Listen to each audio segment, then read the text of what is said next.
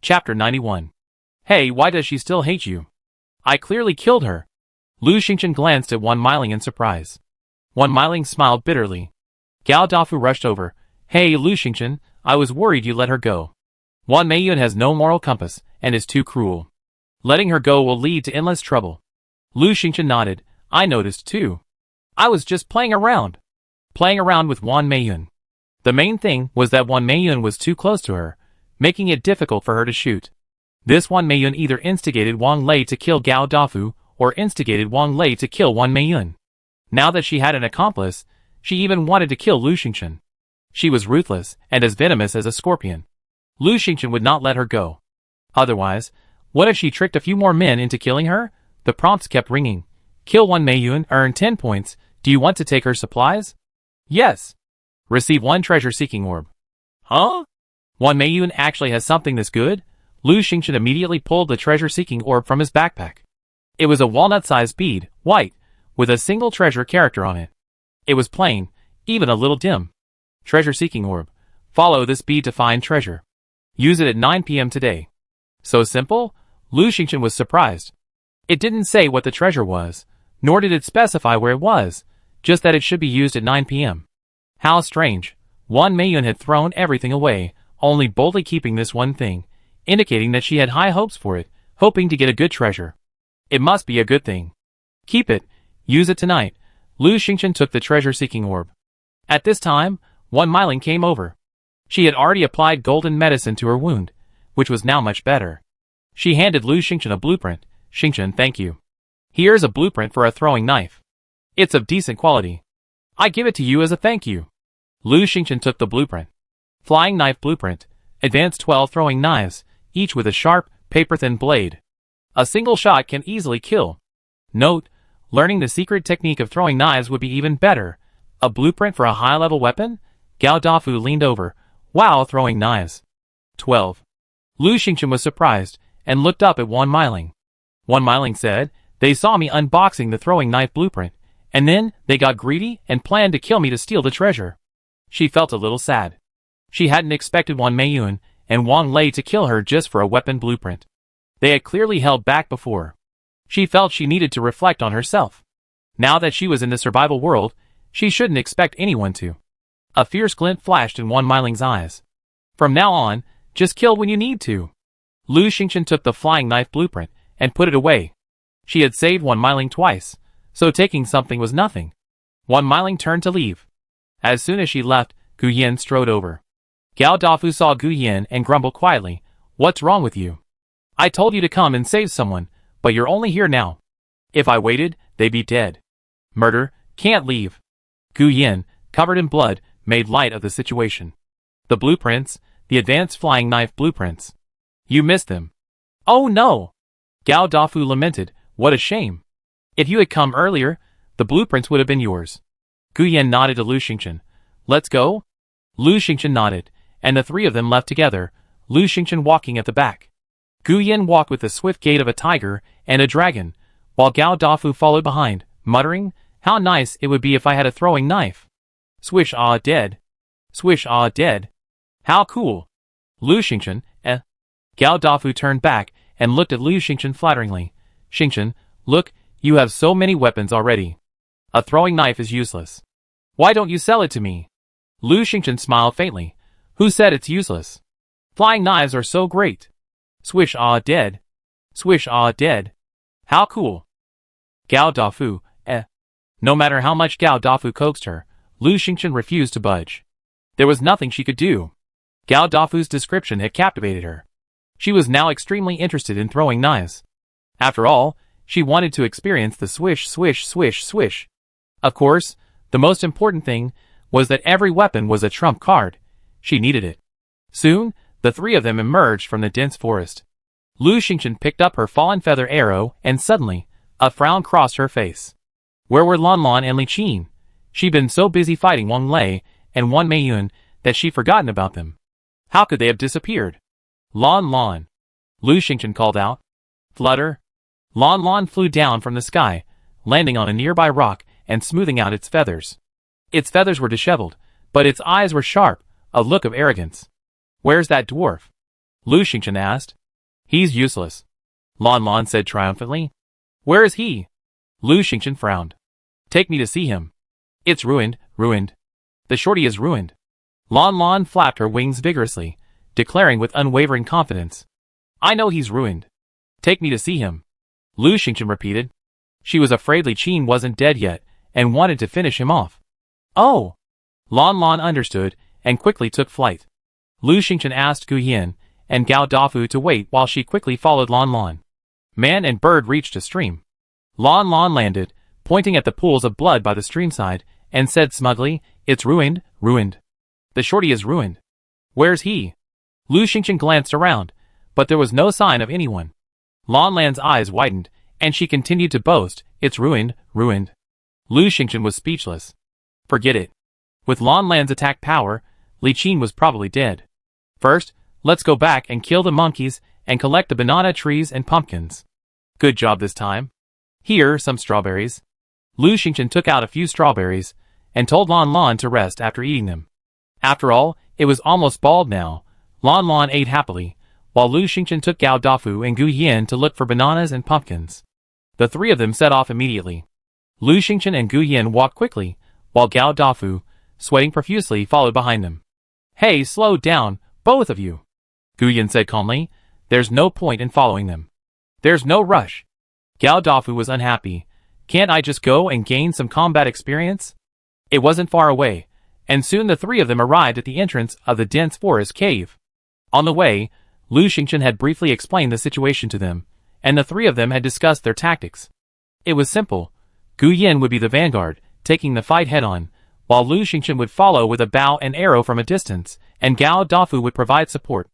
As for how to provide support, Lu Xingchen had no idea. Perhaps just to watch the fun? Gao Dafu was eager to join the fight, so there was no need to discourage him. What if he was of any use? At least it could draw fire. Arriving at the cave entrance, Gu Yin rushed in without a word. Gao Dafu howled and, like a fat cannonball, he also went in. Chapter 92. Lu Xingchen was the last one. When she entered, Gu Yin had already taken action. He swung his long sword with a fierce gust of wind, instantly blocking 4 monkeys. Gao Dafu was also quite impressive. He actually took out bricks and hurled them at the monkeys, disrupting their movements. Lu Xingchen exclaimed, if he had that much skill, why didn't he just beat up Wang Lei and the others? Gao Dafu turned around and quickly explained, Gu Yin just gave them to me. Gu Yin, fending off several monkeys, showed no sign of nervousness. He said coolly, well, these are better than throwing knives. 100 or 80 of them, you'd never be able to throw them all. Lu Xingchen drew his bow and arrow, shooting at the monkeys that Gu Yin had hacked to a pulp. He chuckled, that's good. It's not a waste if I throw them. Unlike me, who has to pick up arrows after every battle. As for bricks, if you build a kiln and get some dirt, you can burn thousands of them a day. Why not just throw them away? But where did the bricks come from? Did they burn them themselves, or did they pick them up? Could there be a brick kiln on the deserted island? Lu Xingchen questioned as he fired his arrows. Gao Dafu laughed heartily. How did they come from? Of course Gu Yin found them in a chest. He killed 2 level 2 mutant beasts, and took the chest they were guarding. He found a box of bricks. Wow, that's a lot. Over 100. You can find bricks in a chest? Lu Xingchen was surprised. How could she never find anything? Besides, aren't the things guarded by the beast's weapon diagrams and various rare fruits? Gao Dafu's laughter widened. Are you ignorant? Gu Yin can not only find bricks, but also 5 clods of earth, a pile of weeds, half a piece of plastic, a broken empty mineral water bottle, rotten wood, and scraps of paper. Lu Xingchen was even more astonished. What the hell was this? How come she hadn't seen any of them before? Gao Dafu threw a brick, glanced at the stunned Lu Xingchen, and continued, you haven't seen anything like this? Even Gu Yin could open it, and he could only open this, haha. Gao Dafu laughed heartily. He can't even open a full bottle of mineral water, haha. Lu Xingchen fired an arrow and suddenly realized that Gu Yan's luck was incredibly bad, unmatched. That was too bad, wasn't it? So pathetic. How had he managed to survive when he first arrived at sea? Gao Dafu said smugly, he always relied on me to open boxes, haha. A monkey rushed towards Gao Dafu, and Lu Xingchen quickly shot an arrow, piercing its head. Gao Dafu took out the brick and struck it again. The monkey rolled its eyes and died. With Gu Yin, the battle was much easier. He was able to hold off the monkeys, and Lu Xingchen's arrows were unerring. Soon, the monkeys were scurrying in panic. They were all points, so the three of them wouldn't let him go, rushing in to finish him off. Soon, several monkeys died. Lu Xingchen killed 2, Gu Yan killed 3, and Gao Dafu killed 1, the one he'd beaten to death with a brick. Each of the 3 men had something to gain. There were 6 pumpkins, 3 each for Lu Xingchen and Gao Dafu. There were 8 bananas, and Lu Xingchen divided 4 between him and Gao Dafu and Gu Yan. Gao Dafu and Gu Yan were together, so Lu Xingchen didn't care how they divided the items.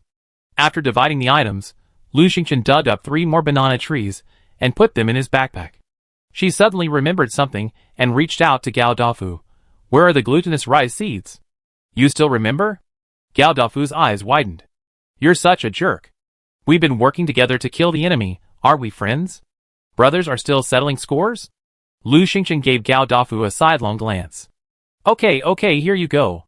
Gao Dafu handed Lu Xingchen a small cloth bag. Lu Xingchen opened it and took a look. Sure enough, it contained glutinous rice seeds. This little bit of seeds would have been enough to plant quite a few fields. Satisfied, Lu Xingchen put the seeds away in her backpack. Gao Dafu, far from unhappy after giving Lu Xingchen the glutinous rice seeds, was actually quite excited. "It's lunchtime. Want some grilled lamb skewers? I just got a grill and brought skewers and salt. Gu Yan just killed a sheep. Let's eat together." Okay. Lu Xingchen was also hungry. Just now, the 3 of them had worked so well together. Gu Yan was quick to work without any nonsense, and Gao Dafu's banter was entertaining, so she was happy to join in. "Let's go!" Gao Dafu said cheerfully. Gu Yan didn't object. The 3 of them emerged from the dense forest and walked a few dozen meters to where Lu Xingchen had been harvesting wheat. Gao Dafu took out the grill and charcoal. Gu Yan patiently threaded the lamb skewers. She was quite skilled at it, very fast. Lu Xingchen wanted to help. Gao Dafu stopped her. "We often eat here before, and he does this job. It's quick. You don't need me." Lu Xingchen thought for a moment and took out a basket of strawberries. She had to contribute something.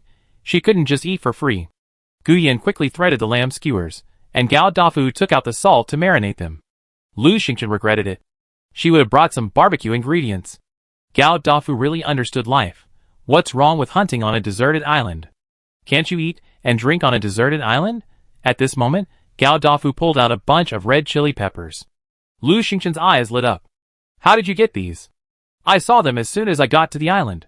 There were only 2 or 3, but they were all bald," Gao Dafu said proudly. "Give me a few." Lu Xingchen said excitedly, "Give me a few, and I take care of your chili peppers from now on." Gao Dafu nodded. "Okay, no problem." Lu Xingchen took a few dried chilies and put them in his backpack, while Gao Dafu ground the rest into powder. Gu Yan lit the fire and began grilling the skewers. The aroma wafted out. "Meh." Gao Dafu's eyes lit up when he saw the lamb. "Wow, such a small lamb, so tender. Come on, let's grill some lamb." The lamb suddenly kicked up with all 4 legs, leaped up, and lowered its head to butt against Gao Dafu's protruding belly. Ouch! Gao Dafu was sent flying 2 meters high, landing not far away and rolling several times. Gao Dafu climbed to his feet, bewildered. "Who am I? Where am I? What just happened?" After butting Gao Dafu, the lamb returned to Lu Xingchen's arms. Gu Yan glanced at him calmly and continued grilling the skewers. Gao Dafu shook his chubby head and slowly walked back. Once he was back by the grill, he finally realized, this little lamb. The lamb's green eyes looked at him, its face adorable and sweet. Gao Dafu looked into its eyes, then looked at its tiny body, which was as woolly as snow, and its tiny, tender horns that had just sprouted a tiny bit. His saliva was about to flow out again. This time, he didn't dare act rashly and quietly asked Lu Xingchen, "Xingchen, do you want to roast it?" Lu Xingchen held down the restless lamb and glared at him. "Roast what? Do you dare? Are you going to die?" She looked down at the lamb. Not to mention Gao Dafu, even she was drooling at the sight of it. Roasted lamb was indeed delicious. This one was incredibly tender. And so adorable, she couldn't bear to eat it. "Eat." Gu Yan had already roasted a large pile of lamb skewers. The 3 of them began to eat together. Perhaps Gu Yan liked spicy food, so he added a lot of chili peppers. As they ate, they gasped and drank water furiously. Just as he was halfway through his meal, a delightful voice rang out, "Ah, delicious." Lon Lon flew down from the sky and landed beside Lu Xingchen. He gently nuzzled Lu Xingchen with his neck, his eyes fixed on the skewers. Eat, eat, eat. Lu Xingchen was surprised. Eat what? Why are you eating everything? Why would a pretty little bird like you eat lamb skewers? Don't birds eat grass seeds? At most, they eat fruit and insects. Why are they craving skewers? Lu Xingchen petted him. Be good, I won't eat any of this. It's spicy, salty, and greasy.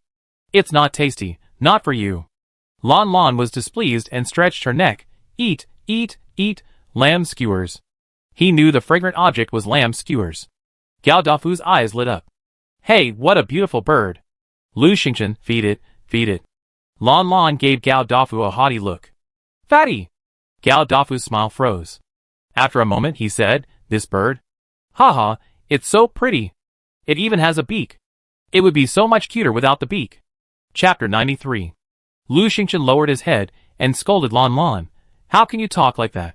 Calling Gao? Uncle Gao. Uncle Gao? Gu Yan's mouth twitched. Lan Lan raised her head and glanced at Gao Dafu. Fatty Gao. Gao Dafu's expression had returned to normal, and he cheerfully handed over a lamb skewer. Hello, hello. Lu Xingchen took the skewer and was about to rip the meat off and feed it piece by piece to Lan Lan, but Lan Lan grabbed it, pressed the skewer with one paw, and with a flick of her mouth, she slid out a piece of lamb and took it. The movements became more skillful, and she ate faster and faster. After 3 skewers in a row, she sharpened her paws and mouth, and sat on a nearby rock with satisfaction. At this moment, the lamb in Lu Xingchen's arms poked its head out. Lu Xingchen looked at the lamb, then at the lamb skewer in his hand, unsure whether to feed it. This little lamb wasn't simple. Perhaps, like Lan Lan, it was a magical beast. Perhaps it too wanted to eat lamb skewers, but it was lamb skewers. Would it eat them? The lamb crawled again, revealing half its body, its front hooves resting on Lu Xingchen's arm. Its emerald green eyes gazed at the crowd with adorable tenderness. Seeing its adorable appearance, Lu Xingchen's heart melted. Gao Dafu, craving the tender and soft lamb, whispered, Xingchen, roasted lamb is delicious. Do you want to roast it? Lan Lan, who had been staring at the lamb, now excitedly flapped her wings and shouted, roast lamb, eat it, eat it. The lamb suddenly leaped up and rushed towards Lan Lan, lowering its head and pressing its small horns against Lan Lan's stomach. Lan Lan was knocked off the rock and quickly flew up, flapping its wings. Angrily, you little lamb, you bastard. It clawed at the lamb fiercely. The lamb pushed again. Lu Xingchen shouted, stop, stop, Lan Lan, stop. The red-billed blue magpie, having suffered its first loss, refused to stop and pecked at the lamb. The lamb kicked its hooves and leaped back up. Lu Xingchen rushed over, hugging the lamb in one hand. With his free hand, he grabbed Lan Lan and quickly grabbed a few strawberries. Come, eat strawberries, eat strawberries. Under Lu Xingchen's strong control, Lan Lan and the lamb angrily separated, each eating their own strawberries. Of course, Lu Xingchen was mainly restraining Lan Lan, after all, because Lan Lan was too wild and would go crazy when he fought. The lamb was very well behaved. Once Lu Xingchen held it down, it remained motionless, only looking at her with a veiled, piercing gaze. This distressed Lu Xingchen. She placed Lan Lan on a rock, hugged the lamb, and walked away for a distance. She touched the lamb's horns. Thankfully, there was no damage. Gao Dafu was stunned. Is this little lamb so formidable? He had seen Lan Lan's abilities before. That was the divine bird that had crippled Li Qin, the archery master. Its attack power was far greater than that of an average human, and yet this little lamb could actually hold its own against it. He had thought the lamb's knockover was an accident. Now it seemed the lamb had clearly shown mercy. Gao Dafu was terrified. He no longer wanted to eat the roasted lamb. Not only that, he even took a lamb skewer and offered it to the lamb, saying, little lamb, would you like some? Lu Xingchen nervously hugged the lamb, afraid it would strike Gao Dafu again. The little lamb simply tilted its face and nestled its head into Lu Xingchen's arms. Gao Dafu, realizing something, paled and quickly retracted the lamb skewer. Oh my god! Maybe this is the little lamb's brother, sister, father, or mother. Finally, calm had settled in, and Lu Xingchen breathed a sigh of relief. She had almost finished her meal, and stood up to say goodbye, ready to reunite with Wei Lin and the others. Lan Lan followed, flying beside Lu Xingchen and saying, eat it, I can grow up. What did that mean? Lan Lan coquettishly said, I want to grow up. Lu Xingchen petted the little lamb, and gave Lan Lan a sidelong glance. You can't eat that either. She had a vague idea of what was going on. The little lamb was so formidable, it must be quite remarkable. Perhaps its meat was nutritious, and eating it would help Lon Lon advance, just like Tang Sanzang's meat. She desperately wanted Lon Lon to advance, but the little lamb was so adorable and cute that she couldn't bear to eat it. Lon Lon whined, and Lu Xingchen said helplessly, "I find a way to make you grow up. You can't eat little Mimi. It's cute, you can't eat it, understand?" The lamb nudged Lu Xingchen affectionately with its mouth. Lu Xingchen sensed its happiness. She rubbed its horns. It was so adorable.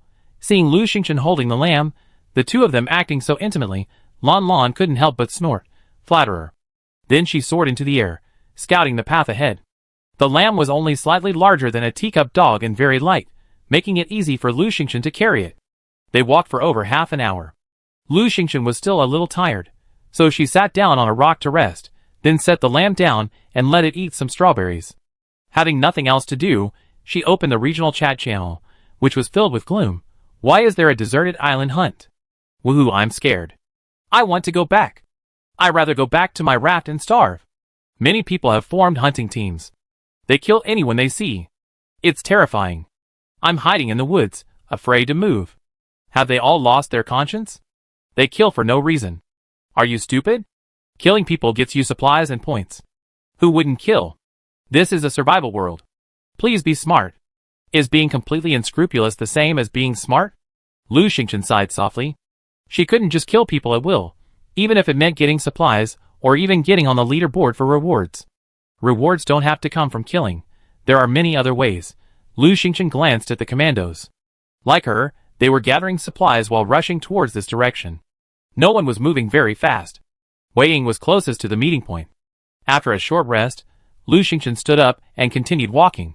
Lon Lon scouted the way for her, returning shortly to report on the situation ahead. Perhaps because the deserted island was so large, Lu Xingchen hadn't encountered any hunting teams. As she walked down a hill, she spotted a few beautiful purple wildflowers near the woods. She had an idea. She could dig them up and plant them in Peach Blossom Land. Since Peach Blossom Land was so beautiful, she planned to plant not only crops, but also flowers to decorate her house or her raft. So Lu Xingchen turned and headed towards the woods. She reached the purple wildflowers, and had just dug one when she heard a loud shout, "You murdered people! You murdered people!" It was a girl's voice, and it sounded familiar. Lu Xingchen was stunned for a moment. Had she come across a killing spree involving the hunting squad? The girl's voice trembled again, sounding furious. "Not only did you kill people, you attacked your teammates too. Good, good. You're so kind." This time, Lu Xingchen could hear it clearly. It was Qin Shiro's voice. She walked toward the source of the voice, and saw 4 people standing in front of her. Lu Xingchen dodged, hiding behind a large tree, and peered over. The 4 people, working in pairs, were facing each other. From this angle, she could just see their profiles. One of them was indeed Qin Shiro. Qin Shiro was wearing camouflage, a leather vest, and leather boots. In her hand, she held a slender machete. The blade was slender and incredibly sharp, clearly no ordinary weapon. Lu Xingchen nodded.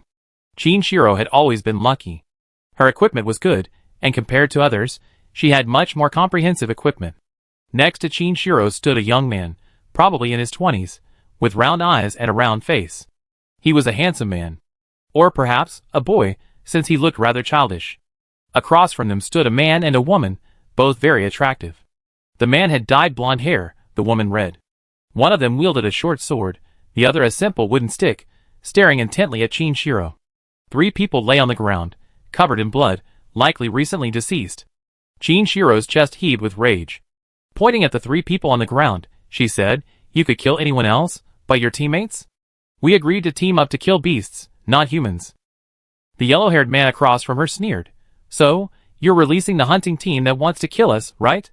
You know, if we kill them, we can get all their supplies." Qin Shiro said angrily, "If that's the case, what's the difference between us and them?" The red-haired woman sneered, "Qin Shiro, you're a fool. Just say it clearly. We don't want to follow you anymore." Qin Shiro gritted her teeth and said, "Then you shouldn't have killed your teammates either." Chapter 94. The yellow-haired man sneered. "Who told them to be as foolish as you, refusing to kill? We were both unarmed back then, so how could killing someone be that easy? If we kill them, won't we have weapons?" He grew impatient. "I'm not going to waste my time arguing with you. Come on, let's do it." The red-haired woman's eyes flashed with greed. Yes, Chinshiro, if we kill you, we get not only your leather armor and high-level scimitar, but also all the supplies in your backpack. Humph, you have quite a few goodies in your backpack, right? Chinshiro's expression changed, and she angrily said, You want to kill me? Have you forgotten who saved you back then? The red-haired woman rolled her eyes. Isn't it just 2 steamed buns and a bottle of mineral water? Do you think that counts as saving me? Chinshiro was furious. You're so ungrateful.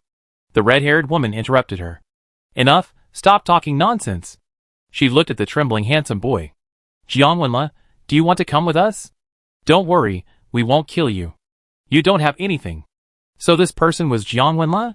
Jiangwenla's face turned pale, and his body was shaking like a sieve. He stammered, No. No! The red-haired woman was furious. Jiangwenla, how could you be so foolish? You're still with Chinshiro at this hour. Do you want to die? Jiangwenla, no. No! The red-haired woman shouted, Then come here. Jiangwenla, no. The yellow-haired man grew impatient. Stop talking nonsense. Kill! 2 men rushed over, and Jiangwenla fled in panic, leaving Chinshiro alone against 2. Not to mention, Chinshiro wielded the scimitar quite well. Perhaps aided by her equipment, she seemed to have considerable strength and agility. However, her legs seemed injured, making her movement somewhat difficult. Also, she wasn't ruthless enough. Once, she had nearly killed the red-haired woman, but a moment's hesitation had missed the opportunity, and she was instead kicked down by the yellow-haired man. Chinshiro rolled to the ground. Just as she was about to get up, the yellow-haired man gave her no chance, thrusting his dagger towards her throat. He struck with ruthless precision and without mercy. Lu Xingchen swung his whip, striking the yellow-haired man's wrist. Ah! The yellow-haired man screamed in shock, his wrist throbbing with pain. The dagger fell to the ground, his wrist red and swollen, unable to exert any force. The yellow-haired man exclaimed in shock, Who? Come out! Lu Xingchen stepped forward, her hands busy. She drew a feathered arrow, bent her bow, and shot it. With a whoosh, it flew out. Puff! The arrow pierced the yellow-haired man's heart. Ah! The yellow-haired man cried out in pain, clutching the arrow, his face turning pale. Blood gushed from the wound. The yellow-haired man's face grew increasingly grim. Without medical attention or medicine, such a serious injury would be fatal. Xingchen. Chinshiro climbed to her feet, turned around, and saw Lu Xingchen, a look of joy on her face. Lu Xingchen? The yellow-haired man and the red-haired woman's faces drastically changed. The red-haired woman turned and ran without hesitation. She had taken 2 steps, when a man suddenly emerged from behind a tree. With a thrust of his long sword, he thrust it forward, piercing her heart with a whoosh. Then, the tip of his sword twitched and twitched, blood gushing out, and the red-haired woman died instantly. Jiang Wenla, trembling constantly, was closer. Seeing this scene, he screamed, his eyes rolled back, and he collapsed to the ground. The man was Gu Yin, and Gao Dafu's plump body also rushed out. Hey Gu Yin, why are you so anxious? You're just trying to steal someone's life. Gao Dafu complained, then looked at Lu Xingchen and said flatteringly, Xingchen, look. Gu Yin didn't mean it. Maybe he gets someone to give it to you later? Why should I? Lu Xingchen was momentarily stunned. For you. Gao Dafu reached out and rubbed his neck harshly. This. Oh, Lu Xingchen suddenly realized. No need. She wasn't a murderer. Sorry, I'm used to it. Gu Yin said to Lu Xingchen. He rummaged through his backpack. This woman only has 2 steamed buns and half a bottle of water in her backpack. Should I give it to you? No need. Lu Xingchen shook his head. The red-haired woman looked quite poor.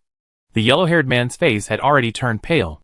He took advantage of the other's conversation to slowly crawl a few steps. Stop! Lu Xingchen shouted. She walked over, bent down, grasped the feather arrow, and pulled it out fiercely. Ah! The yellow-haired man screamed again, clutching his chest. He twitched twice, then slumped. At the same time, Lu Xingchen heard a notification chime. Kill the yellow-haired man and receive 10 points. Do you want to loot his supplies? Yes. Receive 1 bottle of mineral water, 1 wooden stick. The yellow-haired man had almost no supplies, practically destitute, and even his points were pitifully low. This was the first time Lu Xingchen had killed someone worth only 10 points. This yellow-haired man was too fragile. He didn't even need a finishing blow. A single arrow would have killed him. Lu Xingchen shook her head, wiped the blood off the arrow, and put it in her quiver. Then she turned to Chinshiro. What's wrong with you? Qin Shiro was so lucky. How could she have ended up like this? Qin Shiro sat on a rock, rolled up her trouser legs, revealing the bloody wound on her ankle. She pulled out a golden wound medicine from her backpack and, while applying it, explained her situation to Lu Xingchen and the others. Qin Shiro had a wide circle of friends, good luck, abundant resources, and a love of helping others, so she had many friends. Qin Shiro sighed. Before we went hunting on the deserted island, I had already assembled a team. We had 20 or 30 people. So many? Gao Dafu exclaimed, giving him a thumbs up. You're amazing. How could the average person possibly form a team with so many people? Qin Shiro said softly. There were about 100 people who wanted to team up with me. I selected 20 or 30 who shared my vision. We agreed not to kill humans on the deserted island, only wild animals. We stayed out of other people's disputes and peacefully collected supplies. Oh, Gao Dafu dragged out his words. And you ended up fighting among yourselves? Qin Shiro smiled wryly. After we arrived on the deserted island, there were 6 people close to me, and we quickly gathered together. I figured that with our numbers, most people wouldn't dare to provoke us, and that way we could safely collect supplies. Lu Xingchen's eyes flickered. Qin Shiro was indeed lucky to have so many teammates nearby. Of course, when fighting amongst themselves, luck wasn't so great. Qin Shiro continued, initially no one bothered us. We witnessed 2 fierce battles, and the victorious team received a lot of supplies.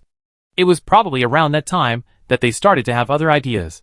She pointed at the red-haired woman and the yellow-haired man. Then, she continued, I'm lucky. We always easily get weapons and equipment by killing beasts and opening chests.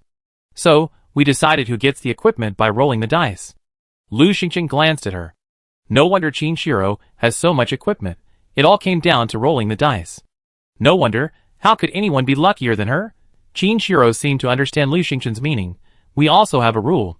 Each person can only get 1 piece of equipment, and then they can't participate next time. We can't continue until everyone has 1 piece before we can proceed to the second round. Gao Dafu nodded. You did a great job. Chapter 95. Qin Shiro shook her head and gave a wry smile. The first piece of equipment was leather armor, which I got. The second, the dagger, went to another teammate. The third, fourth, and fifth teammates also got theirs one after another. The 2 people just didn't get anything. Perhaps that's why they were both so unhappy. Coincidentally, we never got any equipment afterwards, and we even encountered a hunting party who actually attacked us. We fought a fierce battle and defeated them. Lu Xingchen, you didn't chase them? You just let them go? Qin Shiro's expression was a little uneasy. I don't even kill fish. How could I possibly kill people? Gao Dafu beat his chest and stamped his feet. You can at least cripple them and take their stuff. Qin Shiro lowered her eyes. I didn't have time. In the split second I hesitated, they ran away. Gao Dafu, Lu Xingchen, Gu Yan, what a shame. Qin Shiro felt slightly embarrassed. After a pause, she said to Lu Xingchen, Xingchen, I opened a box and found a gold healer. I just used half, and I have the other half left. How about I give it to you? No, keep it.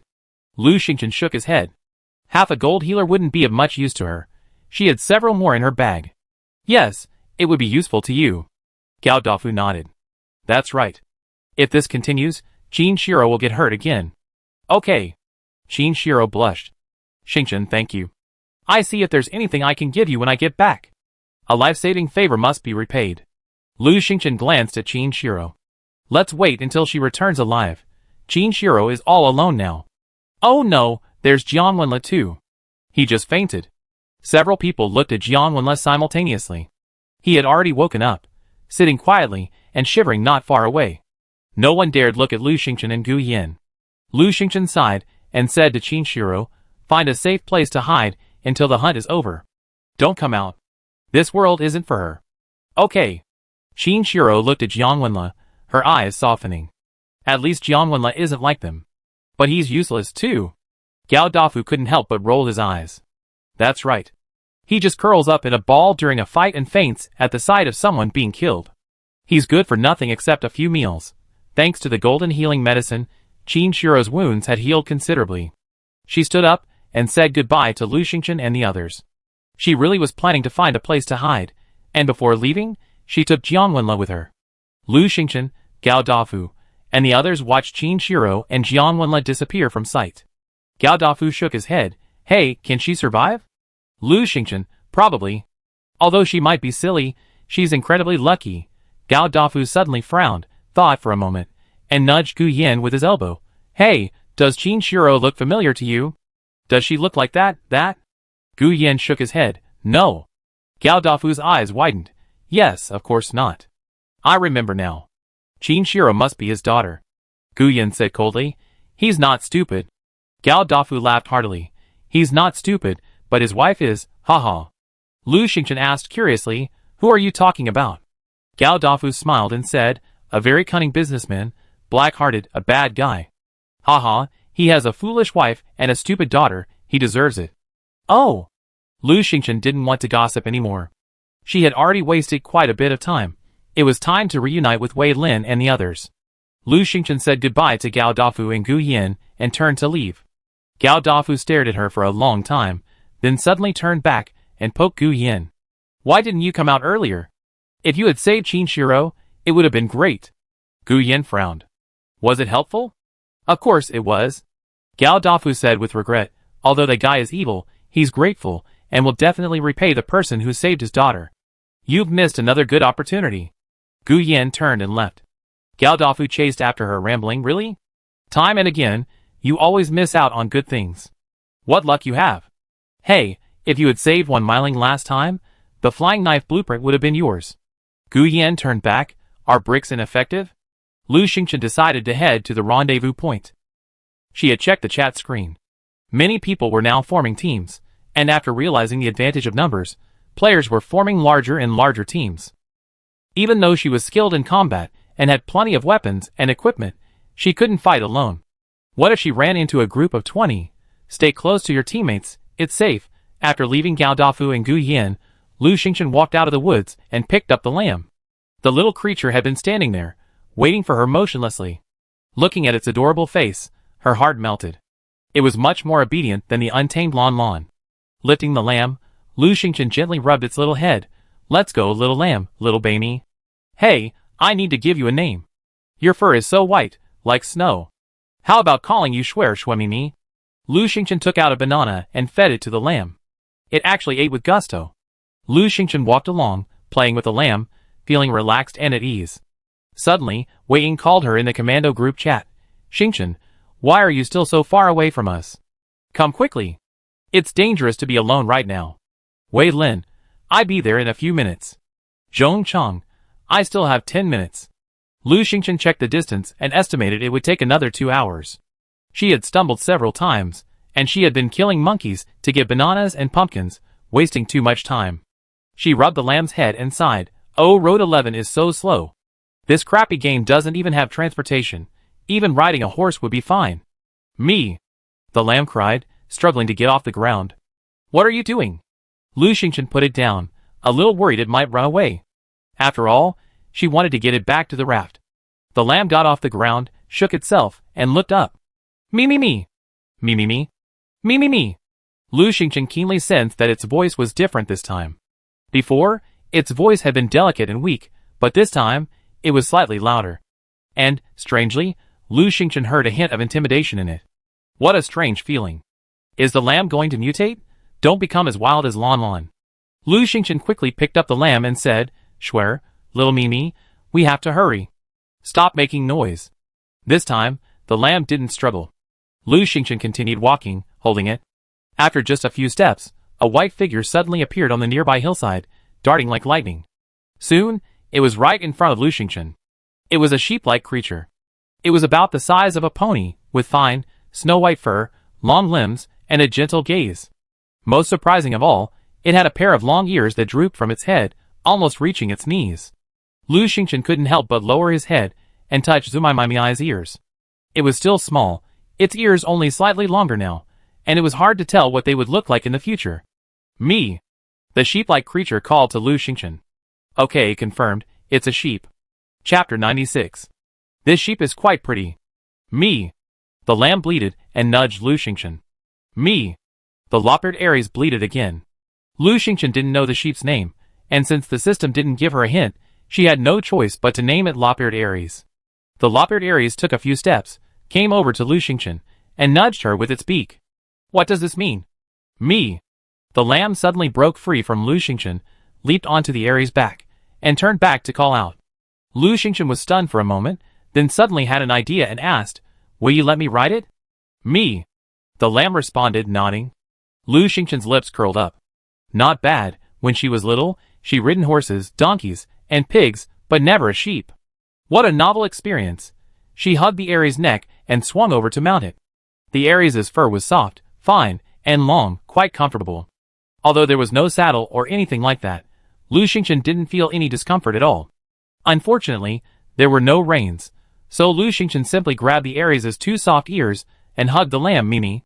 The Aries was very docile, and didn't complain at all. Of course, it could also be that it was afraid of Mimi. At first, Lu Xingchen wondered if the Aries was the lamb's elder, but then she felt otherwise, because the Aries was clearly respectful to the lamb, even a little afraid. It was more like a servant to a master, a subordinate to a superior, a minister to a king. The lamb, Mimi, had a remarkable origin. Lu Xingchen petted Mimi, feeling secretly proud. Perhaps this time, she had finally acquired another divine beast. With Aries, Lu Xingchen no longer had to walk, which made things much easier. Aries was so fast, Lu Xingchen slowed it down to avoid getting dizzy. Even so, the journey, which should have taken 2 hours, took less than half an hour. Lu Xingchen arrived at the agreed location. When she reached the meeting point, Wei Lin, Wei Ying, and Zhong Chong were already there. They were sitting on a tree stump chatting. Lu Xingchen, riding Aries, arrived in front of them at lightning speed. The three of them were stunned. After a long pause, Wei Ying stammered, "Ride a girl?" Lu Xingchen rolled off Aries. It's worth mentioning that despite its speed, Aries was quite stable. Wei Ying and Wei Lin circled around Aries. Wei Ying, "Wow, this sheep is so white, so soft, so clean, and so pretty." Wei Lin pulled Aries' ears. "Its ears are so long, so soft, so comfortable to touch." Wei Ying hurried to touch it, and was again amazed. "Wow, so soft, and the fur is so long. Wow, can we cut it off and make some wool felt?" Aries docilely let them touch it. Finally, unable to bear it any longer, it bleated. At this moment, the lamb Shui Mimi also bleated. Aries bleated, turned around, and ran off with a da-da-da sound. Huh, why did it run away? Wei Ying felt sorry. Lu Xingchen looked at the lamb Mimi. She guessed that it had caused Aries to leave. Let it go. She would go collect supplies later. She would have to do a thorough search, so she wouldn't have to ride the sheep anymore. The lamb poked its tiny head out, and Wei Ying saw it immediately. "Wow, so cute. Is this a lamb? It's so tiny." Everyone marveled at the lamb for a long time. After all, the lamb was truly adorable, its beautiful emerald eyes captivating. After a while, Lu Xingchen said, "Is there anyone nearby?" Wei Lin nodded. "Nothing at the moment." Lu Xingchen said, "Then let's look around and see if there's anything good. Anything within half an hour's journey will do. If anything's happening, we can chat in the group chat and support each other. If it's urgent, just ask me for a call-up card." She still preferred solo adventures. Traveling with 4 people was a waste of time. Wei Ying, Wei Lin, and Zhong Chong agreed with her. Since they weren't going to kill anyone, they had to hurry and gather supplies. The 4 of them split up, each heading in a different direction. Lu Xingchen headed straight ahead. Unfortunately, after searching for over 3 hours, they found nothing but various pieces of wood and stone. Only then did Lu Xingchen truly understand that this was a deserted island. It was truly desolate, with nothing of value. The bananas, pumpkins, and wheat she found earlier were simply luck. Later, they encountered a hunting squad. Some of the squads, seeing them alone, would siege them. Since they were close together and well armed, they usually held one person off, while the other 3 arrived to provide support, ultimately dispatching the hunting squad. Over the course of 3 hours, they encountered 2 separate battles, and still managed to kill quite a few. It was already dark, and the moon had risen. In the moonlight, shadowy figures could be seen. Lu Xingchen checked his watch. It was 7 o'clock in the evening.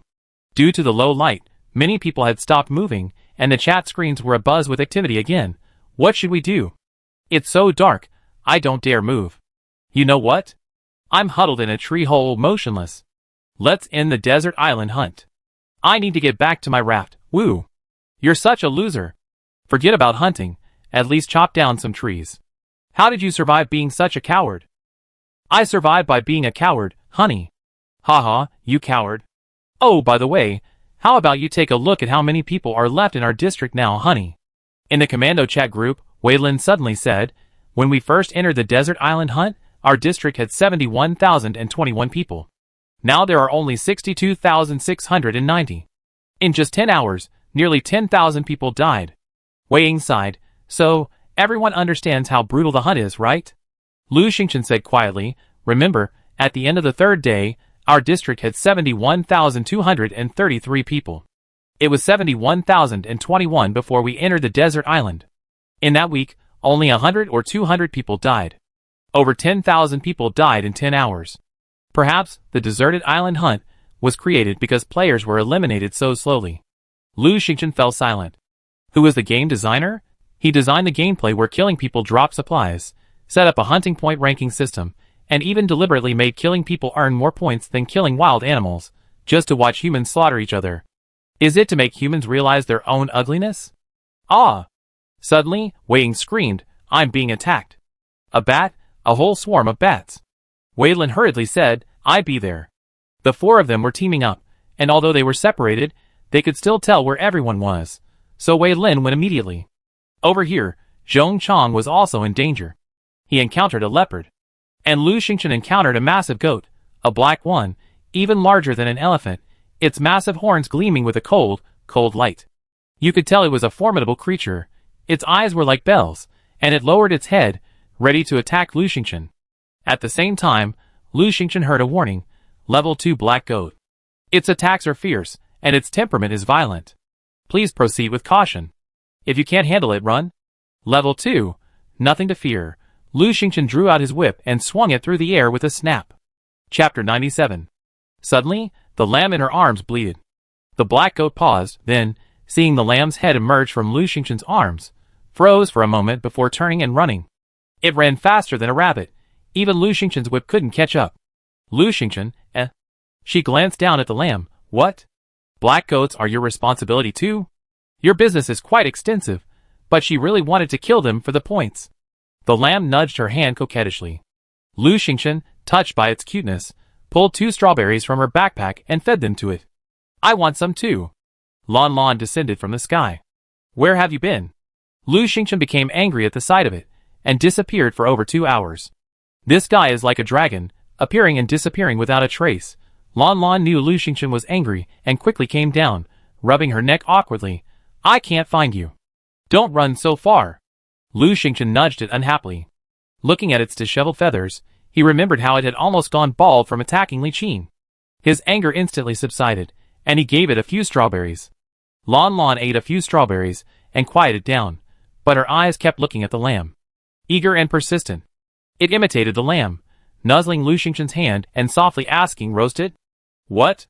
Lu Xingchen didn't understand, but when she saw the lamb about to explode again, she realized what was going on. She held the lamb down, patted Lon Lan's head, and angrily said, "Roasted. If you keep making trouble, I roast you." She was so angry. Lon Lon must have been imitating Gao Dafu's way of talking, asking if the lamb was roasted the moment she saw it. Lon Lon calmed down for a while. Lu Xingchen finally had time to check the commando group chat. Wei Lin and Wei Ying had already escaped the danger and fled the bat swarm, and Zhong Chong had killed the leopard. All 3 were unharmed. Furthermore, the 3 of them were relatively close and had gathered together. Wei Lin said seriously, "There were suddenly more wild beasts at night. More than one person is in danger, and I'm sure many more will die." Wei Ying sighed, "Yeah, look at the chat room. It's terrible." Lu Xingchen opened the chat room, and sure enough, it was filled with wailing. Woo woo. A huge magpie got into the tree hole and tried to peck me out. It's so big, bigger than an eagle. I finally escaped, but it's pitch black everywhere, and there seem to be wolves howling. What should I do? Huh? I ran into a monkey, and it smashed my leg with a rock. I'm crippled. I'm fine. I'm hiding behind a big rock, barely daring to breathe. Ah, there are wolves. Everyone, you have to cheer up. Didn't most of us get weapons during the day? Take up arms and fight, or you die. Several big rats, pretty fierce. I killed them. Lu Xingchen closed the chat room. Everyone's comments were similar. They all encountered danger to some degree. If they were lucky, they encountered low-level beasts, and either escaped or killed them to earn points. Those unlucky might suffer severed limbs at best, or even death at worst. Alas! Lu Xingchen could only sigh. What was the point of all those people killing each other during the day? They'd just been fed to the wild beasts by now.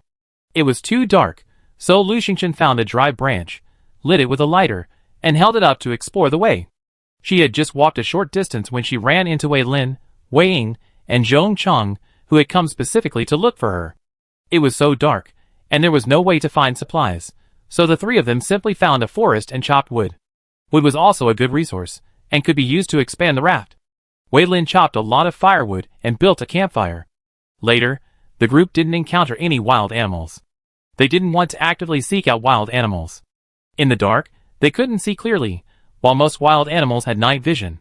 Killing wild animals at such a time wouldn't be a good idea. It would be too passive. Even if they could defeat them, what if they got hurt? Not worth it. As the group chopped wood silently, the chat channel was turbulent. Many people had been killed by wild animals. In just 2 hours, the population of District 33 dropped from over 60,000 to just over 55,000, with another 5,000 or 6,000 dead. The chat channel gradually became quieter, and fewer people spoke. Wei Lin sighed. Didn't many people form teams? Why are so many still being killed by wild beasts? Lu Xingchen, because it's night. Because darkness gives the wild beasts a better opportunity to attack. Besides, while there are many people forming teams, there are also many who are alone. Lu Xingchen stopped sighing and checked her watch. It was almost 9 o'clock. She had to go treasure hunting. 9 o'clock was almost here. Using the excuse of being busy, Lu Xingchen stepped away from them. She took out the treasure hunting bead and waited quietly. Suddenly, the chat screen reappeared, revealing a game announcement. Announcement: at 9 p.m., the sea level will rise, and the deserted island will shrink to 1/10 of its original size. Due to the reduction in size, players will be re-teleported. A prompt immediately appeared in front of Lu Xingchen.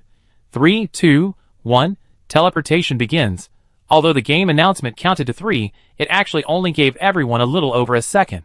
In a flash, Lu Xingchen picked up the lamb with one hand and wrapped her other around Lan Lan's neck. Just as she counted to 1, she finally completed both tasks. Teleport again, who knows where. These two pets must be taken with her. Luckily, she brought Lan Lan and the lamb with her. Otherwise, she wouldn't have been able to take them with her in such a short time. This idiotic game, Lu Xingchen cursed inwardly. 1. As soon as it ended, she felt dizzy and landed in an empty space. In the moonlight, she could only see a few rocks around her, and a stream not far away. The stream gurgled white in the moonlight, and clumps of reeds grew by its banks. Lan Lan flew up, yelling, "Ah! What a lousy place!" Lu Xingchen, Where did it learn this again? Maybe Lan Lan had been flying around today, meeting a lot of players, listening to a lot of side conversations, and picking up a lot of vocabulary. Lu Xingchen felt that it always managed to pick out the essence of these words and enrich its language library. Lu Xingchen pointed at it. Come down. This isn't your first time teleporting. Also, no running around tonight. Stay with me. It was so dark, what if she ran too far and couldn't get back? Besides, she had to leave in 3 hours, and she had to make sure her two pets were by her side. As expected, Lan Lan stopped flying around. It simply went to the stream, washed its wings, and drank a few sips of water. The lamb stayed obediently in Lu Xingchen's arms. Lu Xingchen couldn't help but give it a rub. What a relief. Xingchen, why are you so far away from us? Wei Lin's private message came through. Lu Xingchen looked and saw that, as expected, she was the only one farthest away from them among the four.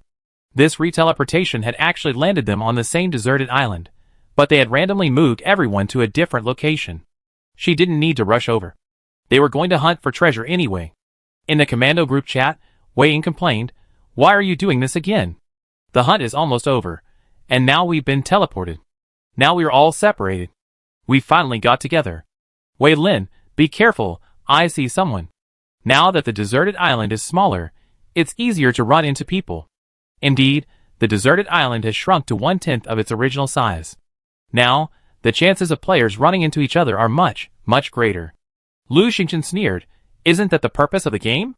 More encounters, more battles, more deaths." Chapter 98. Shrinking the island increases the chances of players meeting. Separately teleporting, allowing players to fight individually. The goal is to make the battle more lively. The effect of shrinking the island quickly became apparent. Many people were already engaged in combat, and the screen erupted in bloodshed. Great! I just ran into a member of the hunting team. They were chasing me like crazy, and now I've killed him. Ha ha. I'm trembling. Just a moment ago, I saw two people passing through the stone cave. I run into someone every 2 steps, and I kill them on sight. I'm a casual player, so I don't want to get involved in fights. Why are you forcing me to kill? It's either a beast or a murderer. The world out there is so scary. I dug a hole and buried myself. No one should notice, right? Great, that's a good idea. I'm planning to dig a hole too. Lu Xingchen closed the chat screen. This mess had nothing to do with her. She should start treasure hunting. She pulled out a treasure hunting bead from her storage backpack. Unlike its previous dim glow, the treasure-seeking orb now flickered with a faint light. Treasure-seeking orb, effective for 3 hours. Do you want to use it? Yes. The treasure-seeking orb suddenly shone brightly, slipping from Lu Xingchen's hand and floating upward. Out of Lu Xingchen's grasp, its light dimmed slightly, emitting a soft orange glow. It drifted and spun around a few times before flying north along the stream. Lu Xingchen quickly grabbed the lamb and chased after it. Blue was also flying nearby. The treasure-seeking orb continued north along the stream, with Lu Xingchen in pursuit. Lu Xingchen noticed that the treasure-seeking orb always stayed about a meter away from her. When she moved, it moved too. When she stopped, it stopped and waited. This was a good thing. She wouldn't lose him. At first, she was a little worried. What if she encountered someone who might try to steal the treasure-hunting bead or follow her? But then, she quickly felt relieved. After just 10 minutes of walking, she encountered someone, a thin girl, no more than 18 or 19, digging a hole on the hillside near the stream with a shovel. Seeing Lu Xingchen rushing towards her, she shuddered with fear. She acted as if she couldn't see the treasure-hunting bead, simply staring at Lu Xingchen, who looked back at her strangely. The thin girl gripped the shovel tightly in fear, trembling. You don't come over here. Can you see me? Lu Xingchen measured the distance between them. Logically, the girl shouldn't be able to see him. She could see the girl because of the light from the treasure-hunting bead. Could the girl also see the treasure-hunting bead? If that were the case, why hadn't she ever looked at the treasure-hunting bead? A flying, glowing bead was very eye-catching. The girl shuddered. You're glowing as you walk. Don't you know that? A person who glows is terrifying. They must be incredibly powerful. I hope she's not a murderer. The skinny girl was nearly crying. She had simply wanted to dig a hole to hide in. To avoid anyone, she chose a dark spot and dug quietly, trying to be as quiet as possible. How could someone bring their own light source? Can't you see anything else? Lu Xingchen fiddled with the treasure-hunting bead. What else? The skinny girl's legs went limp with fear. Is there a ghost? Lu Xingchen felt relieved when he saw the girl didn't even glance at the bead. It turns out that others couldn't see the treasure-seeking pearl, only the glow around her. That was fine. This way, she was just being a bit more conspicuous. Since everyone hadn't had time to form a team yet, she could still handle 1, 2, or 3 or 4 people. Lu Xingchen waved to the thin girl and continued on her way. Of course, because she was glowing, she still encountered a few people along the way. Their strength was vastly superior to that of Zhu Yong, Ma Er, and the others, so Lu Xingchen quickly dealt with them. And so, she chased the treasure-seeking pearl for a long distance.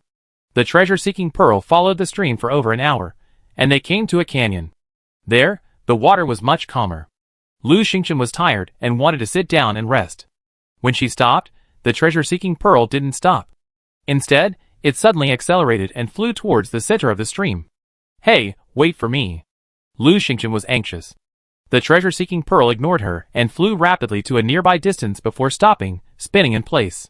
In the light of the treasure-hunting bead, Lu Xingchen vaguely made out bushes and trees, rocks, and dirt. Hey, there's actually land there. A piece of land jutted out from the middle of the stream.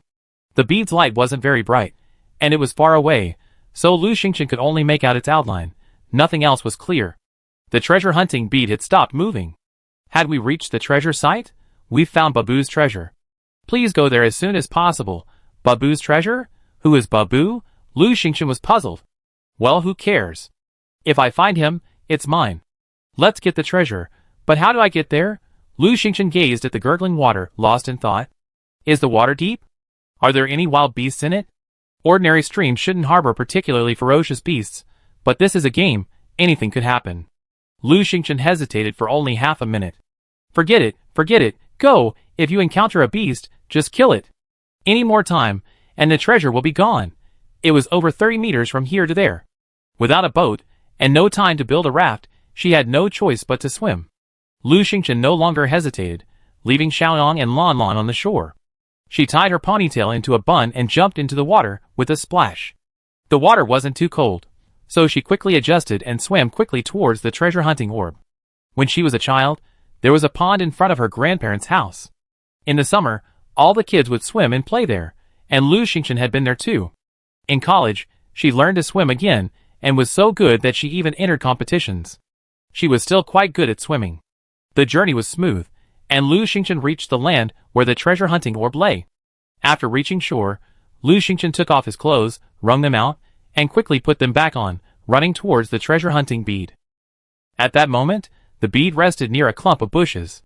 Not far away stood a large tree, beneath which lay a clump of weeds. When Lu Xingchen reached it, the bead spun around, bouncing up and down. Watching the bead bounce back and forth, Lu Xingchen understood. Is the treasure down there? The bead continued to jump.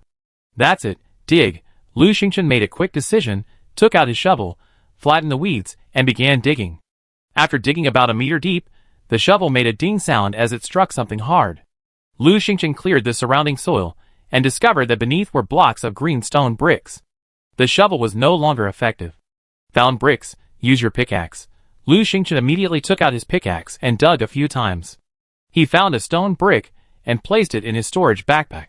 Could there even be some supplies? Lu Xingchen, invigorated, excitedly began digging. After obtaining a dozen more bricks, the pickaxe flickered, revealing a deep cave entrance below. In the light of the treasure-hunting bead, Lu Xingchen could discern a cellar below. How deep it was, he wondered. At that moment, the treasure-hunting bead flickered, then suddenly leaped downward, falling into the pit. The light vanished. Chapter 99. Lu Xingchen's vision was completely dark. She quickly adjusted to the darkness. Under the moonlight, the cave entrance seemed deep and profound.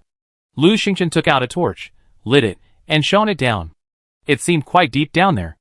After a moment's thought, she took out a rope, tied one end to a nearby tree, and let the other end down into the cave. Then, holding the torch in one hand and the rope with the other, she climbed down. Lu Xingchen estimated she had climbed about 10 meters before finally reaching the bottom. She jumped down, her feet landing on the damp earth. She shone the torch around and discovered a circular cellar below. It wasn't large, only about 100 square meters, and it was quite spacious. It was about 3 meters high, and on the opposite side was a passageway, about 2 meters high and 2 meters wide enough for 2 or 3 people to pass through simultaneously. After a moment's thought, Lu Xingchen stuck the torch into the wall, lit another, and walked to the entrance. After a moment's hesitation, she put down her torch and dug a trap at the entrance of the passage, about 2 meters wide and 2 meters deep, filling it with spikes. She did this because she suspected a fierce battle would ensue. Where there's treasure, there's a beast. That's an iron rule. Also, most beasts in this survival game are enormous, so the trap needed to be dug deep. The trap would block the entrance to the passage, so any beasts chasing would inevitably pass through this area. As soon as they did, they would fall into the trap. After digging, Lu Xingchen climbed out, picked up the torch again, and continued forward. After walking about 20 or 30 meters, the area ahead suddenly widened to reveal another circular cellar, again about 100 square meters. The soil was damp, with scattered rocks and weeds scattered on it. On the other side, there was another passageway, the same as before. Lu Xingchen pondered for a moment, then walked to the entrance, lit a torch, set another similar trap, and continued forward. She encountered nothing along the way. The air underground was a bit foul. After walking another 20 or 30 meters along the passageway, she reached a larger cellar, approximately 300 square meters. Not far away, Lu Xingchen spotted a treasure chest. It was called a treasure chest because it was different from ordinary wooden chests. It was slightly larger, and inlaid with several night-shining pearls. The night-shining pearls emitted a faint white light. Lu Xingchen was startled. This chest was incredibly noble. It went without saying that the treasure was this. But it was too easy. She didn't dare to go over. After a moment's thought, she picked up a stone from the ground and threw it over. The stone hit the chest with a loud bang. Quack! A loud cry echoed. Whoosh! A gigantic frog leaped out from behind the box. The frog was about half a meter tall and a meter long, its eyes wide and bulging. It croaked again. Its body was patterned with green and black stripes, its back covered in dark green bumps. Its belly was white, but it lay flat on the ground, hiding its underbelly. Whoosh! Suddenly, it vomited a dark shadow and charged at Lu Xingchen. Even though Lu Xingchen was prepared, she was startled. Why a frog? It's so ugly. She dodged quickly, swung her whip, and with a snap it struck the frog, then turned and ran. The frog had just vomited something, and when it got closer, she could smell a foul odor. It can't be venom. This stuff is so disgusting. Run! Lure the frog into the trap. Quack, quack, quack. The frog croaked a few times and hopped after them, occasionally spitting out something, some of which clung to the wall of the passage. It was black, sticky, and stinking. Lu Xingchen ran even faster. She didn't dare confront the frog head-on. It said that frogs can extend their tongues very long when eating insects, and she didn't want to be touched by a frog's tongue. The thought was unbearable. She ran as fast as she could, occasionally turning back to whip the frog. The frog usually couldn't dodge and would be hit, but it seemed to have very thick skin, so the soft whip didn't hurt it much, but instead angered it, causing it to chase even harder. Lu Xingchen ran furiously until she reached the first passage entrance. There was the trap she had set, and she leaped over it. The frog followed behind her, and also leaped over, leaping even farther than Lu Xingchen. Lu Xingchen was disappointed. It was over. This frog had such great jumping abilities, it was practically hopping. It wouldn't have been easy for it to get into the trap. She groaned inwardly. How could she have encountered such an animal? It hopped and hopped, perfectly avoiding the trap. Besides, since it was in a cellar, Lon and the lamb hadn't followed, so they couldn't help. Quack! The giant frog croaked and leaped over, only half a meter away from Lu Xingchen. Looking at the frog's huge, round, bulging eyes, Lu Xingchen's face fell, and she turned and ran. Thankfully, she was very agile, and since they were in a narrow passage, the giant frog couldn't use its leaping skills. Otherwise, she would have been caught up long ago. Lu Xingchen whipped the frog, stopping it in its tracks, and continued running. There's another trap outside. Reaching the first trap she set, Lu Xingchen leaped over it. As soon as her feet touched the ground, she turned and whipped the leaping frog. Quack! The frog cried out, struck by the whip, and landed right on the edge of the trap, nearly falling into it. What a shame! Lu Xingchen sighed inwardly, walked the frog around in the open area, and then returned. She still hoped the trap would work. After all, it contained a numbing liquid. They walked back and forth several times, each time Lu Xingchen whipped the frog as it jumped into the trap. This happened several times until, finally, one time, the frog leaped into the air, and was struck in the eye by Lu Xingchen. It croaked loudly, and plummeted to the ground with a thump. Quack, quack! Inside the trap, the frog screamed in agony. The sound was so loud that Lu Xingchen covered her ears. It was obvious it was in pain. Strange. The whip had barely hurt it, so how could it seem so badly injured after falling into a trap? Lu Xingchen was surprised for a moment, but she didn't stop. She took several steps back, reached another passage, and drew her bow and arrow. She knew frogs weren't that fragile. Sure enough, in less than half a minute, the frog leaped out of the trap. Quack, quack! Its eyes turned red, and with a furious cry, it leaped towards Lu Xingchen. The moment it leaped, Lu Xingchen saw 2 holes in its belly. Blood dripped down, hitting the damp ground. Stomach, its weak spot was in its belly, Lu Xingchen suddenly realized. No wonder this creature protected its belly so well. It turned out to be its weak spot. The skin on its back was very tough, so attacks wouldn't have much effect. The abdomen should be targeted. That's it. Lu Xingchen drew her bow and drew her arrow. Chapter 100. Next, Lu Xingchen focused on attacking the frog's belly. She retreated, shooting as she went. Unfortunately, the frog protected its belly well, and several arrows grazed it. Lu Xingchen retreated to another trap, and she leaped over. The frog had some intelligence. Having suffered a loss in this place before, it was much more cautious. It stopped in the passage, not wanting to come over. Lu Xingchen's arrows shot out one by one. With a puff, one hit the frog's large, round eye. Quack, quack! The frog screamed in pain, and in a rage, it leaped up and rushed forward. Lu Xingchen released the whip in her right hand, and lashed it out fiercely. With a snap, it struck its back hard. This time, as before, the whip couldn't hurt the frog's back at all. However, the end of the whip just slid past the arrow lodged in its eye. The arrow penetrated a little deeper. Quack! The frog screamed in pain, deflated, and fell from the air, landing with a plop into the trap. Puff! Puff! The frog screamed again and again. It had been wounded by the trap again. Quack! Quack! The frog's cries were so loud it nearly deafened Lu Xingchen. She couldn't help but cover her ears. The sound was painful. She stepped back, bow drawn, arrow drawn, ready to deliver a fatal blow when the frog jumped out of the trap. But the frog never emerged. Not only that, its cries grew weaker and weaker, until finally it was barely audible. Kill the level 3 giant green frog and earn 120 points. Do you want to disassemble the giant green frog's body? Dead? Lu Xingchen was overjoyed. So it was a giant green frog. Its weakness was so weak. This trap must have worked wonders. She immediately replied, yes. Successful decomposition, obtaining 10 pieces of giant green frog meat. This frog meat? Lu Xingchen was a little reluctant to take it, but she couldn't care less. Killing the frog had just taken up too much time. She had to get to the treasure chest. Lu Xingchen hurried towards the treasure chest, when she suddenly saw a pile of things in a corner. The pile was a mess, seemingly made of rocks, dirt, and some scrap metal. Lu Xingchen decided to check it out. What if there was a treasure? She walked over to the mess and pried it a few times with her spear. Sure enough, she found something.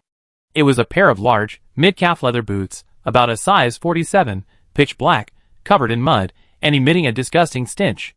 Bob's boots, Bob's favorite shoes, plus 5 agility, suitable for men. Pick them up. Such a huge increase in agility. Lu Xingchen's eyes lit up. What a treasure. It's just too dirty, and suitable for men. She can't wear them, but she can definitely sell them for a good price. Maybe even get a rare blueprint. This kind of treasure can't be missed. Yes. Pick up Bob's boots. After taking the boots, Lu Xingchen didn't waste any time and rushed to the treasure chest. Only when she reached the treasure chest did she notice a small pool of water behind it. It seemed that the giant green frog had lived there.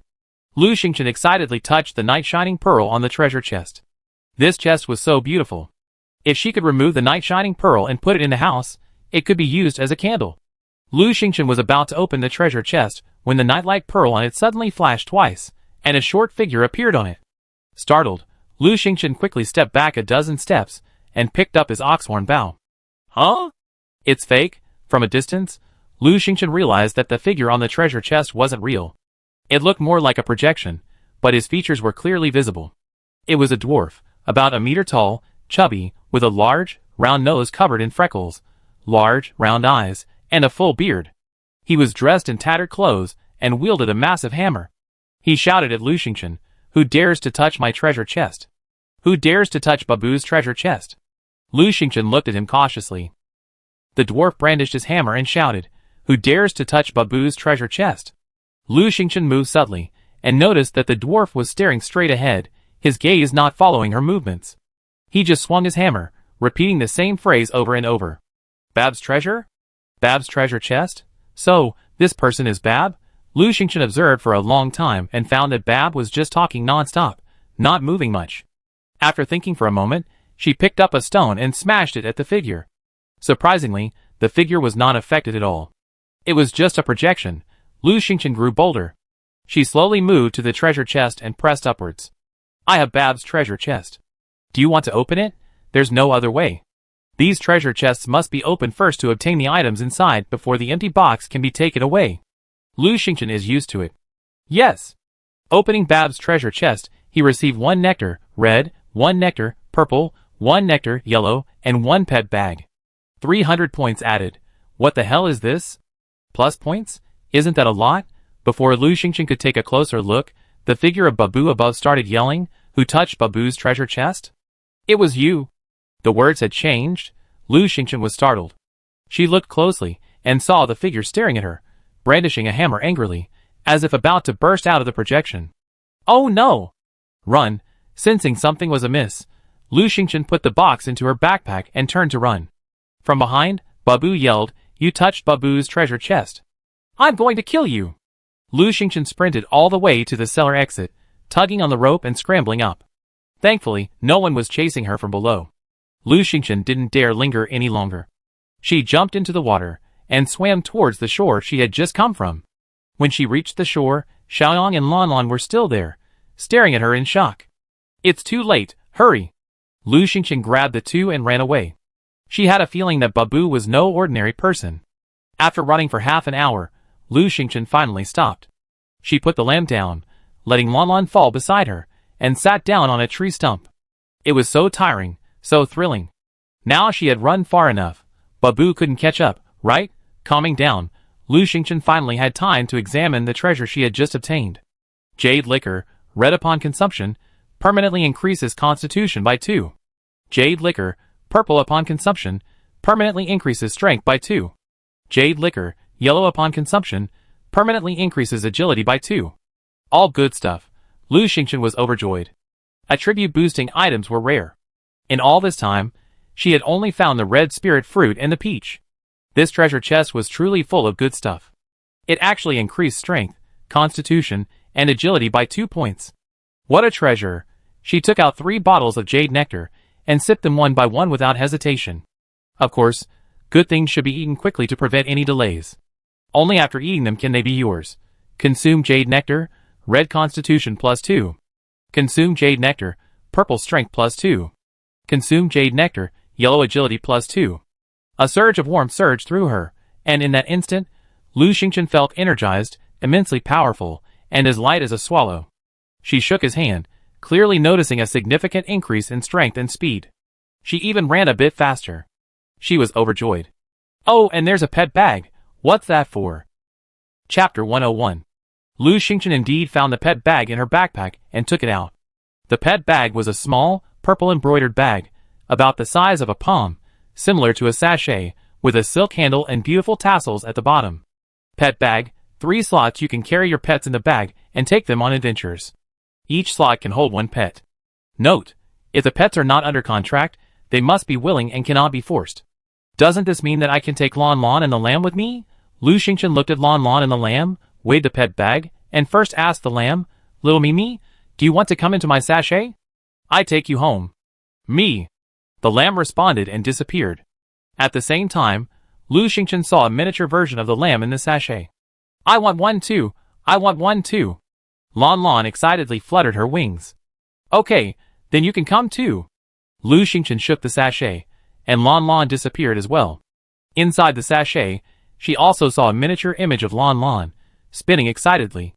Lu Xingchen was just about to release the 2 pets to ask how they felt when suddenly, hurried footsteps sounded from behind, and an angry voice shouted, "You touched Babu's treasure chest, I'm going to kill you."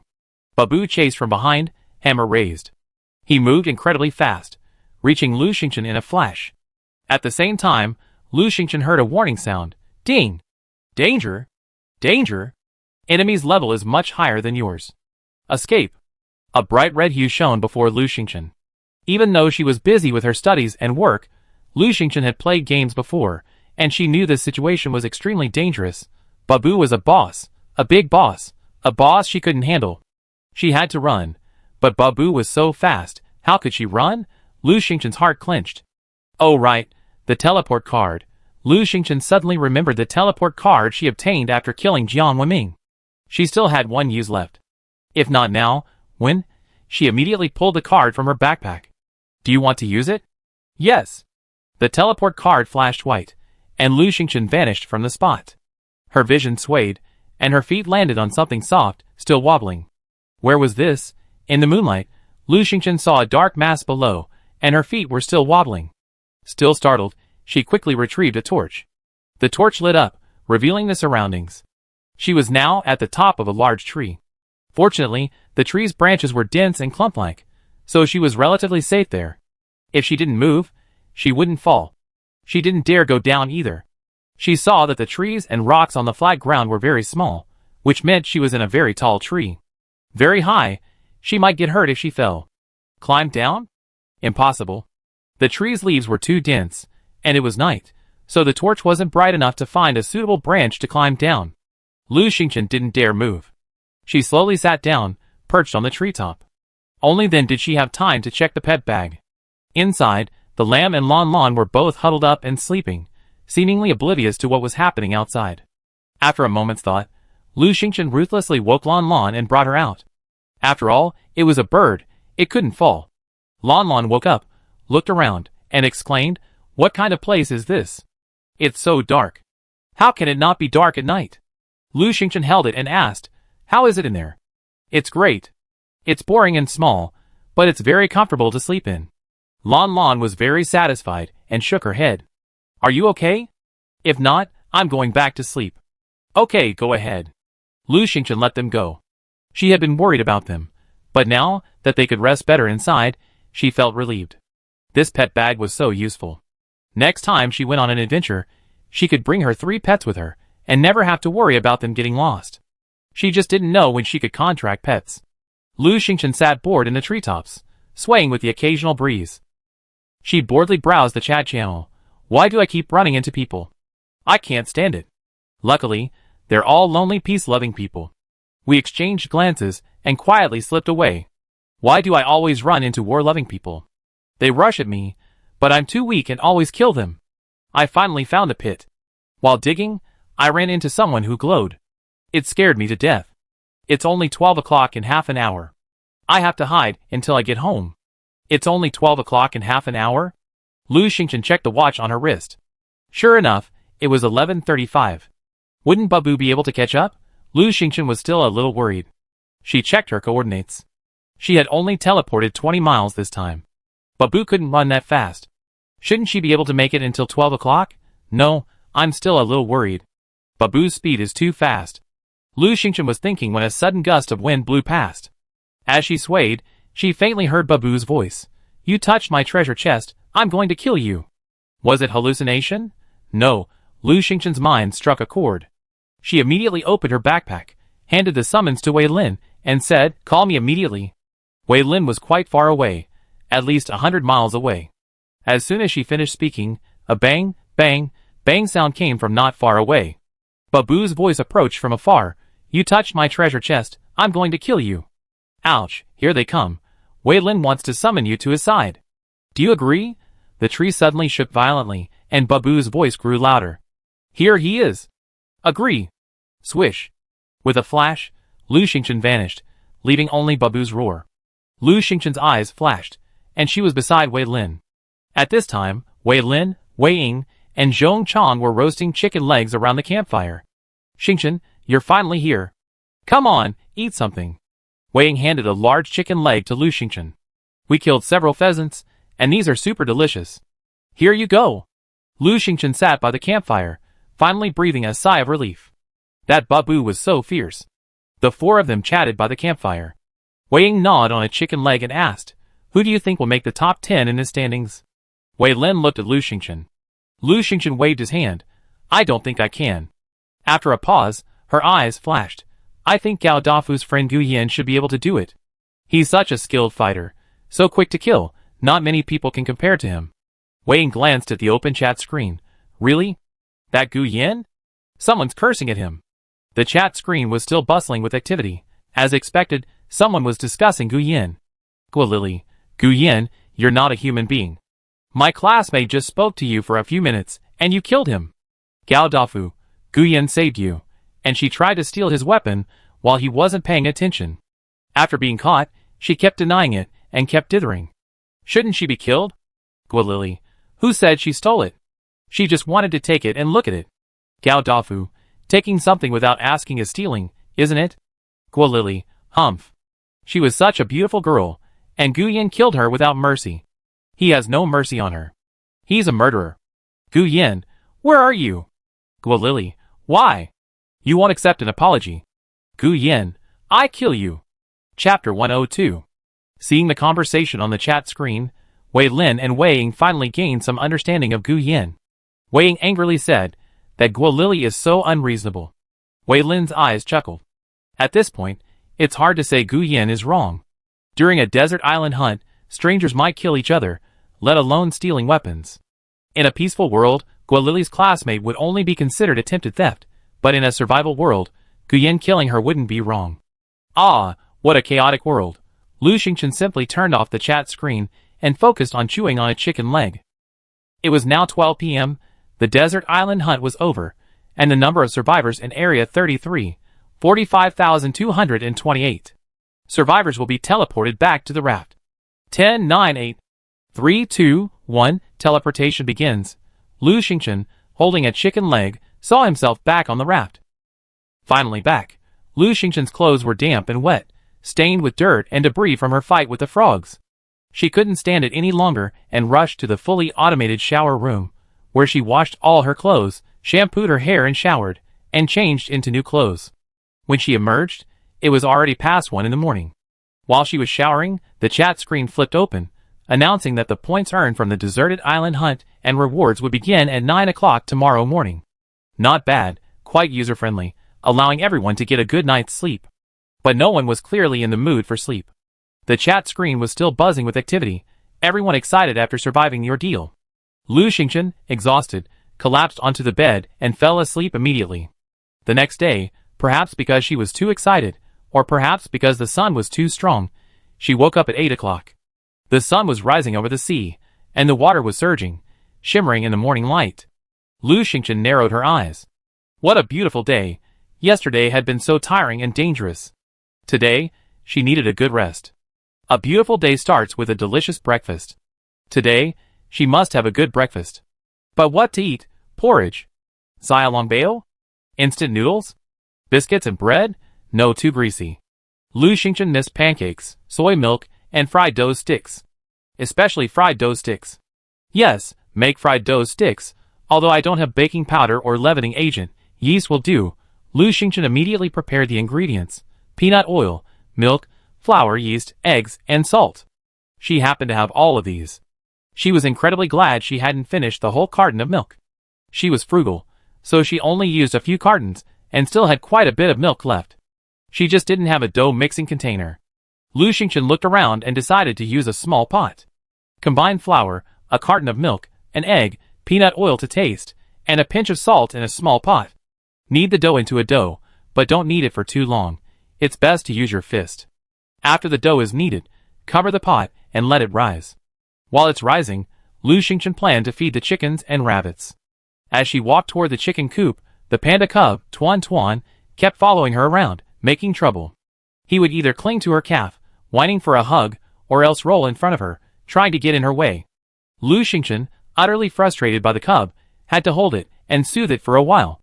Not far away, the chickens and rabbits were clucking. They were also hungry. Lu Xingchen had no choice but to put Tuan Tuan down and get up to feed the chickens and rabbits.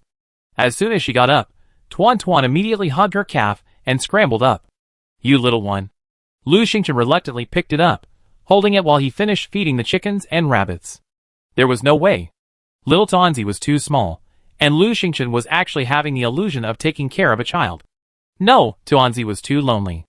I had to find him some company, or make him some toys. Lu Xingchen thought as he took out some strawberries to feed Tuanzi. Woo woo! Tuanzi sat on Lu Xingchen's lap, happily eating the strawberries. Lon Lon was standing on the eaves of the wooden boat. Seeing Strawberry, she immediately flew over, rubbing against Lu Xingchen's calf and calling out in a sweet voice, Peach, Peach, woo woo, woo woo. She even imitated Tuanzi's calls. Lu Xingchen petted her amusedly. What? You don't even like strawberries anymore? Lon Lon said reluctantly, strawberries are okay. Lu Xingchen laughed. Oh, so reluctant? Well, forget it, don't eat the strawberries. I get you peaches when I have time. Lon Lon was anxious. No, eat strawberries, eat strawberries. She was quite petty, thinking Lu Xingchen's having time meant she didn't have time. She decided to satisfy her craving with some strawberries first. Lu Xingchen took out a few strawberries for her. While feeding Lon Lon and Tuanzi, she looked inside. It had been so long, and why hadn't the lamb come out yet? She had let Lon Lon and the lamb out yesterday. The lamb was too small, and she was worried about it, so she kept it in her bedroom. When she first woke up, she found the lamb sleeping in the corner of the bedroom, so she didn't disturb it. But it was so late, why hadn't it woken up yet? Strawberries were also the lamb's favorite food, so why hadn't it come out yet? Lu Xingchen worried, put Tuanzi down and went inside. Tuanzi rolled down and immediately hugged Lu Xingchen's calf again, whining and acting coquettishly. Stop it, Tuanchuan. I'm going to check on the new kid. Lu Xingchen had no choice but to pull out a few rainbow-tipped bamboo shoots from the storage box to temporarily distract Tuanzi. While Tuanchuan was eating the bamboo shoots, she went inside. The lamb, Mimi, was still sleeping, in the same position as this morning. It hadn't moved at all. Lu Xingchen was a little worried. This little creature was so tiny, maybe it was not feeling well. She went over and touched the lamb. It was still soft and seemed fine. Feeling Lu Xingchen's touch, it raised its head, half opened its emerald green eyes, and rubbed Lu Xingchen's hand. Maybe it was just too tired, or maybe it was just not acclimated to the new environment. Lu Xingchen placed a few strawberries in front of the lamb, Mimi, and left the bedroom, closing the door behind her. Is the lamb dead? Lon Lon waited at the door, her voice excited. Roasted while it's still hot. Don't waste time. Get out of here. Lu Xingchen angrily pushed Lon Lon away, closed the door again, and warned her, don't come in, or I roast you. Suddenly, Lu Xingchen froze. Why did Lon Lon say the lamb was dead? Lon Lon just had a bad mouth, but she had never cursed anyone to death. Lu Xingchen grew increasingly uneasy. After walking a dozen steps, she returned to the bedroom. She even touched the sleeping lamb and found it still soft and warm, finally feeling relieved. Lu Xingchen decided to go to the Peach Blossom Holy Land. She had been busy all morning and had forgotten to seek the blessing of good fortune. As soon as she entered the Peach Blossom Holy Land, before she could even gather her luck, she was drawn to the sound. Chirp, chirp. What was that sound? Lu Xingchen followed the sound and saw several chicks gathered around a peach tree. The chicks were fluffy yellow and chirped non-stop, huddled together. The chicks had hatched. Chapter 103. The chicks in the Peach Blossom Land have hatched. Lu Xingchen was delighted. She walked over, touched the chicks, and counted them. 1, 2, 3. 7, 8. 8 chicks hatched in total, a satisfactory hatch rate. Now it was time to consider how to feed the newborn chicks. When Lu Xingchen was a child, she and her grandmother had hatched chicks under a blanket and raised them along with her. She remembered that chicks didn't need to eat when they were first born, but they needed to be taught to drink water. Also, chicks are sensitive to cold and need to be kept warm for the first week after birth. The first 2 days might even require around 35 degrees Celsius. Peach Blossom Land is like spring all year round, and right now it's around 27 or 28 degrees Celsius, which the chicks can't tolerate. Outside Peach Blossom Land, the temperature on the raft fluctuates greatly between day and night, making it unsuitable for raising chicks. We needed to build a warm brooder for the chicks. Right now, they were huddled together and chirping, which meant they were cold.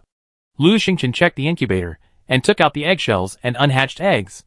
The temperature inside is still the same as when they were hatched, just over 37 degrees Celsius.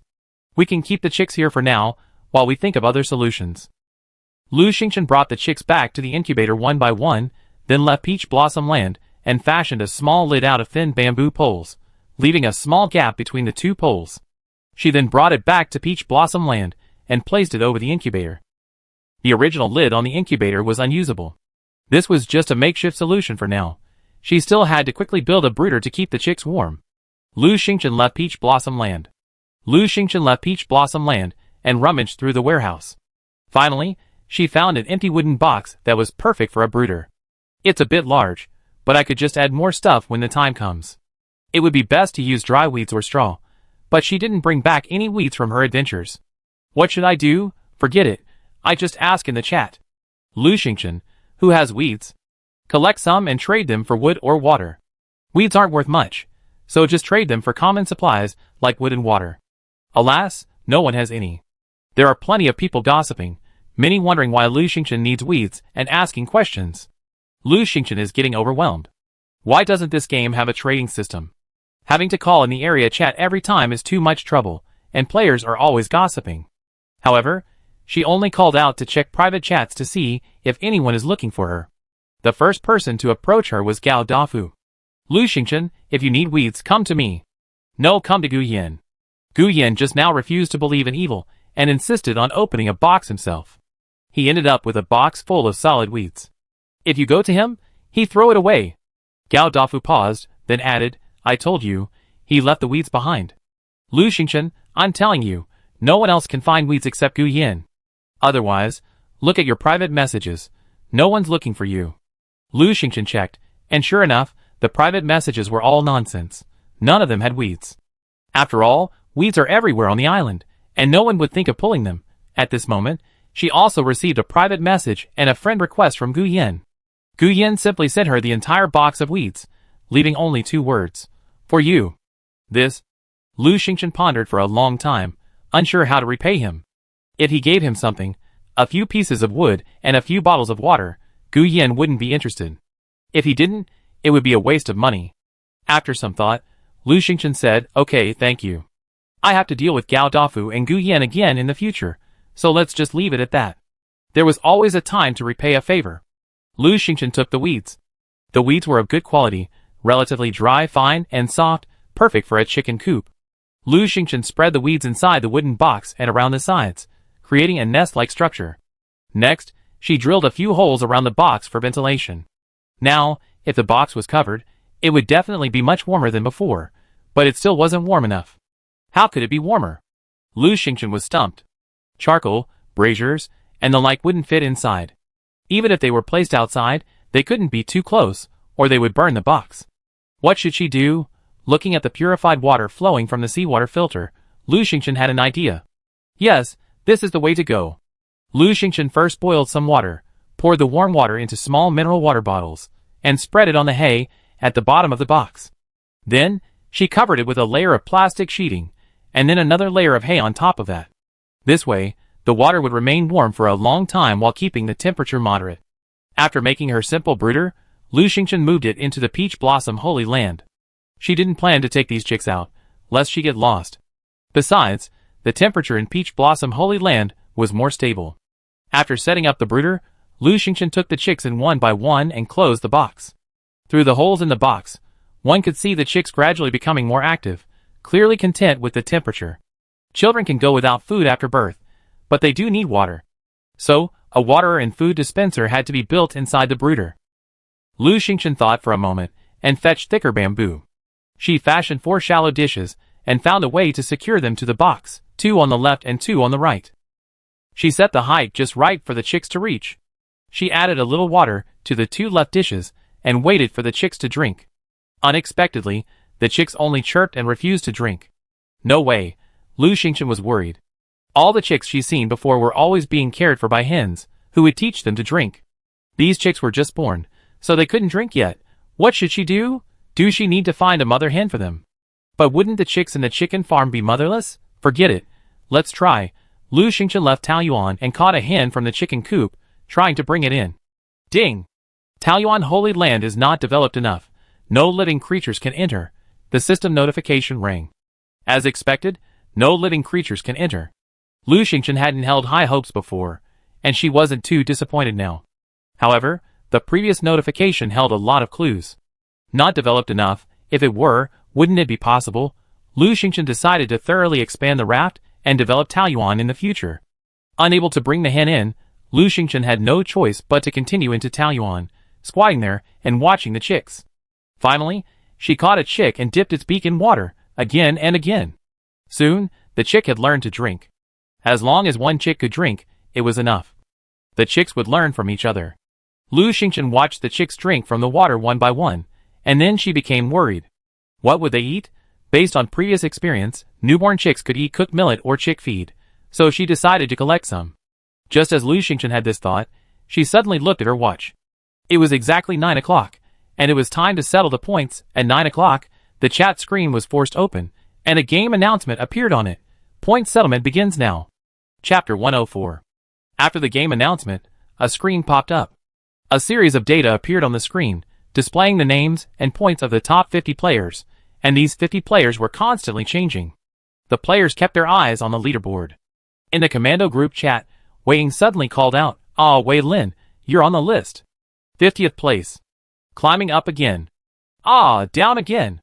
Wei Lin, look at Xingchen. Wei Ying, ah, Xingchen is in the top 20, also climbing up. Hey, first place is Gu Yin. Wei Lin, yes, Gu Yin has always been first. Lu Xingchen, Zhu Yong even briefly made the list. They roughly understood that this was the score calculated from yesterday's hunt. Zhu Yong had been on the list from the beginning, until Lu Xingchen killed him. This meant he had been killing people since he arrived on the deserted island. The names on the list kept changing, rising and falling, but the first place remained Gu Yin, unwavering as a rock. Players were also discussing, this leaderboard is fun. It even shows the time. It's now 11 a.m. Who is Gu Yin? How come he's so awesome, always in first place? Hey, isn't that the serial killer Guo Lily was talking about? The one who was always with Gao Dafu. Zhu Yong is amazing too, a true serial killer. He was always in the top 5. Hey, why is he suddenly gone? Zhu Yong is dead. You forgot. Lu Xingchen killed him. Lu Xingchen has always been in the top 20, sometimes up, sometimes down. It's not stable. That's because she rarely kills. Ah, then Lu Xingchen probably won't even make the top 10 this time. What a pity. Lu Xingchen, however, didn't think so. Even if her points didn't make the list, she didn't care. She had gained quite a bit from this deserted island hunt. Wheat, pumpkins, glutinous rice seeds, and a throwing knife blueprint. Especially since she found Babu's treasure chest. She also found a pair of high agility boots. The points were calculated quickly. After only 7 or 8 minutes, it was already 9 o'clock in the evening. Some people in the front row suddenly disappeared, obviously killed. Only Gu Yin remained in first place. Soon, the points calculation reached 11 o'clock in the evening, and by then, Lu Xingchen had been pushed out of the top 20.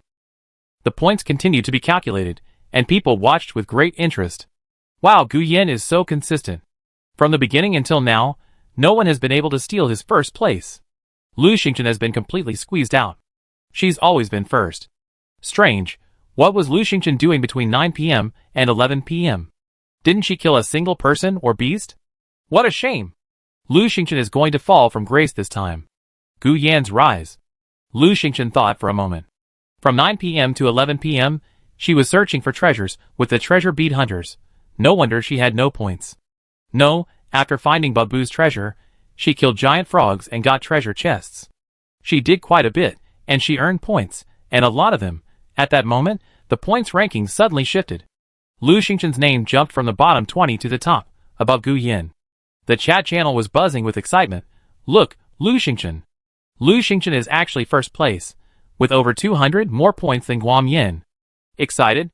Gu Yin finally dropped out of first place. Lu Xingchen must have done something remarkable in those 2 hours to rack up so many points. Amazing. Lu Xingchen is still as strong as ever. Oh yeah, who just said Lu Xingchen had fallen from grace? A slap in the face, right? Lu Xingchen is still as strong as ever. Lu Xingchen is the only god in District 33. The players were even more excited than Lu Xingchen. In the Commando group chat, Wei Ying exclaimed, "Wow Xingchen, you're amazing. You even topped the leaderboard without killing anyone. I can't believe it." Wei Lin, neither can I. Zhong Chang, congratulations. They all wondered what Lu Xingchen had done in those 2 hours to rack up so many points. Did Lu Xingchen get some new treasure? But they were smart enough not to ask.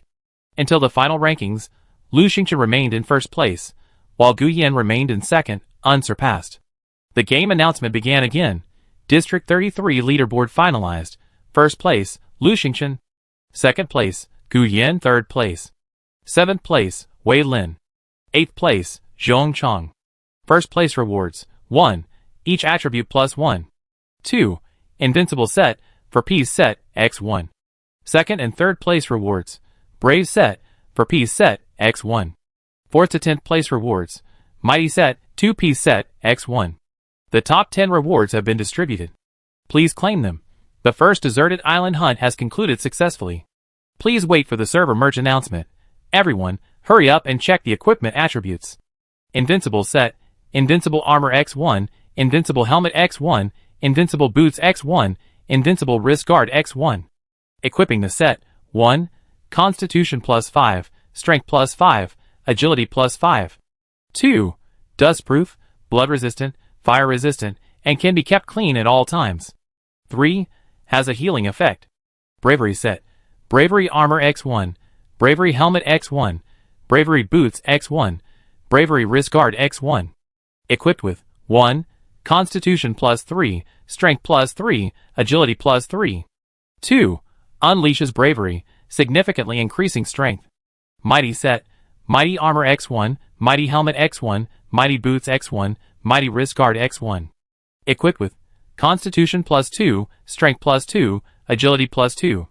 Lu Xingchen looked at the 3 pieces of equipment and felt unimpressed. She thought her invincibility set was the best, with its many benefits, high stat bonuses, and health and healing abilities. It was a very good piece of equipment. The bravery set was also okay, but the mighty set seemed quite average. In fact, only Lu Xingchen thought these sets were average. For others, even the mighty set was extremely rare. It was rare for them to find equipment that added stats, or even none at all. Equipment that added 2 stats was certainly a plus. At least the players who got these pieces of equipment were incredibly happy, and people in the chat room were also envious. Wow, these sets are amazing. They had so many stats. I'm so jealous. Look at that invincible armor. It's amazing. It adds 5 stats. The invincible armor will keep you clean even after swimming, rolling in the mud, or getting bloodied. I love it. That's right. When we go adventuring, we often have to fight. After a battle, we're bound to be covered in mud. How uncomfortable would that be? This invincible armor is great. It's clean and refreshing. Are those two girls above? You're not focusing on the main point. What's the point of being clean? The healing effect is the most amazing thing. You don't even need gold medicine for minor injuries. Although there are 3 sets, the chat room is mostly discussing the invincible armor. After all, it's the most eye-catching. Gao Dafu looked at it for a long time and sent a message to Gu Yen. Look, even the kill-focused leaderboard isn't better than him. His invincibility set is so amazing. It even adds 1 stat point to each item. Gu Yen, great, I like it. Gao Dafu was startled. What do you like? Gu Yen, the bravery set. Chapter 105. Lu Xingchen has received the message. Rewards have been distributed. Please check the invincible set. The first place finisher in the deserted island hunt will receive special treatment and can choose a suit. Please select. A panel popped up on the screen in front of Lu Xingchen, revealing 3 invincible set styles. The first was ordinary silver armor, similar to those worn by ancient generals. The second was a flowing white dress, floor length, with wide sleeves and a long shawl. The third was a red denim suit. The helmet wasn't a hat, but a black and red striped ribbon. It was paired with black ankle boots and a red beaded wristband. That was it. Lu Xingchen chose the third set without hesitation. The first set was too embarrassing, the second wasn't suitable for combat. The third was better. It was the same as regular clothing, but simple and convenient, perfect for a survival world. She immediately dressed, put on the red beads, and tied the ribbon in her ponytail, tying it with a bow. Her constitution, strength, and agility all increased by 5 points. The outfit was made of soft denim, a workwear style. The top was short, and underneath were work pants with drawstring cuffs. Black ankle boots, just long enough to cover the cuffs, were worn. Despite being denim, the outfit was very comfortable, allowing for a variety of movements without any hindrance. Lu Xingchen was very satisfied. The suit was neat and tidy, with plenty of pockets, 2 on the chest, 2 on the upper arms, and 2 each on the side and thigh of the pants. That's 8 pockets in total. And they all had invisible zippers, so nothing could get out. No need to worry about going out on adventures anymore. These pockets could save several compartments. Lu Xingchen stared at her suit for a long time before opening her profile. ID, XY90056. Name, Lu Xingchen. Age, 24. Strength, 13 plus 5. Agility, 16 plus 5. Constitution, 12 plus 5. Occupation, none. Skills, basic trap, basic pharmacy. And that's without any weapons. Lu Xingchen looked at her stats with great joy. She recalled when she first entered the game, her strength, agility, and constitution were a pitiful 4, 6, and 4, probably weaker than most. In just 10 days, her stats had increased so much. She believed that few people in District 33 could be stronger than her. Satisfied, Lu Xingchen closed her stats profile and stretched. I'm so excited. The merge is coming soon. I wonder when the merge announcement will be released. Lu Xingchen checked the time. She'd been busy all morning, and it was already 10 o'clock, and she hadn't even had breakfast yet. No wonder her stomach was rumbling. Lu Xingchen then remembered that the dough for the fried dough sticks was still rising. She hurried to check and saw that the dough in the small stainless steel pot had already risen 2 or 3 times its original size. It was time to fry the dough sticks. Lu Xingchen took out the work surface, kneaded the dough once or twice, spread it on the work surface, and rolled it into a thin sheet about a centimeter thick. She then cut it into strips, folded them, and waited for it to rise again. This time, the rising time only took about 10 minutes, so Lu Xingchen didn't bother with anything else and rested for a while. After a while, she took out the iron wok, placed it on the stove, and poured half a pot of oil into it. Soon, the oil was hot, and the dough sticks were risen. Lu Xingchen pulled a dough stick and placed it in the pan. Soon, it floated to the surface. After a dozen minutes, she had fried 10 dough sticks. These were smaller, so she ate 4 for herself. Lu Xingchen was extremely satisfied eating the dough sticks and drinking milk. She had just finished breakfast when a game announcement popped up on the screen. Dear players, the deserted island hunt has concluded. Due to insufficient players in Area 33, it is being merged with Areas 34 and 35. Area 33, 42,288 survivors. Area 34, 31,334 survivors. Area 35, 26,051 survivors. The total number of players after the merger is 99,673. Since District 33 has the largest number of survivors, Districts 34 and 35 are now being merged into District 33.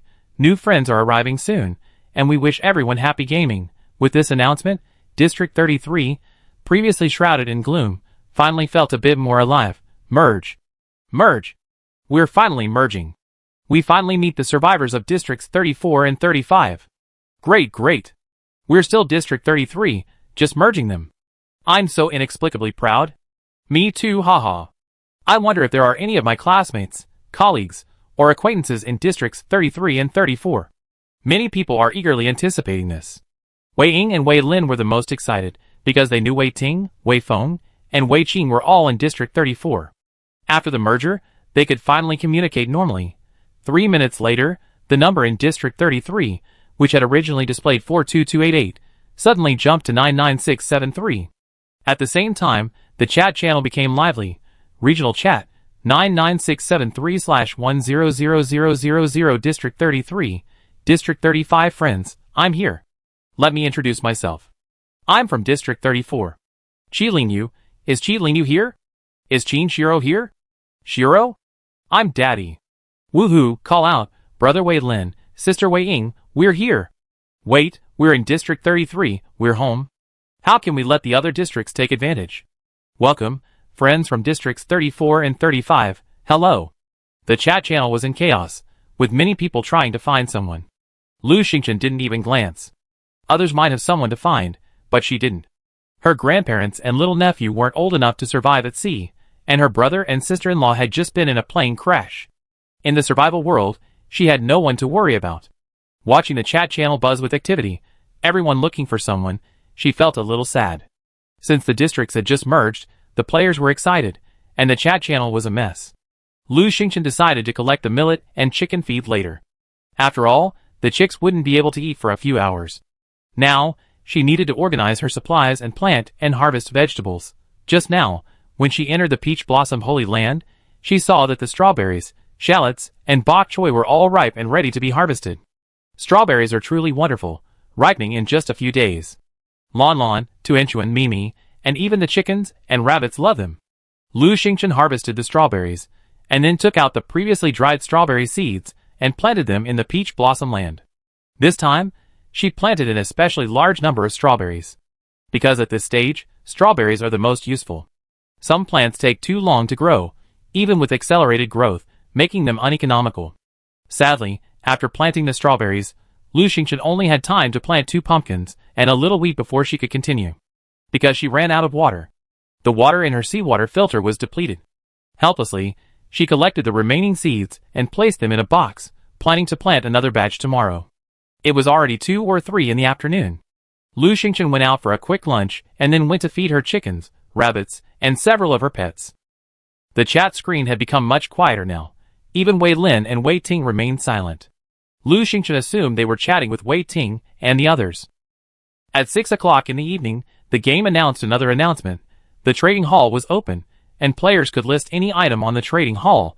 Trading hall? Chapter 106. Lu Xingchen was overjoyed. Finally, there was a trading hall. She could buy and sell anything she wanted without having to shout.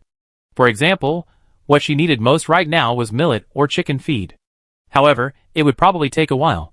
Everyone was still getting familiar with the functionality, and most items hadn't been listed yet.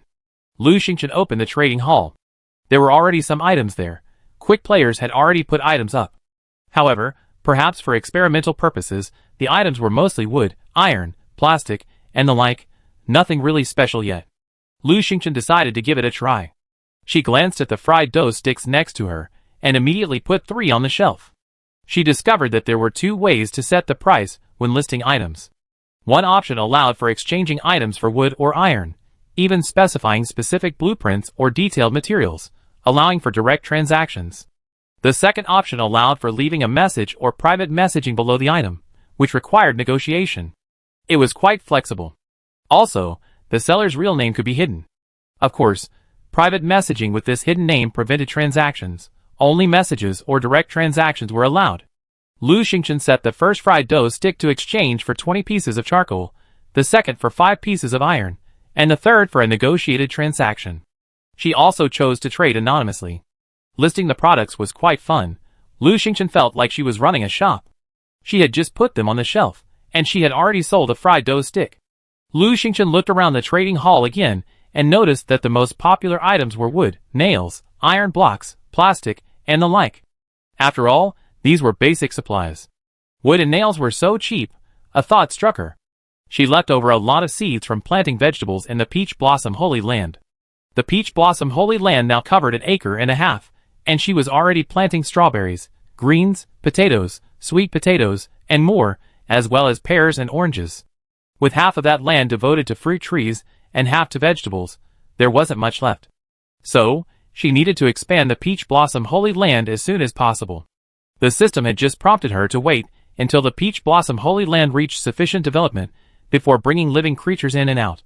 This development level probably included the size of the space. Furthermore, expanding the Peach Blossom Holy Land might even speed things up, allowing her crops to grow even faster. So, while everyone had plenty of wood and nails, she should collect a lot. She needed to expand the raft to 1,000 square meters first. Lu Xingchen had plenty of supplies: strawberries, bok choy, scallions, potatoes, strawberries, watermelon, beef, white-striped chicken, and more. Among them, a few people had wild animal meat from hunting on the deserted island. Beef and white-striped chicken were becoming increasingly worthless, so she had to sell them quickly to buy more supplies. So Lu Xingchen put beef, chicken, drumsticks, wings, and other items on the shelves, trading them for wood and nails and iron blocks. Then she added potatoes. Potatoes were relatively scarce now, so she traded more wood. She also had quite a few watermelons, which she cut into small pieces and put on the shelves. She had eaten bok choy several times and was getting a little tired of it, so she put some on the shelves as well. Although strawberries had many uses and a high yield, ripening every 4 or 5 days, she had a large stock, so she put some on the shelves as well. However, since almost no one was selling strawberries, she set the price much higher. Lu Xingchen spent a long day busying herself, getting a lot of her supplies on the shelves. After listing her items, she wandered the trading hall, looking at other people's wares. Now, finally, there were some decent items. There was a search box above the trading hall, allowing users to search for items. Lu Xingchen searched for millet and chicken feed, but both showed no items available for trading. After waiting for a while, no one listed millet or chicken feed. Helpless, Lu Xingchen posted in the area chat, "Get millet or chicken feed." Everyone in District 33 knew her well, and upon seeing her post, they eagerly offered their help. "Lu Xingchen, why do you want millet? Are you looking for millet porridge? The person above is so stupid. Lu Xingchen wants millet and chicken feed. It's obvious she wants to feed the chickens." "Who is Lu Xingchen? She actually raises chickens. Where did they get the chickens?" "Oh, I see. Didn't Zheng Yuan also catch a chicken on a raft?" With nothing to feed it, the hungry chicken jumped into the sea. The people in Districts 34 and 35 didn't know Lu Xingchen, and they were all talking back and forth, creating a chaotic mess. The content was a headache to read. Zheng Yuan spoke up, "I'm so ashamed. I finally managed to catch a chicken and put it on the raft, but I couldn't even keep it alive.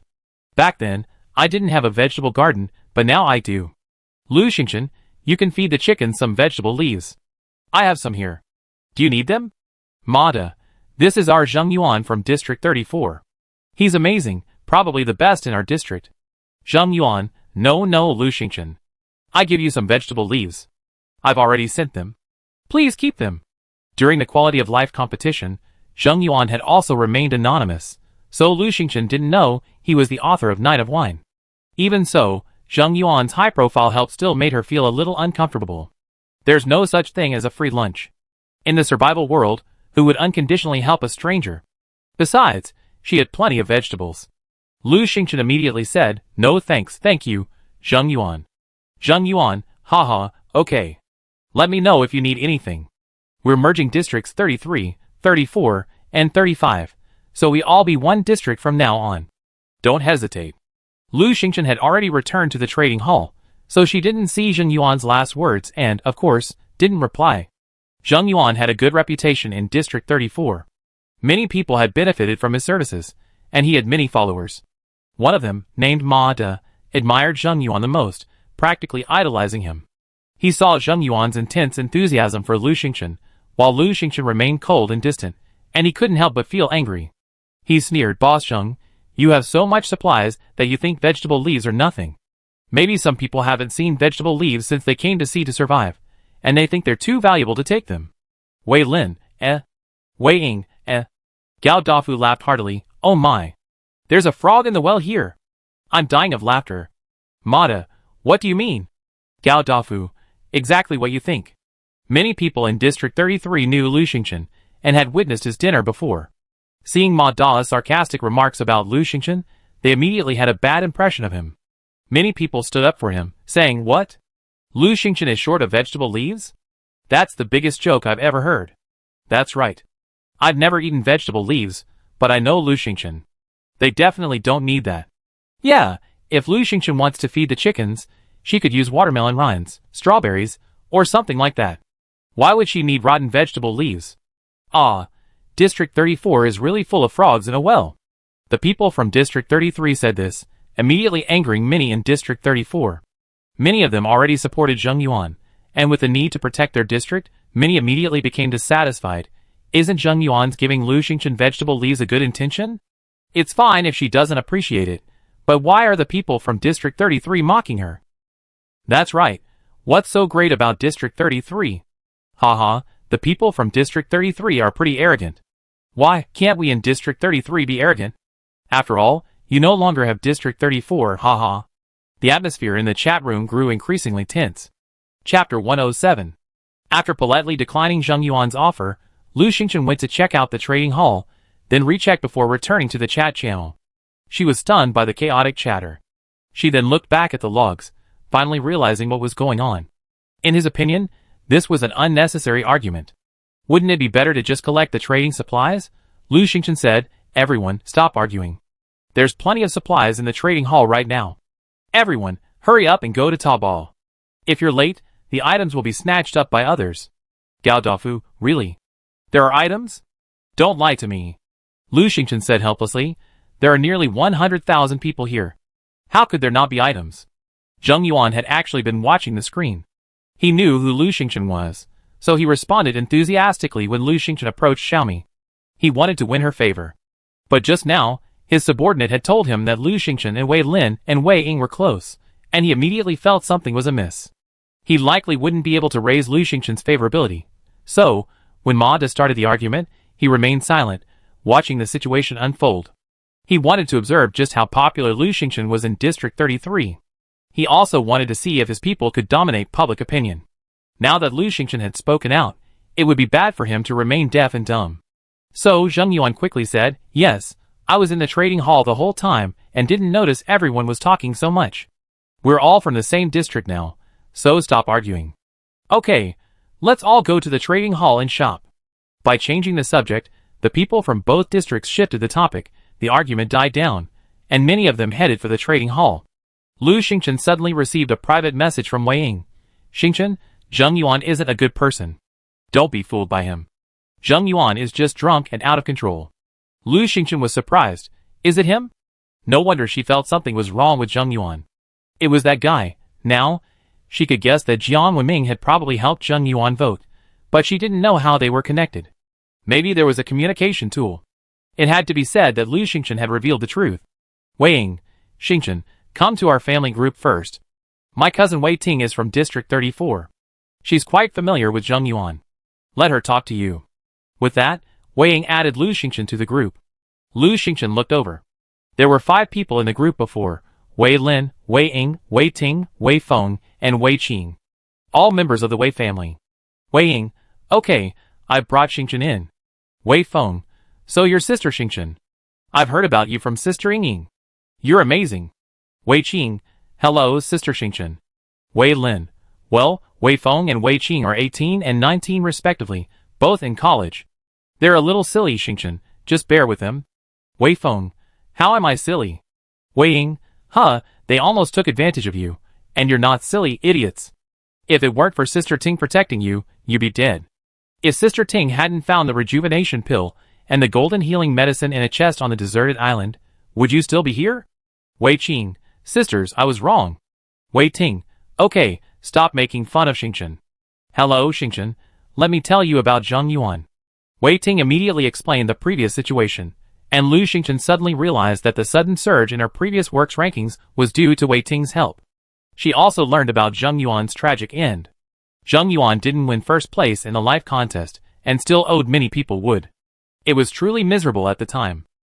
However, during the desert island hunt, he somehow obtained a large amount of wood and nails, and actually paid them back, redeeming some of his reputation. During the hunt, he saved many people, and because of that, he killed many more, unexpectedly winning first place in Area 34's desert island hunt. Zheng Yuan is now stronger than me.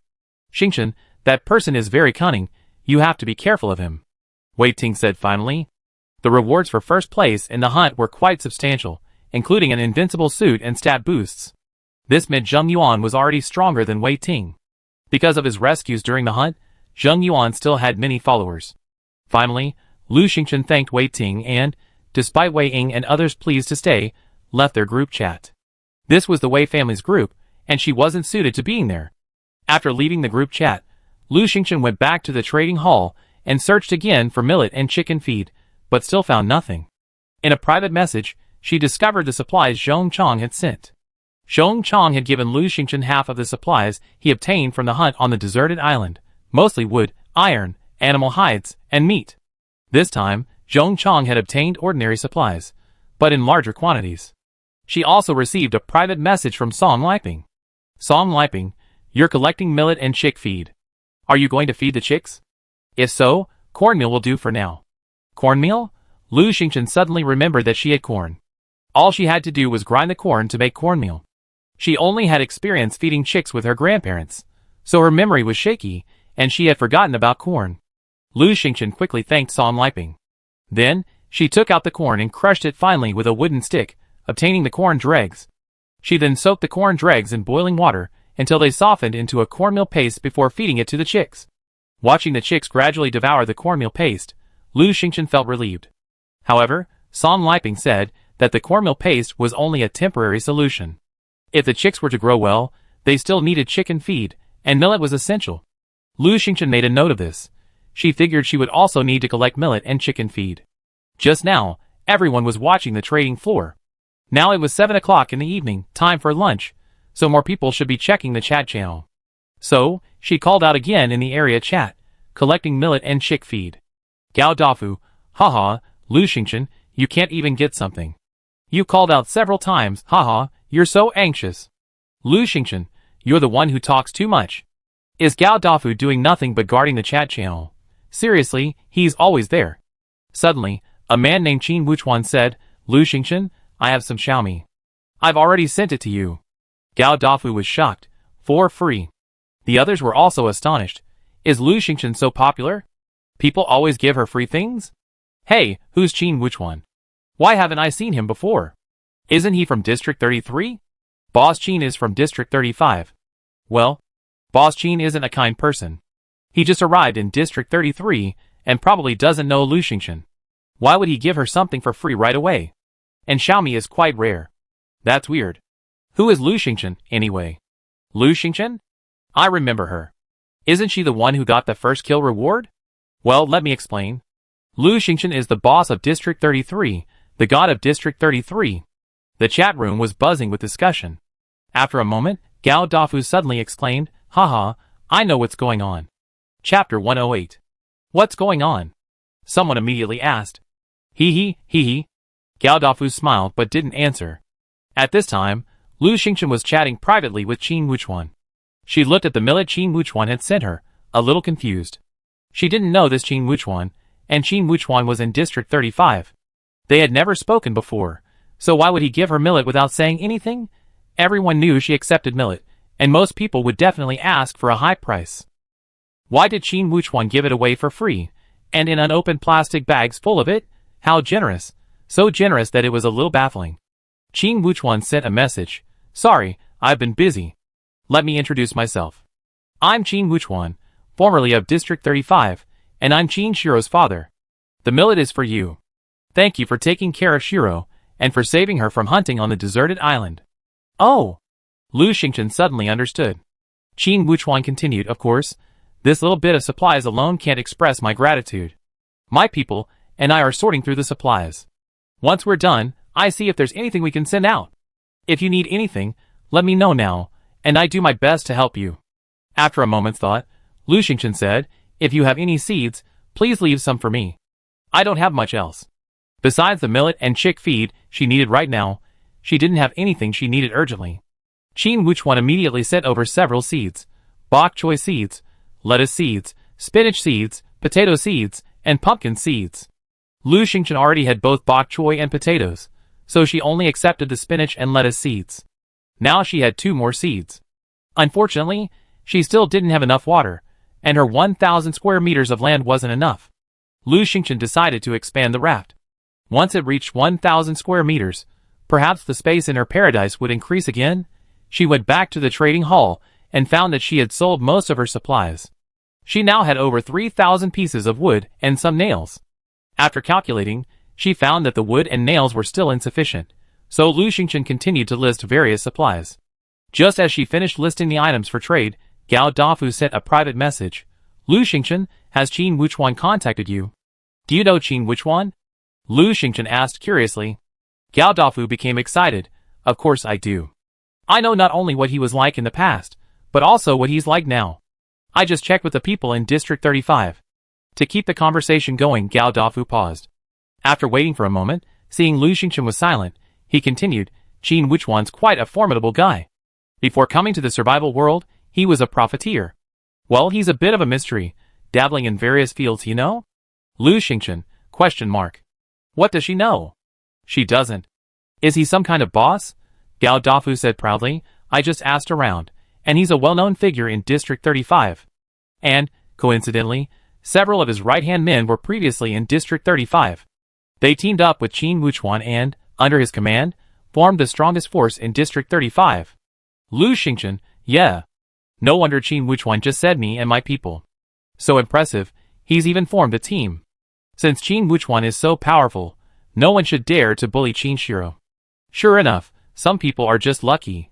Seeing Lu Xingchen remain silent, Gao Dafu grew anxious. "Hey, Lu Xingchen, are you listening carefully? I'm telling you, Qin Wuchuan has more than enough supplies.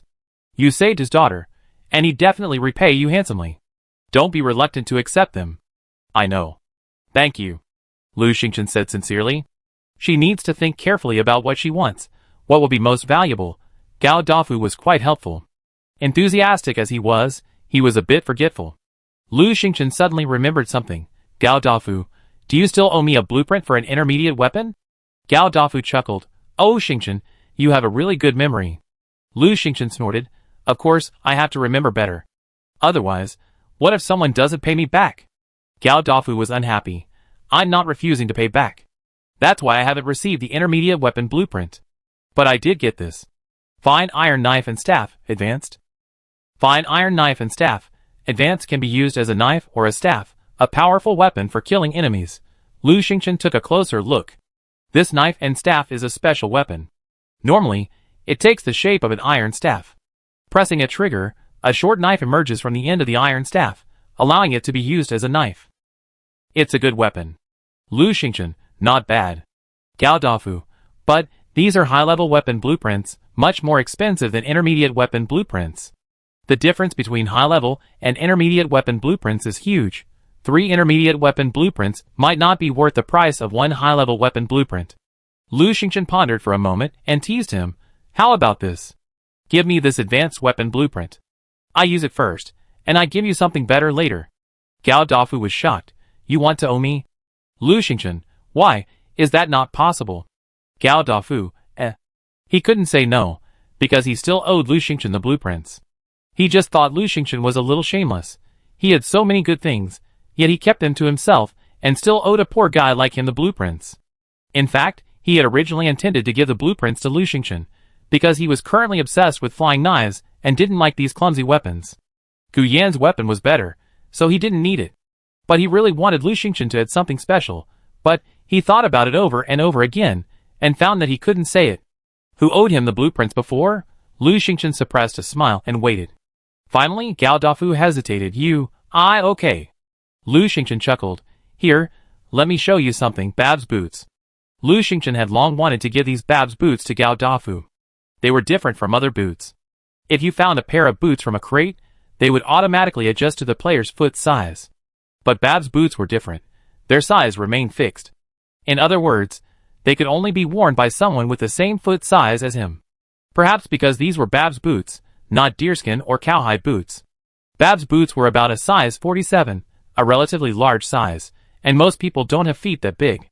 And Gao Dafu happened to have large feet, so Lu Xingchen felt they were perfect for him. Also, these boots were hard to sell. Even if such a good item was listed anonymously on the trading floor, it would require a private chat. And once a private chat was made, someone would know her identity. Now that the 3 districts have merged, the population is vast and diverse, and she doesn't want to expose herself too much. Under these circumstances, selling to Gao Dafu is the best option. Gao Dafu also has plenty of supplies, so there's no shortage of good stuff. Gao Dafu had been nagging, but when he glanced at Babu's boots, he became excited. Yes, I must. 5 points of agility, and I'm flying. Haha. Ah, that stinks. Chapter 109. Each item released had a scent. Gao Dafu wanted to get a closer look at Babu's boots, but as he leaned in, he was overwhelmed by the overwhelming odor. The odor nearly drove him crazy. After a long moment, he finally recovered. Lu Xingchen, why does it stink so bad? Could this be a biological weapon? Lu Xingchen chuckled. It does stink quite a bit. Do you want it? Gao Dafu gritted his teeth. Yes, I absolutely must. It's just a little smelly, isn't it? Can't I just brush it off? This time he was more understanding. Lu Xingchen, wait. Gu Yin, and I will sort through the supplies, and see what we can find in exchange for your boots. Lu Xingchen, yes, Babu's boots. Gao Dafu gave Lu Xingchen the blueprints for the knife and staff. They hadn't spoken in a while, so he thought he should go talk to Gu Yin. Lu Xingchen felt that their supplies should be together. To have such trust meant their relationship was extraordinary. She looked at the blueprints for the sword and staff again, and sent them directly to Zhong Chang, leaving a message. Please make this weapon. She had been wanting to give Zhong Chang a weapon for a while now, and since she didn't want to use this sword and staff, it was just the right thing for him. Last night, Zhong Chang had sent her a batch of items. While they weren't expensive, they were in large quantities. If Zhong Chang sold them, he could exchange them for a lot of supplies. So, as soon as she got the weapon blueprints, she gave them to Zhong Chang. After all, Zhong Chang had given her so many good things. Zhong Chang felt both excited and guilty upon receiving the weapon blueprints. Excited because he loved this weapon, really loved it. He finally had a decent weapon. Guilty because he felt he hadn't lived up to expectations, hadn't chopped down much wood or dug up any iron. Right now, this was exactly what Lu Xingchen needed. Oh, it seems I need to work harder. I must repay Lu Xingchen, Zhong Chang vowed silently. Lu Xingchen stretched lazily. Today had been exhausting. She'd been so busy all day that she'd forgotten to go to the Peach Blossom Holy Land to boost her luck. Luckily, she hadn't opened the box yet, otherwise she'd be at a loss. She immediately entered the Peach Blossom Holy Land and touched the token in the center of the Peach Blossom Holy Land. Today's Peach Blossom Holy Land's luck boost. Good luck. Repairs damaged and incomplete items at the crafting table. Uses, 7. What does this mean? Even after reading the instructions, I still don't quite understand. Lu Xingchen was a little confused. How could it have changed? Here came this strange luck boost, and it had a limit on how many times it could be used. She didn't even dare to try. What if it was wasted? Besides, couldn't fishing nets, fishing rods, iron axes, and so on be repaired at the crafting table? Why would she need good luck? This luck bless was truly confusing. After some thought, she decided to give it a try. It was already 6 in the evening, and the luck bless was supposed to end at 10, which was going to keep her from eating properly. This dinner would have to be made do once again. Lu Xingchen carefully read the instructions for the lucky fortune spell, thought for a moment, and took out several of his weapons and tools. Every weapon and tool has a durability. If the durability is low, it means the weapon or tool is about to break and needs to be replaced. If not, it needs to be repaired. Lu Xingchen looked at the durability of each weapon and tool and finally chose the Advanced Iron Axe. Advanced Iron Axe, reparable, can chop wood and fell trees, a survival essential. Durability, 3. Iron axes are used the most, so their durability is the highest. In fact, this Advanced Iron Axe was almost worn out a while ago, but Lu Xingchen was reluctant to use it and replaced it with a regular iron axe, which he never repaired. She took the iron axe to the crafting table. Advanced iron axe, reparable durability. 3. Required materials. 10 iron blocks, 10 wood blocks. Repair? Perhaps because it was a high-level iron axe, repairing it required a lot of iron blocks. Lu Xingchen, despite feeling distressed, said yes. The iron axe was successfully repaired. Durability. 100. Didn't trigger the fortune? Lu Xingchen frowned, then carefully read the fortune instructions again. After a moment's thought, he picked up an empty mineral water bottle and struck it a few times with the newly repaired iron axe. The mineral water bottle immediately became tattered. Suddenly, Lu Xingchen remembered what Gao Dafu had said about Gu Yin opening a box and finding a broken mineral water bottle. Thinking about it, the game was hard work, and he had to get a broken mineral water bottle just for Gu Yin. Lu Xingchen picked up the broken mineral water bottle. It was still covered in grass and dirt. Broken mineral water bottle. It's no longer usable. It can be repaired using the power of good fortune. Do you want to repair it? Yes. Lu Xingchen gritted her teeth. It was wasted. So what? She had to figure out how to use it. The repair was successful, and she received a complete mineral water bottle. The remaining number of good fortune uses, 6. Lu Xingchen was delighted to hold the intact mineral water bottle. Not only was it intact, but it was also spotless, without a single blade of grass or dirt. This good fortune was a great opportunity. I had to make good use of it. Lu Xingchen strolled around the raft, trying to find something else to repair. Unfortunately, she had only been at sea for 11 days, so there wasn't much broken stuff. As she walked, she ran into the panda cub, Tuanzi. Tuanzi was chewing on something, with only a single chicken feather remaining near his mouth. Tuanchuan. Lu Xingchen screamed, terrified. Would Tuanchuan eat her hen? Pandas can eat chickens. Tuanchuan looked up at Lu Xingchen's cry, stunned. Lu Xingchen went over, pried open its beak, and pulled out the feather. There was about 4 or 5 centimeters of wood on top of the feather. Hey, it's a feather arrow. Or rather, a fragment of a feather arrow, only 1/20th of it. If it weren't for the fact that the feather arrow was made by Lu Xingchen, she wouldn't have recognized it. Lu Xingchen examined the fragment of the feather arrow, his face darkening. Tuanchuan, you didn't eat the arrowhead, did you? That's iron. Although pandas are called iron eaters, they really don't eat iron. Lu Xingchen immediately threw the fragment of the feather arrow away and pried open Tuanchuan's beak with a distressed look. Tuanzi, you ate iron? How can your stomach digest it? Oh my god! Lu Xingchen couldn't find the arrowhead and was extremely anxious. Tuanzi stared with his adorable eyes, stunned for a moment, then shifted his butt. Beneath it lay the arrowhead and a tattered shaft. Lu Xingchen finally felt relieved. She was at a loss for words. Tuanzi had dismantled the feather arrow. She glanced at the small piece of feather arrow in her hand. An idea struck her, and she reached for the crafting table. Broken feather arrow. A severely damaged feather arrow can be repaired using the fortune boundary. Do you want to use it? Lu Xingchen was stunned. This tiny piece of feather arrow had only a dirty feather and a few centimeters of shaft left. Could it be repaired? This isn't a repair. It's a new feather arrow. Want to give it a try? Lu Xingchen felt that this fortune boundary was quite remarkable, and she couldn't wait to try it out and see if she could find anything new. It's just a chance to repair it, right? Use it. Yes. Repair successful, obtaining the swift feather arrow. Fortune boundary remaining uses, 5. A flying feather arrow? What is this? Lu Xingchen stared at the feather arrow in his hand in amazement. Chapter 110. This arrow is very long, with a sharp thin tip. The arrowhead is golden, gleaming with a cold shimmer, revealing its immense lethality. It also has 2 feathers at its tail, one of which is clearly from the repaired feather arrow. No way, is this a repair? This is a rebirth, a complete transformation. Lu Xingchen hurried to check the stats of the swift feather arrow. Swift feather arrow. Flies fast and far, increases shooting accuracy, and can hit an arrow from 100 paces away. Anyone struck by this arrow will bleed profusely and experience excruciating pain. A poison can be added to the quiver. There's an quiver? After examining it carefully for a long time, Lu Xingchen discovered a groove on the shaft. Amazing! There's such an arrow? Lu Xingchen couldn't let it go. If only she could use this arrow every time. After the excitement wore off, Lu Xingchen pondered the arrow for a while. This lucky fortune was incredibly powerful. It could transform an item, 90% damaged and beyond repair, into a brand new state, even changing its properties. The more damaged, the greater the transformation. This blessing of good fortune was truly miraculous. Lu Xingchen had a rough understanding of the purpose of Lucky Fortune and felt both excited and regretful. Excited by its ability to transform decay into something miraculous. Regretted because she had already wasted 2 opportunities to use it. However, there were still 5 opportunities left, so she must cherish them.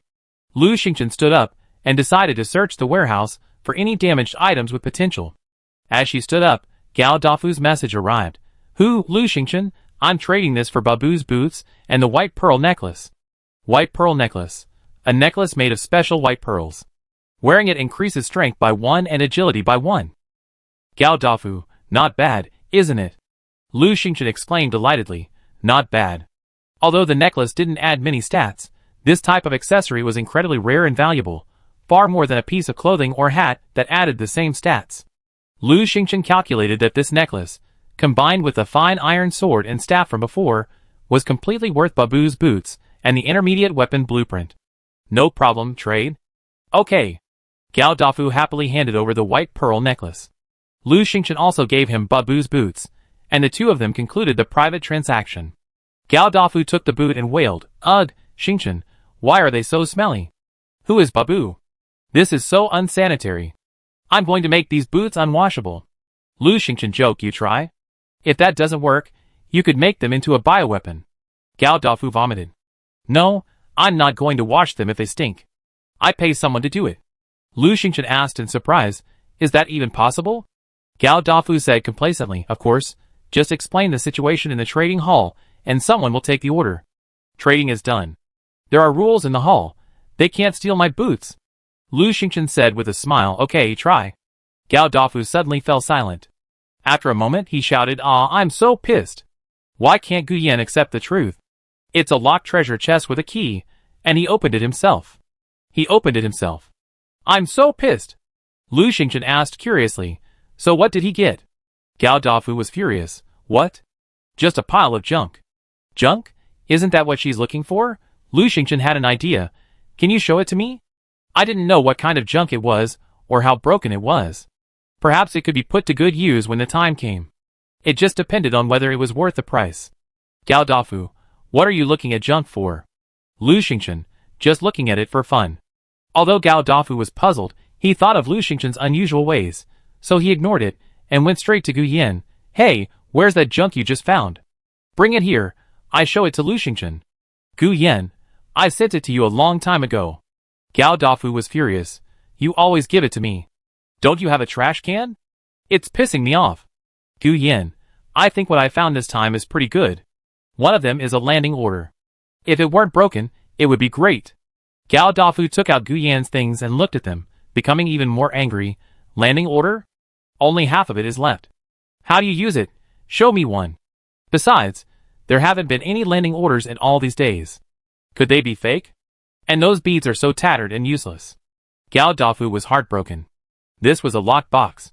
If he opened it, he would definitely find something good. Why couldn't Gu Yan control his hands? Gao Dafu, utterly frustrated, immediately opened a private message and forwarded the item Gu Yan had sent to Lu Xingchen. Lu Xingchen received 3 broken beads and a tattered token. The beads were of unknown material. They were very small, much smaller than the pearls on her necklace. They were old and dented. Unknown broken bead, red broken and unusable. Can be repaired with a talismanic spell. Unknown broken bead, purple broken and unusable. Can be repaired with a talismanic spell. Unknown broken bead, yellow broken, unusable. Reparable with a celestial energy. Why are these 3 beads colored? Lu Xingchen suddenly remembered something. The nectar seemed to have colors marked in this way. She thought for a moment, put a few beads aside, and picked up the token. Island landing token, half damaged by an unknown force, unusable. Reparable with a celestial energy. Do you want to repair them? Right now, these items aren't Lu Xingchen's, so she certainly can't repair them. However, she feels they must be valuable, worth repairing. Now, the most important thing is to make them hers. Lu Xingchen asked Gao Dafu, do you still want these things? Gao Dafu immediately replied, they're just junk. What do you want? I don't want them. If you like them, I give them to you. Oh no, aren't these things good? Gao Dafu suddenly had an idea. Lu Xingchen, they're definitely not good in your hands anyway. Why don't you take them back and have a look? Gao Dafu pondered. Nothing of Gu Yan's was useful, and he hadn't thrown them away in the end. But what would Lu Xingchen do with it? Gao Dafu was scratching his head to find out. Finally, he gave up. It was truly useless. Gao Dafu, forget it, here you go. How could he be so stingy as to return the garbage he given away? Lu Xingchen, eager to experiment, picked up the half-missing landing order again. Landing order, half damaged by an unknown force, unusable. Can be repaired with a fortune power. Do you want to repair it? Yes. Repair successful, obtaining a complete landing order, original. Remaining fortune powers, 4. A complete token appeared in Lu Xingchen's hand. Landing order was written on it. It was a brown token, very crude. Lu Xingchen was puzzled. Tools and weapons were graded, from common to excellent to refined, and finally to legendary and epic, but there was never an original grade. What did original mean? Rough? Lu Xingchen was puzzled and carefully examined the information on the landing order. Island landing token, original. This token allows you to log into any island of your choice. You can only log in once, and the duration is 15 hours. Do you want to use it? As the name suggests, this island landing token is used to log into any island, and you can choose any island. It looks pretty good. What about the other beads? What happens if they are repaired? Chapter 111. Lu Xingchen took the red bead. Unknown broken bead, red broken and unusable, it can be repaired with the blessing of fortune. Do you want to repair it? Yes. Repair successful, obtaining an enchanted bead, red can be enchanted on clothing, hats, shoes, and other items. After enchantment, it increases constitution by 1. Note, this requires a crafting station with enchantment capabilities. Remaining fortune, 3. Enchanted bead, this game finally allows enchantment. Although it only increases constitution by 1, it can add additional items, and it doesn't take up any equipment slots.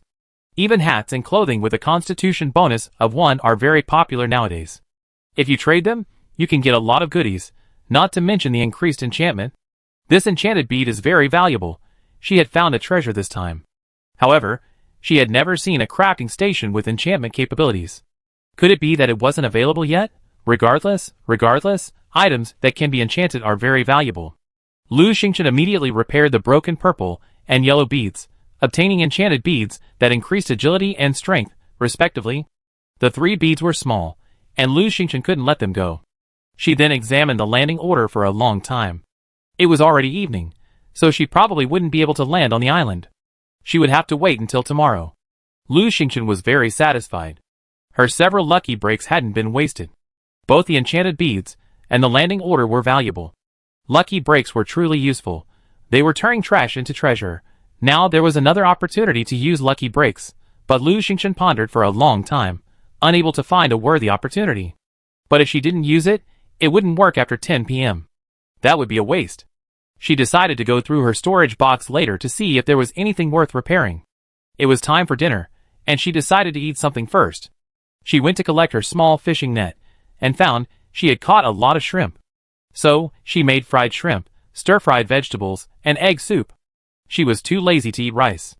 She deliberately made easy meals, because she still had a lot of things to do. While cooking, she glanced at the chat channel and found many people discussing Gao Dafu. So many idiots. One guy actually hired someone to polish his shoes, and the price keeps going up. How bizarre. You're not talking about Gao Dafu, are you? Haha, the current price for polishing a pair of shoes is 500 pieces of wood. Wow, he's so rich. I think he's really stupid. How hard is it to polish shoes? Why spend so much wood on someone? Many people were saying Gao Dafu was stupid and rich, but finally, someone told the truth. Aren't you all surprised why it costs so much to polish a pair of shoes? Do shoes really need so much wood? Why is Gao Dafu's bid ever increasing? It's just a pair of shoes. How many times do they need to be polished? That's right, Gao Dafu has already hired over a dozen people to polish them, and the bids are getting higher and higher. He can polish them over a dozen times, not afraid of ruining them. The truth is, those shoes stink like crazy. I vomited for ages after I got them. Who would dare to polish them? Yeah, I gave up after just half a minute, and I'm still vomiting now. Haha, I've been polishing them for over 10 minutes, and the shoes still stink. There's no way I'm going to earn that little bit of wood. Is Gao Dafu trying to trick me? Gao Dafu appeared. I'm not kidding. I spent a ton of wood polishing these shoes. Now no one's taking orders, so I'm polishing them myself. Ugh. Lu Xingchen was puzzled and asked Gao Dafu in private, are the shoes polished yet? Gao Dafu's voice was weak. No, they're getting stinkier the more I polish them. No one can clean them clean. Now I'm doing it myself. Oh my god, the fumes are making me vomit and have diarrhea. What kind of shoes are these? Lu Xingchen, She couldn't believe how Babu could be so filthy. Gao Dafu's voice weakened even further. No, I'm quitting. I'm going to find Gu Yan. He's strong, maybe he can polish them. Gao Dafu fell silent. Lu Xingchen's meal was ready, so she started eating.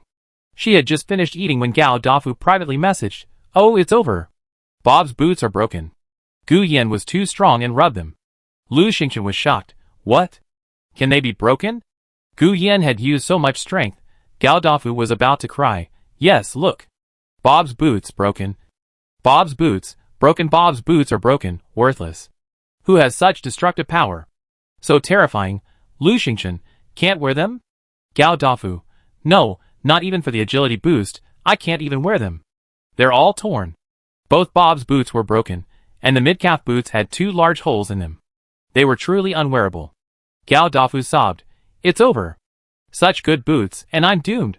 Lu Xingchen looked at the damaged boots, and suddenly had a thought. Isn't it just a matter of luck? There's still one more chance. These Bob's boots are worth it. Perhaps there will be unexpected rewards. For example, after the repair, the feather arrows transformed into swift-flying feather arrows, greatly increasing their power and speed. She had just received Gao Dafu's enchanted beads, an island landing order for free. These 2 items were invaluable. So let's help him. However, this lucky break was too miraculous to be helped for nothing. After a moment's thought, Lu Xingchen said to Gao Dafu, "Give me your boots. I show you how I can fix them." "How will you thank me if I fix them?" Gao Dafu was surprised. "You can fix them?" "Impossible. I tried, and I can't." "Lu Xingchen, just tell me how you thank me if I fix them." Gao Dafu, "I be there whenever you ask for me. I give you whatever you want. I take your beatings and scolds." He suddenly had an idea. "How about I share all the seeds I get with you in the future?" Lu Xingchen, "Sure. Also, don't throw away the junk Gu Yan finds. How about giving it to me?" Gao Dafu was shocked. "You want to collect trash?" Lu Xingchen thought, "Okay, I do." Gao Dafu reminded her that she could collect trash in the future. Collect some potentially reparable trash, and then repair it when things get better. How wonderful. Unfortunately, Gao Dafu interrupted her as soon as this idea came to her mind. Gao Dafu, haha, if you want this kind of junk, you can probably only ask Gu Yan. I've asked many people, and none of them find broken things like Gu Yan does when they open boxes. Gu Yan's unique style of items always puzzled Gao Dafu, so he asked many people, and found that they rarely found damaged items. It's not that they don't, but it's very rare. Lu Xingchen was disappointed. "Okay, if Gu Yan doesn't want it, you can give it to me." Gao Dafu was a little embarrassed. "I usually don't dare let Gu Yan open a box." Lu Xingchen understood, and it wouldn't be a waste of his box, so he said, "No problem, give it to you when you have something." Gao Dafu immediately agreed. Although Gu Yan's luck was terrible, and he always found all kinds of junk, he was unwilling to give up and wanted to try again. So, every few days, Gu Yan would throw a few pieces of junk to Gao Dafu. Gao Dafu didn't want these broken things either, so he threw them all away. Giving it to Lu Xingchen would be better, saving him the trouble of dealing with the trash. The 2 men agreed, and Gao Dafu sent over Babu's damaged boots. Chapter 112. Lu Xingchen received Babu's damaged boots, and immediately went to the crafting table. Bub's boots, damaged. Babu's boots are broken and worthless. Who has such destructive power? Terrifying. Today, thanks to the blessing of good fortune, Babu's boots can be repaired. Do you want to repair them? Yes. Repair successful. Babu's new boots are obtained. The remaining number of good fortunes is 0. Lu Xingchen quickly opened the information for Babu's new boots. Babu's new boots. Babu's favorite boots, now transformed into something he doesn't recognize. Agility +5. Suitable for men. Special effect. Biochemical weapon. Pressing the button on the boots releases a foul-smelling gas that can cause vomiting, dizziness, and weakness in anyone within 10 meters, except the wearer. Usage limit. 3 times per day. Wow, what a surprise. Lu Xingchen's eyes lit up, overjoyed. Good fortunes are truly powerful. He actually transformed a stinking, dirty boot into a pristine one, and even added a special effect. This special effect is incredible. Just imagine, if the enemy is vomiting profusely, dizzy, and exhausted, how could they possibly fight? They just have to surrender. However, biological weapons have a drawback. They attack indiscriminately, even teammates can't avoid them.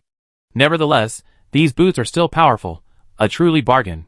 Now, Babu's boots are like new, not smelling at all, and they're spotless and brand new. Indeed, if Babu saw them, he might not even recognize them.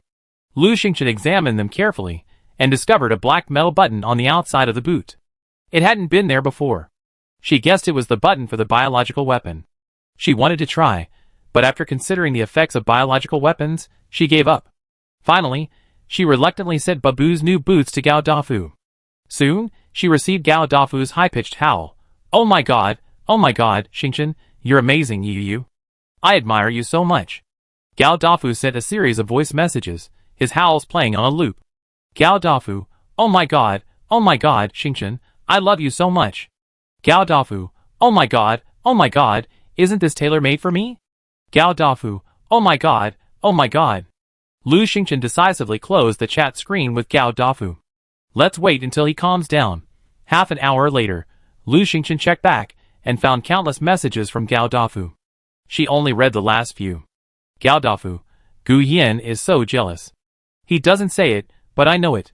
Gao Dafu, haha, I tried it once, and all the fish within 10 meters turned upside down. Haha, awesome.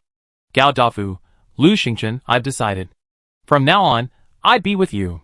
Just tell me what you need, and I'd give it to you. Lu Xingchen felt his words were meaningless, so she stopped watching. She went back to the trading hall. She had sold a lot of supplies, and gained a lot of wood and iron. Her supplies were almost gone, and the warehouse was quite empty. Lu Xingchen looked around, and saw that the number of wood and nails had reached over 7,000. 7,000 wood and nails could expand the raft by 700 square meters. Her previous raft was over 300 square meters. With another 700 square meters, she could expand it to 1,000 square meters. After expanding to 1,000 square meters, she could test whether the Peach Blossom Holy Land had also expanded. Lu Xingchen immediately went to the crafting table. Materials needed to build a 1 square meter raft. 10 pieces of wood, 10 nails. Build it? Materials needed to build a 10 square meter raft. 100 pieces of wood, 100 nails. Build in batches? Can it still be built in batches? Lu Xingchen chose to build in batches without hesitation. After the expansion, her raft was 20 meters wide and 50 meters long. Aside from the archery range that had suddenly appeared, it was a perfectly regular rectangle. The raft's expansion provided significantly more space, and her wooden boat, warehouse, tea house, and other buildings only occupied a corner. Even the fence was incomplete, just a small piece. The fence would require a lot of wood. Lu Xingchen checked her supplies, and realized she was running low. She had no choice but to give up on building the fence. She had limited supplies, and couldn't replace the wood now, so she could only wait. After expanding the raft to 1,000 square meters, Lu Xingchen immediately entered the Peach Blossom Land. Upon entering, Lu Xingchen was disappointed. The Peach Blossom Land remained unchanged. The mist remained, the peach tree remained, and the fruit trees and vegetables she had planted remained. Lu Xingchen was disappointed. Her experiment had failed. The Peach Blossom Land hadn't been upgraded after the raft expanded to 1,000 square meters. So, the next upgrade would require expanding the raft to 10,000 square meters. 10,000 square meters would require 90,000 pieces of wood and nails, an enormous amount. She wondered how long it would take to stockpile them. After a brief moment of frustration, Lu Xingchen felt relieved again. She only been at sea for 11 days, and she already expanded her raft to 1,000 square meters. That was pretty fast. She could just save more later. This 1.5 acres of land, even with a 4-fold increase in plant growth, was more than enough. Suddenly, a system notification sounded. Ding, Peach Blossom Space Development has increased. A special reward, Endless Spring. Please place it. Not far from Lu Xingchen, a fountain appeared at the token in the center of Peach Blossom Space. The Endless Spring was only a shadow now. Just now, that spot was near the center of Peach Blossom Space, and there were no plants nearby. Just place it there. Lu Xingchen tapped, and the Endless Spring was placed in the center, not far from the token. Splash. Water gushed from its base, gushing upwards. At about 5 meters, it cascaded down, finally falling to the bottom of the pool. Clear water gurgled, rippling across the bottom. The pool was circular, about 5 meters in diameter. The bottom and sides were lined with white jade-like stones, clean and smooth. As Lu Xingchen approached the fountain, she could smell the damp air and the occasional splash of water. Cool? Endless spring. This place gushes forth an endless supply of sweet water, drinkable and suitable for irrigating the land. It's upgradable. Wow, it works. Lu Xingchen was overjoyed. Her space finally had a spiritual spring. No, a pure spring. It seemed this pure spring couldn't heal or save lives, but as long as it could irrigate the land and be endless, that would be great. Who knew she hadn't planted all the seeds from yesterday? After all, her seawater filter wasn't enough for 1.5 acres of land. Finally, there was a water source. It was already late, but Lu Xingchen couldn't bear to go to sleep. She took out all the seeds and planted them one by one. Wheat, pumpkin, bok choy, potatoes, glutinous rice, spinach, and more, as well as fruit trees like pears and oranges. After finishing the planting, Lu Xingchen was nearly exhausted, but she was delighted. The thought of her paradise becoming an orchard and vegetable garden soon filled her with excitement. She glanced at the peach tree. It was a shame that the pit from this fairy peach couldn't be planted, otherwise, her space would truly have become a peach orchard. After a short rest, Lu Xingchen washed and rested. The next morning, she was awakened by a voice. Game announcement. Island landing order available. Chapter 113. Players can also use island landing tokens to enter a random island. Islands vary in size, resources, and dangers, so proceed with caution. Only 11 island landing tokens will be issued in this zone today, so please cherish them.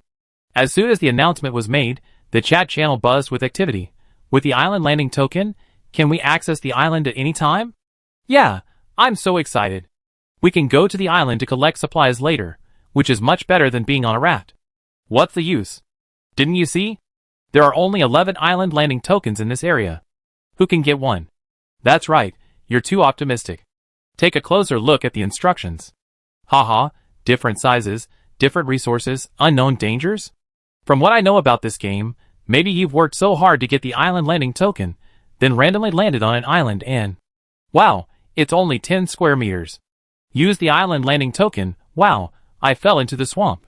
Use the island landing token. Wow, a bunch of wolves are waiting for me.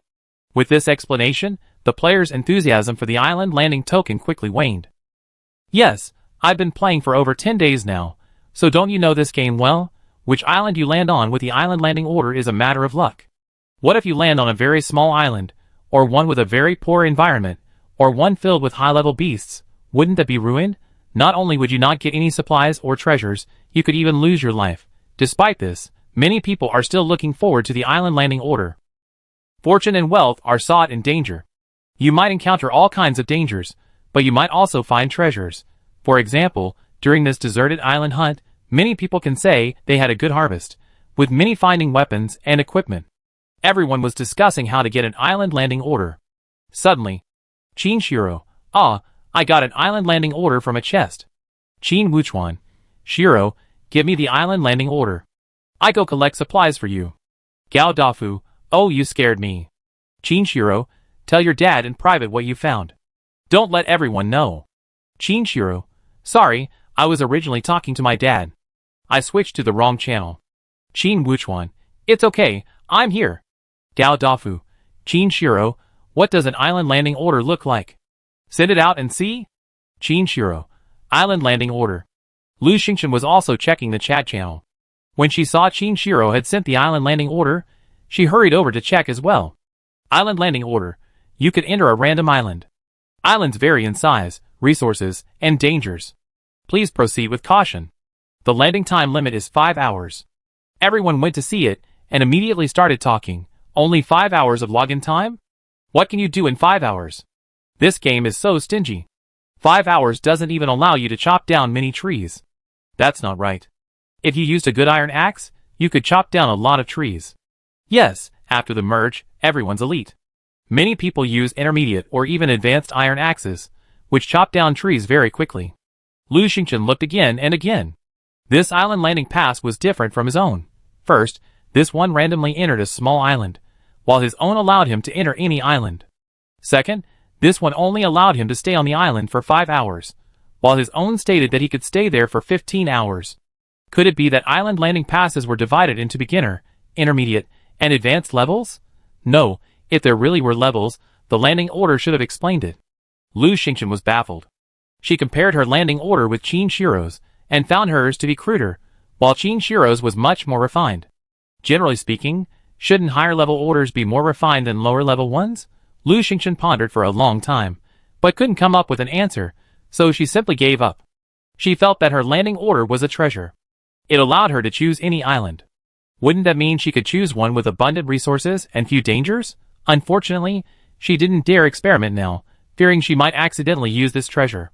Lu Xingchen stopped thinking about it. She hadn't even reached Peach Blossom Holy Land yet. She wondered what kind of luck and fortune she might receive today. Yesterday's good fortune had already been quite good. She entered Peach Blossom Holy Land. Taoyuan Holy Land is blessed with good fortune today. Good luck, the best luck today, with more supplies and better supplies. Today is a good day, perfect for opening boxes. Lu Xingchen was incredibly grateful for having saved the boxes yesterday. Lu Xingchen first checked on the vegetables she'd grown, fed the chickens, and then went outside. She was going to open the boxes. She started by opening all the wooden boxes from yesterday, finding wood, iron blocks, nails, cloth, and other items, as well as hygiene products. This time, she hadn't received any of the good luck blessings. Lu Xingchen felt something was wrong. How could she not receive any? Was it because the boxes were obtained yesterday? She couldn't confirm this, as she couldn't remember if this had happened before. Xiaoteng, were there any boxes this morning? Lu Xingchen stood up and asked the Sea Demon Vine.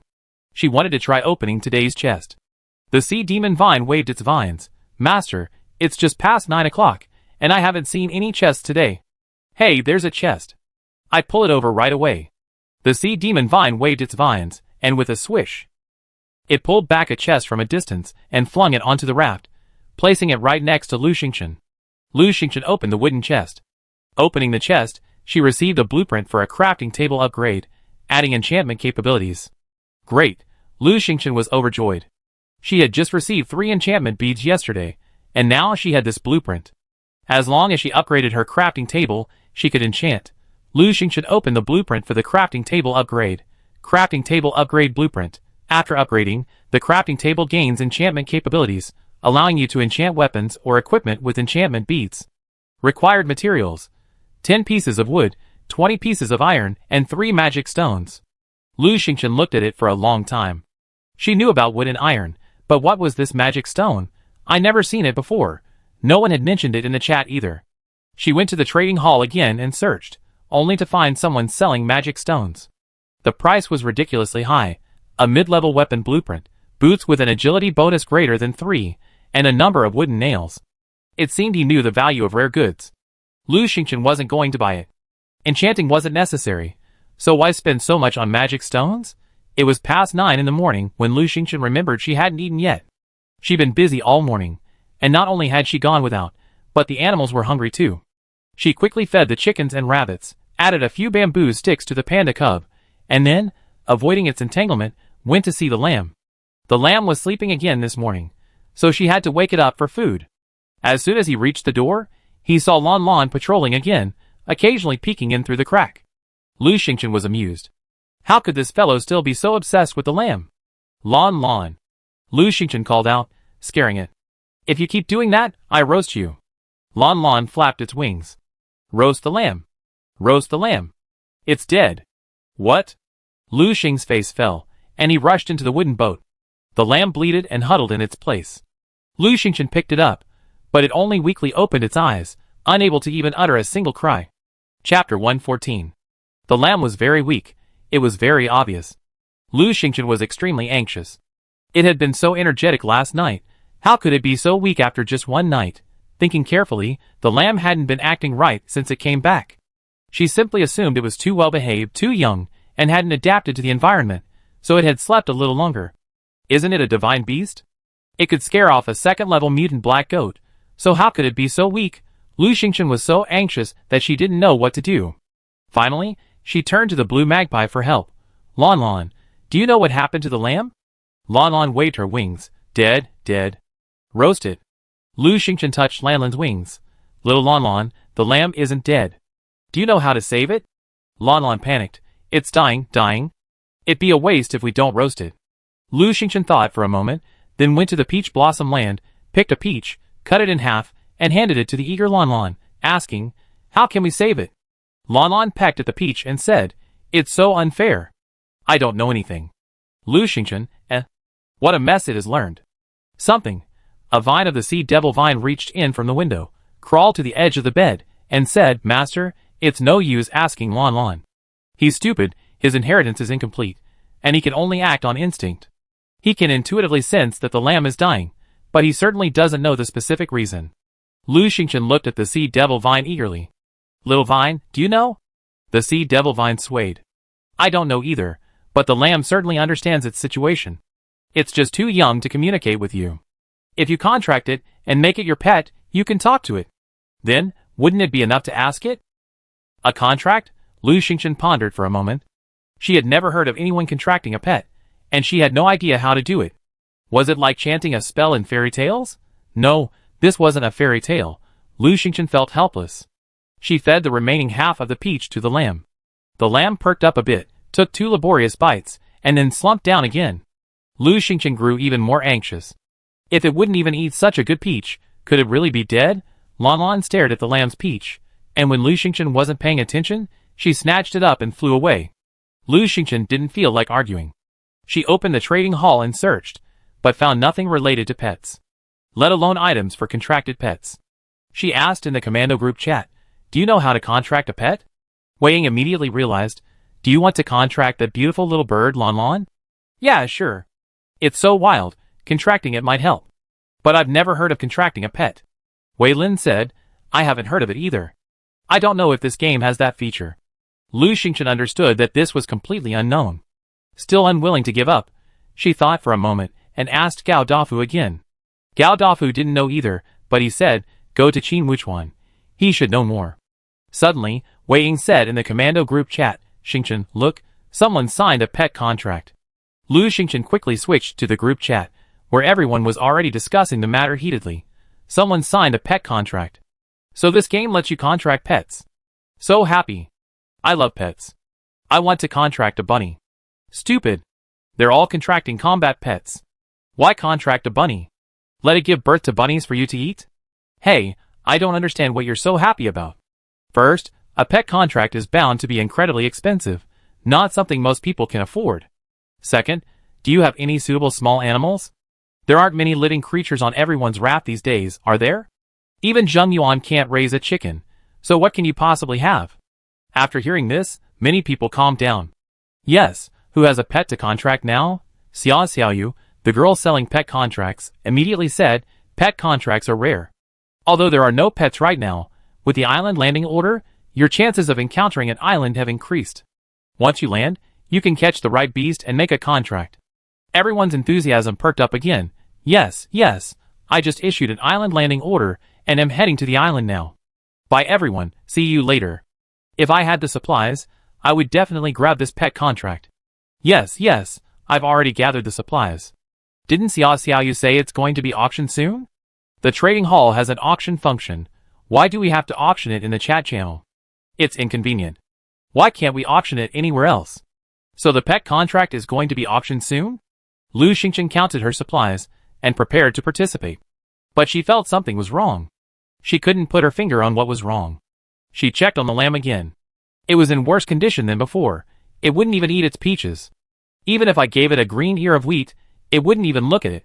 This was getting serious. Lu Xingchen decided to buy a pet contract soon. Half an hour later, Xia Xiaoyu spoke. Okay, the auction is starting now. Everyone can bid in the chat area. 1 basic weapon blueprint. 1 intermediate weapon blueprint. You're asking for just 1 weapon blueprint? 1 intermediate weapon blueprint plus 1 cowhide boot with plus 1 agility. The bids kept getting higher and higher.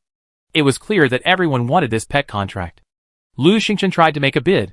1 deerskin boot blueprint with plus 3 agility, 1 iron bow or other weapon. She had acquired a few weapons while hunting on the deserted island. Weapons can change hands after their owner dies, so they can be used by others. As soon as she made her bid, the atmosphere became lively. Wow, Lu Xingchen's already made a bid, so I just watch. Do you still want to bid? Don't you see how many bigwigs there are in District 33? Zheng Yuan hasn't made a bid yet. Zheng Yuan is also bidding? Zheng Yuan, 1 boot with plus 2 agility, 1 with plus 1 strength. 1 great power red spirit fruit.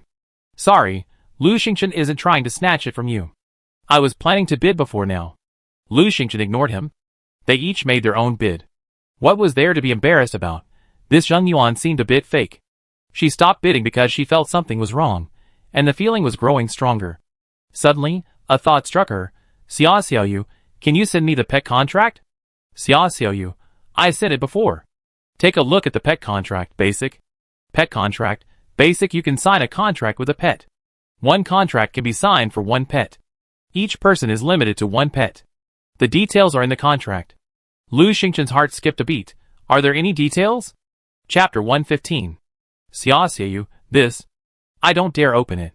I'm afraid it'd be used if I open it. If there are any precautions, everyone should just pay attention, right? Several people immediately agreed. Yes, who would dare to use it? Yes, the precautions are just to keep your pet from starving or thirsting, and to treat it well. What's the big deal? Lu Xingchen just bid. Stop talking nonsense and interrupting our auction. Lu Xingchen frowned. These people were being too protective of Xia Xiaoyu. Something was wrong. At this time, Wei Lin, Wei Ying, and Zhong Chang also began to speak. Wei Lin, actually, I have questions too. Can I just ask them? How can I make an offer without asking? Wei Ying, that's right. There are a few people who always shut us down. Are you in the same group? Zhong Chang, feeling guilty? Xia Xiaoyu evaded the question. Okay, everyone, continue. Qin Shiro said in the regional chat, Lu Xingchen, look at the private messages. I've been talking to you for ages. Why haven't you replied? Qin Shiro, Xingchen, I checked the messages now. Lu Xingchen was puzzled. Why was Qin Shiro so anxious? She opened the private chat panel and saw that not only Qin Shiro, but also Qin Wuchuan had sent several private messages. Qin Shiro, Xingchen, my dad said he's been talking to you for ages. Why haven't you replied? Qin Shiro, Xingchen, check my dad's messages. Lu Xingchen, puzzled, opened Qin Wuchuan's message. Qin Wuchuan, Lu Xingchen, don't auction off the pet contract. Huh? Something's wrong with the pet contract? Her intuition was spot on. Lu Xingchen asked Qin Wuchuan, why? Qin Wuchuan didn't answer, only saying, if you need a pet contract, I keep an eye out for it, and give it to you when I find a good one. What does the pet contract being auctioned have to do with Qin Wuchuan? Just as she was wondering, Gao Dafu's message arrived. Xingchen, don't bid on that pet contract. There's something wrong with it. How did you know that? Lu Xingchen was even more puzzled. Who else knew? Gao Dafu asked, then realized, oh Qin Wuchuan? Did he warn you not to buy it? Lu Xingchen, yes. Gao Dafu, haha, good point, I should have thought of that. In any case, this pet contract was definitely not something she could keep. She returned to the chat area and discovered that the pet contract auction was nearing its end, with Zheng Yuan now the highest bidder. In the end, the pet contract went to Zheng Yuan. Zheng Yuan immediately and excitedly began collecting landing permits, intending to go to the island to collect pets. By now, 2 people had claimed to have received landing permits. They had already gone on the expedition and promised to share their progress. Lu Xingchen looked at the lamb with worry. Xue Mei still looked listless. After a moment's thought, she grabbed a carton of milk, heated it up, and placed it near the lamb's lips. The lamb took a sip and turned away. She wouldn't even drink the hot milk. Lu Xingchen, clutching the lamb, was helpless. She could only constantly check the regional chat and the trading hall for any new information. In the regional chat, players were constantly chatting with the 2 people who had received the island landing permits. I landed on a tiny island, all rocky, but I found a few coconut trees and a couple of pheasants. Oh, I'm a bit of a loser this time. If I'd known this would happen, I would have sold the island landing permit. Not bad, right? I can chop down trees, gather coconuts, and kill chickens. Is the person above stupid? With so little, I might as well sell them. What good are a few pheasants and a few hundred logs? Hey, where's the other person who went to the island? Why hasn't he made any noise? The other one just said they were being attacked by wolves, but stopped mid-sentence. I guess, now that I know, going to the island is dangerous. I might as well sell the landing order. Perhaps the group chat was effective, as Zheng Yuan soon received the landing order. Delighted, he immediately used it and landed on the island. One of the 2 people who had landed hadn't been heard from since, while the other had quickly gathered supplies and sat on a rock, waiting to be teleported back. Everyone's attention was focused on Zheng Yuan. After Zheng Yuan arrived on the island, he hadn't been heard from again. Several people kept calling him in the area chat, asking him to reply, but he only replied, "The island I'm on is great. There are lots of beast cubs." Now, most players had nothing to do besides looting chests, so the area chat was always bustling.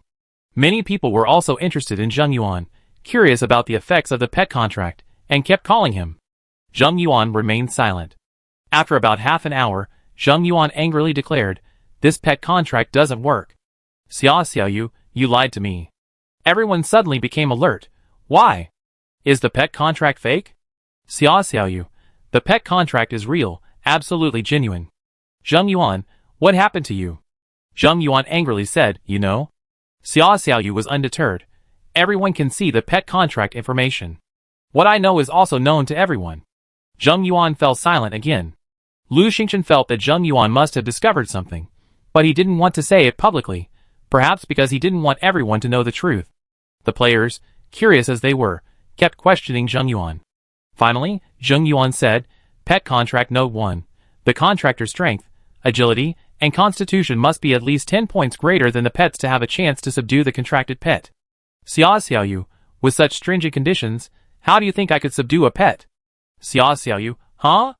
There's actually such a clause in the pet contract? I didn't know about it. Zheng Yuan, hee, I'm just opening it to take a look. I won't use the contract. Xiaoxiao, have you really not read it? Xiaoxiao, how would I dare open it? What if I use it? Zheng Yuan, stop quibbling. You're just lying. Mada, Xiaoxiao, you're deliberately concealing the truth and running the auction. You're lying. Xiaoxiao, I haven't even opened it to take a look. How could I know there was such a condition? I'm being wronged? Zheng Yuan, you know whether I've wronged you or not. Xiaoxiao, I have nothing to say. Hey Zheng Yuan, I'm telling you, the goods have been sold and are non-refundable. Mada, you've given yourself away. Zheng Yuan, haha, as expected, don't let me find out who's behind you. Mada, that's right, you even lied to us, are you going to kill yourself? Everyone in the chat channel saw it clearly. So the pet contract has such restrictions? What can be contracted? Chicks? Don't say that. A newborn rabbit should be fine. Zheng Yuan got a huge loss. He probably used up more than half of his supplies to exchange for this pet contract. I think Xiaoxiao should have known about this restriction. Otherwise, why didn't she use it herself? Lu Xingchen suddenly realized what was going on. But how did Qin Wuchuan know there was a problem with the contract? And how did Gao Dafu know? She immediately went to ask Gao Dafu. Gao Dafu chuckled, guess? Chapter 116. After waiting for a while, Gao Dafu said, Xiaoxiao is one of Qin Wuchuan's assistants. If the pet contract was so good, why wouldn't Qin Wuchuan use it? They're just a scammer. I told you, Qin Wuchuan isn't a good person. Lu Xingchen, huh? Gao Dafu gloated. Why does Qin Shiro always get scammed? Karma. Gao Dafu, don't you think those people who spoke up for Xiaoxiao are suspicious? They're all from District 35, the same district as Qin Wuchuan. What a coincidence. Lu Xingchen, Gao Dafu said excitedly, I think Zheng Yuan's not going to be easy either. Just wait and see. He's definitely not going to let it go. District 33 is going to be bustling, haha. Lu Xingchen wasn't in the mood to just sit there and watch. She asked, did anyone else get a pet contract? Gao Dafu was surprised. You still want a contract? With such harsh conditions, what are you contracting? A rabbit or a chicken? Lu Xingchen's heart sank. She was too anxious and confused. Yes, the pet contract might not even cover Mimi. She's seen little Mimi fight, and she knew it was definitely quite strong. She definitely didn't meet the requirements. But was she going to watch Shui Mimi die? She couldn't do that. Mimi was her own, and she wasn't sure it was because she'd taken it away that it became like this. Besides, it had helped her so much. Such a lovely little thing. She couldn't bear to see it die. She had to save it. Lu Xingchen wasn't in the mood to talk to Gao Dafu anymore. She closed the chat screen and looked down at the lamb. Pop! There was a sound. The sea demon vine had pulled up another box. Lu Xingchen's heart skipped a beat. Today was a lucky day. She hadn't even opened a chest yet. What if she found something good that could solve her current problem? Just now, she found an enchanting workbench blueprint. The sea devil vine had already fished out 4 chests. Lu Xingchen opened the first chest. Opening the chest, it said, lucky luck for the day. And received 1 magic stone. Wow, a lucky day right out of the gate, and a magic stone. Lu Xingchen was delighted and continued opening chests. Opening the chest, it said, "Lucky luck for the day." And received 100 wood. Opening the chest, it said, "Lucky luck for the day." And received 100 nails. That was pretty good luck, much better than most people, who at most would get 10 wood or nails. It was pretty lucky, after all. It was just too bad it wasn't what she wanted. Lu Xingchen then opened the fourth chest. Opened the treasure chest, and received the good luck today blessings, advanced pet contract, X1. Pet contract? Lu Xingchen was overjoyed. Her wish had come true, and she immediately took out the pet contract. Pet contract, advanced allows you to sign a contract with your pet. Is the introduction so simple? Why is it different from Xia Xiaoyu's contract? Oh right, the contract Xia Xiaoyu auctioned was a basic one, and this one is advanced. But what's the difference between basic and advanced? She wouldn't know unless she opened it. Lu Xingchen took out the contract, and an envelope-like object appeared in her hand. It simply read pet contract, with no indication of its contents. Do you want to open the pet contract, advanced? Fortunately, it was about opening, not using. According to Zheng Yuan, opening the contract doesn't mean it can be used. Lu Xingchen paused for a moment. Open. A thin sheet of paper appeared before her, bearing only instructions. Tear open the pet contract to sign a contract with the pet. After signing the contract, you will have a telepathic connection with the pet. The instructions were too simple, with no precautions. Lu Xingchen looked left and right, still feeling unclear. However, she didn't dare delay any longer, as the lamb's aura was even weaker than before. Since the instructions indicated it needed to be torn, then tear it open and see. Lu Xingchen placed the lamb in front of her and tore open the pet contract. With a rip, the pet contract shattered into pieces, emitting a dazzling light that instantly coalesced into a halo, about the size of an ordinary hedge wreath. The halo glowed gently, and hovered motionless in front of Lu Xingchen. What should she do next? Lu Xingchen froze. She petted the lamb. Little Meme, do you want to sign a pet contract with me? I want to save you. Little Meme bleated softly, stood up, and raised her head slightly. The contract halo descended upon her head and vanished. Congratulations, you, Shui Meme, have signed the master-servant contract. From today on, she's your pet. Lu Xingchen was a little confused. Just like that, the contract was successful. Besides, what did Shui Meme mean? It was clearly one of the names she had given the lamb. What's going on? This contract didn't even tell her what kind of mythical beast the lamb was. Suddenly, a voice appeared in her mind. Master. The voice was a little weak, a little childish, and a little coquettish. Lu Xingchen's heart skipped a beat, and she immediately asked, Are you Shui Meme? It's me, master. The lamb's voice was weak. Lu Xingchen quickly said, All right, no need to say anything more. Just tell me what happened, and how I can help you. The lamb blinked. Master, I'm only 3 days old. Ah, only 3 days? Lu Xingchen calculated. She had met the lamb the day before yesterday. So was it only just born when she encountered it? How could it be so young? But how could it be so alone right after being born? Where are its parents? Shui Meme, I feel like I'm dying, master. I love you so much. Lu Xingchen. Seeing its voice growing weaker, Chen grew anxious. Little Meme, don't say anything else. I made a contract with you to save you. Think carefully about why you're like this, and how I can save you. Shui Meme, I don't know. I feel like there's a voice in my head telling me that if I can return to where I was born and find what my mother left me, I survive. Lu Xingchen was stunned. But how do I get back? She saw it hunting on a deserted island. Who knew where that island was? It might have sunk. Shui Meme, my birthplace isn't where I met my master. I was just teleported there by my mother. Lu Xingchen, huh? This made it even more difficult. The ocean is vast, and there are countless islands. How can I find them? Lu Xingchen frowned. Perhaps from talking too much with Lu Xingchen, Shui Meme slowly closed her eyes. Lu Xingchen was startled and quickly petted her. He wanted to keep asking, but he was afraid of wasting its energy. If he didn't ask, he wouldn't be able to find a way to save it. Lu Xingchen was here communicating with Little Meme. Lon Lon had already finished her peaches and strawberries, even eating Little Meme's portion, so she was completely full and satisfied. Just then, she flew over, tilted her head to look at the frail lamb, and asked, Isn't it still alive? Lu Xingchen didn't have the mood to scold Lon Lon anymore. He asked, Do you know where it was born? After asking, Lu Xingchen felt a little regretful. Even the lamb couldn't explain this, so what was the point in asking this silly bird? Lon Lon flapped its wings. Why ask me? Shouldn't you ask it? Who can't remember where they were born? It's not stupid. Lu Xingchen, Could it be that all divine beasts have this kind of inherited memory? The lamb, Mia Mia, opened its eyes, glanced at Lan Lan, and said to Lu Xingchen, Master, I was just thinking and found a few memories. There are tons of blue morning glories growing near my home, and the ground is covered with purple alfalfa. Our island is all green, with so many trees. The lamb paused for a moment, then whispered, If I saw a picture or video, I definitely recognize it. After saying this, it closed its eyes again.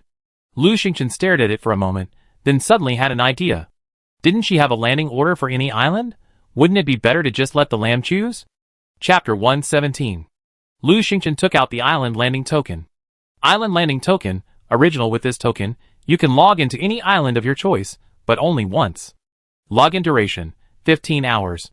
Do you want to use it? Afraid of being teleported as soon as she opened it, Lu Xingchen decided to prepare her supplies for the island landing. She put weapons, traps, medicine, food, water, torches, ropes, and other potentially useful supplies in her backpack. Finally, she also brought 2 night shining pearls, the ones she had found in Babu's treasure chest. She planned to use them for lighting. They were more useful than torches, but she had to be careful not to lose them. Finally, she checked her equipment again. She was now wearing her invincible suit, so her equipment was perfect, except for a few weapons. Oh, and there was a throwing knife blueprint. She had originally waited until she had the blessing of sky-high luck to craft it, but now she couldn't wait any longer. An extra weapon was an extra layer of security. And a high-level throwing knife would be nice too. She immediately took out the throwing knife blueprint and went to the crafting table. Throwing knife blueprint. Advanced 12 throwing knives, each blade sharp and paper-thin, capable of easily taking a life. Note: learning the secret technique of throwing knives would be even better. Required materials: throwing knife blueprint X1, iron block X12, cowhide X2, wood X4, refining stone X1. All other materials are available, only the refining stone is missing. Lu Xingchen didn't have any on hand, so she went to the trading hall. Fortunately, she found a few refining stones, but each one was very expensive. In fact, 2 refining stone sellers quickly removed their items from the shelves. Lu Xingchen checked the listing times. Most of them had been listed half an hour ago. After a moment's thought, she asked in the commando group chat, Has anyone seen refining stone? Wei Lin, I just saw someone selling it this morning. I guess it's only recently available. No, it should have been available today. Wei Ying, someone's buying up refining stone, seemingly trying to corner the market. I heard a lot of high-level weapons require it. Wei Lin, really? That's a bit troubling. It seems there are quite a few real profiteers in District 33. Wei Ying, Gao Dafu said it was Qin Wuchuan. Zhong Chang, I just got one from a box. Xingchen, I send it to you. Lu Xingchen opened the private chat and saw that Zhong Chang had already sent the refining stone. Zhong Chang also needs to craft a high-level fine iron sword and staff, right? Lu Xingchen, have you crafted yours? Do you need refining stone as well? Zhong Chang, I'm not going to the island right now. We talk in a couple of days. That means it hasn't been crafted yet. Even if I'm not going to the island now, what if I come across a small island later? What if I don't have the right weapon and get into trouble on the island? Lu Xingchen couldn't possibly delay Zhong Chang, but she also knew his character. She wouldn't return the refining stone unless she had one herself. So many people had gotten refining stones, it was impossible for her not to have any. She was currently experiencing great fortune. Little Vine, are there any new boxes? Lu Xingchen asked. Here they are, master. I pulled 2 over. The sea demon vine swiftly extended 2 vines, pulling up 2 boxes from the left and right. Clang. The boxes landed on the raft with a clang. Lu Xingchen opened the treasure chest. Opening the chest, he was blessed with great fortune today and received 2 sandbags, which he had placed in his storage backpack. Sandbag, what is this? Lu Xingchen was puzzled for a moment, not even glancing at it before opening the second treasure chest. Opening the treasure chest, he received the good luck today blessing, and received a whack-a-mole toy X1. What's going on today? He's actually arguing with toys? Everyone in the survival world is over 18. Who still plays this? Is this really the effect of the good luck blessing? Lu Xingchen was so worried. Why didn't he get a more decent treasure chest? Master, there's another treasure chest. Look! The sea demon vine exclaimed, pulling up a treasure chest. It's locked too. This one must contain something good.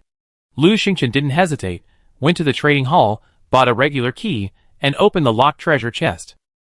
Opening the locked treasure chest, he received the good luck today blessing, and received a refining stone X1 and a space stone X2. Well, here it comes. Good luck is awesome. Not only did he give a refining stone, he also gave 2 space stones. Lu Xingchen returned the refining stone to Zhong Chang and explained the situation. Only then did Zhong Chang take the refining stone back. Lu Xingchen returned to the crafting table and began crafting the throwing knives. Throwing knife blueprint. Advanced 12 throwing knives, each with a razor-sharp blade as thin as paper, capable of easily killing a person with a single strike. Required materials: 1 throwing knife blueprint, 12 iron blocks, 2 cowhides, for wood, 1 refining stone. Craft? Yes. Crafting successful. 12 throwing knives. Advanced, 12 exquisitely designed throwing knives appeared on the crafting table. There were 12 of them, strung together with 2 bracelet-like devices. Although they were throwing knives, each one came with a scabbard. The scabbards were attached to a red leather bracelet, 2 in total, each holding exactly 6 throwing knives. The scabbards were dark red, delicately patterned. Even the throwing knives with their scabbards were quite small, only 10 centimeters long and 2 centimeters wide.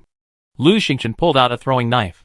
The knife was about the same size as the scabbard, and the blade was indeed as thin as paper. The knife gleamed coldly, dazzling in the sunlight, blinding anyone. Lu Xingchen didn't dare touch the knife. A gust of wind blew, and a strand of her hair fluttered, brushing against the knife. The strand of hair fluttered down, only to be completely severed by the knife. Lu Xingchen was startled. Was this the severing hair? Alas, she didn't know how to use a throwing knife. Try it first? Lu Xingchen flicked his hand, and the flying knife flew out with a swish. With a flash of cold light, it lodged itself into a nearby wooden stake. Silently. So fast. Lu Xingchen walked over in surprise, only to see the flying knife sunk deep into the stake, leaving only a tiny hilt. Remarkable. Excited, she sheathed the knife back into its sheath. Preparing all these things took only 20 minutes. Feeling fully prepared, Lu Xingchen took the landing order and went to find Shuemini. After picking up the lamb, she opened the landing order. Island landing order, original with this token, you can log into any island of your choice. You can only log in once, and the login duration is 15 hours. Do you want to use it? Yes. Please select the island you want to visit. A screen popped up, displaying rows of videos, about 30 in total. Every video was playing. Some showed rippling water, some lush greenery, some towering trees, and some herds of wild beasts. Lu Xingchen was dazzled. What a magnificent sight! So that's how they chose it? She explained again. This original island landing pass was truly a treasure. Lon Lon also came over, chattering non-stop. This, I want this. No, I don't like that one. I want this one with fruit. You're drooling. So many plump, white bugs. Lu Xingchen, move aside. It's not your choice. Little Meme, come here. Which one is your birthplace? Shui Meme said weakly. This would be a waste of Master's Island landing pass. Master could have chosen a much better place for adventure. Lu Xingchen smiled. No, Meme chose the best place. Chapter 118. Lon Lon was jealous and snorted. Why are you being so nice to it? Lu Xingchen petted the lamb. Island landing orders are indeed valuable, and every video looks good. However, exploration isn't just about watching videos. You also have to choose the right island. The lamb's home is good. At least the lamb is familiar with it, and it sounds like there's plenty of supplies, plus it can be rescued. Isn't that the best of both worlds? While the island landing order is useful, there's no need to keep it. Based on experience, the later the game progresses, the more supplies there are, and the more rare items there are. Use the good stuff when you have it. That's Lu Xingchen's view. The lamb had been watching for a while, and shook its head. There was a refresh button below the videos. Lu Xingchen clicked it, and a whole bunch of videos refreshed. After watching for about 10 minutes, the lamb Me suddenly stretched out its hoof, pointed at a video, and said to Lu Xingchen, "Here it is. This is where I was born." Lu Xingchen took a look. The video was beautiful.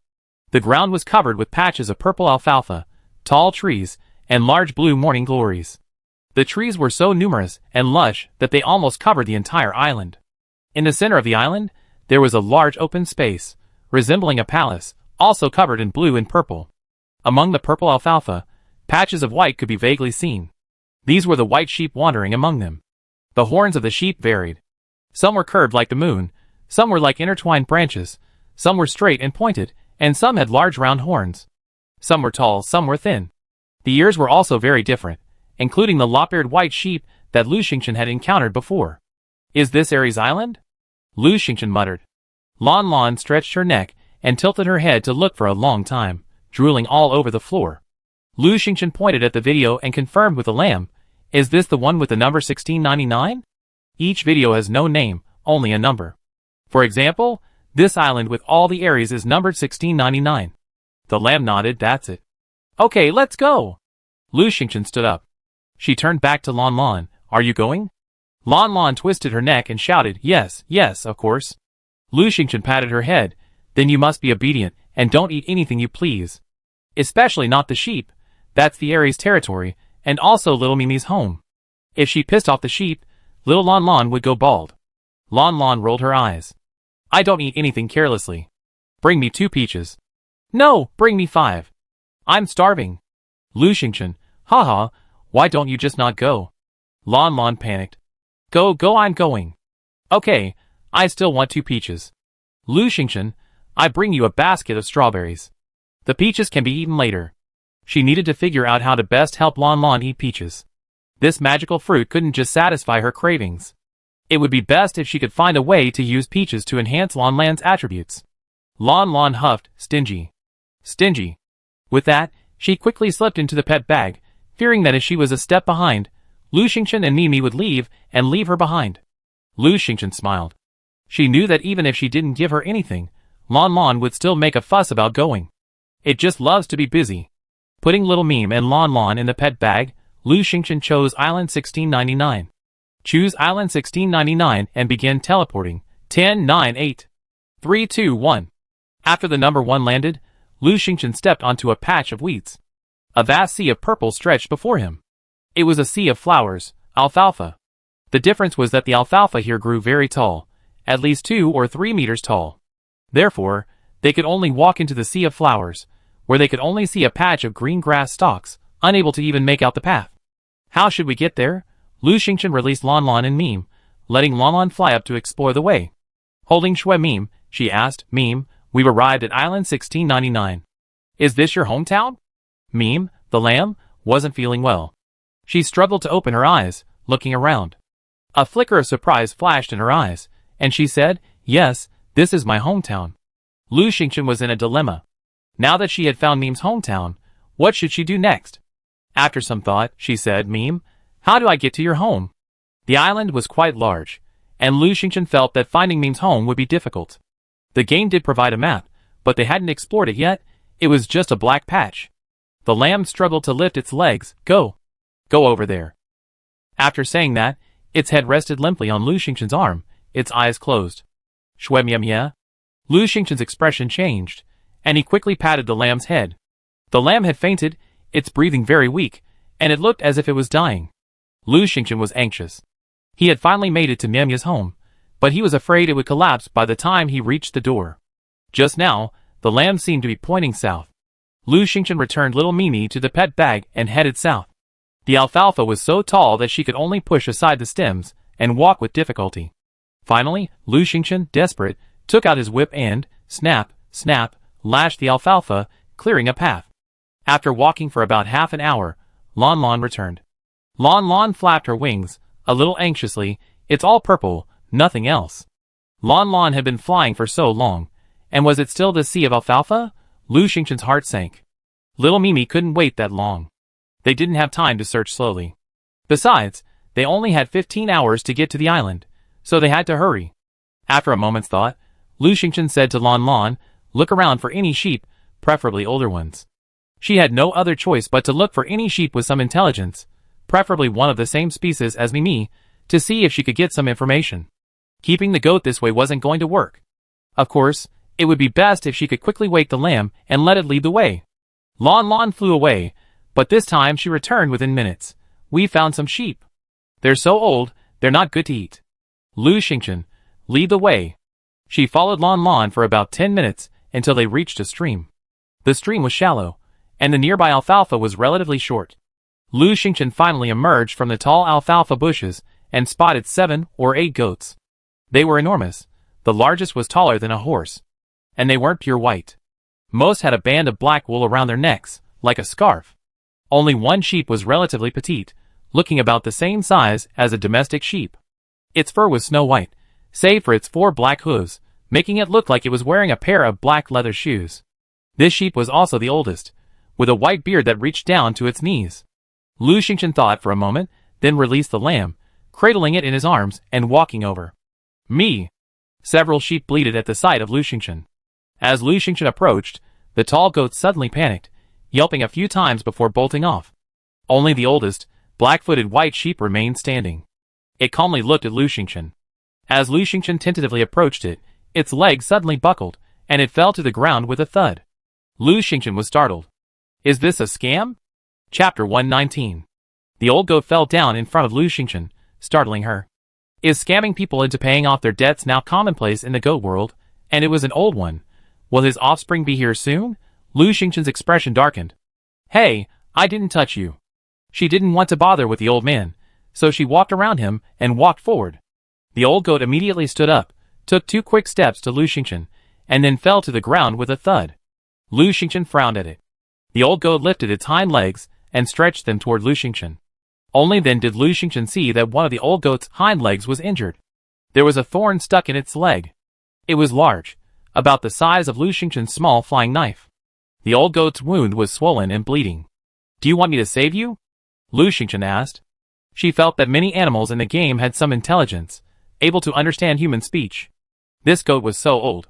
Even humans become intelligent when they age, so goats are probably similar. The old goat actually nodded and bleated several times. Okay, confirmed. It's not a scam, it's a cry for help. Lu Xingchen carried the lamb out and asked the old goat, Do you know it? Do you know where it lives? The old goat's eyes were confused. It spun around, nodded, shook, and nodded again. Finally, it bleated, as if confirming something. Does this mean it knows someone? Even if it doesn't, it should be able to help, because this old goat is clearly smarter than the others. Lu Xingchen placed the lamb in the pet bag, squatted down, and reached out to pull out the thorn from the goat's hind leg. The old goat bleated twice, stretched its legs painfully, and shuddered twice with its eyes closed. Why couldn't it move? Lu Xingchen grew anxious. Finally, she took out a packet of golden medicine and poured just a little on the old goat's hind legs. After a while, the old goat stood up, refreshed. It barked twice at Lu Xingchen and walked along the stream in the other direction. Every few steps, it turned back and barked twice. Lu Xingchen understood. Are you asking me to follow you? The old goat nodded. Lu Xingchen followed, feeling that this old goat must understand something. Man and goat walked for about half an hour until they reached a gently sloping slope. Here, the stream cascaded down, much faster than before. Near the stream grew clumps of short weeds, occasionally with alfalfa. Lu Xingchen looked up and saw a taller alfalfa plant not far away. It was a different kind of alfalfa. First, it was quite tall, about a meter tall, standing out from the crowd of knee-high alfalfa plants. Second, its flowers were different from those of other alfalfa plants. Although also purple, its stamens were golden, with strands of golden thread extending from them and spreading across the purple petals. The flower at the very top was large and beautiful, seemingly shimmering with golden light. Quite beautiful. Lu Xingchen walked over. He discovered golden stamen clover, a second-level spiritual herb, a favorite of the lambs. Huh? It's actually a spiritual herb. As Lu Xingchen approached the golden stamen clover, he smelled a unique scent, probably floral, and different from that of ordinary alfalfa. Lu Xingchen released the lamb from the pet bag and held it in his arms. She thought this was the lamb's favorite food, and since it was a magical herb, a few bites might help the lamb recover. The old goat seemed to understand, perhaps. I wondered if the lamb had smelled the fragrance of the flowers, but it actually opened its eyes. It saw the golden alfalfa, and its eyes lit up. Master, I want to drink the essence of the golden alfalfa stamens. It's the golden jade dew, which will boost my vitality and keep me awake. Lu Xingchen walked closer and took a closer look. Sure enough, among the clusters of purple flowers, the top flower had a pool of orange liquid in its stamen. Lu Xingchen plucked the flower and poured the liquid into the lamb's mouth. After drinking the golden jade dew, the lamb felt much more energetic. It struggled a little and said, Master, put me down first. Lu Xingchen put Xiaomai down. The lamb actually stood firm and took a few steps forward. Lu Xingchen quickly followed. After just a few steps, the lamb bleated and collapsed to the ground, bleating, Master, no, I still can't walk. But this little essence will keep me awake for an hour. Lu Xingchen quickly picked it up. Okay, let's go. She suddenly remembered. Golden alfalfa is so good, a magical herb, and the lamb loves it. So why not take it back? If she took it back and transplanted it to Taoyuan, she could harvest the alfalfa seeds and plant a golden alfalfa field. Lu Xingchen turned around and was stunned. She saw the old goat chewing furiously. A single alfalfa flower lay beside its mouth, and its feet were in a mess. In less than a minute, it had devoured the entire golden alfalfa plant. You? Lu Xingchen was speechless. But she couldn't say anything. After all, it was the old goat who brought them here, and the golden essence here had made the lamb feel better. Okay, bye. Lu Xingchen said to the old goat, and turned to leave. Me. The old goat, anxious, rushed over, reaching out to grab Lu Xingchen's sleeve. Lu Xingchen quickly dodged. The old goat turned and took 2 steps, then looked back at me out, then continued forward. This happened twice. Lu Xingchen understood. You want me to keep following you? There's golden alfalfa up ahead? The old goat nodded vigorously. Should we go or not? Lu Xingchen looked down at the lamb. Go, get some more golden jade dew, and dig up that alfalfa plant while we're at it. This goat must have brought her here to find alfalfa, as a way of repaying a favor. Lu Xingchen followed the old goat for about 10 more minutes before another golden alfalfa plant appeared ahead. Here, the alfalfa plants varied in height, seemingly in several varieties. For example, near the stream, the alfalfa was very short, while 5 or 6 meters away, it was tall. Taller than a person. Tall and dense. Lu Xingchen had previously walked among this type of tall alfalfa. The golden alfalfa, on the other hand, was medium-sized, neither tall nor short. The old goat stopped at a distance and didn't move. Lu Xingchen took 2 steps, then looked back at it curiously. She then remembered that the last time she encountered the golden alfalfa, the old goat had stood back and waited until she had taken out the golden jade dew before running over. It was rather cautious. Something's wrong. After 2 more steps, Lu Xingchen stopped and looked back at the old goat. The old goat bleated eagerly. It bleated twice, as if urging her to move faster. Lu Xingchen still felt something was amiss. A second-level spiritual herb, hey, at least it needs a little snake to guard it, right? That went too smoothly, didn't it? She glanced back at the old goat, picked up a stone, and threw it at the golden alfalfa. Bang! The golden alfalfa shook twice before regaining its composure. Lu Xingchen waited for a long time, seeing no movement from the other side. She tightened her whip and slowly walked over. Finally reaching the golden alfalfa, Lu Xingchen breathed a sigh of relief. She stretched out her hand. Suddenly, a cold wind blew from behind, carrying a strong fishy smell. Not good. Chapter 120. A cold wind blew from behind. Luckily, Lu Xingchen had been keeping her nerves on edge, having previously gripped her whip tightly. Sensing something was amiss, she immediately twisted her body, turned around, and swung the whip. Snap! She missed. Lu Xing retreated a dozen steps before finally seeing the beast before him. It was a massive black wolf. About the height of a man. The wolf's eyes were fierce, its sharp fangs bared. With a roar, it charged again. Lu Xingchen was terrified. The black wolf was too fast.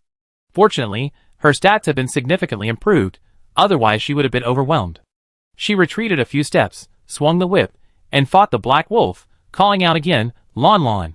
She had to get Lanlan's help. The wolf was too fast. She had neither the time nor the distance to use her bow and arrow. Lon Lon was quick this time. It swooped down from the sky, yelling, Here I come! Let me kill this black cub. Lu Xingchen hurriedly said, Lon Lon, be careful. Walk it. She had always hoped Lon Lon would use some brains and stop rushing around recklessly. It had a natural talent for flying. Why resort to force? Just disrupt the black wolf. But Lon Lon wasn't thinking that way. It attacked with both claws and beak, scratching and clawing, engaging the black wolf in close combat, leaving it scratched in several places. The black wolf was enraged. It roared and ripped off a feather from Lon Lon. Lon Lon was furious. Black cub, you're courting death. I kill you. Lu Xingchen shouted, Lon Lon, retreat. She took advantage of the gap between Lon Lon and the black wolf to retreat more than 10 meters.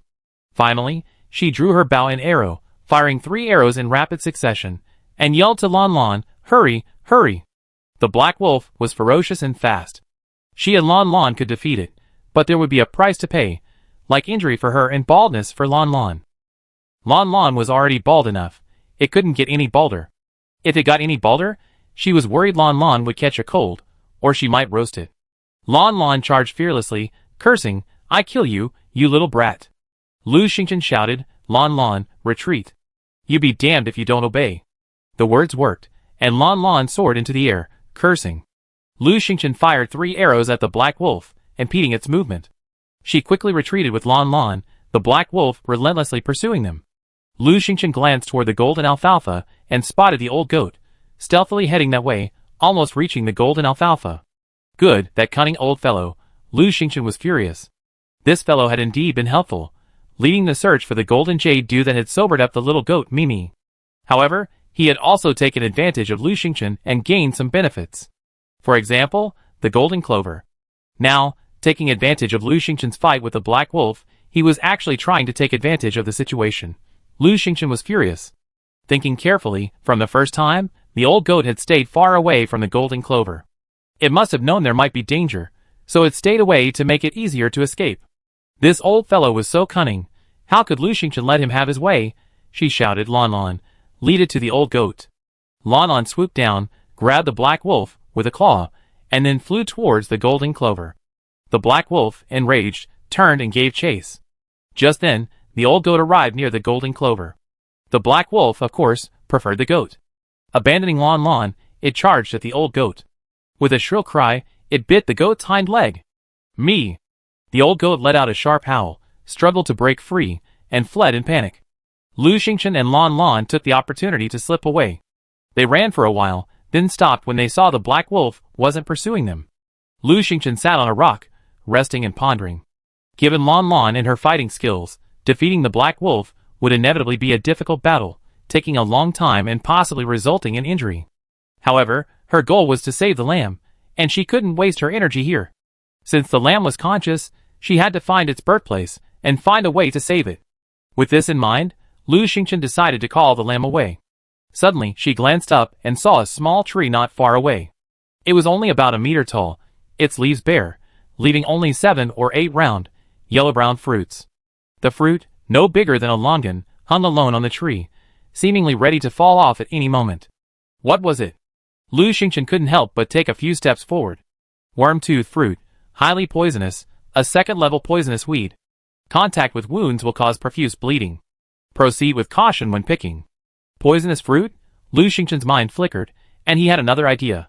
With this, they could significantly reduce the time it takes to kill the black wolf.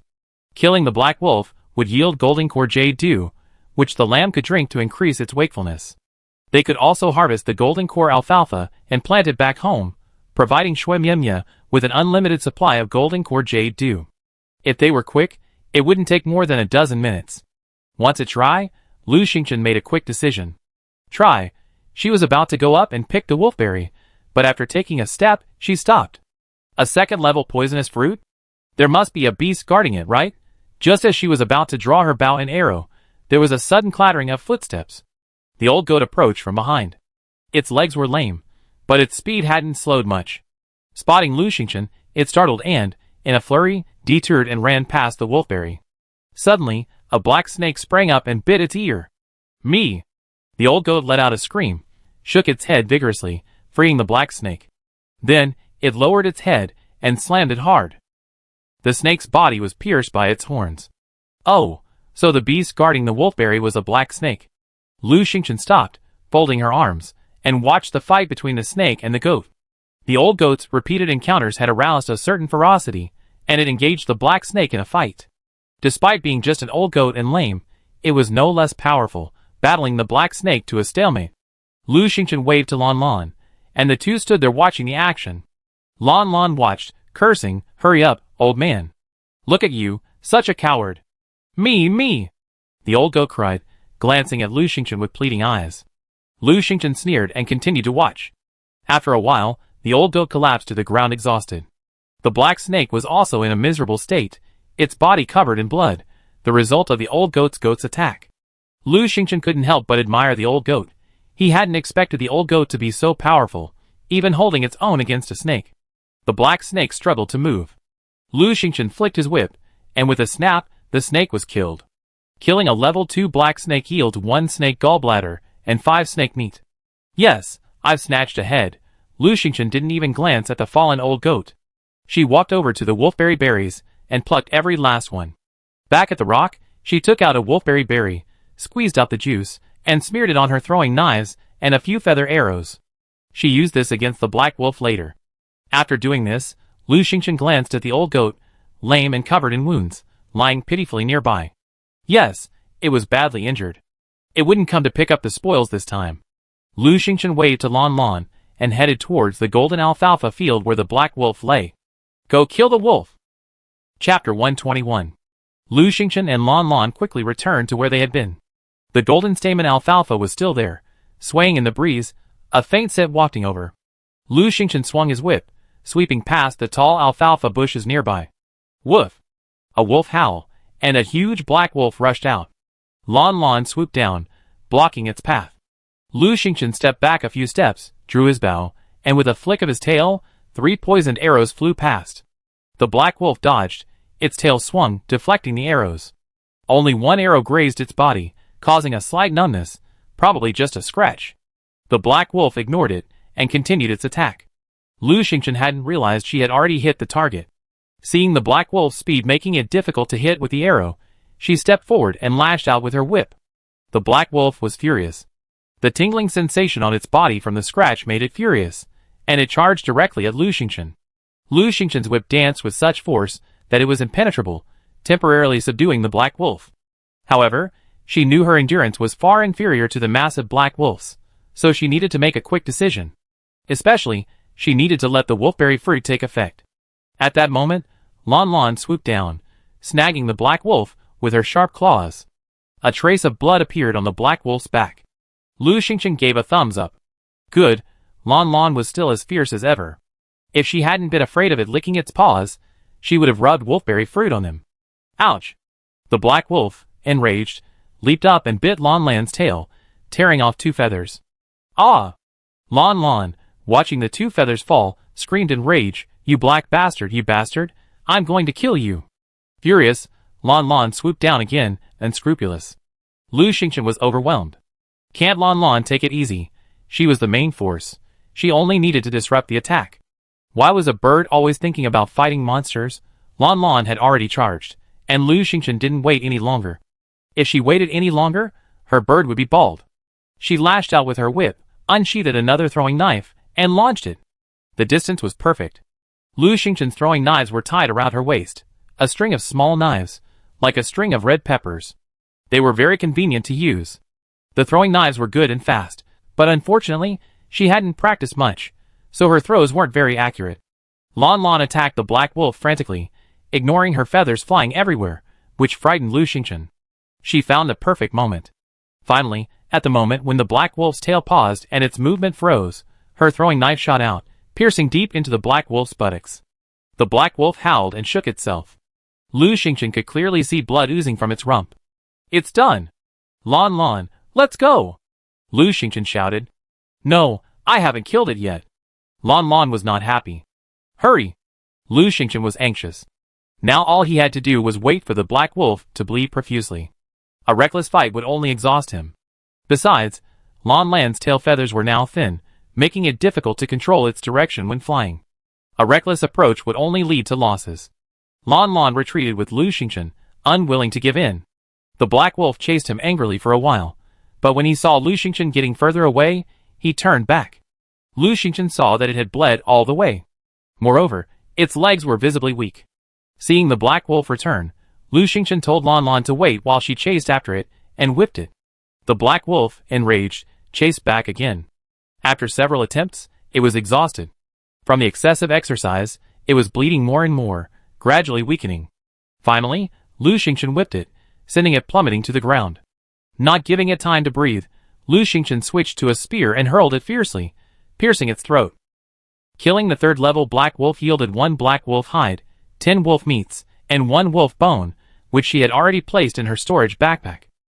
Lu Xingchen was exhausted.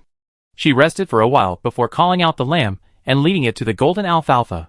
She fed it the golden essence. How are you now, Mimi? Lu Xingchen asked worriedly. I'm much better, master. Thank you. After drinking this golden essence, I can last 2 hours, said little Mimi. That's good. Lu Xingqian felt relieved. At last, all her hard work hadn't been in vain. She took out her shovel and moved the entire golden stamen alfalfa plant into her backpack. After digging the alfalfa, she was about to stand when she suddenly felt a flash of silver before her eyes. Hey, what's that? Lu Xingqian peered into the stream and found a treasure chest. The treasure chest was silver and very small, much smaller than an ordinary wooden box, about the size of a jewelry box. She carefully lifted the treasure chest from the water. Not bad, not bad. Black Wolf had some good intentions, giving her a treasure chest, and it was silver. This was the first time she had ever seen a silver treasure chest. It went without saying that there must be treasure inside. We found a silver treasure chest. Do you want to open it? Yes. Open the silver treasure chest, and today's good fortune will be bestowed upon you, and you will receive the sheep singing bell. Finally, good luck struck again. But what is a sheep speak bell? Lu Xingqian found a small bell in her backpack.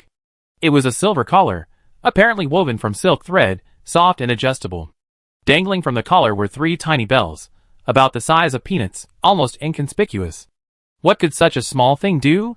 Sheep speak bell, a gift from the one-horned divine sheep. Wearing the sheep speak bell allows one to understand the language of all sheep and communicate with them. Understand the language of all sheep, Lu Xingqian was overjoyed. This was a timely help. What she needed most right now was a tool to communicate with sheep. After all, this island was mostly inhabited by sheep. She picked up the sheep speak bell, thought for a moment, adjusted the collar's circumference, and put it on her arm. After taking 2 steps, she heard a very faint, crackling sound. It was so soft that if you didn't listen carefully, you wouldn't be able to hear it at all. Lu Xingqian put on the sheep speaker bell and wanted to find a sheep to test its effects. She said to Lon Lon, "Go look around and see if there are any sheep nearby." Lon Lon flew away. Lu Xingqian picked up the throwing knife and feather arrow she had just dropped, called out the lamb, and held it, asking, "Where should we go?" The lamb pointed in a direction, to the other side of the stream. Lu Xingqian looked down and saw that the stream was shallow, so she should be able to wade across. She entered the stream and waded to the other side. The deepest part of the stream was only knee-deep. Lu Xingqian stepped ashore and found that her clothes and shoes were completely wet. She marveled at the power of the invincible suit. She had traveled all the way, wading through water, fighting, and scrambling through alfalfa, yet not a blade of grass or dirt remained on her. Her clothes and pants were still spotless. Following the bleeding directions of the little goat, Lu Xingqian took a few steps and saw a goat ahead. A scarred old goat. It was the same goat from before. The old goat collapsed to the ground, looking pitifully at Lu Xingqian. Lu Xingqian snorted coldly and walked past it. The old goat bleated a few times, and Lu Xingqian understood its words. "Beautiful little fairy, lovely adventurer, savior of the one-horned divine goat, my rescuer, can you heal my wounds?" Chapter 122. Lu Xingqian turned around and looked at it in shock. Is that what an old goat would say? This kind of flattery could be composed into a song, right? Haha, never mind. Lu Xingqian walked away. The old goat fluttered a few times and stood up, walking a few steps after Lu Xingqian, still bleeding. "Please treat me with the powder you just gave me." "The powder you just gave me, the golden healing medicine?" It wishful thinking. Lu Xingqian chuckled. "Why should I care about you? This old liar. As expected, things that have lived too long are more clever. No, this old guy isn't even clever, he's a thief." The old goat followed Lu Xingqian all the way, bleeding all the way. "Without the golden jade dew, the little one in your arms wouldn't have survived this long. I've helped you, but you can't just stand by and watch it die." Lu Xingqian sneered. "Aren't you still alive and well?" Although covered in wounds, he could walk and jump, and even talk without gasping for breath. Very healthy. Lu Xingqian was furious. Even if the old guy died in front of her, she wouldn't have cared. If her fighting power was any weaker, she would have been eaten by the black wolf just now. Not killing it was good enough, but saving it? How could it be possible? She walked quickly, the old goat in her arms, the lamb in her arms. Lu Xingqian was annoyed. She looked down at the lamb and said, "Mimi, how about you find me another mount?" The lop-eared white sheep from the deserted island was good. The lamb looked at Lu Xingqian with its emerald green eyes. Bewildered, "Master, they don't listen to me." "Huh?" Lu Xingqian was surprised. The lamb was speechless. The old goat came over and said, "It's almost dead. It's relying on you and Jean Rui Yu Lu to keep it alive. It's not capable of that. Besides, almost all the white sheep on the island are dead. It hates the black sheep and definitely won't call them." Lu Xingqian stopped and asked, "What's the difference between black and white sheep? Aren't they all sheep?"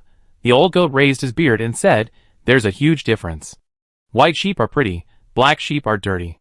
Lu Xingchen, "Haha, what kind of sheep are you?" The old goat said, "Oh, I'm a black and white sheep." Lon Lon followed over and said, "You're a hybrid." The old goat blew his beard and glared, "You little brat. Your parents would be furious if they saw you. Isn't Qingwan always elegant and noble? Look at you, so rude and brainless." Lu Xingchen turned around suddenly. This old goat was no ordinary person. He could actually see in Lan Lan's Qingwan bloodline.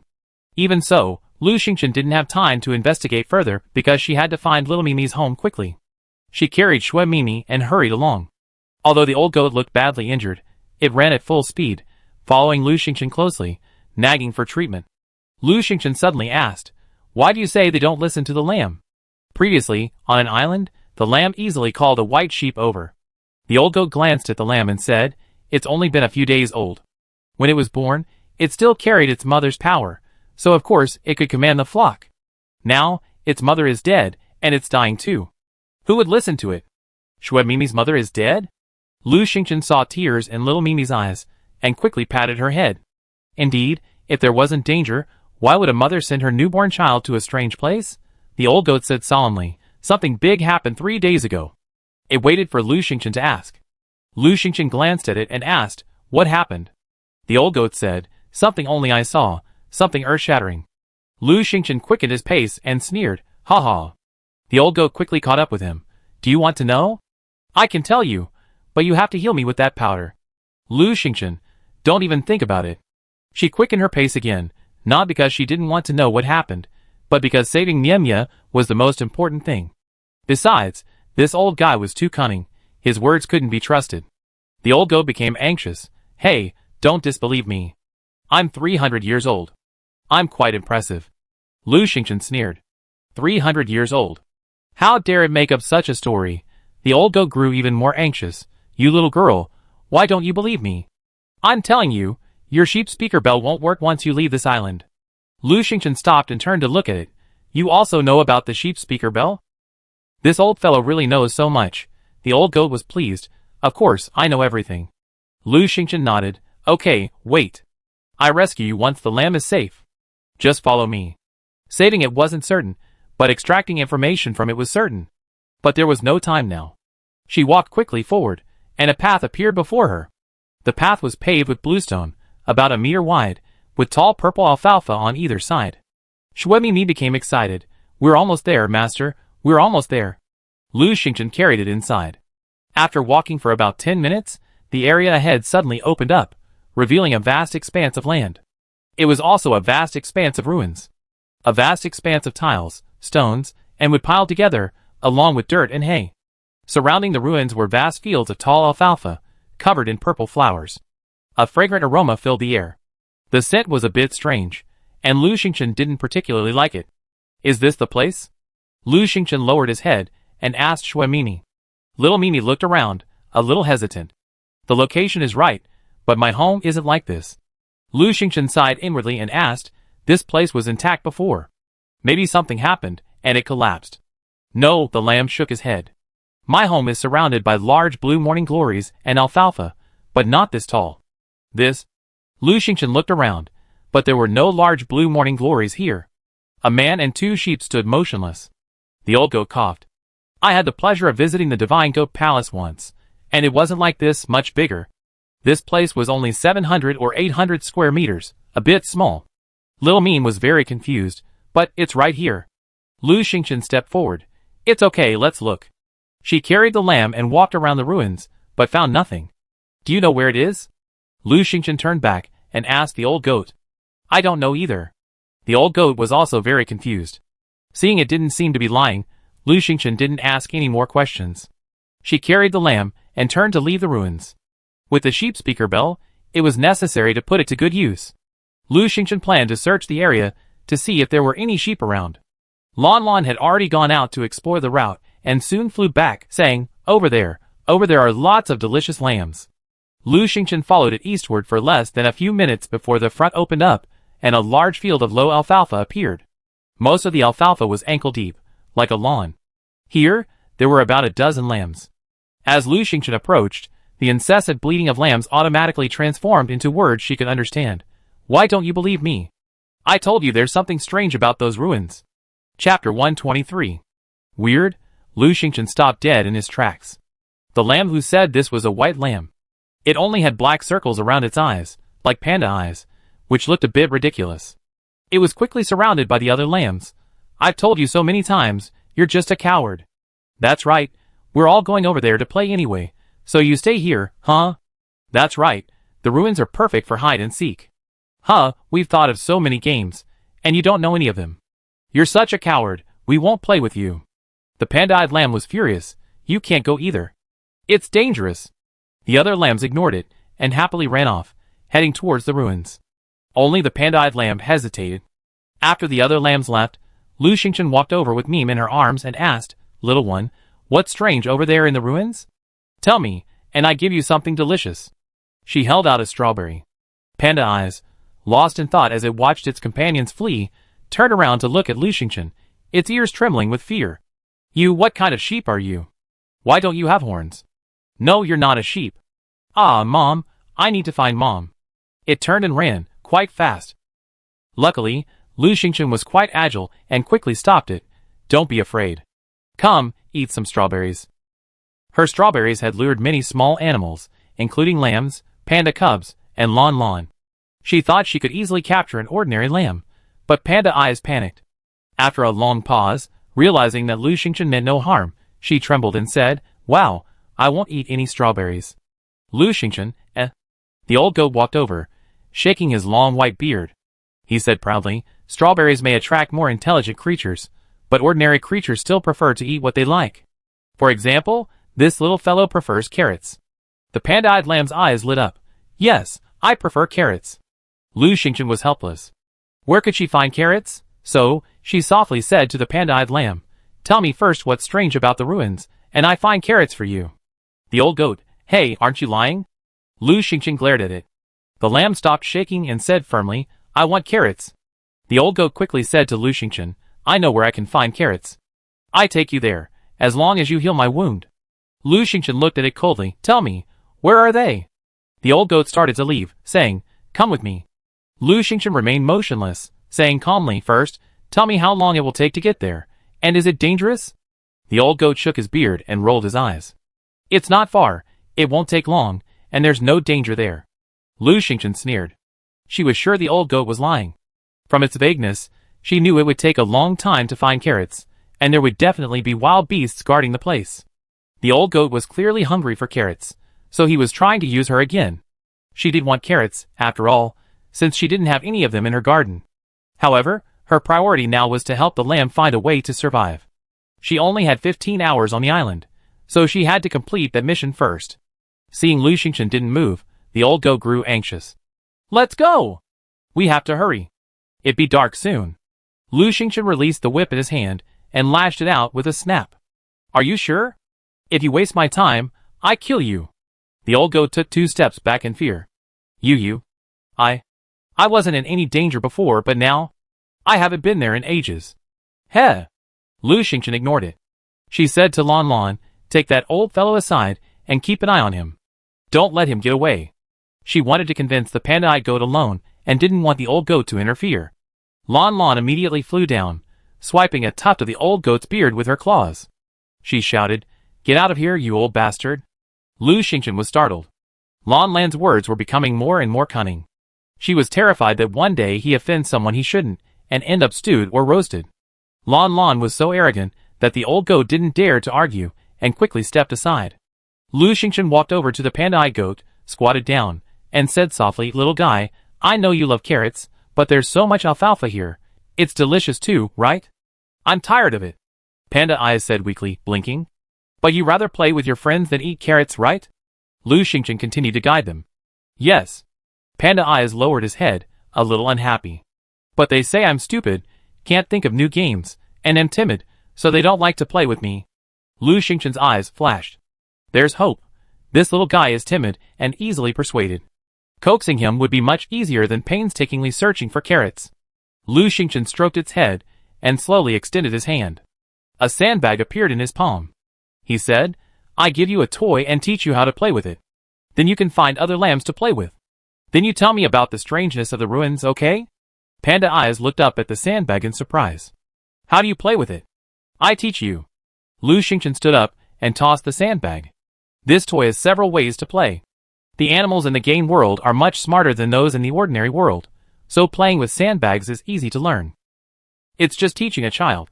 In just 7 or 8 minutes, Lu Xingchen had taught him several ways to play with sandbags. Panda Eyes, as if he had discovered a new world, was overjoyed.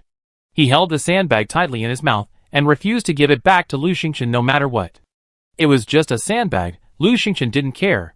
She could just use some cloth and fill it with millet sand. She could make countless more.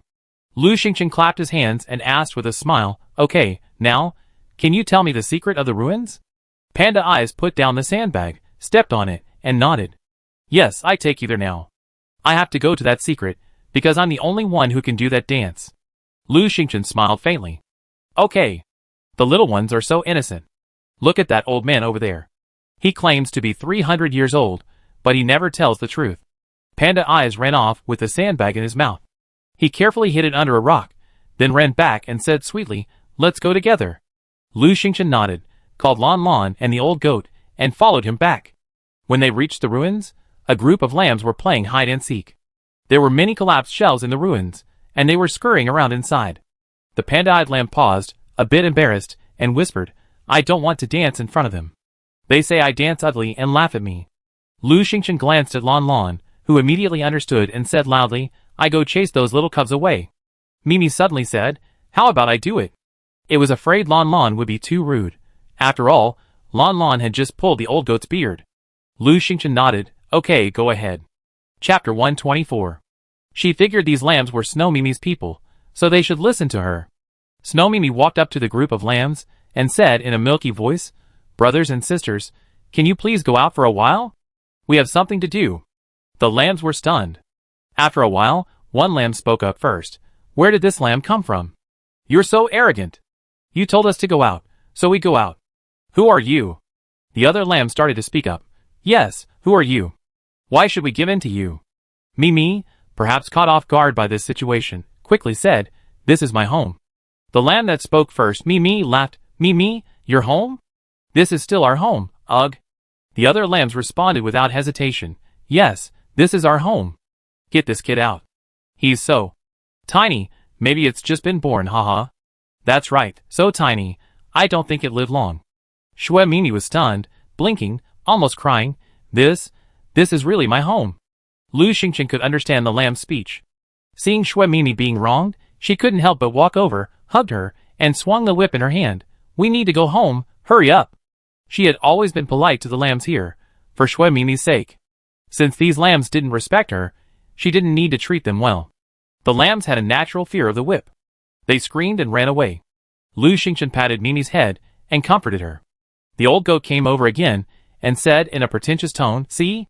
It needs to recover quickly, otherwise anyone can bully it." "Oh, how pitiful. It's a one-horned goat." "One horn." Lu Xingchen touched the 2 bumps on Mimi's head.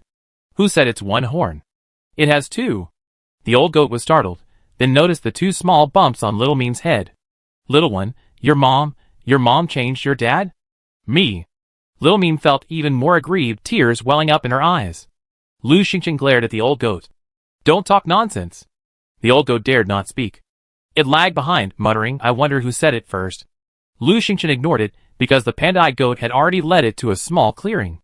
It was a small area in the northern part of the ruins.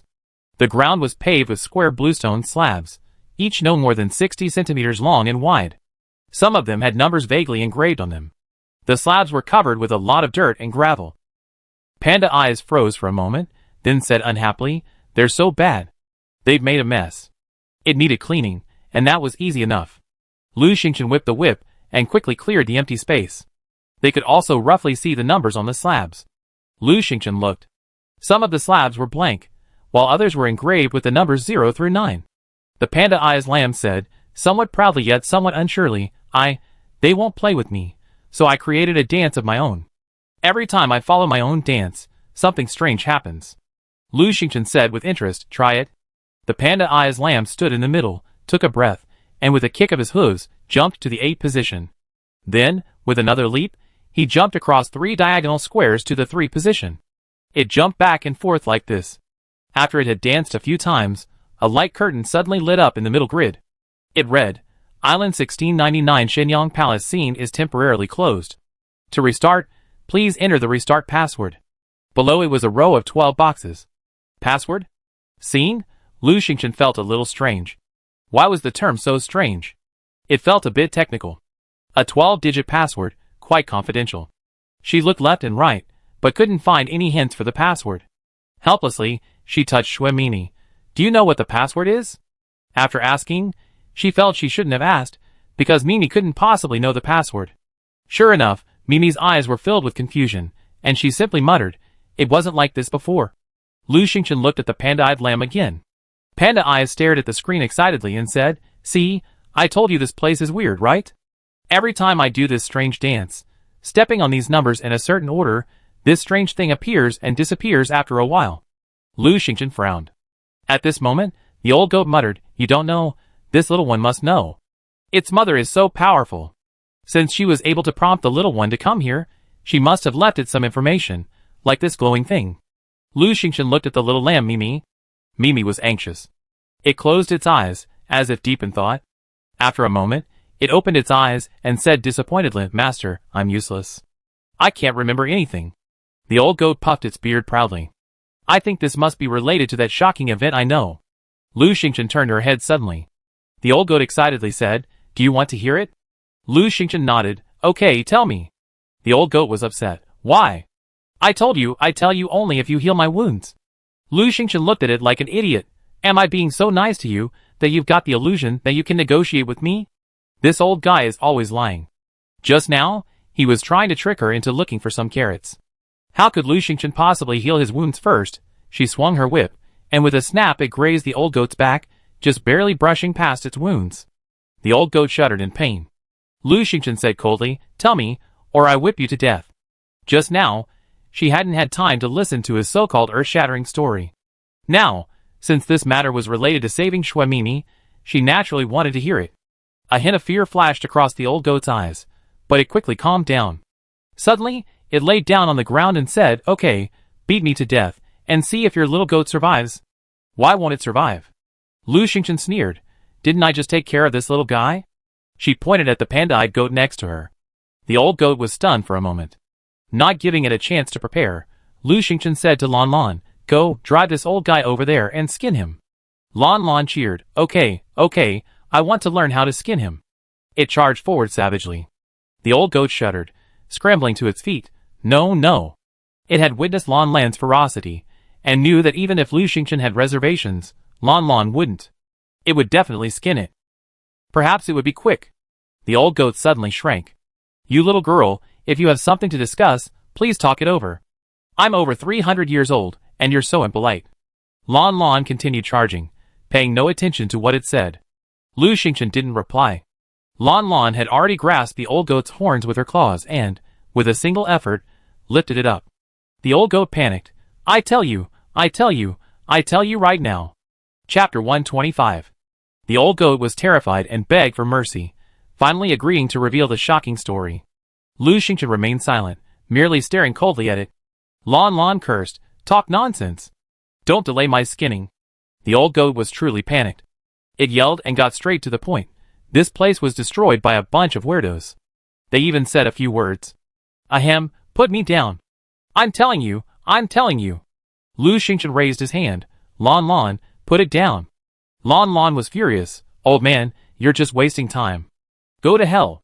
It loosened its grip, and the old goat fell from the air. The old goat rolled twice before rising from the ground, looking dusty and grimy. It shook itself clean, removing most of the dirt. It was clear that Lan Lan's fall hadn't injured it. Lu Xingchen said calmly, go on. If I'm sure what you say is true, I heal you in a moment. Until now, Lu Xingchen had been too lazy to pay attention to it, thinking the old goat was so arrogant because she was kind. But after that, it realized this girl was quite ruthless. It didn't dare to say a word. The old goat quickly said, 3 days ago, I came here to graze.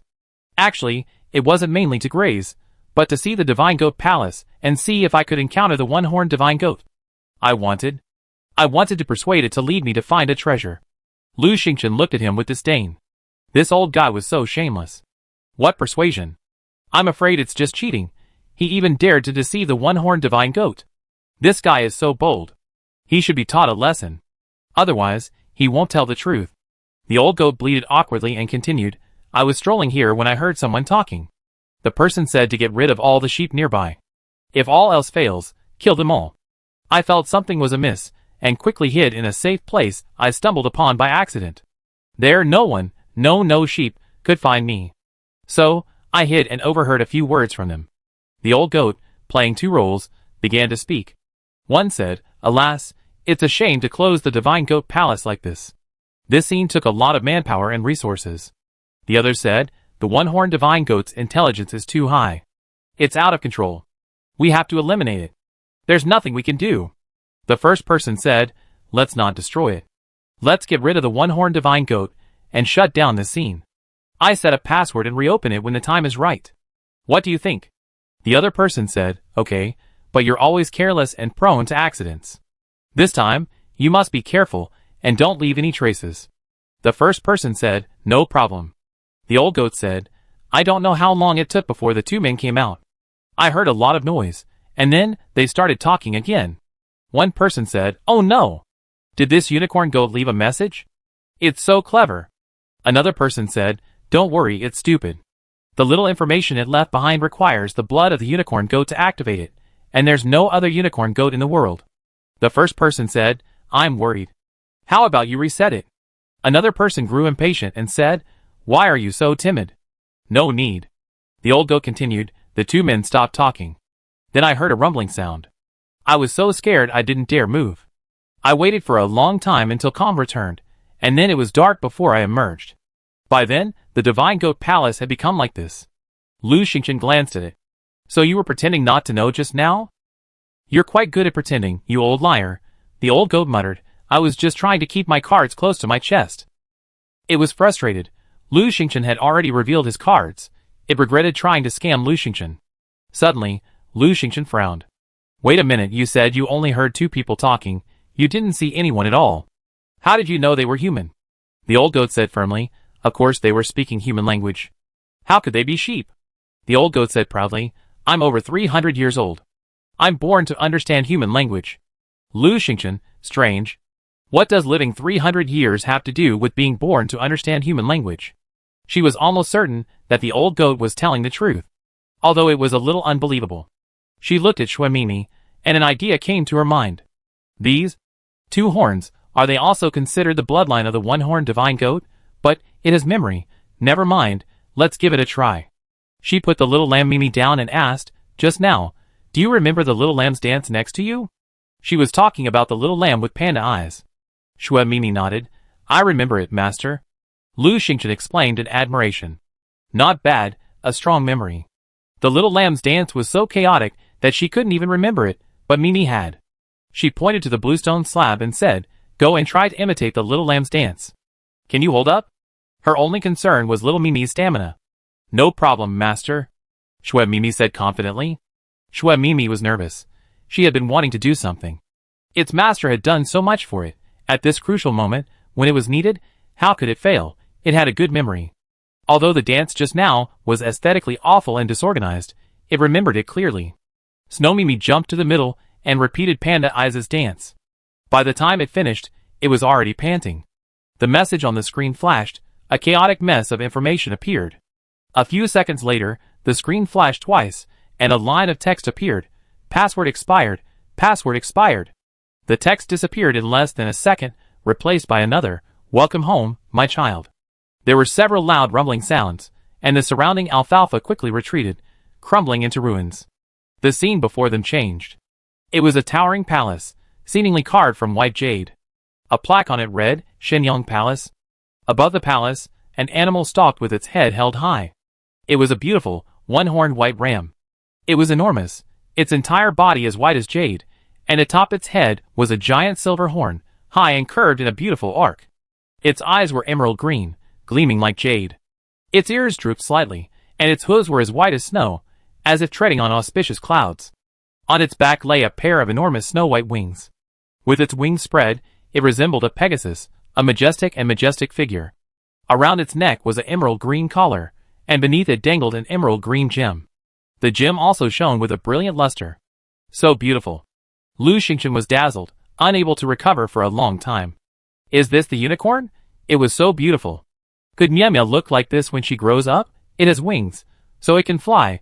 Shui Miemia is so well behaved, she should be a mount too. But, with such beauty and well-behaved behavior, it would be a waste of such a precious animal. Let that silly bird, Lon Lon, do the dirty work. It's a bit rough. Chapter 126. Lu Xingchen gazed at the statue of the one-horned goat in the sky, filled with admiration. Soon, she averted her gaze. At this moment, Shui Mimi was also looking at the statue, tears welling in her eyes, as if she was about to cry, yet also filled with admiration and adoration. Lu Xingchen whispered softly, Mimi, let's go in. The palace gates were already open. Shui Mimi nodded slightly, and stepped into the palace, followed closely by Lu Xingchen. The old goat's eyes were filled with excitement, and heedless of the scars on his body, he trotted to the palace gate. Me! It let out a painful howl, and the gate seemed to have an invisible barrier that repelled it. Ah, it hurts, it hurts. The old goat cried a few times, then said, Hey, wait for us. The little bird and I haven't gone in yet. Lon Lon was even more reckless.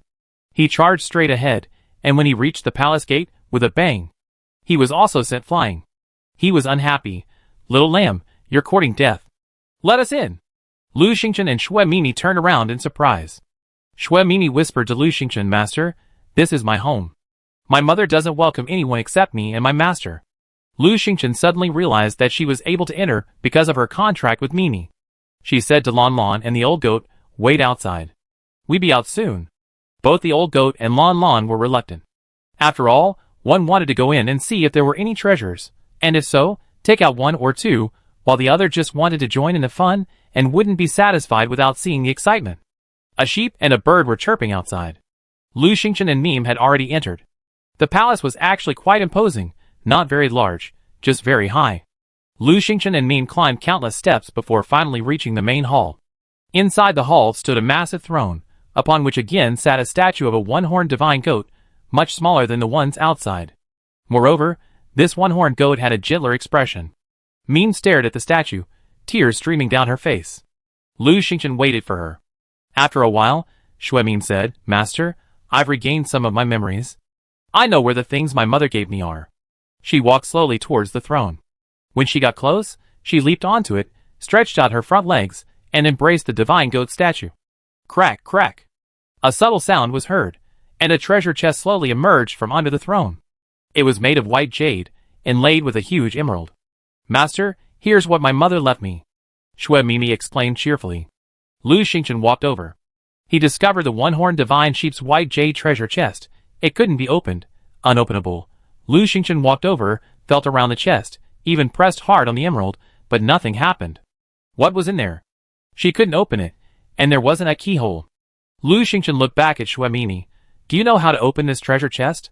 Mimi looked confused. I don't know either. She tentatively touched the emerald on the chest. Opened the treasure chest, and received 24 blood dew pills. So easy to open? Lu Xingchen instantly understood. This was a gift from the one-horned divine sheep for little Mimi, and only Mimi could open it. Because of their contract, she could receive the prompts. The treasure chest opened, revealing 24 glass-like bottles neatly arranged inside. Inside each bottle, a red pill could be faintly seen. 24 blood dew pills in total. Each bottle was labeled, Day 1, the first one read Day 2, and so on until Day 24. Lu Xingchen stared in amazement. Shui Mimi said, Master, these 24 blood dew pills were left for me by my mother. I was just born and need them for nourishment. Take one of these pills daily until, after 24 days, I can live independently. I should have taken these on my first day. It was a little weak. Lu Xingchen came to his senses. Hurry, Mimi, take the first blood dew pill now.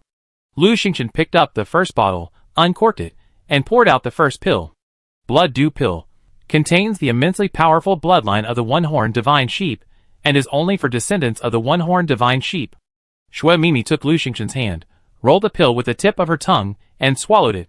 She forced her eyes open, and said to Lu Xingchen, Master, I'm so sleepy.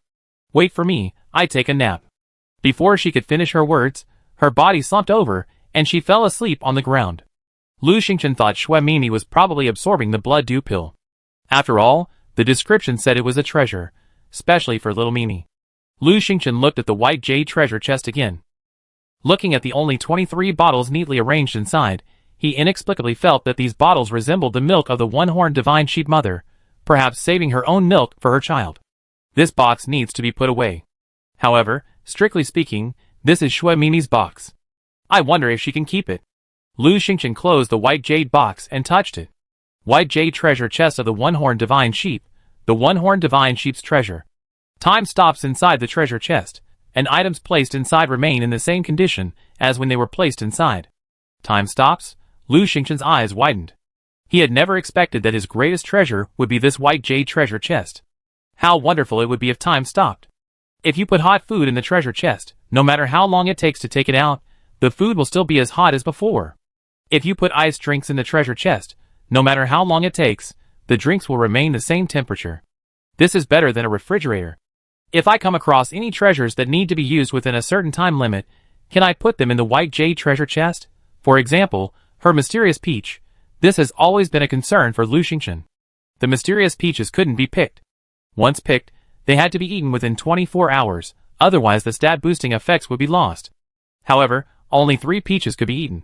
Eating more wouldn't increase the stats. So Lu Xingchen kept them, afraid to pick them. But if she didn't pick them, the peach tree wouldn't produce another crop.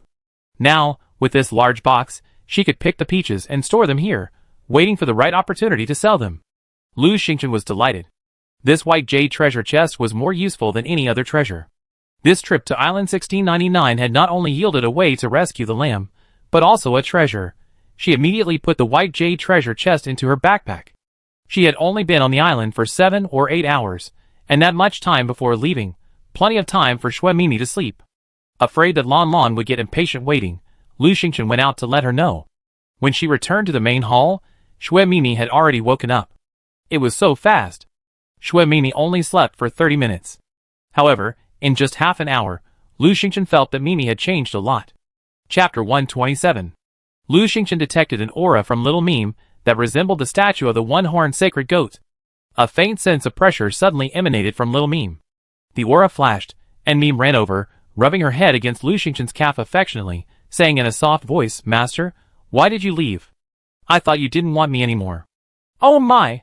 How could Lu Xingchen not want such a cute, beautiful, and powerful pet?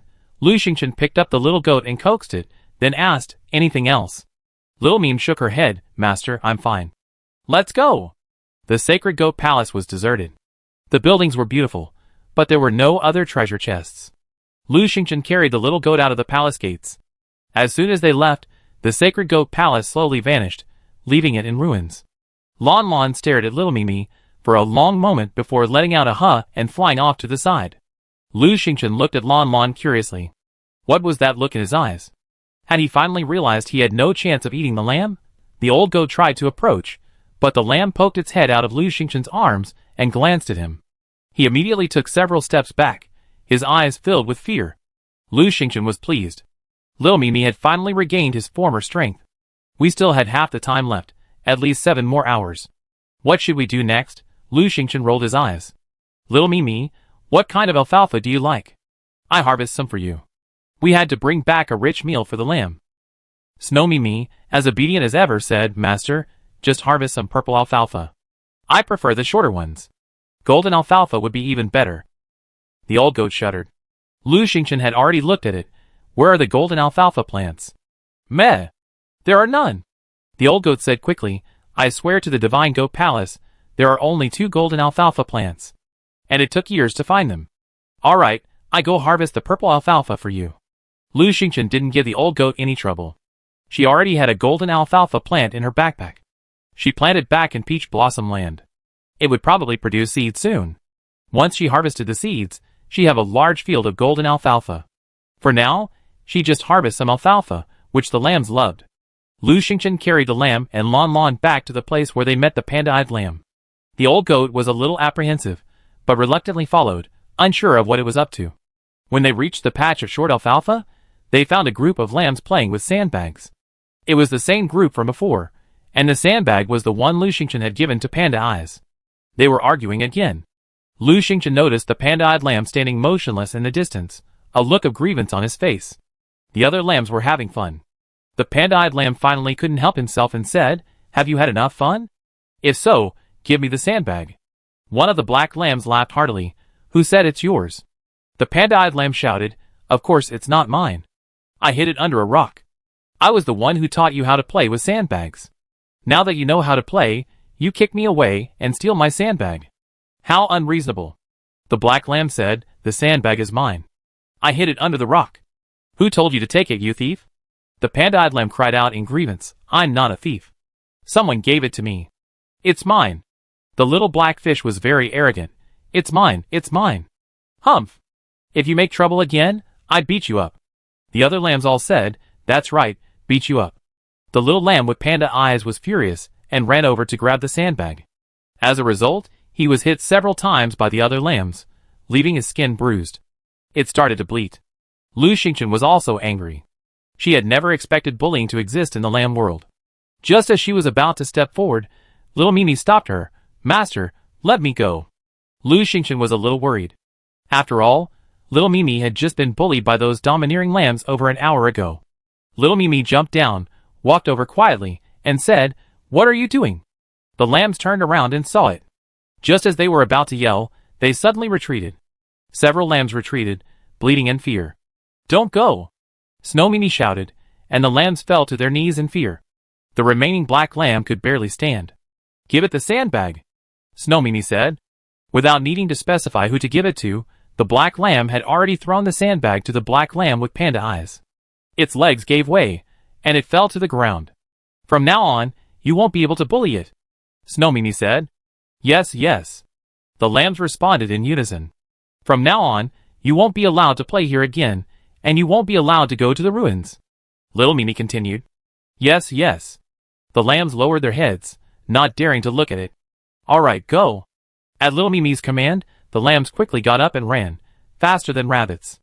Only the lamb with panda eyes was reluctant to leave, and it looked at Mimi with admiration. "You go too," Lu Xingchen said. She still had to harvest alfalfa. The panda-eyed goat also left. Lu Xingchen took out her shovel, harvested half, dug the other half, and put everything into her backpack. She was busy for an hour. Shui Mimi hadn't fully absorbed her blood-dew pills yet, so Lu Xingchen put her in her pet bag to rest, and let Lon Lon wander around. Only the old goat followed her closely. "Come, I heal you." Lu Xingchen then remembered what she had promised it. After all, the old goat had helped a lot. She poured out a little bit of the golden wound powder, and sprinkled it on the old goat's wound. The old goat refused to leave. Lu Xingchen asked curiously, "Why are you still following me?" She wouldn't accept such a cunning old pet. The old goat looked at her eagerly. "Do you want to go treasure hunting? I know a place with some great treasures, really, really great treasures." "Oh!" Lu Xingchen looked at it with a half-smile. "Is that the treasure you were planning to ask the one-horned divine goat to find for you?" "Oh." The old goat was a little embarrassed. "No, no, it's something even better than that. The best treasure on this island." "Ha ha." Lu Xingchen turned back to harvesting alfalfa. This old guy was trying to use her again. Just as Lao Yang was about to say something, Lu Xingchen suddenly straightened up. Shoo! The screen was forced open, and the game announced a new announcement. A sudden drop in the game population has been detected. The second wave of players is about to enter. The second wave of players will be all the remaining residents of Blue Planet, meaning minors aged 0 to 18 and middle-aged and elderly people aged 50 and over. The second wave of players will enter in 7 days. Lu Xingchen's face paled. The chat room was in chaos. What? Even children and the elderly are entering? I'm furious. Does this game have no boundaries? How can children and the elderly, unable to live independently, survive? Chapter 128. What bottom line are you still talking about? Almost 2/3 of the first group are dead. They were capable of surviving, but they died so quickly. Yes, with the hunt over, the game population has dropped by at least 2/3. Sigh. Oh no! My child is only 3 years old. She'd just die if she comes. My children are even younger, twins, only 3 months old. Oh no! What can I do? My dad is over 70 and has Alzheimer's. He wouldn't survive a single day in this game. I'm so desperate. I used to fight in this game, hoping to return home and reunite with my family. Now, I just want to die. Lu Xingchen remained motionless. sharing the same thoughts as these people.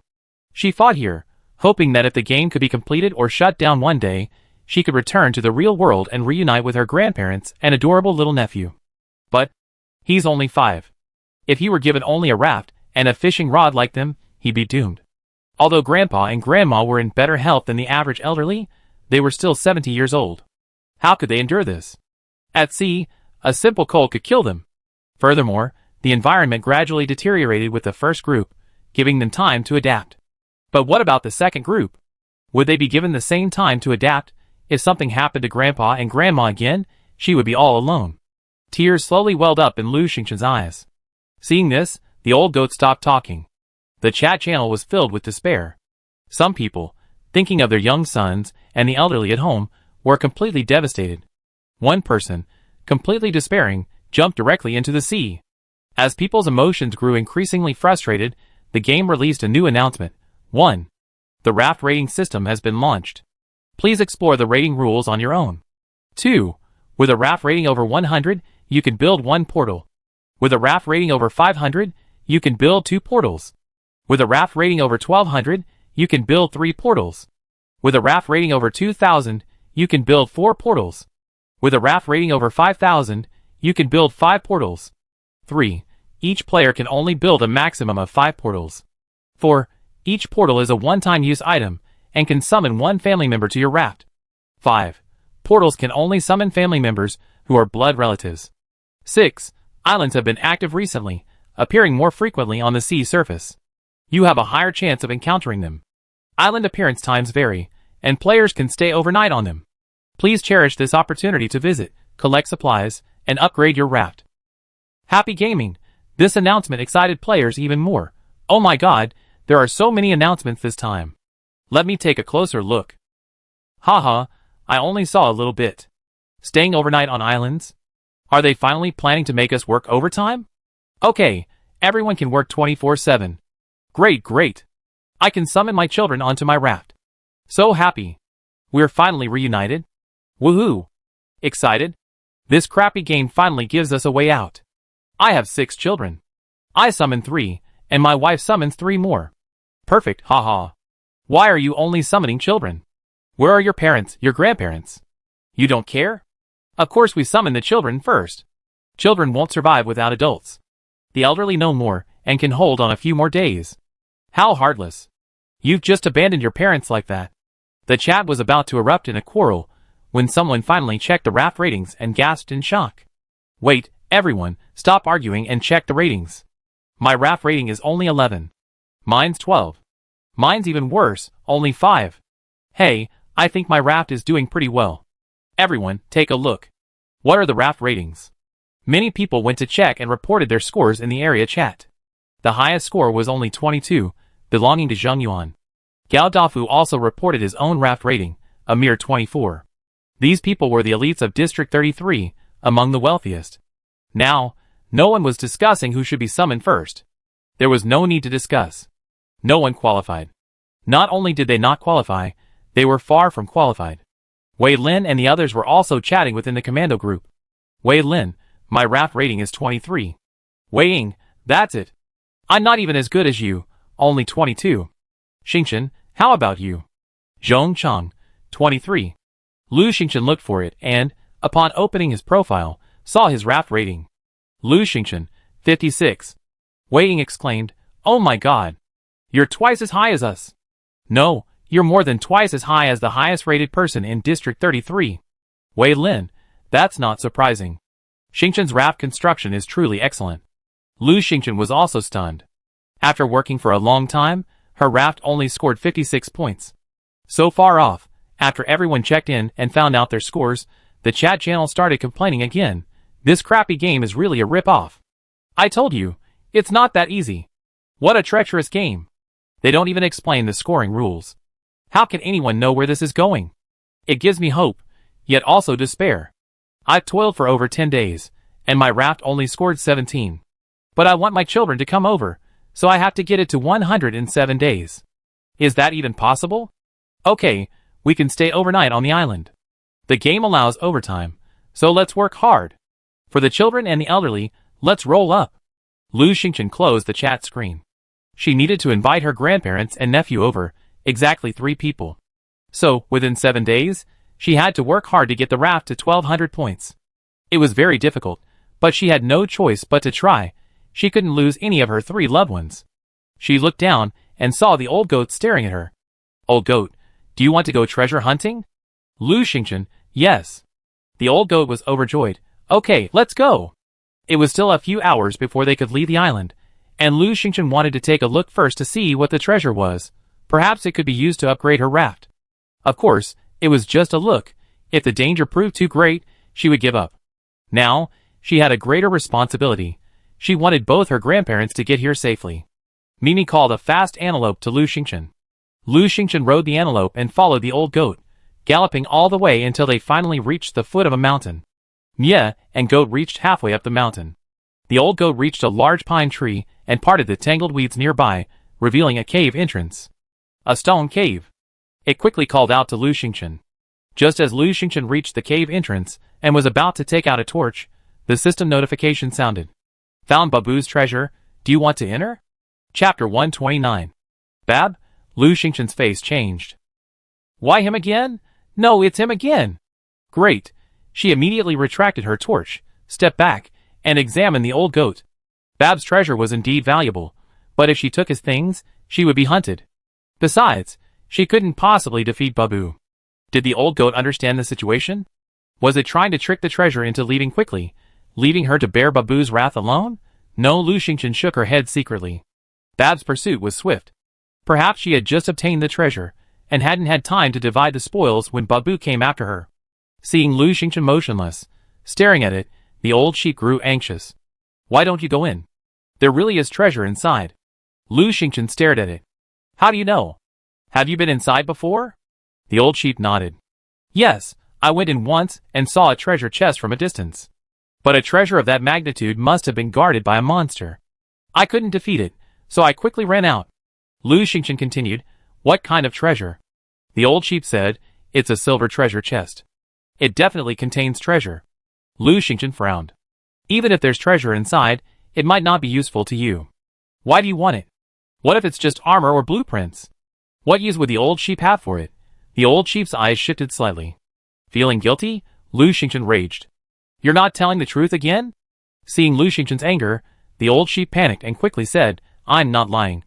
It's just, I know the treasure here will definitely be useful to me. I've lived for over 300 years, and know a lot of random stuff. Lu Xingchen stared at it. For example? The old sheep deflated. I really didn't lie this time, but I missed something. Actually, the treasure chest is silver, with a few animals engraved on it. Lu Xingchen grew impatient. Get to the point, quick. The old sheep quickly replied, the engravings mean the contents are useful to animals. Lu Xingchen remained silent. The old sheep grew anxious. Everything I said is true. Now that you have the one-horned divine sheep, you're a natural deterrent to me. I might be hiding something, but I wouldn't dare lie. The old man probably wasn't lying. Even if he was, Lu Xingchen still wanted this treasure chest. After all, it was Babu's. Last time, she dug up Babu's treasure chest and found a pet bag and a stat-boosting elixir. These were all good things, really good things. How could she possibly miss that? But last time, she had used a summons and a teleport card to escape Babu's pursuit. How could she escape this time? Without teammates here, a summon card would be useless. A teleport card would be much better. The old goat saw Lu Xingchen frowning and silent for a long time, and he became anxious. There's really a treasure here. Make a decision quickly. Lu Xingchen said quietly, if we take the treasure inside, a powerful dwarf will immediately appear. He will hunt us. I can't defeat him, nor can I outrun him. The old goat was stunned. Lu Xingchen opened the trading hall. She searched and found 2 teleport card listings. One of them read, Teleport card. Exchange for a rare weapon blueprint. Owner, XXX, Anonymous. Lu Xingchen frowned. This request was too much. Players now rarely have even high-level weapon blueprints, let alone rare ones. She did have a rare level weapon, obtained through the luck soaring upgrade. Ordinary people simply couldn't possibly possess rare level blueprints, so the anonymous teleportation card seller wasn't genuinely interested in selling. In the comments section below, many people left messages saying they didn't have rare level blueprints and were offering their most valuable items. However, the seller didn't respond to anyone. Lu Xingchen had no choice but to flip open another teleportation card transaction. Teleportation card. Exchange for an item with a random attribute +5. Owner, Xia Xiaoyu. Xia Xiaoyu? Isn't this the same person who scammed Zheng Yuan? The pet contract this person sold was problematic. He's quite cunning. After thinking for a moment, Lu Xingchen decided to ask in the commando group chat, does anyone know about the teleportation card? Wei-Ying, yes, Xia Xiaoyu has been auctioning it off in the chat channel for over an hour. Wei Lin, be careful, there's something wrong with Xia Xiaoyu. Wei-Ying, haha, Zheng Yuan really doesn't remember the consequences. After getting scammed once, he's still auctioning off Xia Xiaoyu's stuff. Wei Lin, he has no choice. The rules have changed, and he's still on the island late at night, and in danger. If he doesn't buy a teleportation card, he might not be able to get back. Lu Xingchen, really? She immediately switched to the regional chat channel, and sure enough, it was buzzing with activity. Xia Xiaoyu, I want an item that randomly increases 5 stat points. None of you have it, so of course I have to auction it off. The highest bidder wins. Zheng Yuan, Xia Xiaoyu, is there something wrong with the teleportation card? Xia Xiaoyu, haha, if you don't believe me, don't bid. Yin Xiaolin, Zheng Yuan, do you want it? If you don't, it's mine. Xia Xiaoyu, yes, Zheng Yuan, I give you 3 minutes. If you don't bid again, I give it to Yin Xiaolin. Zheng Yuan gritted his teeth and said, okay, I offer you a blueprint for deerskin boots that increase agility by 3, and a necklace that increases strength by 2. Xia Xiaoyu, that barely meets my requirements. Zheng Yuan's first time. Zheng Yuan's second time. Lu Xingchen immediately said, I want the teleport card. Xia Xiaoyu, okay. Zheng Yuan panicked, Xia Xiaoyu, trade. Xia Xiaoyu, no, someone else is bidding. Wait a minute. Lu Xingchen, how much are you bidding? Lu Xingchen was cautious this time and said, show me your teleport card. Xia Xiaoyu, teleport card, after use, you can teleport to a random location, with a range of 3 to 100 kilometers. Uses, 0/2. Lu Xingchen nodded secretly. Not bad, it still has 2 teleport attempts. It's a normal teleport card. The teleportation card's range is random. She was so lucky right now that it was impossible for her to randomly teleport 3 kilometers. She figured that even if Babu was incredibly fast, 2 teleports would still be enough for him to run for quite a while. She had her hands full with this card. So, she immediately placed a bid, 2 peaches that increase 1 attribute point randomly, plus 1 deerskin boot that increases agility by 3 points. This bid was definitely higher than Zheng Yuan's. Zheng Yuan was anxious. He and his loyal subordinate Ma De were trapped among wolves on a deserted island, afraid to move a single step, desperately waiting for the teleportation card to save their lives. He had painstakingly bid for half an hour, finally outlasting a large group of bidders. He was about to win when Lu Xingchen suddenly intervened. He couldn't bear it. Besides, he was afraid he wouldn't be able to compete with Lu Xingchen. Ma De, upon seeing this, immediately erupted in curses, and Zheng Yuan quickly covered his mouth. For now, he didn't want to offend Lu Xingchen. So, he suppressed his anger and said in the regional chat, Lu Xingchen, I'm in urgent need of a teleportation card. Could you please spare me? I reward you handsomely when I get back. Lu Xingchen, I need it too. Sorry. Zheng Yuan frowned. Not wanting to expose his predicament in the chat, he sent a private message to Lu Xingchen. Lu Xingchen, I'm on the verge of death and in urgent need of a teleportation card. Could you please spare me? I give you half of the treasures I found on the island when I get back. Lu Xingchen didn't read the private message, so she didn't reply. In fact, even if she had, she wouldn't have agreed. Xia Xiaoyu said happily, Lu Xingchen's bid is the highest. Is there anyone else bidding? Zheng Yuan didn't get a response from Lu Xingchen for a long time, feeling embarrassed and angry. Afraid that Lu Xingchen would take the teleport card, he offered, I give you a blueprint for deerskin boots that increase agility by 3, a necklace that increases strength by 2, and a powerful red spirit fruit that increases strength by 1. Xia Xiaoyu, no, your value still doesn't match Lu Xingchen's. Xia Xiaoyu, Lu Xingchen once. Xia Xiaoyu, Lu Xingchen twice. Chapter 130. Zheng Yuan was anxious. Then I had a high-level weapon blueprint. Xia Xiaoyu was silent for a moment. No, it still can't compare to Lu Xingchen. Zheng Yuan was furious. Xia Xiaoyu, are you kidding me? High-level weapon blueprints are extremely rare. How can this one not be worth those 2 peaches? Other people in the chat channel shared Zheng Yuan's thoughts. High-level weapon blueprints are very rare, the highest level weapons available. While adding 2 attribute points is important, the weapon is still important, not to mention the powerful red spirit fruit. Many people felt that the supplies Zheng Yuan provided were better than Lu Xingchen's. But Xia Xiaoyu refused to give in. Sorry, Zheng Yuan, I still prefer Lu Xingchen's supplies. Zheng Yuan's face turned blue with anger. Now, he and Ma De huddled in a corner, watching a pack of wolves strolling nearby, not daring to breathe. Most of those wolves were level 2 or 3, and there was another pack. If they got out, they would be devoured. This is a den of wolves. If they stay like this, they easily be exposed. Ma De pressed tightly against a locked treasure chest and asked Zheng Yuan, "Boss, this Xia Xiaoyu did this on purpose. She's so despicable. I kill her from now on. Where's Lu Xingchen? She won't give in either?" Zheng Yuan's face darkened. Lu Xingchen ignored me. Ma De gritted his teeth. "Boss, if this continues, I find an opportunity to kill Lu Xingchen." Zheng Yuan frowned. Lu Xingchen is very popular in District 33. Don't touch her for now. We're already at odds with Qin Wuchuan, and we can't afford another enemy. He glanced at the locked chest and said to Ma De, "Keep an eye on the trading floor. Hurry and buy a key to open this locked chest, and see if there's any treasure." It was for this treasure chest that they had come to the wolf's den. The treasure inside must be truly extraordinary. Suddenly Ma De exclaimed, "Boss, I got the key." Zheng Yuan was overjoyed. "Hurry up and open the chest." "No, I'm in luck. I open it while you hold Xia Xiaoyu." Ma De quickly said in the area chat, "Xia Xiaoyu, wait. We have more bids." Zheng Yuan clasped his hands together, prayed, and eagerly opened the treasure chest. Xia Xiaoyu was already impatient. "Okay, Lu Xingchen's bid is the highest." Wait! Zheng Yuan shouted, "I have another bid. I want to add another." He gazed at his acquisition, his eyes gleaming. Ma De, "Boss, what did you get?"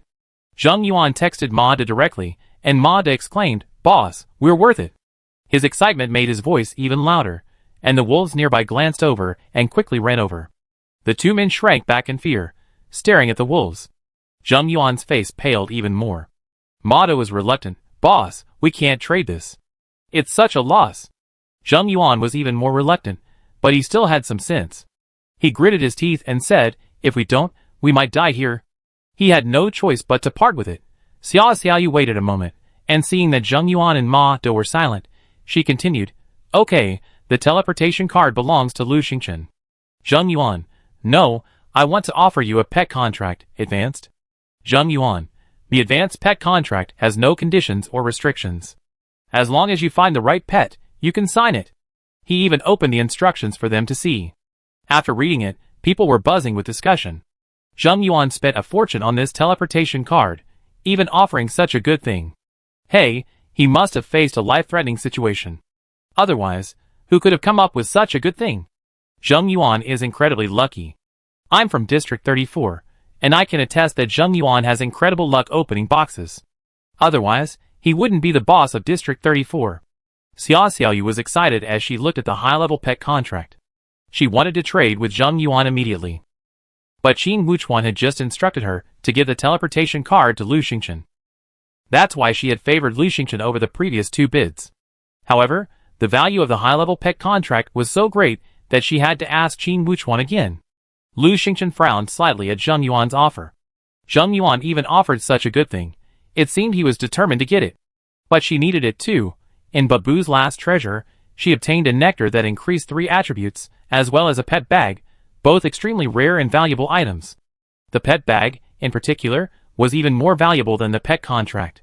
This time, Babu's treasure was sure to contain some very rare items as well. She had to get the teleport card. If that didn't work, she'd just have to raise the price. She had plenty of leverage. Lu Xingchen was about to say something when she suddenly received a private message from Qin Wuchuan.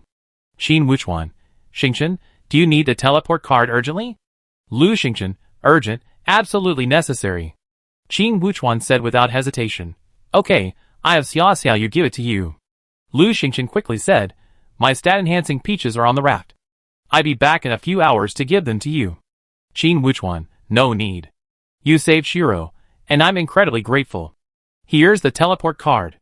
Lu Xingchen, "Shiro is my friend. Saving her was just a small favor." Qin Wuchuan was resolute. Lu Xingchen didn't have the items he promised her, and she didn't have time to argue with him. After a few words, she closed the chat.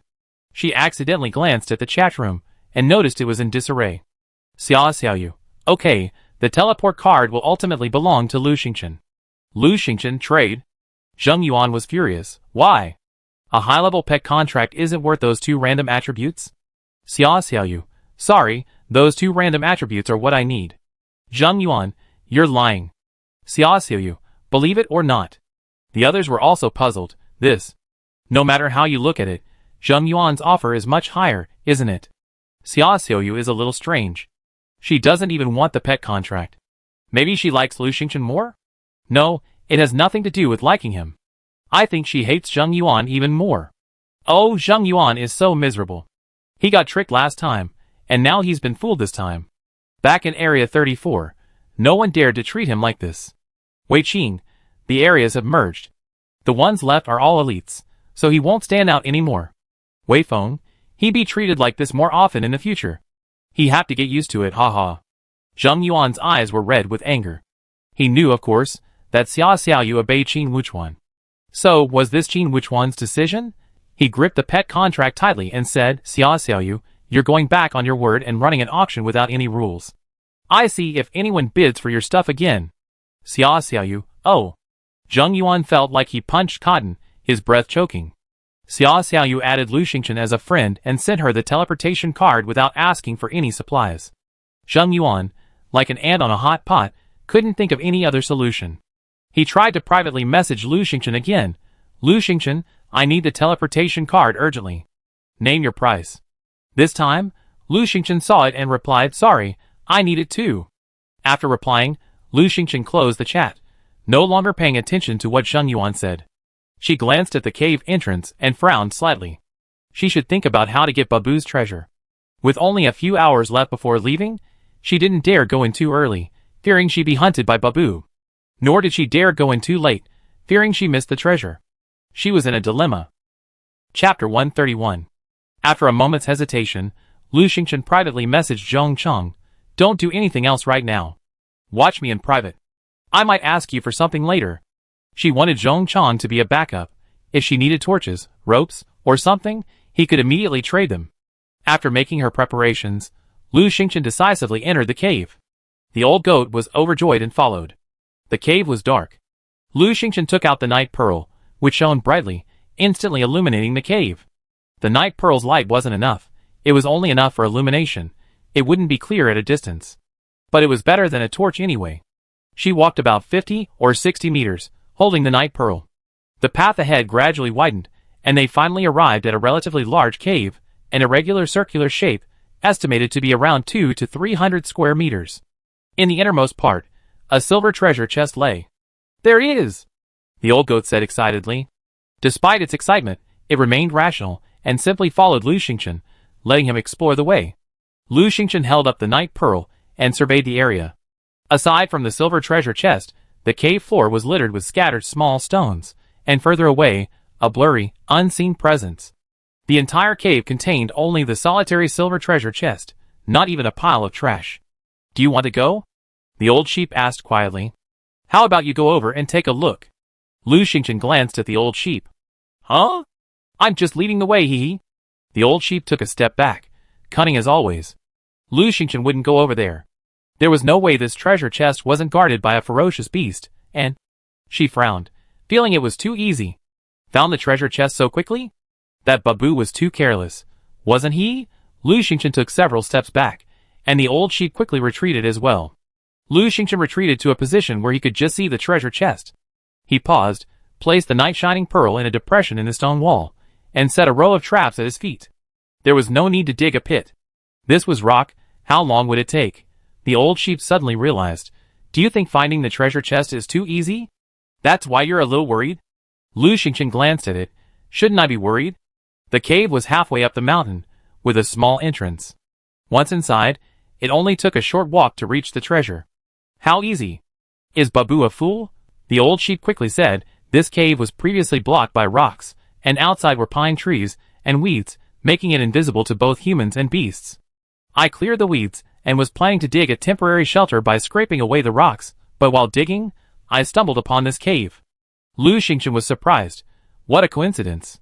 The old sheep swore confidently. Of course, without a bit of luck, how could I possibly live over 300 years? Lu Xingchen believed it for the moment, but she still had to be cautious. She gripped the whip tightly, stood behind the trap, picked up a small stone, and threw it at the treasure chest. Whoosh! The stone flew out, hitting the treasure chest without a sound. The stone struck the water, sending ripples around it, and the treasure chest, resting on the ground, vanished with the ripples. The ground was empty. Lu Xingchen was stunned. The old sheep was even more shocked. It murmured, "The treasure chest. The treasure chest is gone." Before they could react, a swarm of rats suddenly appeared near the treasure chest. The rats were larger than adult cats, with gray fur and green eyes that gleamed faintly. Squeak, squeak, squeak. They squealed a few times and rushed towards Lu Xingchen like lightning. Rats this big? Lu Xingchen gasped. Not only were they big, but there were so many of them. It seemed as if an endless stream of rats were pouring out from the treasure chest. They rushed over, many scratched by the traps and squeaking, but many also rushed forward. Lu Xingchen retreated quickly, wielding her whip. Snap, snap, snap! The rat broke through the defenses and landed at Lu Xingchen's feet, opening its jaws and biting her shoe. Thankfully, she was wearing her invincible suit. The rat screamed, shook its head, and lost 2 teeth. Lu Xingchen quickly drew her spear and stabbed it to death. Although the rats were numerous and large, their attack power wasn't particularly formidable, barely above the strength of a first or second level. Lu Xingchen's attributes had greatly increased, so she could easily handle 1 or 2. It was just that there were too many. She swung out 12 flying knives, killing 12 rats, and her whip also swept many more. Fighting and retreating, she soon reached the cave entrance. At the entrance, the rats gave up chasing and scurried back. Lon Lon, who had been nearby, saw this and rushed over, extending her sharp claws to crush the slower rats. "You sly rat! I'm coming!" Lon Lon swooped down and darted into the cave. Lu Xingchen felt a headache. The cave wasn't spacious enough, restricting Lon Lan's movements, so she hadn't taken it in with her.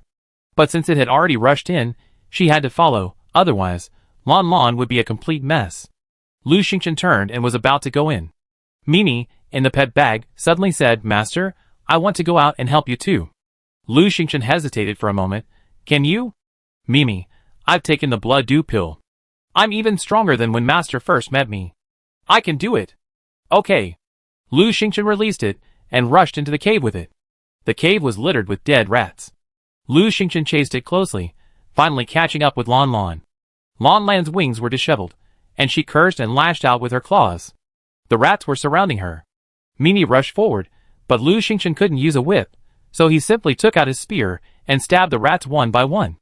The old sheep also jumped and stomped on the rats. After an unknown amount of time, the cave returned to peace. The rats had been killed.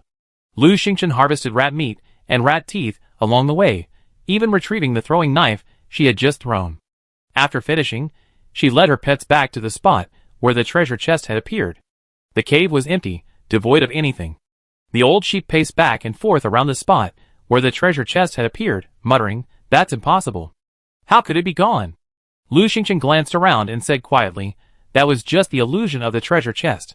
When the stone hit the treasure chest earlier, there was no sound, indicating that there wasn't a treasure chest at all, only an illusion. Could it be that Babu, having lost his treasure once, had become cautious and moved it away, leaving behind an illusion? Impossible. This was his carefully planned treasure hiding place. Lu Xingchen carefully searched the cave several times, confirming that it was empty, devoid of anything. Could it be that he had come up empty-handed this time? Mimi followed, walking back and forth, glancing up and down as he went. Suddenly, it stopped beside a stone wall and said, "Master, there's something strange here." Chapter 132. The lamb called out to Lu Xingchen, and Lu Xingchen went over to take a look. It was still the same gray stone wall, but upon closer inspection, she noticed that its color was different from the surrounding walls, giving it a slightly newer feel. If she hadn't held the night pearl and stood very close, she wouldn't have been able to tell. Lu Xingchen felt it, and with a sudden impulse, she tapped it several times with her fingers. She was still dazed when Lon Lon rushed over and pecked at the pristine stone wall with her beak, making a dong-dong sound. "Empty? There's a passage behind it." Lu Xingchen reacted immediately.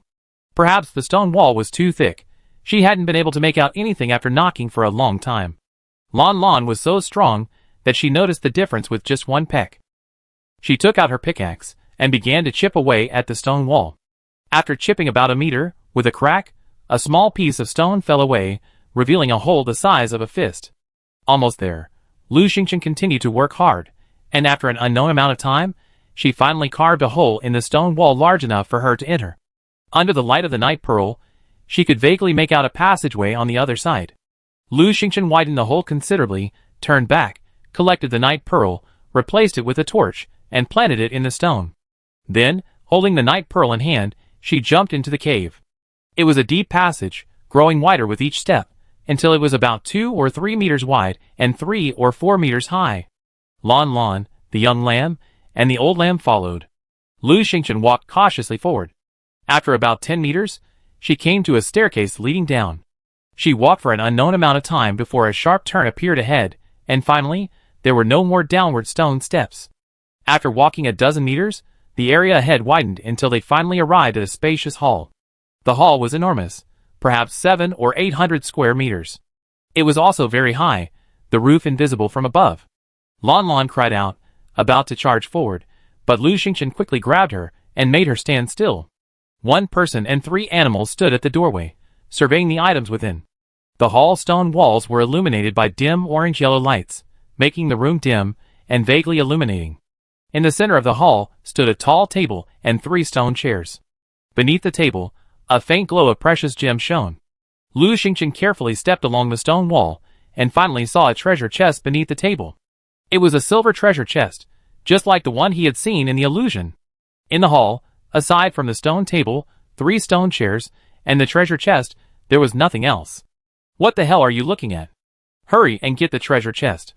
The old goat was anxious. Well, go open the box. Lu Xingqian nodded. The old sheep was now timid. How could it dare? After observing everything, Lu Xingqian slowly retreated. There must be a beast guarding this place, but she didn't know what it was this time. With her invincible suit, her strength was much greater than before. Logically, she should be able to easily deal with these beasts, but she felt uneasy. Bob was much more cautious about the treasure this time. Perhaps the beast this time was even more powerful. She needed to be more prepared. But it was difficult to set a trap here.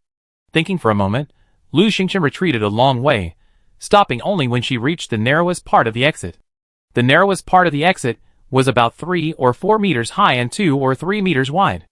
Lu Xingqian asked Lon Lon to come over and roughly estimate the size needed for the passage. Then she laid out stones and began to block the entrance. She had just saved a lot of stones from digging in the rock wall, and soon she had used them all up. The entrance was now blocked to just 2 meters high and 1 meter wide, about the size of a door. Lu Xingqian took out piles of firewood and placed them near the shrunken entrance. She built a wooden shed around the freshly burned stone door. This was the most flammable wood. A spark could turn it into a raging fire in seconds, and it could burn for over half an hour. She laid out a lot of firewood, and then placed a number of traps not far away. Of course, she couldn't dig too deep, just enough to set the traps. The old sheep followed stunned. After setting everything, Lu Xingqian had Lon Lon, the little goat, and the old goat wait behind the trap while she headed for the hall. The old goat quickly said, "It's too dangerous for you to go alone. I go with you." Lu Xingqian glanced at it. The old creature clearly didn't trust her, fearing she might swallow the treasure chest's contents. She nodded, "You can go, but take your own risks." With that, she passed through the stone door and returned to the hall. Standing at a distance, she took out her ox-horn bow, drew the bow, and with a whoosh, a feathered arrow shot towards the treasure chest beneath the stone table. With a ding, the arrow struck the treasure chest, deflected, and fell to the side. Walala. There seemed to be a sound. A bat, as large as a bird, flew out from the hall's roof and charged towards Lu Xingqian. Its wingspan stretched about a meter, its ears enormous, and its mouth gaped, revealing a dense mass of teeth. Walala. Countless bats flew out from the rooftop, and then, one by one, the orange lights surrounding the stone wall went out, leaving the surroundings in pitch black. The only sound was the flapping of wings. When she saw the first bat, Lu Xingqian turned and ran. She sprinted through the stone gate, then waved her hand, took out a torch, and lit the firewood at the entrance. Whoosh! The firewood burst into flames, illuminating the passage. The old sheep, bleeding with fear, rushed out after it. A stray flame caught a patch of its white fur, causing it to scream. Squeak, squeak, squeak. A bat followed, dashing through the stone gate. Then, it let out a few screams as the flames consumed it.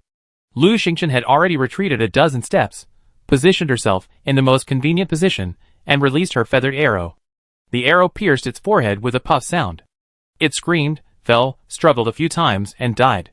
The remaining bats had already rushed over. Although the gate was small, and the blazing flames blocked their way, making it difficult for them to enter, they were fast, and Lu Xingchen's arrows had no time to kill them. A group of bats always rushed into the passage. Lon Lon flapped its wings and screamed, "Oh no! What the hell have you messed with? Lu Xingchen, what are you yelling for? Kill it!" Lon Lon rushed forward without Lu Xingchen saying anything. "We're all flying species, so who's afraid of whom?" 5 or 6 bats squeaked and rushed towards Lon Lon, beginning to surround him. After several fierce battles, Lon Lan's tail feathers were dwindling, and he was struggling to maintain his balance, and his fighting power had decreased significantly. The bats were ferocious, and one tore off a feather from it. That was its only remaining tail feather, leaving Lon Lan's tail completely bald. Ah! Lon Lon lost all balance and fell to the ground, staggering. It had never suffered such a loss before and cursed, ugly thing, damned rat, disgusting bastard. Ah! I'm going to eat you. Lon Lon, with its tail bald, went into a frenzy. Chapter 133. Lu Xingchen was startled. "Lon Lon, this thing is poisonous, don't eat it." Mimi, by contrast, was much calmer. Under the violent charge, bats fell one after another, breathless. Lon Lon went mad, and Lu Xingchen was unable to help. Mimi rushed forward, smashing the bats that were besieging Lon Lon to pieces. There were too many bats, and no one cared about the old sheep, who was also affected by the impact.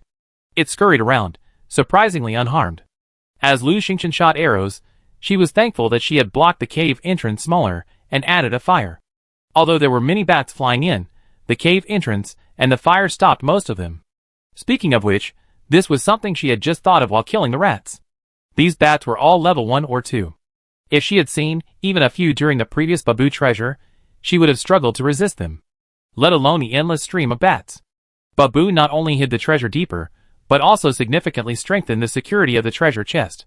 Lu Xingchen didn't know how long he'd been killing the bats before the number gradually dwindled, leaving only a few scattered. After the last bat landed, Lu Xingchen stood there, panting.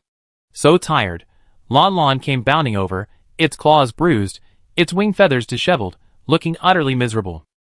It was still furious. "Ah, I'm bald." "Ugh." The old sheep was cunning and scathed. It glanced at Lon Lon and sighed. "Who told you to be so barbaric?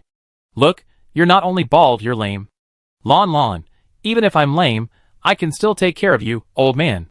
"Old sheep, TSK, if you didn't have a good master to protect you, with your temper, you wouldn't survive more than 3 days." "Lon Lon, bah, you won't live more than 3 days. May your grandfather live 100 years, old idiot." Lu Xingchen quickly pulled Lon Lon over, pinched its mouth, and sprinkled it with golden wound powder. Wounds can heal, but lost feathers won't grow back. Poor Lon Lon now has no tail feathers, its wings are broken, and it can't even fly. It hopped around on the ground, just like a chicken. Of course, even if it's a chicken, it's still a very imposing one. Lu Xingchen closed his eyes. Alas, it was unbearable to watch. Just now, Lon Lon went crazy, charging into the bat pile, unstoppable. Otherwise, he wouldn't be so badly injured. Lu Xingchen was truly worried. If Lon Lon kept charging like this, she wouldn't be able to protect him if he encountered a powerful beast. Forget it, hurry and get the treasure, Lu Xingchen harvested along the way. Disintegrate the bats to obtain 1 bat venom and 1 bat fang. Dissecting the bat. She collected the venom while picking up her own feathered arrows and traps, quickly clearing the floor. "Hurry!" she cried, hurrying towards the hall. Lu Xingchen ran back. The hall was pitch dark. She raised her torch and gazed at the treasure chest not far away. Should everything be alright now? Lu Xingchen raised her foot and was about to step over when the old goat suddenly called out, "I do it, I do it." It darted over and, with a push of its horn, toppled the stone table to the ground, revealing the treasure chest beneath. The old goat reached out and pressed a hoof. "Hey, do you need a key?" Bang! With a loud bang, a bat leaped from the treasure chest and bit the old goat on the butt. Meh! The old sheep screamed miserably. Lu Xingchen frowned, having already quickly taken out his oxhorn bow. With a whoosh, the swift feather arrow shot out like a meteor, then with a puff, struck the bat. The bat screamed a few times and fell to the ground, motionless. Ding! A shiny object fell from its corpse. Lu Xingchen walked over and picked it up. It turned out to be a key. Key obtained. This is the key to Babu's treasure chest. Babu, how dare someone steal my treasure chest? No, I have to lock it up. Lock it, lock it, lock it all. Lu Xingchen smiled. Lock it, lock it. Why would you leave the key here? However, Babu's treasure chest this time was well hidden and trap-ridden. If Lu Xingchen had come to touch it just now, she might have been hurt. Babu had become cunning. Lu Xingchen first pulled out the swift feather arrow, returned it to the quiver, and gestured with the key. Should we open Babu's treasure chest? Lu Xingchen paused, then said to Lan Lan and the lamb, come here. She put Lan Lan and the lamb into her pet bag and took out her teleport card, intending to take the treasure and run. Finally, she looked at the old sheep. There was a deep wound on the old sheep's, but now black, clearly poisoned. Are you okay? Lu Xingchen asked. I'm fine. I'm 300 years old. This little poison is nothing. The old sheep took 2 steps back and urged, open the box quickly and get the treasure. My wound will heal. This time, it didn't dare move forward. Lu Xingchen nodded slightly and inserted the key into the keyhole. Do we want to open Babu's treasure chest? Yes. Opening Babu's treasure chest, he received 3 gold-grade beast spirit fluids and 3 spirit beast advanced evolution pills, which were placed in his storage backpack. Lu Xingchen immediately collected Babu's treasure chest and stepped back. A loud roar echoed. Who's touched Babu's treasure chest again? Oh, it's you again. It was Babu's voice. Lu Xingchen shouted to the old sheep, go. She turned and ran out. Lu Xingchen sprinted through the passage, up the stone steps, and around to where the phantom treasure chest had appeared, until she emerged from the cave and reached the middle of the mountain.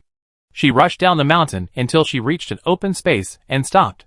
There was no more sound from Babu. Could it be that he hadn't been chasing her? Lu Xingchen sat on a tree stump, ready to rest for a while, and take in her gains. The old sheep followed, its buttocks bleeding black blood, exhausted and almost vomiting blood. The old sheep panted, Are you going to keep it all for yourself? Lu Xingchen ignored it, and went to check on the 2 treasures she had just obtained, the Gold Beast Spirit Liquid and the Spirit Beast Evolution Pill. The Golden Beast Spirit Liquid was a viscous golden liquid contained in 3 small, transparent bottles, each about the size of a potion. Golden Beast Spirit Liquid can accelerate the development of wild beasts or spirit beasts, achieving 2 advancements. It's fast, safe, and effective immediately, with no side effects. The Spirit Beast Advanced Evolution Pills were small, round pills, less than half a centimeter in diameter, contained in a small, transparent bottle. Lu Xingchen counted them. There were 3 pills. Spirit Beast Advanced Evolution Pills can temporarily enhance 2 advancements in spirit beasts. Duration, 45 minutes. Side effect, weakness for 12 hours. Lu Xingchen quickly reviewed the information on the 2 items and made an immediate decision. No matter how she ran, Babu would catch up. Only by using the teleport card, teleporting a great distance, could she evade pursuit for a while. So, she decided not to run. She took out 2 bottles of Golden Beast Spirit Liquid and released Lan Lan and Mime. Lan Lan and Mime's eyes lit up when they saw the 2 bottles in Lu Xingchen's hands. Lan Lan, ah, delicious. I want some. Mime, Master, is this for us? Yes. Lu Xingchen uncorked the bottles, tossing 1 bottle of Beast Spirit Liquid to Lan Lan and the other to Mime. Lan Lan grabbed the bottles in 1 gulp, tilted her head back, and drank them all in 1 gulp. Chapter 134. Mime quickly finished the Beast Spirit Liquid. The old goat rushed to Lu Xingchen and asked nervously, Any more? Any more? Where's my share? When Lu Xingchen opened the box, the contents flashed by before being put into his backpack. So, even though the old goat watched closely, he couldn't see clearly what was inside. It was now particularly afraid that Lu Xingchen would refuse to give it anything, or simply give it something useless. Lu Xingchen took out the last bottle of Beast Spirit Liquid and gave it to the old goat, saying, Eat it quickly, or someone will chase us soon. The old goat scooped up the Beast Spirit Liquid in 1 gulp and placed it on the ground, overjoyed. However, it didn't eat it right away, but licked it lovingly. Lu Xingchen didn't care. She had to make sure Lan Lan and the little goat finished it quickly. Lan Lan was so bald that she couldn't even fly. The Beast Spirit Liquid would allow it to evolve 2 levels, and its feathers would grow back. Moreover, the Beast Spirit Liquid takes effect immediately, with no side effects. Let them consume it quickly. It might be useful later. Lon Lon suddenly cried out, a dramatic transformation having occurred. It had grown in size. Previously only 50 or 60 centimeters long, it was now about 1.5 meters long. After several fierce battles, its feathers had almost fallen out, leaving it in a state of disarray. But now, its feathers were growing back one by one, their colors even more vibrant. Its wingspan stretched about 2 meters, each feather gleaming with a brilliant light. The long feathers on its tail had sprouted one by one, long and beautiful. With a flick of its tail, the long feathers shone in a brilliant display of light. Its claws had also become sharper, like blades, gleaming with a cold gleam. Mimi had also changed significantly. Its size had only grown slightly, about the same size as a regular teddy bear. Its fur remained pure white, but the 2 horns on its head had grown considerably, about 20 to 30 centimeters long and slightly curved.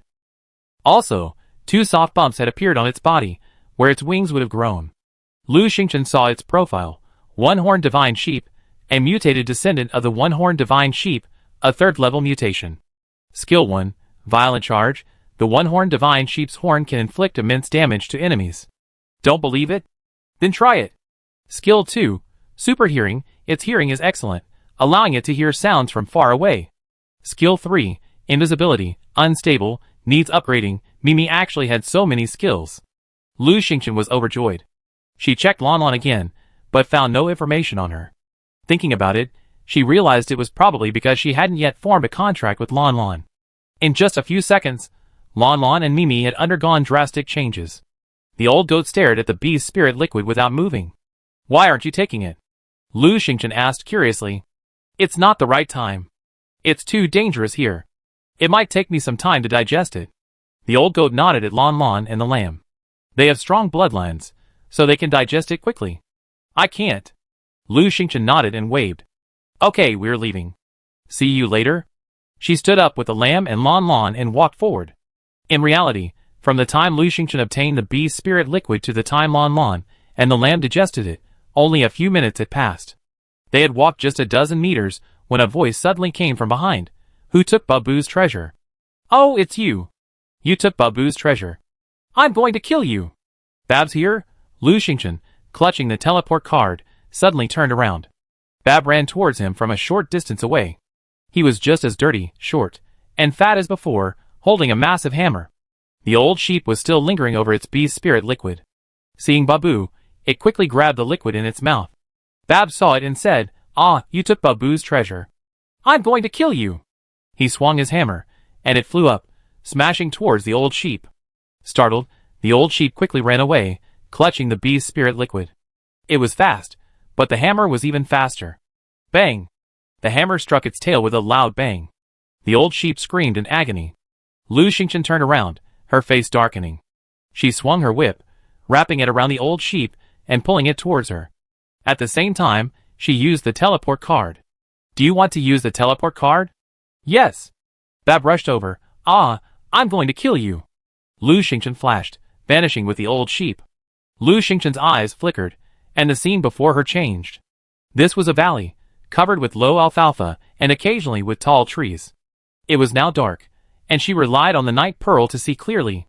She hurried to check and found that she had teleported 80 kilometers this time, so she didn't have to worry about Bab chasing her for the time being. Ouch, ouch, it hurts so much, my old waist. The old sheep cried miserably. Lu Xingchen's whip was still wrapped around its waist. Lu Xingchen retracted the whip, and the old sheep fell limply to the ground, bee's spirit liquid spilling from its mouth.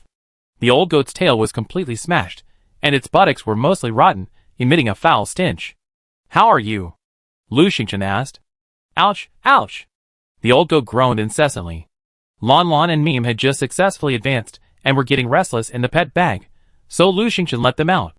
Lon Lon emerged, wagging her beautiful tail and exclaiming, Ah, what's wrong with you, old man? Are you dying? The old goat, you're dying. Lon Lon laughed heartily. I'm not dead. Look, I've advanced 2 levels.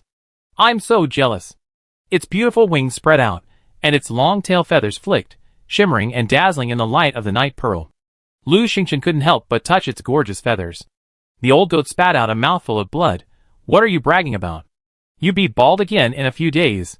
Lu Xingchen, She really thought the old goat was dying. She walked over and handed the bee's spirit liquid to Old Sheep. It's safe now, eat it. Old Sheep, spewing blood, looked at Lu Xingchen with difficulty, his voice weak. You're a good person. You didn't take advantage of this opportunity to swallow my treasure. Lan Lan's eyes lit up, and she walked over and tugged at the bottle of bee's spirit liquid. Old man, are you going to take it or not? If not, I will. Lu Xingchen shooed Lan Lan away. One bottle of bee's spirit liquid is enough. Any more will have no effect. Wouldn't that be a waste? Old Sheep spat out mouthful after mouthful of blood, making Lu Xingchen tremble with fear. Old Sheep refused to take the bee's spirit liquid, looked up at Lu Xingchen, and said, I'm dying. I really can't hold on any longer. Eating bee's spirit liquid is useless. Don't waste it. Can you promise me something? Lu Xingchen squatted down. What's the matter? The Old Sheep said with difficulty. I have a godson. Ahem. Can you give this bottle of bee's spirit liquid to him from now on? Lu Xingchen was stunned. I don't even know him. There happened to be a rock next to the Old Sheep. With great effort, it raised its head and banged against it, knocking half of its horn off. It pushed the half horn toward Lu Xingchen and said, he recognizes this. Keep it with you. If you encounter him, you know. Lu Xingchen shook her head. No, I'm leaving this island soon. She could only stay on this island for 15 hours, and with just over an hour left before her departure, she had no time to look for the Old Sheep's godson. The Old Sheep coughed. No. He's not on this island, and I don't know where he is. Just take this horn with you. You? The Old Sheep raised its head with great effort, almost out of breath. It asked, will you agree? Lu Xingchen held the horn, frowning slightly. Is the Old Sheep's godson a lamb? We don't even know which island he is on. Isn't that like looking for a needle in a haystack? Never mind, just agree to it. It's a simple matter. No need to go out of your way to find him. She nodded slowly. The Old Sheep felt relieved. He closed his eyes and rested for a moment. Thank you, he said. One last piece of information. 1 kilometer from here, there's a pack of wolves. Kill them, and you find a treasure. Chapter 135. Lu Xingchen nodded. Okay, thank you for the news. Old Sheep sighed. My godson isn't very pleasant, and he's a liar. When you see him, please don't get annoyed with him. Lu Xingchen, unpleasant and deceitful, isn't that just like Old Sheep? He truly deserves to be called a godson. She nodded. I give him the bee's spirit fluid and leave. I won't give him a chance to bother me. Old Sheep gave Lu Xingchen a final look. I hope. Oh, thank you. It tilted its head and died. Old Sheep seemed to want to say something in its last words, but couldn't bring itself to speak. Lu Xingchen was silent for a long time. She hadn't expected the cunning Old Sheep to die like this. Logically, this guy was truly annoying, and dead was dead. She shouldn't have felt anything, but she still felt a sense of emptiness. Lan Lan came over, looked at the Old Sheep's corpse, and exclaimed, Is it really dead? Lu Xingchen nodded, yes. She dug a hole nearby with a shovel and buried the Old Sheep. In their brief time together, the Old Sheep was indeed annoying, but it had also helped her a lot. Besides fulfilling its last wish, all she could do was give it a proper burial. After burying the Old Sheep, Lu Xingchen immediately led Lan Lan and the lamb forward. After walking about a kilometer, as expected, she saw a pack of wolves. These wolves were generally low level, all second level. For Lan Lan and the lamb, who had already upgraded, they were no match for them. That was their advantage in numbers. Lu Xingchen gave the lamb and Lan Lan some instructions, and the two rushed forward, like a tiger among a flock of sheep, unstoppable. Lu Xingchen watched from the side, relieved when she realized they were safe. She checked the zone chat to see if she had missed any new messages. The chat channel was still bustling with activity. What's up with Zheng Yuan and Ma De? One moment they're asking who's selling teleportation cards, the next they're asking if anyone else is on the same island. They're trapped by wolves. I heard they're all level 2 or 3, a huge pack. They can't defeat them. Oh my god. I can't even defeat a single level 2 wolf, and they've encountered so many. Yes, encountering an island is both an opportunity and a danger. Zheng Yuan was too impatient. He just used the landing order to land on one island, and then he encountered another one. Shortly after landing, he encountered danger. To make matters worse, the game suddenly announced a rule change, allowing overnight stays on islands. Tragic. Stop gossiping. If anyone has a teleport card, sell one to Zheng Yuan. He's so pitiful. Wei Feng, teleport cards are lifesavers. Who'd be so foolish as to sell them? Wei Qing, yes, everyone, save some if you have them. They might come in handy. Mada, Wei Feng, Wei Qing, don't go too far. Wei Feng, what's wrong with me? I just said a few words. Zheng Yuan, is anyone else on this island? I've got a call. Lu Xingchen raised an eyebrow. Zheng Yuan isn't out of danger yet? Huh? Trapped by wolves? She looked at Lan Lan and Xiao Yang. They shouldn't be in the same place, right? She didn't want to accidentally save Zheng Yuan. Although the chances of them being on the same island were extremely low, it was still better to be careful. Lu Xingchen said in the area chat, Zheng Yuan, what kind of wolves are there near you? What are the characteristics of your island? I want to see if we're on the same island. Zheng Yuan was delighted. Normally, he wouldn't reveal his information easily, and he'd be careful not to be tricked. However, he'd been trapped in crisis for so long, his mindset a bit strained, and he hadn't thought about such things at all. Seeing Lu Xingchen ask, he quickly replied, the wolves around here are very tall, about 2 meters tall. My island is rocky, with tall trees and almost no weeds. Lu Xingchen, are you on that island too? Lu Xingchen smiled faintly. They weren't on the same island, and the wolves they encountered were different species. Good, she had no chance to save Zheng Yuan, so she felt relieved. So, she feigned regret, sorry, we're not on the same island, so I can't help you. Zheng Yuan's spirit deflated. He quickly sent Lu Xingchen a private message, have you used your teleport card? Can you sell it to me? Lu Xingchen glanced at his message, and suddenly had an idea. However, she quickly closed the chat, took out her whip, and joined the wolf-killing fray. 1 man, 1 sheep, and 1 bird quickly slaughtered all the wolves. Lu Xingchen began harvesting supplies, killed a level 2 gray wolf. Do you want to disassemble it? Yes. Disassembled the level 2 gray wolf, obtaining 5 wolf meat, 2 wolf fangs, and 1 wolf pelt, which she had already placed in her storage backpack. Disassembled the level 2 gray wolf. Lu Xingchen harvested along the way, collecting a considerable amount of wolf meat, wolf fangs, and wolf pelts. Finally, in a patch of alfalfa, she found a small treasure chest. She opened the chest without hesitation. Opening it, she obtained 1 teleportation card. Teleportation card? Lu Xingchen's face was filled with surprise. It was indeed a treasure, a life-saving treasure. She placed the teleportation card in her backpack and sorted it out. This time, they had killed around 100 gray wolves from 2 packs. In the process of killing wolves, Lan Lan and the lamb both gained a lot of experience. However, Lan Lan was very unhappy. She had just been deliberately competing with the lamb in killing wolves, but in the end, she realized that she had killed far fewer than the lamb. Lan Lan was almost furious. Just a few hours ago, this little lamb was so sick and dying, and in just a few hours, it had become even more powerful than her. She couldn't stand it. Lil Meme excitedly ran to Lu Xingchen, rubbed her hand, and said coquettishly, Master, I'm awesome, right? Lu Xingchen kept praising her, of course. Lil Meme is awesome. Humph. Lan Lan sneered, spread her wings, and flew into the air, intending to go out for a few laps to relax. Come back, Lan Lan. Lu Xingchen called out hurriedly. They had been killing wolves for a long time, and they thought Babu was about to catch up. Besides, in less than half an hour, it would be time to leave the island, and she was worried that Lan Lan wouldn't be able to return. Lan Lan snorted and flew away again. Lu Xingchen was furious. This Lan Lan was always disobedient. What if he got lost during an expedition? With Lan Lan's wild and unyielding nature, if he encountered a powerful monster, he would definitely be eaten. Not to mention, if he encountered a cunning old sheep, he might even be tricked to death. Sigh, I was really worried about this guy. Master, it's angry because I can't kill wolves as well as I do. Little Mimi said, a hint of pride in his eyes. You killed more wolves just now? Lu Xingchen finally realized. Thinking about it, it seemed that was true. Lan Lan looked fierce, but he had been killing wolves slower than the little lamb just now. Strange, what's going on? Did you both eat the same thing? Lu Xingchen was puzzled. Lan Lan's fighting power was quite high. Because I have a contract with Master, hee. The little lamb was proud. Is there such a relationship? Lu Xingchen was surprised. Of course. The lamb nudged Lu Xingchen. Master, if all else fails, why don't you contract Lan Lan? After the contract, it'd have to obey you. Lu Xingchen, I'd like to contract it, but I don't have a pet contract. Huh?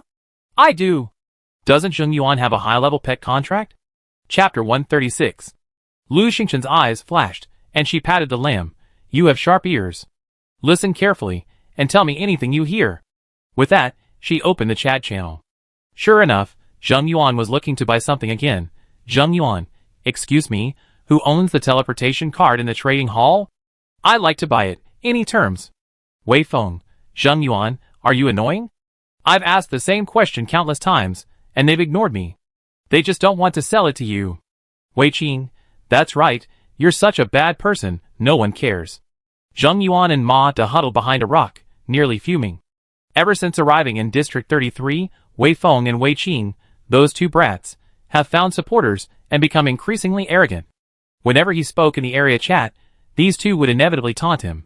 But Zheng Yuan, who preferred to play it safe, never responded.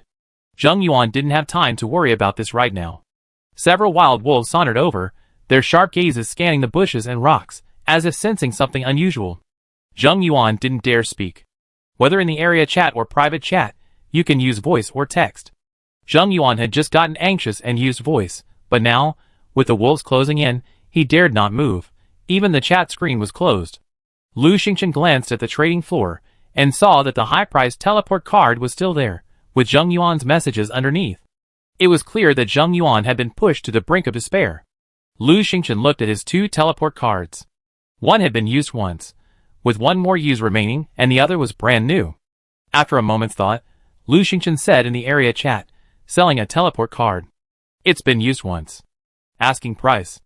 Wei Feng, Sister Xingchen, if you have a teleport card, keep it for yourself. Why sell it? Wei Qing, that's right, Sister Xingchen. Teleport cards are priceless and can't be sold. Lu Xingchen, it's okay. I'm just asking. I won't sell it unless the price is right. Gao Dafu, you have a teleport card. Sell it to me. Lu Xingchen, Gao Dafu, do you still owe me something? Gao Dafu, it's unfair. I've paid it off. No, well, it seems I still owe you something. Zheng Yuan's eyes were red. The wild wolf was so close, he didn't dare speak. He typed softly, I want it. Wei Feng, I want it, I want it. Wei Qing, I want it, I want it, I want it too. Lu Xingchen, don't just talk. Make an offer. I'm busy right now. If no one offers suitable supplies, I leave. Zheng Yuan was anxious. One deerskin boot blueprint, one powerful red spirit fruit, and one high-level weapon blueprint. He typed softly, his speed much slower. Lu Xingchen received a private message from Wei Feng. Sister Xingchen, how about I help you raise the price? Lu Xingchen smiled faintly. Sure. She had released the teleport card this time specifically for Zheng Yuan's stuff. If someone could raise the price, even better. She added, raise as much as you want. I told you to stop, and you stop again. Wei Feng, okay, Sister Xingchen, just wait and see. Wei Feng said in the area chat, one cowhide boot blueprint, plus two high-level weapon blueprints. Zheng Yuan was furious. Wei Feng, you have two high-level weapon blueprints? Show them to me. Wei Feng, why should I show them to you? Zheng Yuan, how can I not see them? What if you mess up? Wei Feng, you're underestimating me. I open your eyes. After saying that, he handed out two high-level weapon blueprints. Lu Xingchen was secretly surprised. He hadn't expected the Wei family to have so many supplies. Even though he had collected the supplies of all 5 members of the Wei family, getting two high-level weapon blueprints was quite a feat. Zheng Yuan was speechless. He was extremely anxious. The most valuable item he had was the high-level pet contract. However, he had just traded it for a teleport card that allowed 2 teleportations.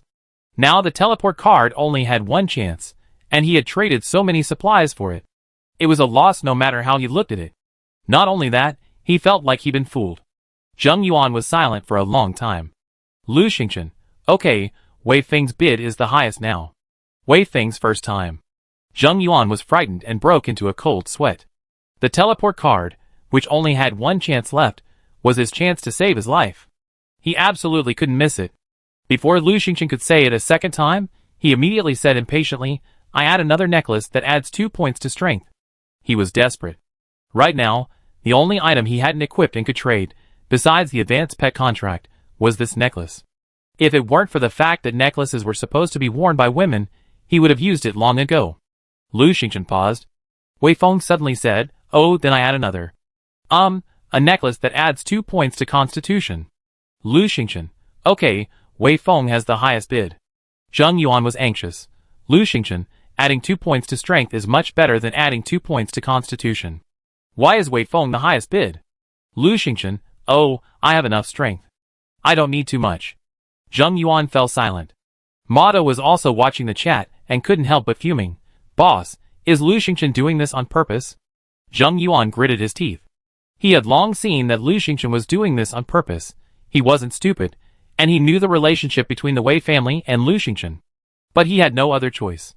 Even if it was a trap, he had to jump in. At most, he would suffer heavy losses. If he didn't, he would likely die. The wolves were still lurking outside. Zheng Yuan sighed. He knew what Lu Xingchen wanted. In fact, he had suspected it from the beginning, but he couldn't bear to part with the pet contract, so he held out a glimmer of hope and bid with other items. Now he regretted it. If he had used the pet contract from the beginning, he could still have kept the necklace. Lu Xingchen couldn't wait any longer. Afraid Babu would catch up, she said impatiently. All right, I have things to do. Let's end it. Wei Feng trade. Zheng Yuan was startled and immediately said, wait, I had a high-level pet contract. The chat room erupted in an uproar. No, I think something's wrong. Zheng Yuan is really at a disadvantage. He used to be able to exchange the same item for a teleport card with 2 teleports, but now, he can only exchange it for 1? Huh, don't you know how to count? Actually, he can't even exchange it for 1 with the item he used before. He even added a necklace to his teleport card. Sure enough, I miscalculated. Zheng Yuan is at a huge loss. Lu Xingchen used the teleport card once, and resold it for even more supplies. Hee, so ruthless. It's a willing match, so how could he be ruthless? Isn't that ruthless? Zheng Yuan is being ripped off, okay? Why did Lu Xingchen suddenly sell the teleport card? Didn't he know Zheng Yuan needed it urgently? Well, Zheng Yuan is truly terribly unfortunate. Looking at the players who spoke up for him, Zheng Yuan felt a tinge of satisfaction. He deliberately remained silent, inviting criticism of Lu Xingchen. Lu Xingchen knew Zheng Yuan's intentions. She sneered and said in the chat, now that you mention it, I also think Zheng Yuan is at a huge loss.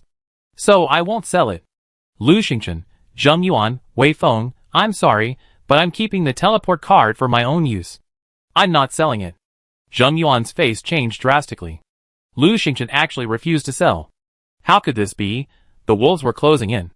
Without the teleport card, he would most likely die. What good was keeping all these supplies if everyone was dead? Zheng Yuan yelled, Lu Xingchen, don't go. I want the teleport card. Chapter 137. Lu Xingchen was resolute.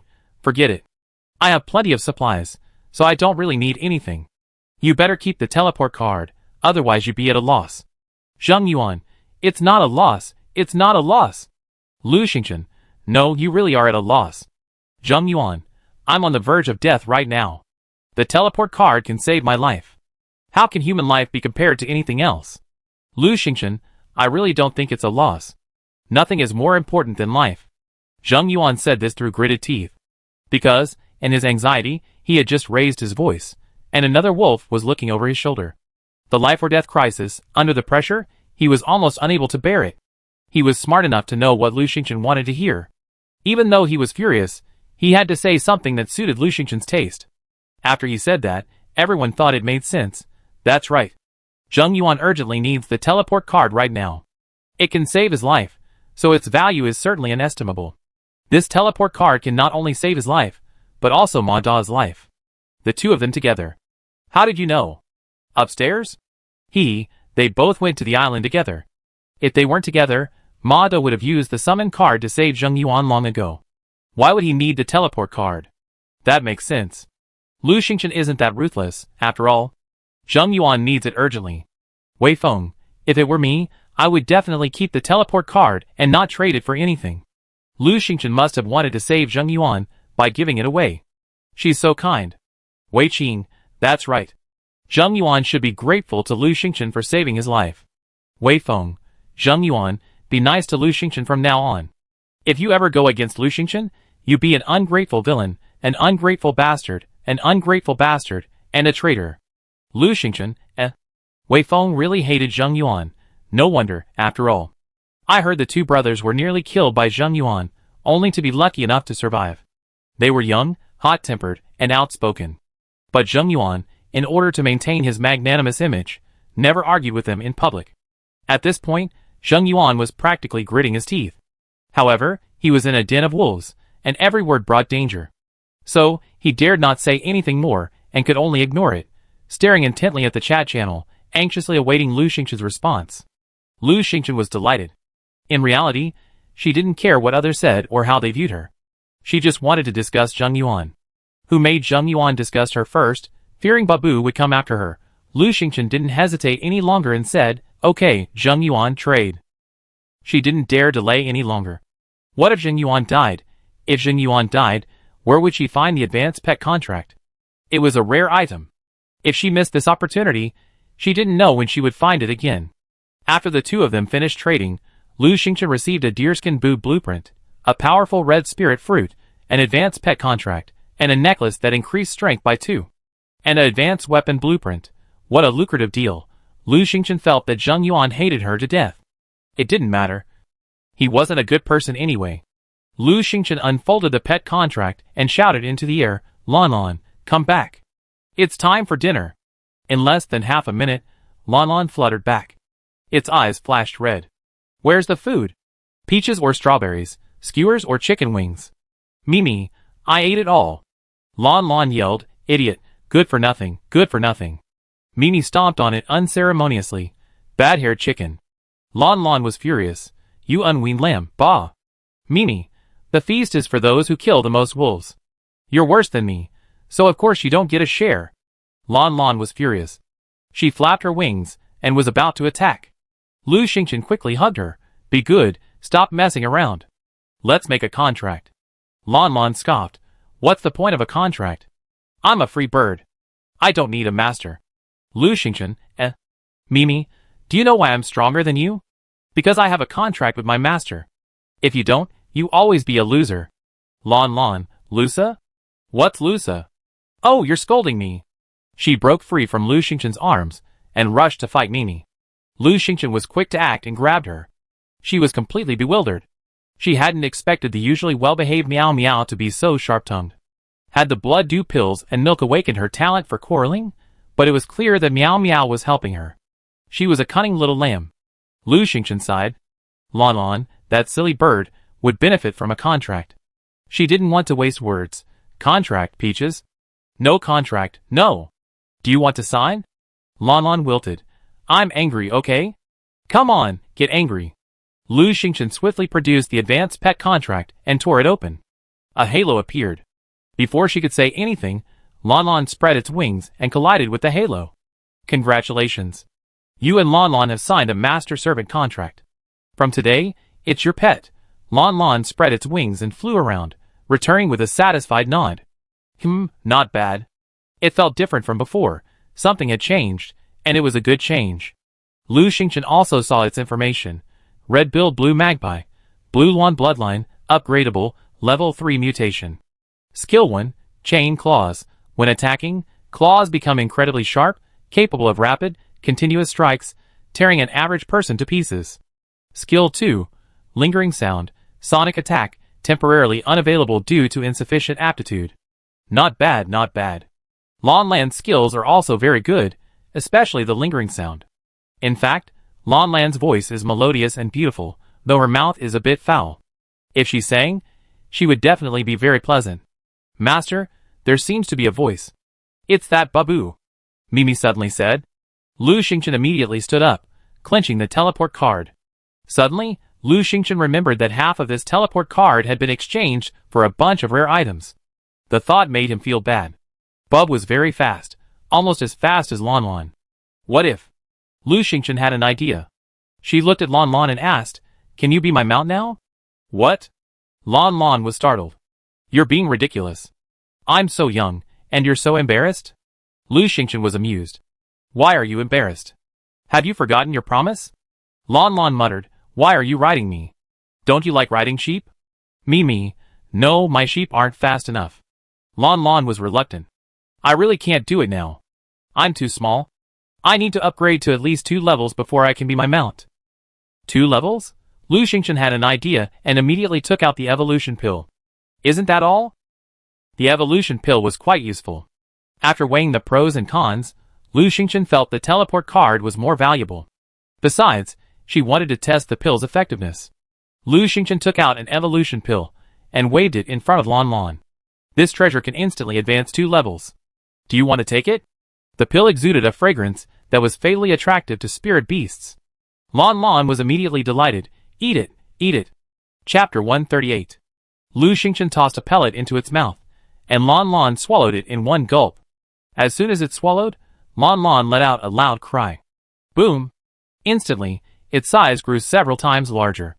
Its wingspan reached 7 or 8 meters. Its tail feathers grew several times longer, and 3 crests sprouted from its head, each tipped with a red, striking beauty. The color of its feathers grew even brighter, gleaming in the light of the night pearl. Wow, I'm so awesome! Lon Lon cried out, soaring high into the sky and circling. It was night, but in the sky, Lon Lon seemed to possess its own light source, its beautiful feathers gleaming brilliantly. Its long tail feathers traced beautiful arcs in the air. In short, it was stunning. Lon Lon was incredibly excited, circling in the air and constantly showing off. Isn't it handsome? Isn't it handsome? It twisted its body, its tail feathers waving, and swooped down, landing in front of Lu Xingchen. Little Lu, come on up, I take you flying. Little Lu? Lu Xingchen's eyes widened. Lon Lon. Little Lu, hurry up. Lu Xingchen smiled and leaped up. Little Lon Lon, come on, take me flying. Mimi, eh. Lon Lon glanced smugly at Mimi on the ground. Lusa, do you want to come up? Mimi, loser. Lon Lon, you want to come up? I won't let you, ha, little Lusa. Lu Xingchen suddenly understood the meaning of Lusa, but she still wanted to ask. Little Lon Lon, what does Lusa mean? Lon Lon, oh, isn't it just Lusa? It kicked its legs and took off into the air, quickly changing the subject. Because it didn't know what Lusa meant, but it could sense it was an insult. It was precisely because it didn't know what it meant that it was so upset and couldn't forget it. So, it simply gave the person a taste of their own medicine. Mimi was speechless. It listened carefully and said, Master, let him down quickly. Babu is coming. Lon Lon had only flown a few meters when Lu Xingchen pinned him down. Lu Xingchen quickly put Mimi into the pet bag and jumped onto Lon Lan's back. Lon Lon soared into the air. Lu Xingchen was initially frightened, but she quickly adapted. Now, she and Lon Lon had formed a bond, a telepathic connection, and no longer worried about falling. Lu Xingchen sat upright on Lon Lan's back, feeling the gentle evening breeze. Her eyes narrowed, and she felt incredibly comfortable. Flying mounts are awesome. So cool. Thinking back, she should have chosen the second invincible suit, wearing a long white dress and riding Qinghuan, her sleeves fluttering. Lanlan's words were always out of place. Xiao Lu, why are you so heavy? What? Lu Xingchen was upset. I'm less than 90 pounds, and you feel heavy with this little weight? Are you too weak? Lon Lon was furious. I'm not weak. Suddenly, a roar erupted. I'm going to kill you. Bab is coming. Whoosh. A dark shadow attacked, and Lon Lon suddenly swooped down, sending Lu Xingchen reeling and nearly falling. Crack. A large tree fell. Lu Xingchen was startled. It turned out that the dark shadow was Babu's hammer. Just now, Lon Lon was flying in midair, a little higher than the tree, and Babu had thrown the hammer so high it nearly hit them. Lu Xingchen looked down and saw Babu sprinting below him at breakneck speed, roaring as he ran, You took my treasure, I'm going to kill you. The hammer was back in his hand. He looked up at Lu Xingchen and Lon Lon, swung it hard, and struck Lu Xingchen again. Lon Lon dove again, and whoosh, the hammer whizzed by, brushing past Lu Xingchen's ear. Lu Xingchen's heart pounded with fear, and he quickly called to Lon Lon, Don't go any further, or you hit the ground. Any further, and Babu would have crushed him to death. Lon Lon, that was so scary. My arm almost broke. Just now, the hammer had also brushed past its wings. Lon Lon quickly soared upwards. Babu, you took my treasure, I'm going to kill you. The hammer struck again. Lon Lon, breathless, dodged again. Lu Xingchen was horrified. He hadn't expected Babu to be so powerful. He could throw such a large and heavy hammer so high. It was beyond imagination. After being hit several times in a row, Lon Lon became angry and shouted to Babu below, Little shorty, if you dare come over here again, I kill you. Now, Lon Lon was only at the top of the tree, and if she wasn't careful, she would fall. Lu Xingchen was anxious. She took out her oxhorn bow, unhooked her arrows, and, with a single draw, shot 3 arrows at Babu. Babu swung his hammer, deflecting the arrows one by one. Using this brief moment, Lon Lon quickly soared upwards. Lu Xingchen's arrows continued to fire, and Babu was busy dodging them, giving Lon Lon time to catch his breath. Suddenly, it soared high into the air. Babu's voice weakened considerably. I'm going to kill you. But the hammer couldn't reach her because Lan Lan was so high up. The crisis was over, and Lu Xingchen breathed a sigh of relief. She had probably wasted 20 or 30 feather arrows just now. This time, she definitely didn't dare go back to collect them. She would have to wait until she got back to replenish them. Babu was furious, dancing and shouting below. Lan Lan, no, it's too high. I'm tired. Lu Xingchen, you have to hold on, even if you're tired. If you dare go down, Babu will smash your wings. She checked the time. Fortunately, they only needed to hold on for 3 or 4 minutes before they could teleport. Hearing that it would only take 3 or 4 minutes, Lan Lan relaxed and simply circled in the air. Babu, on the ground below, could only jump, throw his hammer, and yell. Lan Lan laughed heartily, her voice filled with arrogance. Go ahead, little dwarf. Go ahead, go ahead. Bab, I'm going to kill you. Just wait, my sons and grandsons won't let you go. Lu Xingchen frowned. Babu even had sons and grandsons. Lan Lan didn't care, and continued to taunt Babu. Let your son come, let your grandson come, I kill them. Bab, you took my treasure, I'm going to kill you. Lan Lan, you took it, you took it. You take it again next time, and I take all your treasure and piss you off. Bab went berserk. He screamed, and suddenly his body began to rise. He was growing taller, and taller, almost as tall as the tree. Lan Lan had never seen anything like this before. Startled, he faltered, Hey, don't be angry. Lu Xingchen was horrified. She had never seen anything like this before. What did Babu mean by this? Could he possibly reach the sky? Lu Xingchen yelled, Lan Lan, run. Lan Lan, aw no, I'm getting a stitch. Lu Xingchen, Babu was rising higher and higher. Lu Xingchen saw his message, Manic Babu. When Babu enters a manic state, his size explodes. What are you waiting for? Run. Oh right, don't run, you can't, Lu Xingchen, Suddenly, a notification sounded, time is up. Please leave Island 1699. Teleporting now. 10, 9, 8, 3, 2, 1. Swish. Lu Xingchen and Lan Lan vanished. Babu, who had swelled to half his size, froze for a moment. He roared, I'm going to kill you. Next time, I'm definitely going to kill you. Lu Xingchen and Lan Lan had returned to the raft. Chapter 139. Lan Lan's evolution pills hadn't yet lost their effectiveness, and it flew around proudly. Lu Xingchen hurried down. It had been an eventful day, and Lu Xingchen was already exhausted. It was already midnight, so she washed up briefly and went back to bed. The next day, Lu Xingchen didn't wake up until 9 o'clock. She made herself a simple breakfast and put some wolf meat, wolf fangs, and wolf skins on the shelf. She needed to trade in wood and nails. The second group of players would arrive in 7 days, and she wanted to improve her raft's rating, so the first step was to prepare basic supplies like wood, nails, and glass. She had so much wolf meat, wolf fangs, and wolf skins that it was useless to keep them, so she just needed to trade in the wood. After the stocking was done, Mimi woke up, and Lu Xingchen gave her a blood dew pill. This is like medicine, take one every day. Don't forget. Min had just popped the blood dew pill in her mouth when Lan Lan sauntered over, sneering, Hey little Lusa, want some milk? Min, loser. Lan Lan, Lusa. Min stared at her with an indescribable gaze. Lan Lan, what are you looking at, little Lusa? Hurry up and drink your milk. Ouch. She fell to the ground. There was nothing she could do. She was too weak. Yesterday Lan Lan had been swimming wildly in the sea for over 20 minutes, waiting for the evolution pill to wear off before she landed.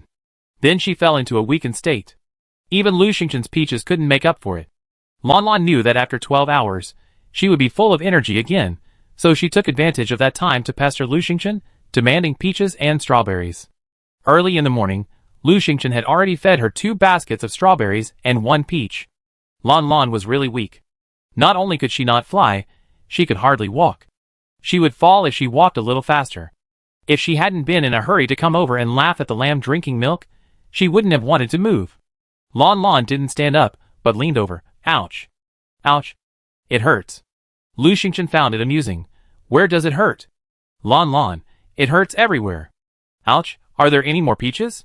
Lu Xingchen looked at its bulging belly. No, it hurts so much. It looks like it ate too many peaches. It needs to starve. Mimi, it can't eat anymore. It have diarrhea. Lan Lan's eyes widened in anger. Lu Xingchen laughed heartily. put the two together, and entered Taoyuan. Taoyuan Holy Land's aura of blessing, good fortune, lucky luck was on her side today. Lu Xingchen walked over and picked 2 peaches. When she had previously bid with Zheng Yuan for the teleportation card, she had offered 2 peaches and a blueprint for the deerskin boots. She had to give these things to Qin Wuchuan. Although Qin Wuchuan said the teleportation card was a gift, she had only saved Qin Shiro's life once, and that was out of friendship. There was no need to ask for her things over and over again. Qin Wuchuan has many subordinates, a keen business sense, and a wealth of resources. He's gradually influencing the trading market in District 33, making him a powerful figure. If she wants to maintain a good relationship with him, she can't always demand things. She needs to give something in return. Otherwise, the favor she gained from saving Qin Shiro will eventually wear out. It's not like you should always be given all the goodies from their team just because you saved their daughter. Relationships are mutual. You can't always take advantage, and even a small return feels like a loss. No one is stupid. Furthermore, by trading the teleportation card, she received Zheng Yuan's deerskin boots blueprint, a high-level weapon blueprint, a high-level pet contract, a powerful red spirit fruit, and a necklace that increases strength by 2. What a lucrative deal. Lu Xingchen delivered the supplies he promised yesterday to Qin Wuchuan. After several refusals, Qin Wuchuan accepted them, finally saying, "We also went to the island yesterday and harvested some cotton seeds. I've already sent them to you." Lu Xingchen, thank you. Feel free to contact me if you need anything. The two chatted happily. Lu Xingchen took the cotton seeds and planted them in the black soil, where time flows at 20 times the speed. Cotton, growing period, 120 days. Time flows 20 times faster, so growing period, 6 days. It should mature in 6 days, that's enough. Lu Xingchen planted cotton because it needed to withstand the cold. There might be another cold snap. After planting the cotton, Lu Xingchen felt he hadn't rested enough yesterday and decided to go back for a nap. Just 2 steps in, the system task arrived. Ding, the survival system has issued a new task. 7-day bet. Complete 2 bets within 7 days, winning a considerable amount of money. Note 1. Whether the bet is sufficient is determined by the system. Note 2. No cheating. Task reward. Each time you win a bet, you receive an incomplete raft scoring rules table. Finally, another task has arrived. If there were no more tasks, Lu Xingchen would have thought the system had gone into hibernation. However, this task is quite interesting. You have to bet with someone, you can't cheat, and you have to win a sufficient amount of money. What if you can't cheat? Where can you find someone to bet with? Provoke someone. The task reward is tempting. In fact, everyone can roughly guess how to improve the raft score, increasing the raft area, adding buildings, building better buildings on the raft, and so on. However, relying on guesswork would probably waste a lot of resources. So, this raft scoring rules table is a good guide to quickly increase your raft score. Lu Xingchen opened the area chat to see what everyone was talking about. In the chat channel, everyone was indeed discussing raft scores. Hey, how do we improve our raft scores? This game is too much. There aren't even any rules. I just expanded the raft by 300 square meters, and finally got a few points. I'm so tired. 300 square meters? Where can I find so much wood? Wood prices have gone up now. I expanded the raft by 100 square meters, and it didn't go up a single point. After reading for a while, Lu Xingchen felt bored and decided to go back for his nap. He slept until after 3 in the afternoon. Upon waking, I saw the chat room buzzing with activity. Everyone had already changed the subject. I don't believe it. Lu Xingchen wouldn't lie. How could she give Zheng Yuan a useless teleport card?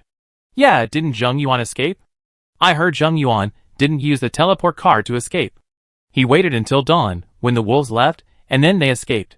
But I haven't seen Zheng Yuan condemn Lu Xingchen in the chat room yet? Zheng Yuan is a respectable man, and doesn't want to discuss this anymore.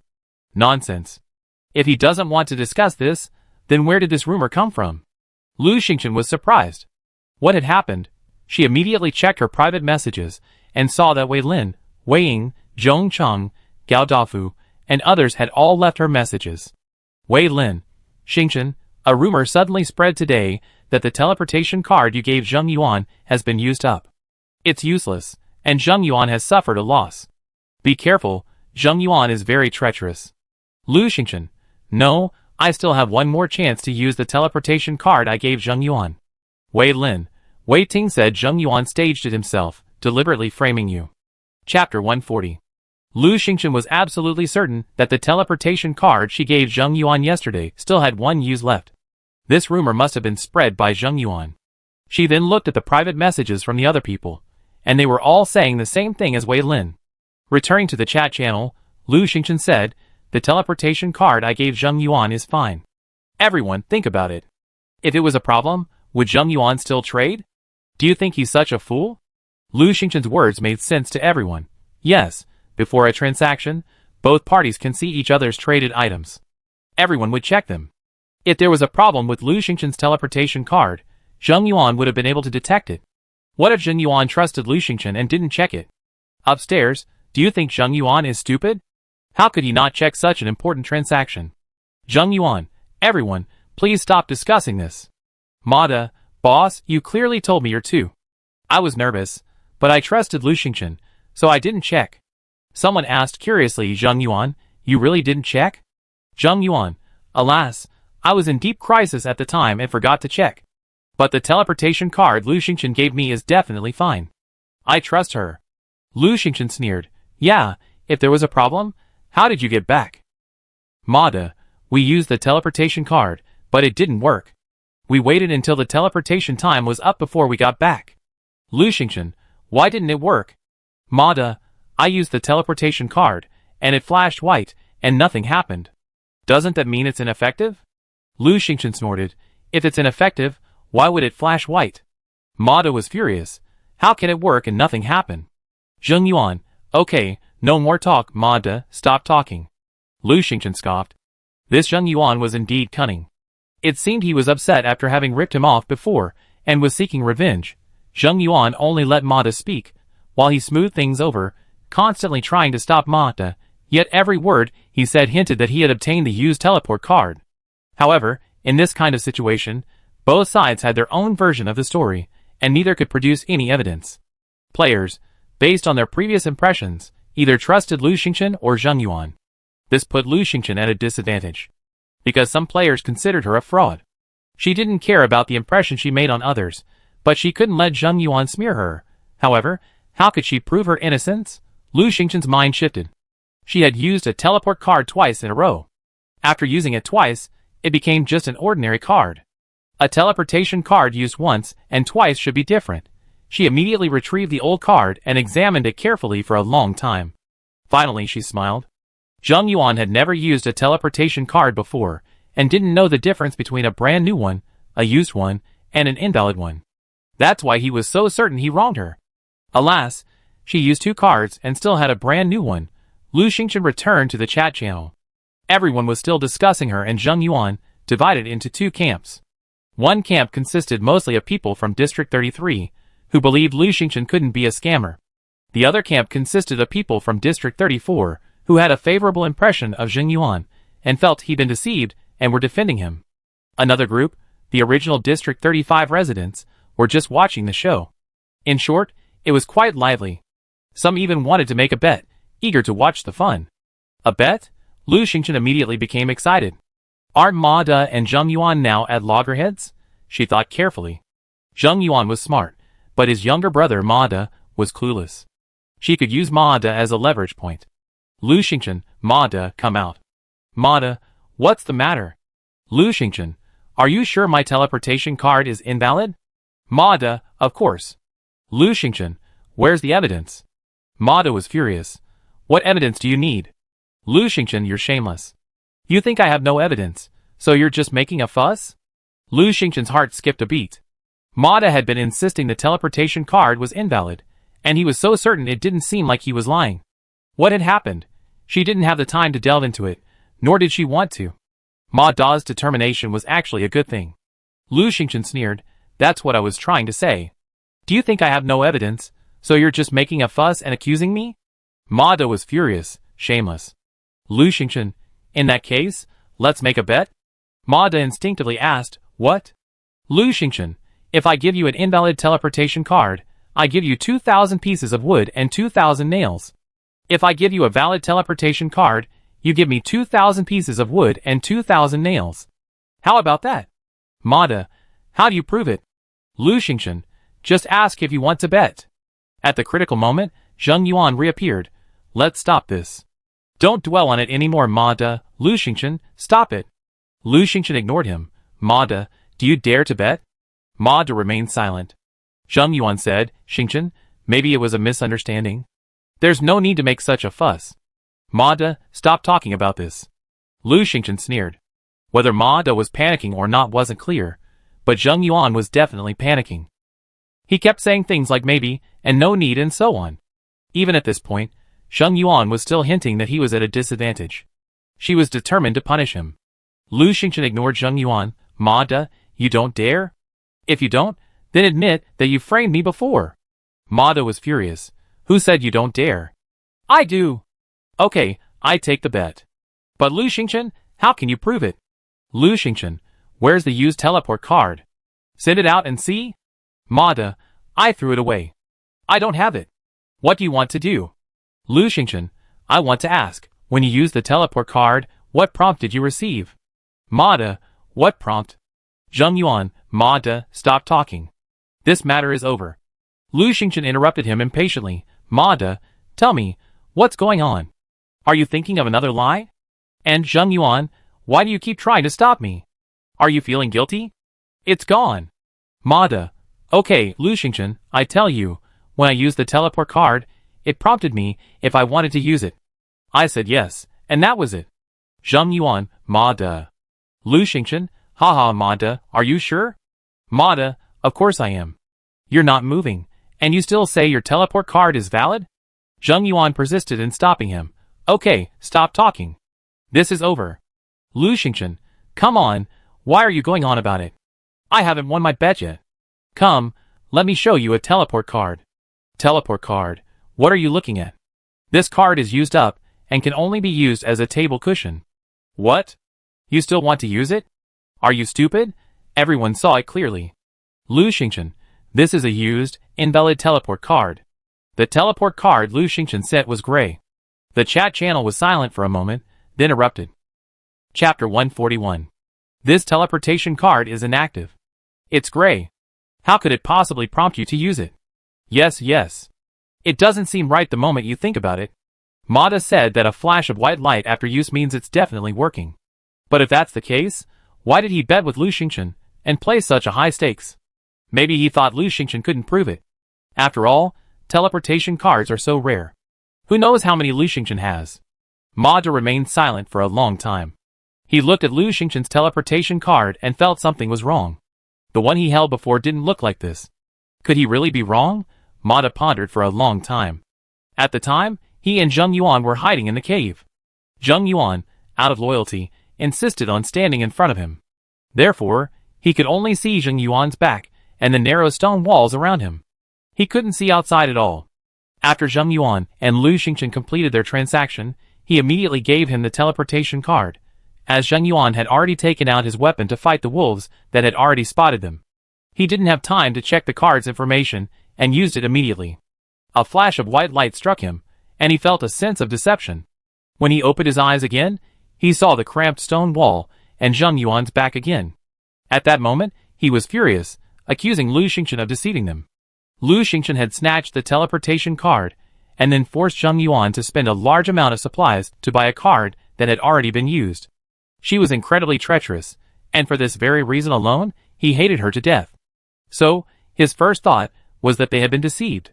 Zheng Yuan didn't deny it, so Ma De angrily accused Lu Xingchen in the chat channel, exposing her shameless behavior. Just now, he had angrily agreed to a bet with Lu Xingchen. But when he saw the teleportation card Lu Xingchen sent, Ma De had a deep doubt in himself. The teleportation card he had received was not like this, but how could he explain the previous situation? Ma De's mind was in a tangle. Lu Xingchen didn't give him time to think. Ma De, speak up. I have evidence. Do you admit defeat? Ma De remained silent. If he had lost, he would have admitted defeat. But did he really lose? His simple mind was simply unable to analyze such a complex question. Wei Feng reappeared, attacking Zheng Yuan as usual. TSK, what a spectacle. Look everyone. The invalid teleport card is so obvious.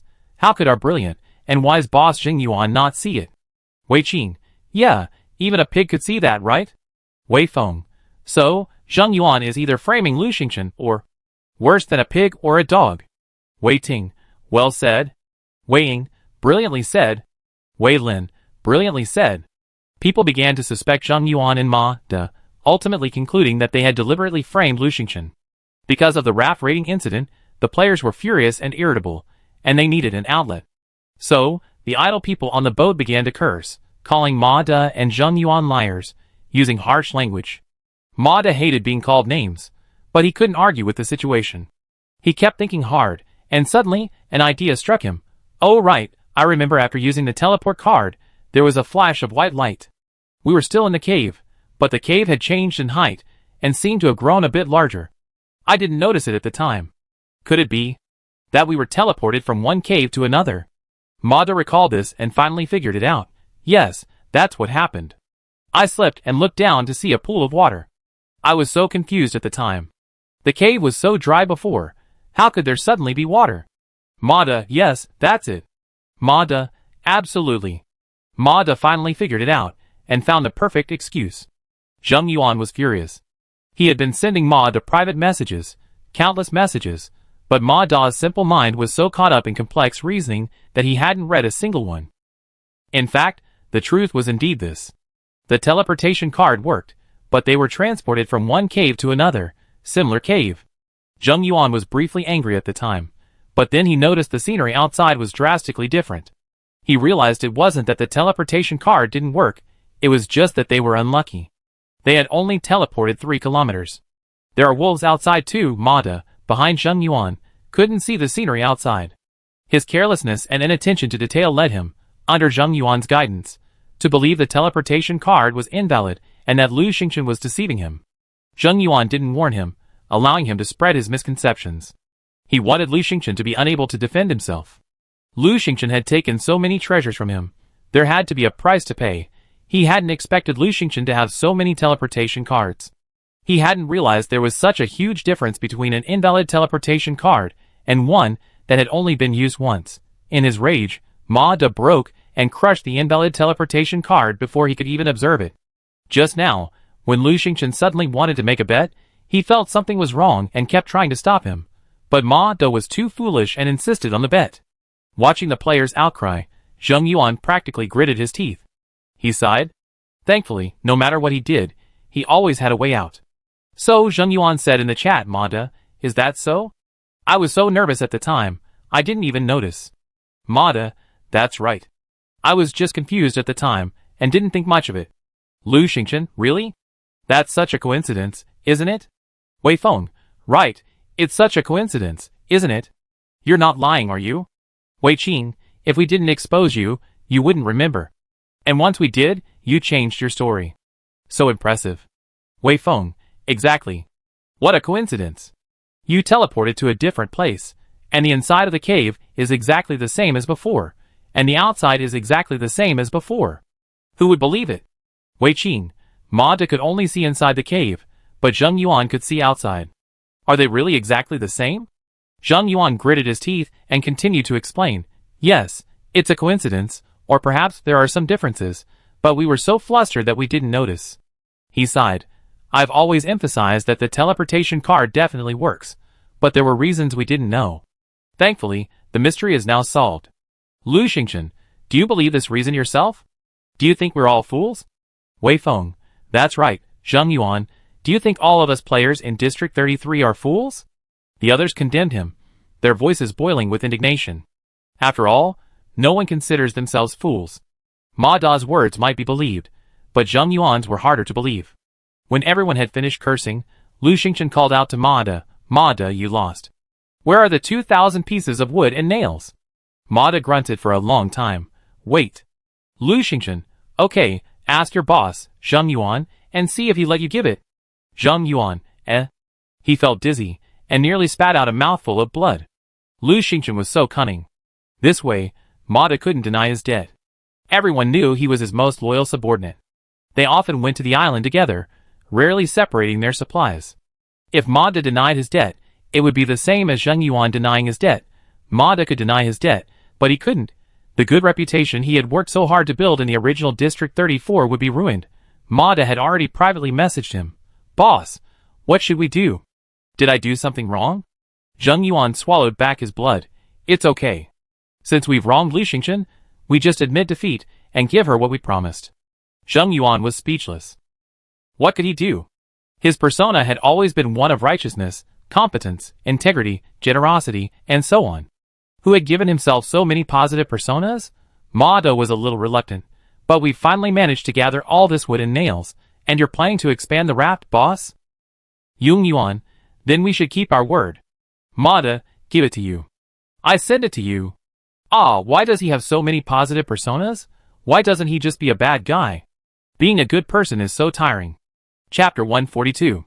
Zheng Yuan handed the nails, and went to Ma De and opened the chat channel again. However, what everyone was talking about shocked him. Zheng Yuan is such a fake.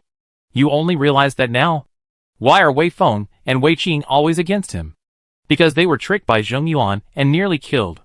No, Zheng Yuan helped us a lot when the cold snap hit. Why, he didn't ask for money for helping you. How much did he sell the braziers for back then? For iron blocks and 20 pieces of wood, right? Even worse than Lu Xingchen. He almost killed me during a hunt because I was alone. How could that be? He even saved me during a hunt. He saved you, but did he kill more people? Don't you know how to settle accounts? You actually got tricked by such a mean person. Zheng Yuan's face turned pale, and he clenched his fists. He knew today's incident might affect his reputation, but he didn't expect it to be so significant. Many people were already suspicious of him. He had more than just Ma De following him. He also had a team of 7. Now, 2 people in that team's group chat had quietly quit. Zheng Yuan gritted his teeth. Now, he couldn't say anything, and there was no need to explain. He could only wait for people to slowly forget. Ever since the merge, things had been tough for him. Yesterday, he'd been trapped by a wolf pack, unable to escape for a long time, nearly dying there. Today, he ran out of supplies and lost his reputation. It all had to do with Lu Xingchen. Zheng Yuan clenched his fists, the storm in his eyes slowly subsiding. Don't worry, there's plenty of time. Lu Xingchen, just wait and see. Even then, Lu Xingchen had already received 2,000 pieces of wood and 2,000 nails. Then, the system prompt sounded. Congratulations, you have completed the first bet and received the reward. Raft Scoring Rules Table 1, which has been put into the storage backpack. There is only Table 1, which is indeed an incomplete scoring table. Lu Xingchen immediately took out the Raft Scoring Rules table from her backpack. She looked at it for a long time and immediately chose a plan. According to this plan, the raft score can reach more than 100. If you want to get a higher score, it will not work. Because the table is gone. There are only scoring tables for primary items, such as a table and 4 chairs will add 2 points. A bedroom with enough space will add 3 points, and so on. Lu Xingchen quickly determined the plan. First, she would surround the raft with a fence. Second, she would build a larger living room, which would need to be equipped with several high-grade mahogany sofas, a mahogany coffee table, a mahogany table and 4 mahogany chairs.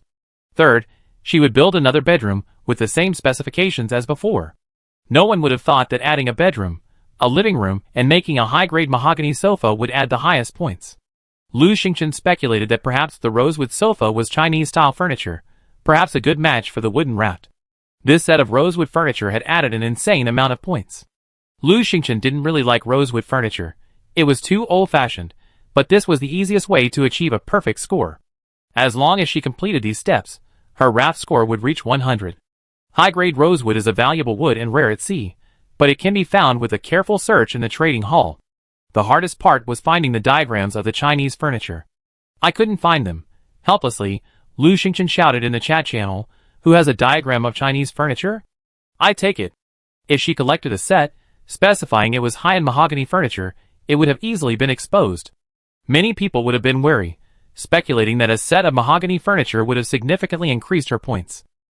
It wasn't that she was being stingy, but she was afraid that if too many people knew, it would be difficult to collect the diagrams. Sure enough, many players were asking what she was up to. Lu Xingchen said a few perfunctory words, and then checked her private chats. There were quite a few people private messaging her, all asking about this and that, but none of them had diagrams. Lu Xingchen shouted in the chat channel, then went to open a chest. Today's lucky day. Let's see if there's a surprise. Opening the wooden chest, it was blessed with Lucky Day's aura. I received 100 pieces of wood, which I put into my storage backpack. Wood? Just SOSO. Opening the wooden chest, it was blessed with Lucky Day's aura. I received 10 pieces of glass, which I put into my storage backpack. Glass is good? The price of glass has gone up recently, as everyone is building rafts. Opening the wooden box, Lu Xingchen received a beanbag X1, which she placed in her storage backpack. Beanbag? Lu Xingchen pondered it carefully and realized that this beanbag could increase her raft score by 2 points. She had thought it impossible to craft something like this, but now she was given one. She took out the beanbag and placed it on the raft. The beanbag was bright yellow, plump, and soft. Lu Xingchen decided to just chat on the light screen from now on. It was still morning, and the sea demon vine had only retrieved 4 boxes, with only one left unopened. Lu Xingchen continued opening the boxes. Opening the wooden box, Lu Xingchen received a beanbag X1, which she placed in her storage backpack. Sofa blueprint? This sofa is L-shaped, pink, and very girly and adorable. Unfortunately, this type of sofa doesn't add much, and Lu Xingchen doesn't like having pink sofas in her room. It's worse than mahogany furniture. She doesn't want to use it herself and plans to sell it to get other furniture blueprints. After unpacking the box, Lu Xingchen laid down on the lazy sofa, opened the chat screen, and checked the private messages first. Qin Shiro, Xingchen, do you need mahogany furniture blueprints? Lu Xingchen was delighted, wondering if this little lucky guy Qin Shiro had found something new. She quickly said yes. Do you have any? Qin Shiro, well, I just found a set of mahogany sofa blueprints. I was going to give them to my dad, but he told me you wanted them, so I came to ask you. Lu Xingchen asked curiously, doesn't your dad need these blueprints? In her mind, Qin Wuchuan should be someone who likes mahogany furniture. Qin Shiro, Dad doesn't like rosewood, he prefers rattan chairs. Besides, there are only 2 of us in our family, so we don't have any other concerns or need to compete for raft scores. Lu Xingchen immediately said, okay, I take it. Come, take a look at this L-shaped pink sofa. She sent the sofa blueprints she had just received. Originally, she had been thinking of putting it up in the trading hall, but now that she had met Qin Shiro, she felt the perfect opportunity to give it to her. Qin Shiro immediately fell in love with it. Wow, pink, so beautiful. Xingchen, I love it. Thank you, let's trade. The 2 of them completed the transaction, and everyone was happy. Lu Xingchen continued to build her raft. She now had a large supply of wood and nails, and with ample supplies, she first built the fence, then built a large living room and a bedroom. A rosewood sofa only requires high-quality rosewood and nails. She bought some at the trading hall and immediately made a set of rosewood sofas, which she placed in the living room. The new bedroom also had a bed. What she still needed was a rosewood coffee table and rosewood desk and chairs. She checked the private chat again and found still no news about the rosewood furniture. Lu Xingchen frowned, unable to believe that so many people hadn't received the rosewood furniture blueprints. The only possibility was that they, too, were hoping to use them to increase their score. She had no choice but to resort to the ultimate strategy. Lu Xingchen, who has the Chinese furniture blueprints. I trade them for a scoring rule I've tested. After a pause, she added, this scoring rule can add 20 points. Chapter 143. As soon as she said this, the chat channel erupted in an uproar. What rule can add 20 points? Yeah, why are my points always increasing by 1, 2, 3, or 4 points? I'm exhausted. Lu Xingchen, can you tell me what the rule is? I give you the weapon blueprint. I want to know, Lu Xingchen. What do you need? I give it to you. Zheng Yuan, Xingchen, does Chinese furniture increase your score? Lu Xingchen was annoyed at the sight of Zheng Yuan. If you think so, then try it. Only one set can add that many points, and it requires high-quality mahogany. If you have the guts, go get one from Zheng Yuan and see if he has the money. Zheng Yuan was choked. He was struggling to expand his raft, let alone make furniture. Over the past 2 days, Lu Xingchen had practically drained all his supplies and treasures. Zheng Yuan, fuming, angrily closed the chat screen. There was nothing he could do. He was a well-educated man, and he couldn't be so harsh. Soon, Lu Xingchen received a private message. Song Liping, Lu Xingchen, is what you said true? Can it really add 20 points? How many supplies are needed? Song Liping was the man who was good at farming. Lu Xingchen remembered him as a good guy. Lu Xingchen said, it's true. It's very simple, but most people might not think of it. I discovered it through experimentation. Song Liping said straightforwardly, okay, I trade. High-end mahogany table and chair blueprints X1. Lu Xingchen was delighted. As expected, most people would keep it for themselves and only give it away if they had to make a big move. Now, The scoring rules were what they coveted most. Lu Xingchen took the blueprints and told Song Liping, build a living room larger than 50 square meters, and you get 20 points. The living room area is key. Song Liping was overjoyed and immediately went to test it. Lu Xingchen didn't care if he leaked the information to others. There were more rules than just this one, and it didn't matter if others knew. She couldn't sacrifice her own development for the sake of secrecy. Many people privately messaged her asking for the rules, promising various supplies. Lu Xingchen selected some good ones and exchanged them for a lot of things, mainly basic supplies like wood, iron blocks, glass, bedspreads, and fabrics, as well as construction-related supplies. Of course, she also accepted some good weapon blueprints. During the private chat, she also received a high-quality mahogany coffee table. Great, finally, it was complete. Lu Xingchen immediately crafted a set of mahogany tables and chairs, placed them in the living room, and added the mahogany coffee table. Now, the living room was no longer empty. Having a complete set of mahogany furniture immediately added a lot of points. And her RAF score finally reached 106, exceeding 100. Finally, one of the family members was taken care of. Lu Xingchen breathed a sigh of relief. After a long day of hard work, it's already 5 p.m. Overtime is now allowed, allowing players to stay on the island for 24 hours at any time. However, after 6 p.m., there will be no treasure chests on the sea. Players are complaining. Anxiety, lack of supplies, and inability to improve their ratings. The comment section is full of complaints. Everyone is worried. At 6 p.m., the sun is about to set, and the game has issued another announcement. Game Announcement 1. To help everyone build their raft, the master architect Ji Li and his 49 disciples have embarked on a journey. If you're lucky enough to encounter them during your journey, please treat them warmly or flee quickly. They may teach you their profound construction skills, or they may tear your raft to pieces. 2.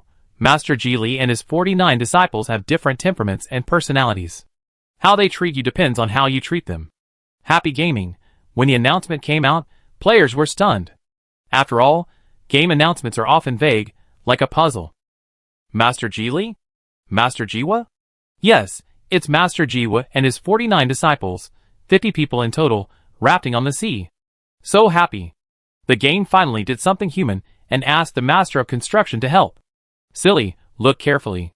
They might teach you construction skills, or they might dismantle your raft. This is such a crappy game. Who knows what the temperaments of Master Ji Li and his 49 disciples are like? Everyone was discussing it when suddenly, Qin Shiro shouted, "Ah, I opened a box and got a no Ji Sergio." Everyone rushed to see. Ji Sergio, Ji Li's 19th disciple. He prefers messy environments. If your raft is too neat, he might get mad. After watching for a while, the players shared their speculations. So, if you encounter Ji Li's 19th disciple, make sure your raft is clean. If it's too clean, Ji Sergio will tear it apart. There are 50 of them.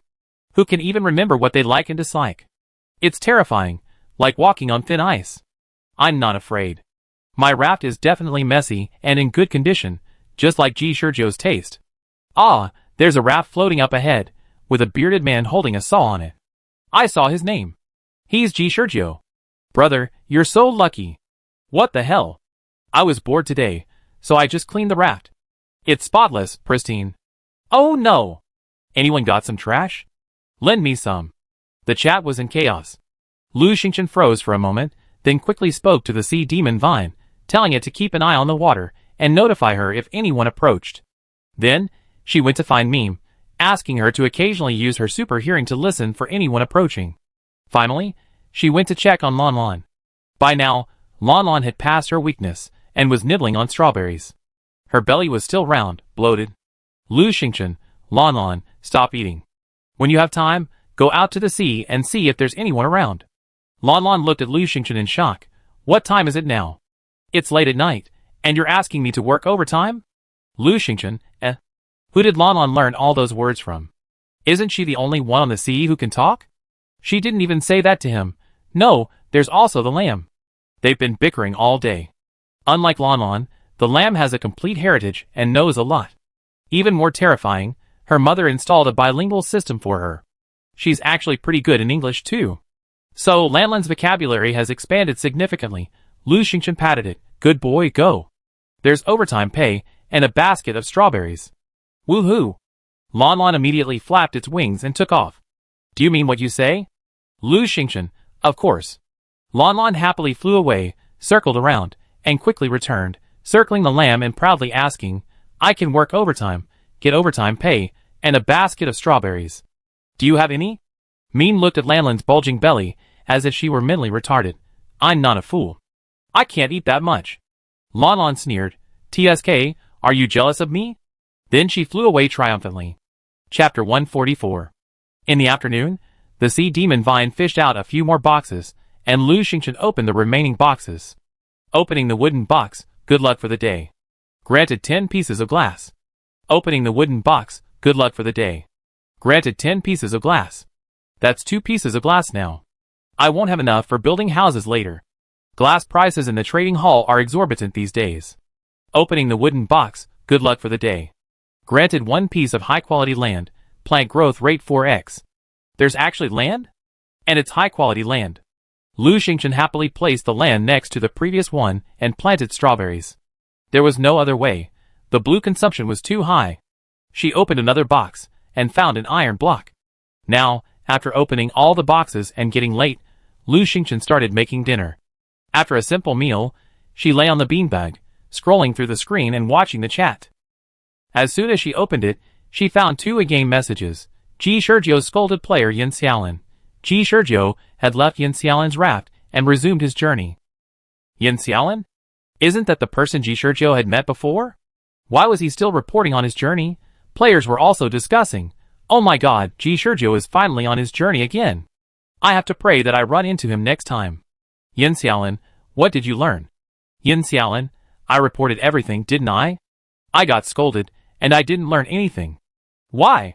Yin Xiaolin, Ji Sergio is so difficult to please. My raft has become a garbage dump, and he's still not satisfied. He just tore apart 2 pieces of my raft. I finally managed to coax him back. I'm so scared.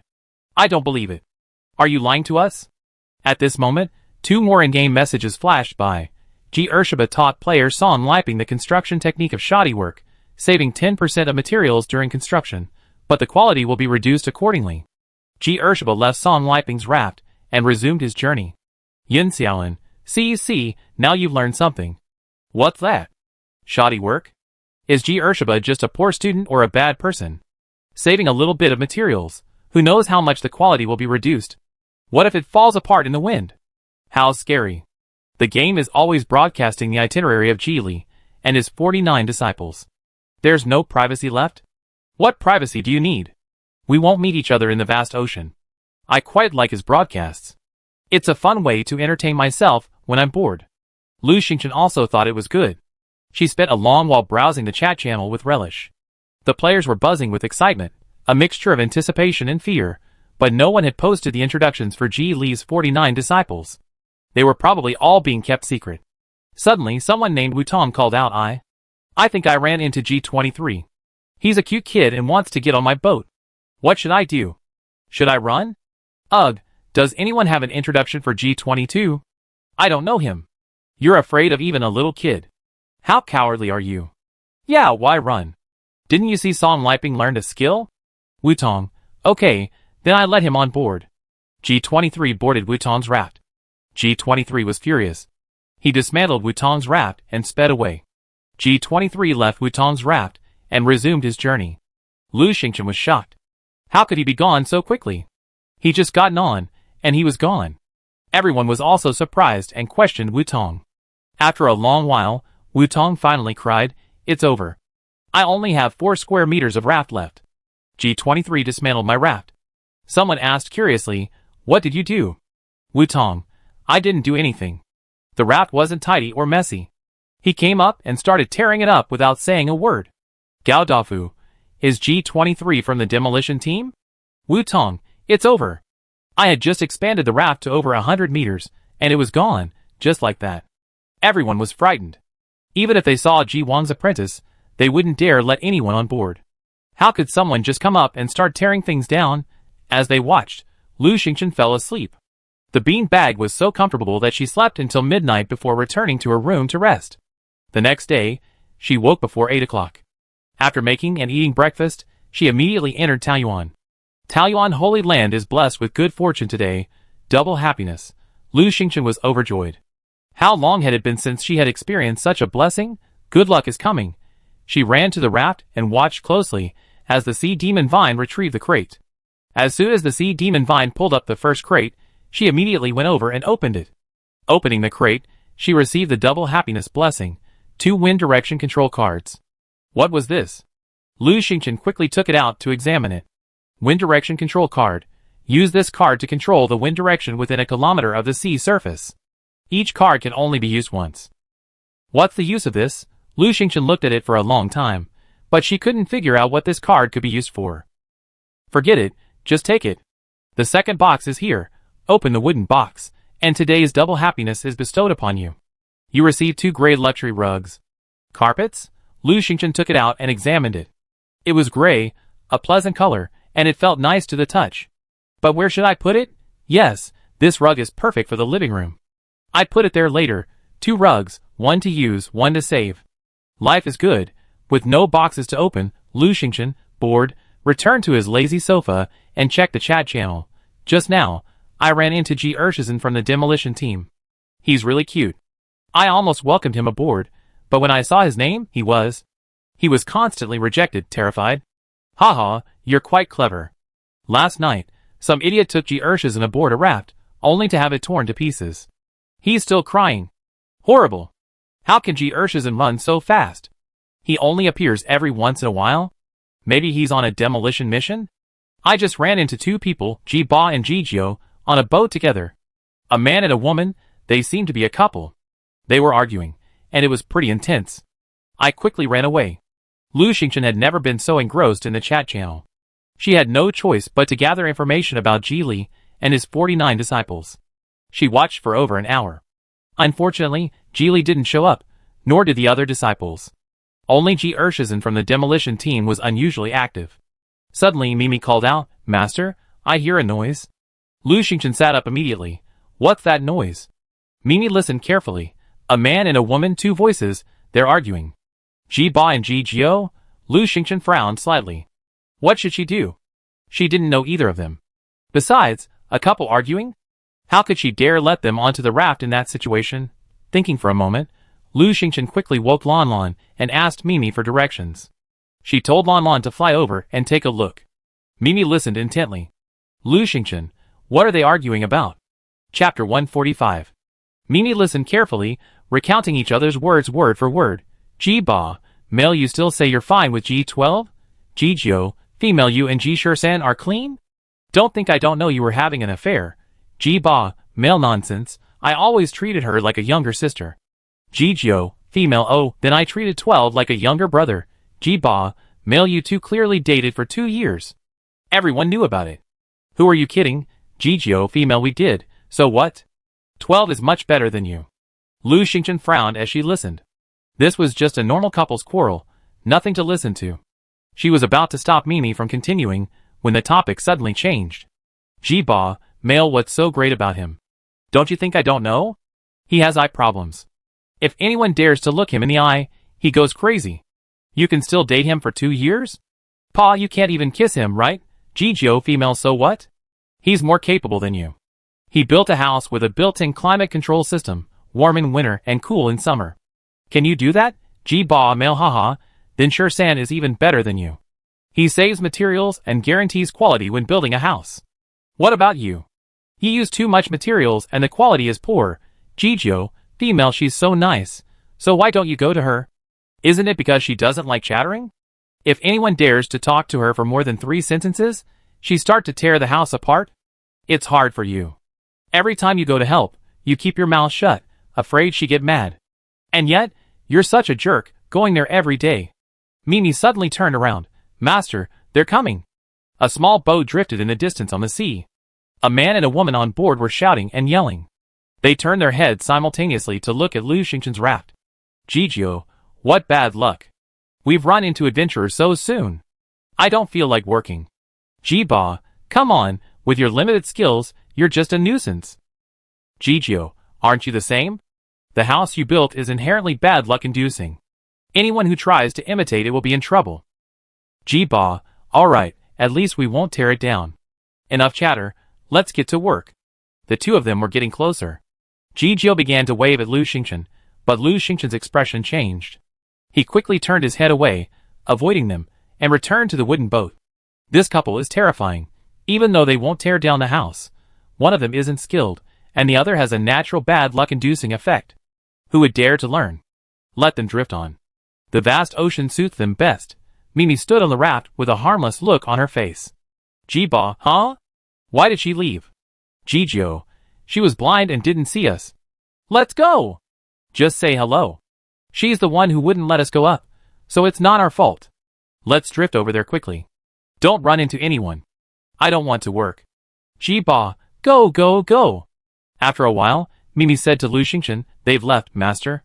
Only then did Lu Xingchen dare to come out. Just now, she knew the information of at least 4 people. Jiba, no taboos, no demolition, but the houses she builds will bring bad luck.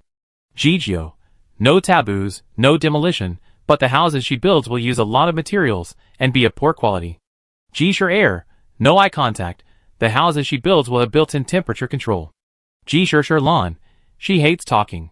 You can't talk to her more than 3 sentences.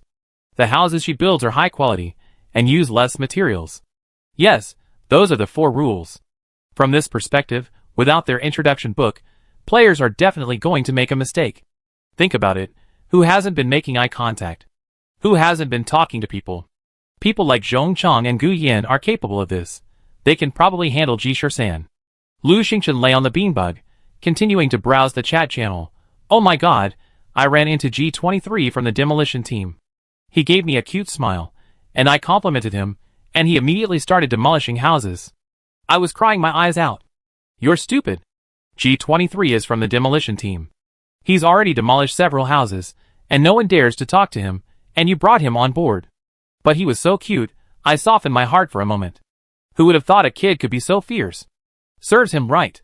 Jinshiro, hello everyone, does anyone have G12's introduction? I need it urgently.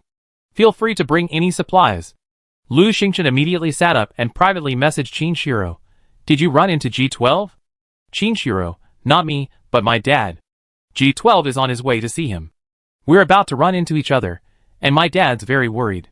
He doesn't know what to do. Lu Xingchen, I have information about G12. Jinshiro fell silent. Soon, Qin Wuchuan privately messaged, Xingchen, can you give me some information about G12? I give you something after I meet you. No hesitation. Time was running out, and Qin Wuchuan didn't have time to negotiate a price with Lu Xingchen. Qin Wuchuan had always been generous with her, so Lu Xingchen didn't hesitate and immediately told him the news about G12.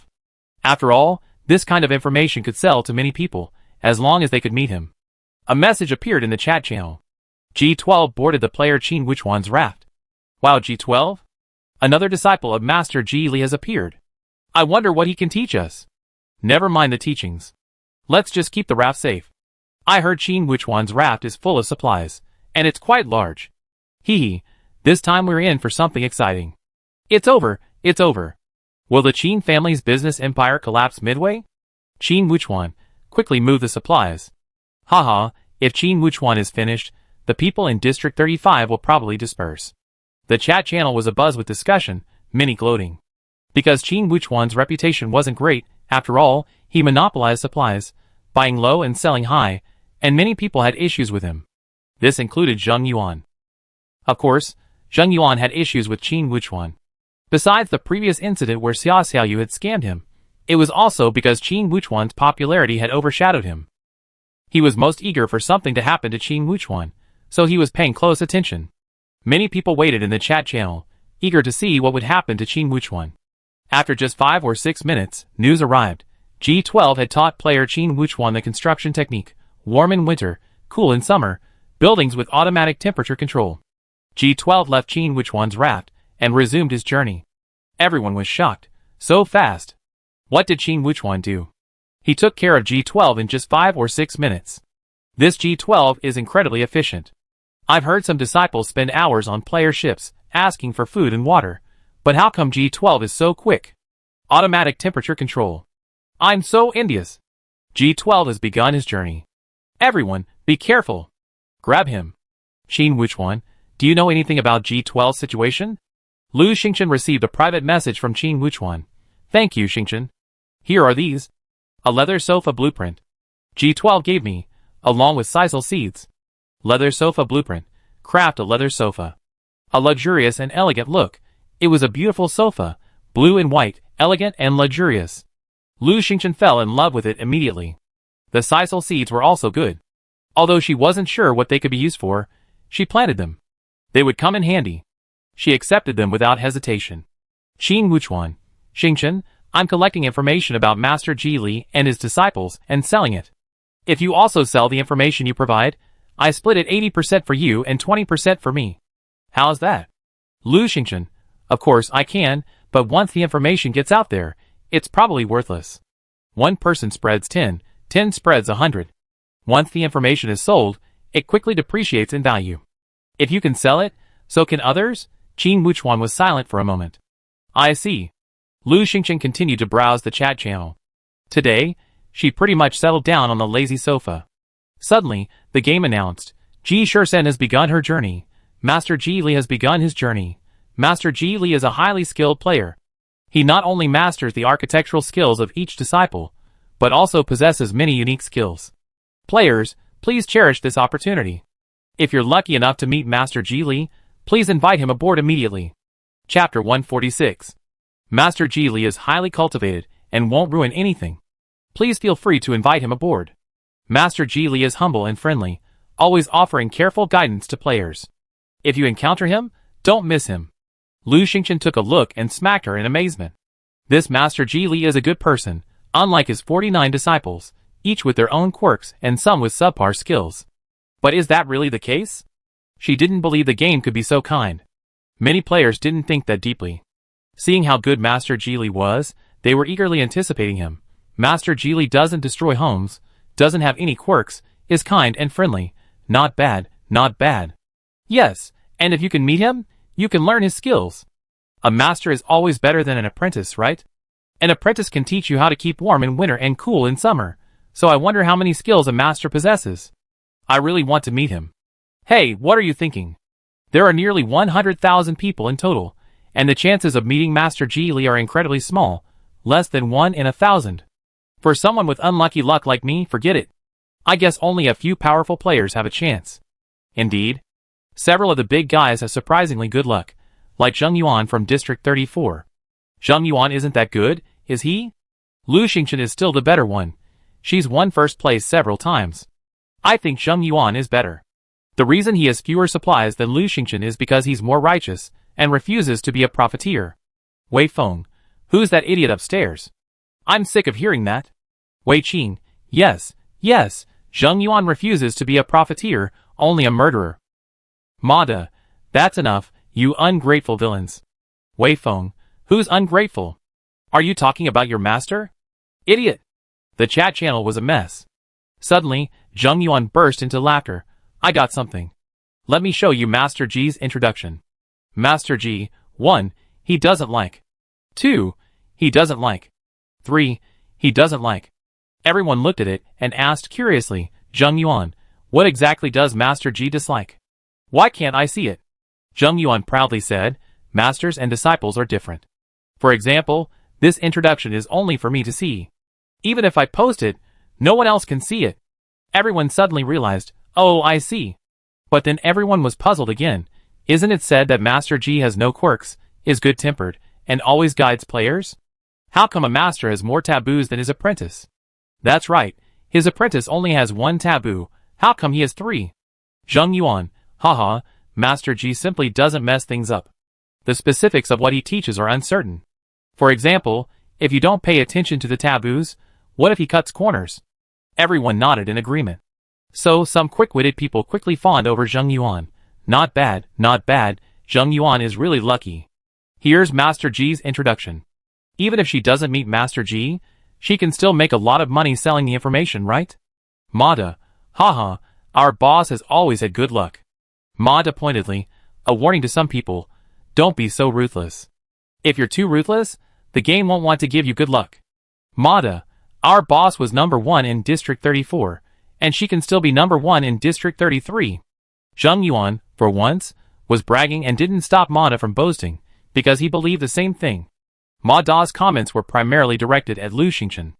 After all, he felt that Lu Xingchen had cheated him out of 2,000 wood and iron nails, leaving him and Zheng Yuan short of supplies and struggling to survive.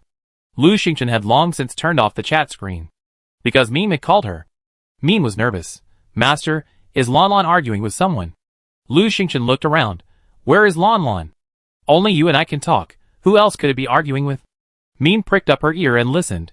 It's arguing with G49. They're a bit far away. I can't hear clearly. G49? Master G's youngest disciple? Lu Xingchen frowned slightly. There was no information about G49.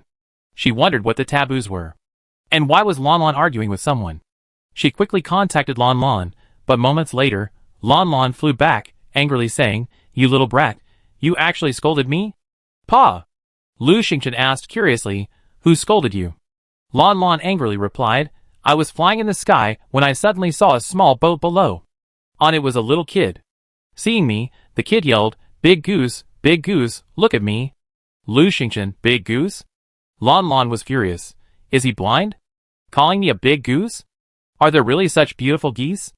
I was so angry I scolded him. Lu Xingchen was speechless. Just because of that? Lan Lan was unhappy. What's wrong? Is it wrong? Someone called me a goose, and I can't fight back. Me, just because of that? You scolded them for so long? Lan Lan was furious. Do you know what a big goose is? That guy was just insulting me. It fluffed its beautiful tail feathers. Look at me. Do I look like one of those fat big geese? Mimi stared at its bulging belly and said softly, Actually, if you just remove the tail, it'd be almost done. Lan Lan was furious. You little lamb, you're looking for death. Lu Xingchen quickly stopped the two of them. All right, stop messing around. Look. In the distance, a small boat drifted by, completely empty. Why is this boat empty? Lu Xingchen muttered. After a while, the boat approached, and a little man poked his head out from the bow, grinning at Lu Xingchen and asking, Pretty sister, can I play on your boat for a while? Lu Xingchen also saw his name. G49, Master G's youngest disciple. How small. The little man was short, with a round, smiling face. He was adorable, looking no more than 5 or 6 years old. He waved happily at Lu Xingchen, holding a piece of paper. Should he be allowed aboard? Lu Xingchen was still hesitating when Lan Lan suddenly leaped up, landing on top of the wooden boat and shouting to the little boy, Little Bean, what are you doing here? Little Bean's face darkened when he saw Lan Lan, big goose. He turned the boat around and ran away. He was so fast that Lu Xingchen couldn't stop him. Lu Xingchen was anxious. She had been staring at the paper in Little Bean's hand, which seemed to have many words written on it. She had a feeling the contents were important, and quickly said to Lan Lan, Quick, go get him back. If you can't get him back, show me the note. From the chat channel, it became clear that Master G's disciples all had some unknown quirks. If one didn't know their quirks, rushing them aboard could result in serious losses. Lu Xingchen had plenty of supplies on board, including the Peach Blossom Land, so she didn't dare take any risks. So, she wasn't overly sad when G49 left, but she simply had to get that note. Seeing Lu Xingchen's displeased expression, Lan Lan didn't dare delay and immediately chased after him. Mimi listened carefully, then said, Master, the little bird is trying to coax G49. Unfortunately, G49 hates it and refuses to come back. After a pause, Mimi continued, It's quite remarkable that the little fool has yielded to 49. It seems he still takes his master's instructions to heart. Lu Xingchen glanced at Mimi, surprised that it would actually plead for Lan Lan. She wasn't planning on punishing Lan Lan. A moment later, Lan Lan returned, holding a piece of paper in its beak. It placed it next to Lu Xingchen and angrily declared, Since he wouldn't come back, I take his homework back. Lu Xingchen was surprised. Homework? Lan Lan. Yes, little kid calls it homework. Lu Xingchen unfolded the paper. The first line bore a large title, My Beloved Master, Master G Wang. Chapter 147. My Most Beloved Master. Master G. Master G is my most beloved master. He's very good, but lately his memory has been terrible. Sometimes, he completely forgets something that happened just minutes later. Because of this, he often asks me to hand in my homework several times. But I still like him. I follow Master every day, and know him better than my fellow seniors. Master is red-green color blind, so he dislikes red and green, except in food. Seeing these two colors makes him unhappy. He loves yellow and blue the most. Master prefers to be a vegetarian. He doesn't eat meat at all. He only likes plain porridge inside dishes, but strangely enough, he likes it very salty. Master likes people who smile, not those with cold faces. There's another secret, unknown to the other brothers and sisters, only I know. Master actually likes to be called Xiaoji, but unfortunately, no one has ever dared to call him that. He says that if someone is willing to call him Xiaoji, he definitely treat them well. Master is a good person. He never shows his displeasure, and certainly doesn't tear things apart like the other brothers and sisters do when angry. He says it's his character. I love my master the most. After reading 49's essay, Lu Xingchen had a thorough understanding of Master Ji Li, far more detailed than the introduction book. And he even learned a secret. Zheng Yuan's introduction book only mentioned 3 things Master Ji Li disliked, but didn't record anything Master Ji Li liked. There were no other details, such as Master Ji Li's poor memory and his preference for being called Xiaoji. With 49's essay, why should he fear Master Ji Li? She still felt a little regretful. Little doubting still had less homework. He should have written 50 essays, each introducing his 48 senior brothers and sisters. The introductions were crystal clear. Lu Xingchen read 49's essay, memorized it, and then put it down. At this time, the chat channel was full of attention to Master Ji Li's itinerary. Perhaps because he was a master, his itinerary broadcasts were more detailed and frequent. Master Ji Li left home and began his journey. Master Ji Li encountered a storm and rested temporarily, halting his journey. The storm subsided, and Master Ji Li continued his journey. Master Ji Liang encountered another volcanic eruption and needed to rest, halting his journey. The players were anxious. Where's the storm? It's calm here. Master, are you getting lazy? Rather than running away from a volcano, he's resting. This old man is either weird or lazy. Nonsense. People say Master Ji Liang has a good temper and is kind. How could he be lazy? Yes, let Master Ji Liang rest. I'd be waiting by the roadside. I was wrong. I shouldn't have called Master Ji Liang lazy. Master Ji Liang is very hardworking. I hope you come to my house soon. I'm starting to pray. Master, please come soon. I shower and change my clothes and await your arrival. The storm subsided, and Master Ji Liang resumed his journey. Everyone watched as Master Ji Liang encountered earthquakes, storms, and volcanoes, always stopping. They wondered what the point of stopping for these disasters was. The players were anxious, truly impatient. The most excited person was Zheng Yuan, because he was just waiting for someone to meet Master Ji Liang so he could use his information to make a killing.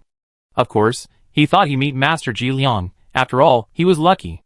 Master Ji Liang continued walking, and the players' moods fluctuated accordingly. Everyone waited to see who Master Ji Liang would meet. Suddenly, Master Ji Liang made a new move.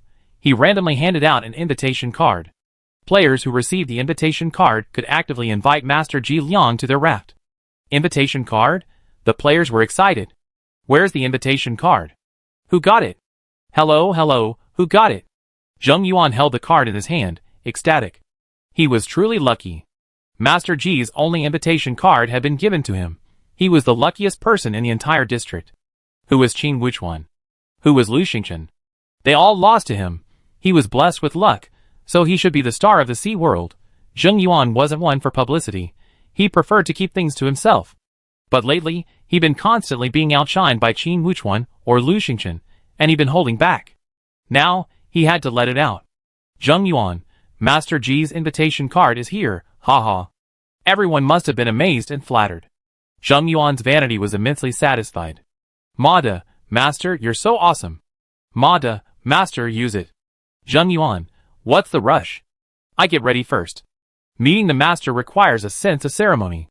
Mada, Master, you're awesome. In reality, Zheng Yuan didn't use it because the invitation card indicated that Master Ji Wang had just left the storm zone and was sleeping, temporarily unavailable.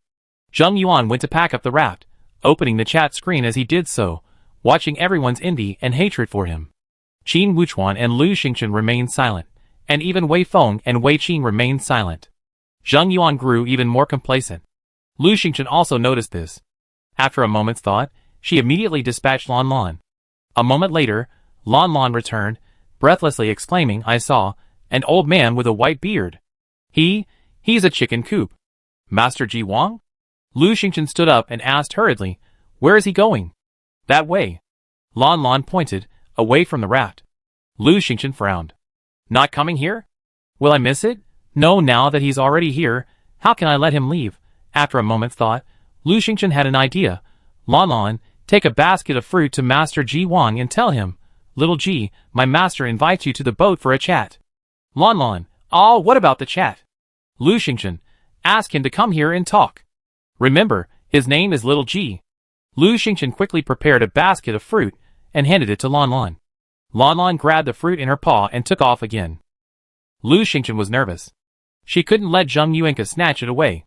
Before she could give her orders, Mime had already used her super hearing. Meow meow, master, don't worry. Lon Lon has been very well behaved this time and relayed the message clearly. Oh, he keeps calling Master Geely Little G, which is quite arrogant. Meow meow, Master Geely has agreed.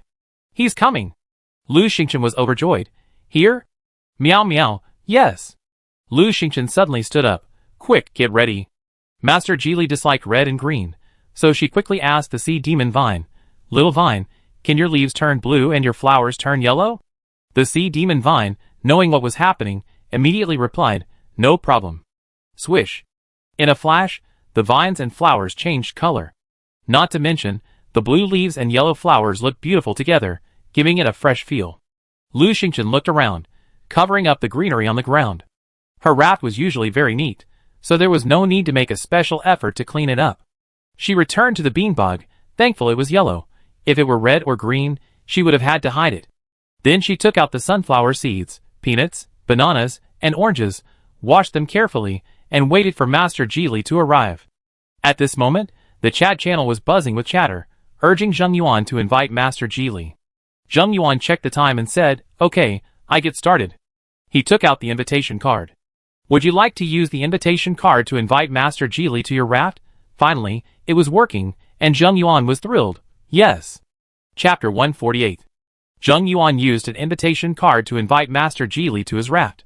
The game even announced it. Everyone was excited. Wow, Master Geely is here. What are you so happy about? He's not going to your place. He's going to Zheng Yuan's. Haha, why are Qin Wuchuan from District 35 and Lu Xingchen from District 33 silent? Mada was even more excited. Boss is awesome. Boss is the best. Boss is number 1 in District 33. Haha, Lu Xingchen, you're nothing. Mada was so excited that he couldn't help but attack Lu Xingchen. Lu Xingchen, It was inexplicable. It was just an invitation card. So why was he so crazy? Master Geely might not even come. Even so worried, she was still a little worried. A small boat was approaching her raft. On the boat stood an old man with white hair and a youthful face. It was none other than Master Geely. Master Geely looked quite old, his hair and beard white as snow, yet he looked energetic and had a broad smile, evidently a good-natured person. Lu Xingchen quickly waved to him. Master Geely smiled at Lu Xingchen, and was about to say something when his brows furrowed and he glanced away. He hesitated. Master Geely had received Zheng Yuan's invitation. Lu Xingchen quickly called out, Are you Little G? Come aboard. I've been waiting for you. Master Geely was overjoyed to hear Lu Xingchen call him Little G. He smiled so hard his eyes were blinding, and waved back at Lu Xingchen.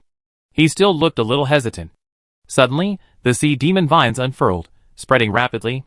Its blue branches formed a large flat surface on the top of the wooden barge. Yellow flowers suddenly blossomed, forming the words Welcome, Little G. The yellow text on a blue background was striking.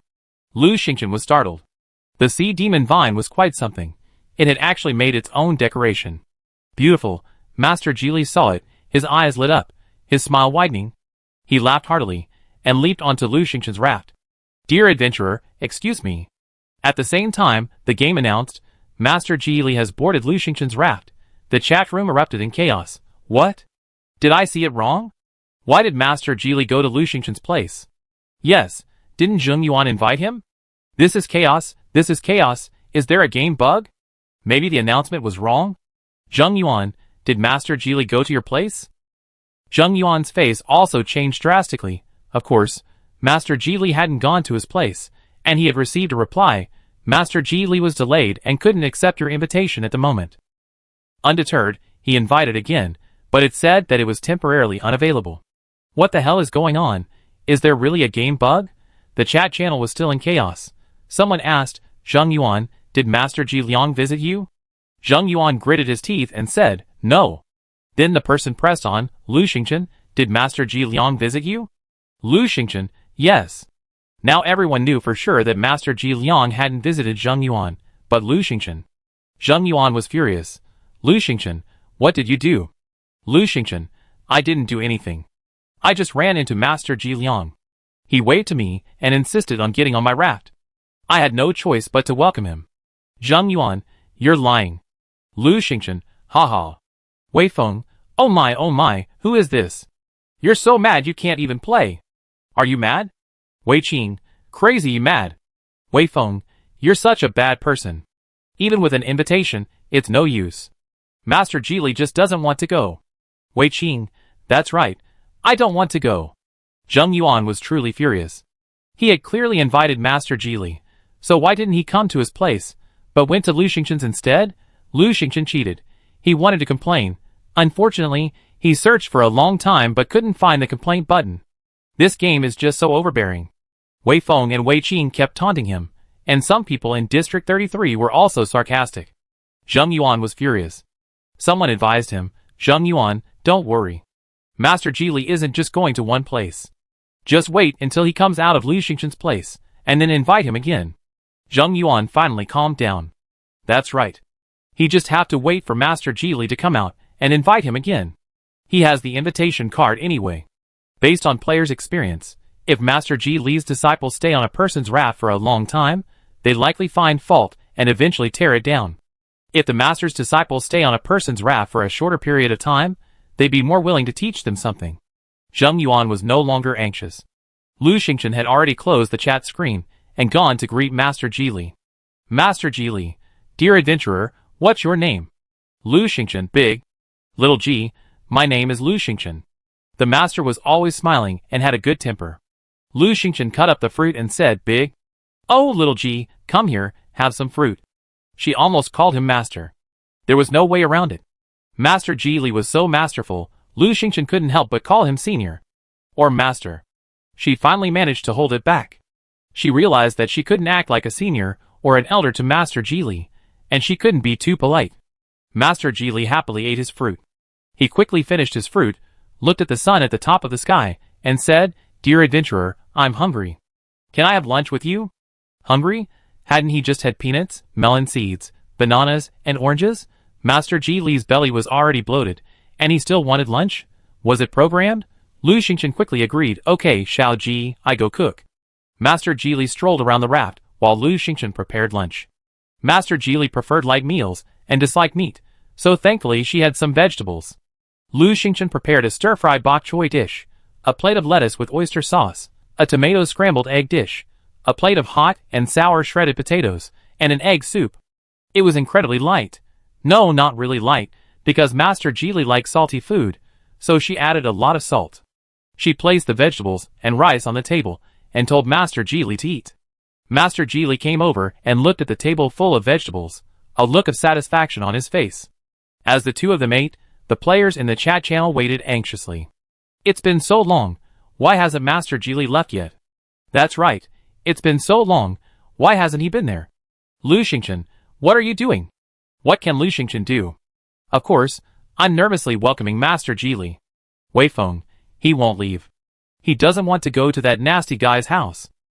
Wei Qing, the master has settled down with Lu Xingchen. Forget about anyone else.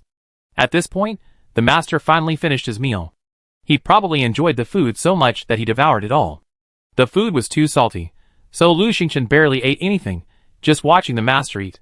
The master, with a full stomach, ate a lot and resumed wandering around the raft, ignoring the teachings.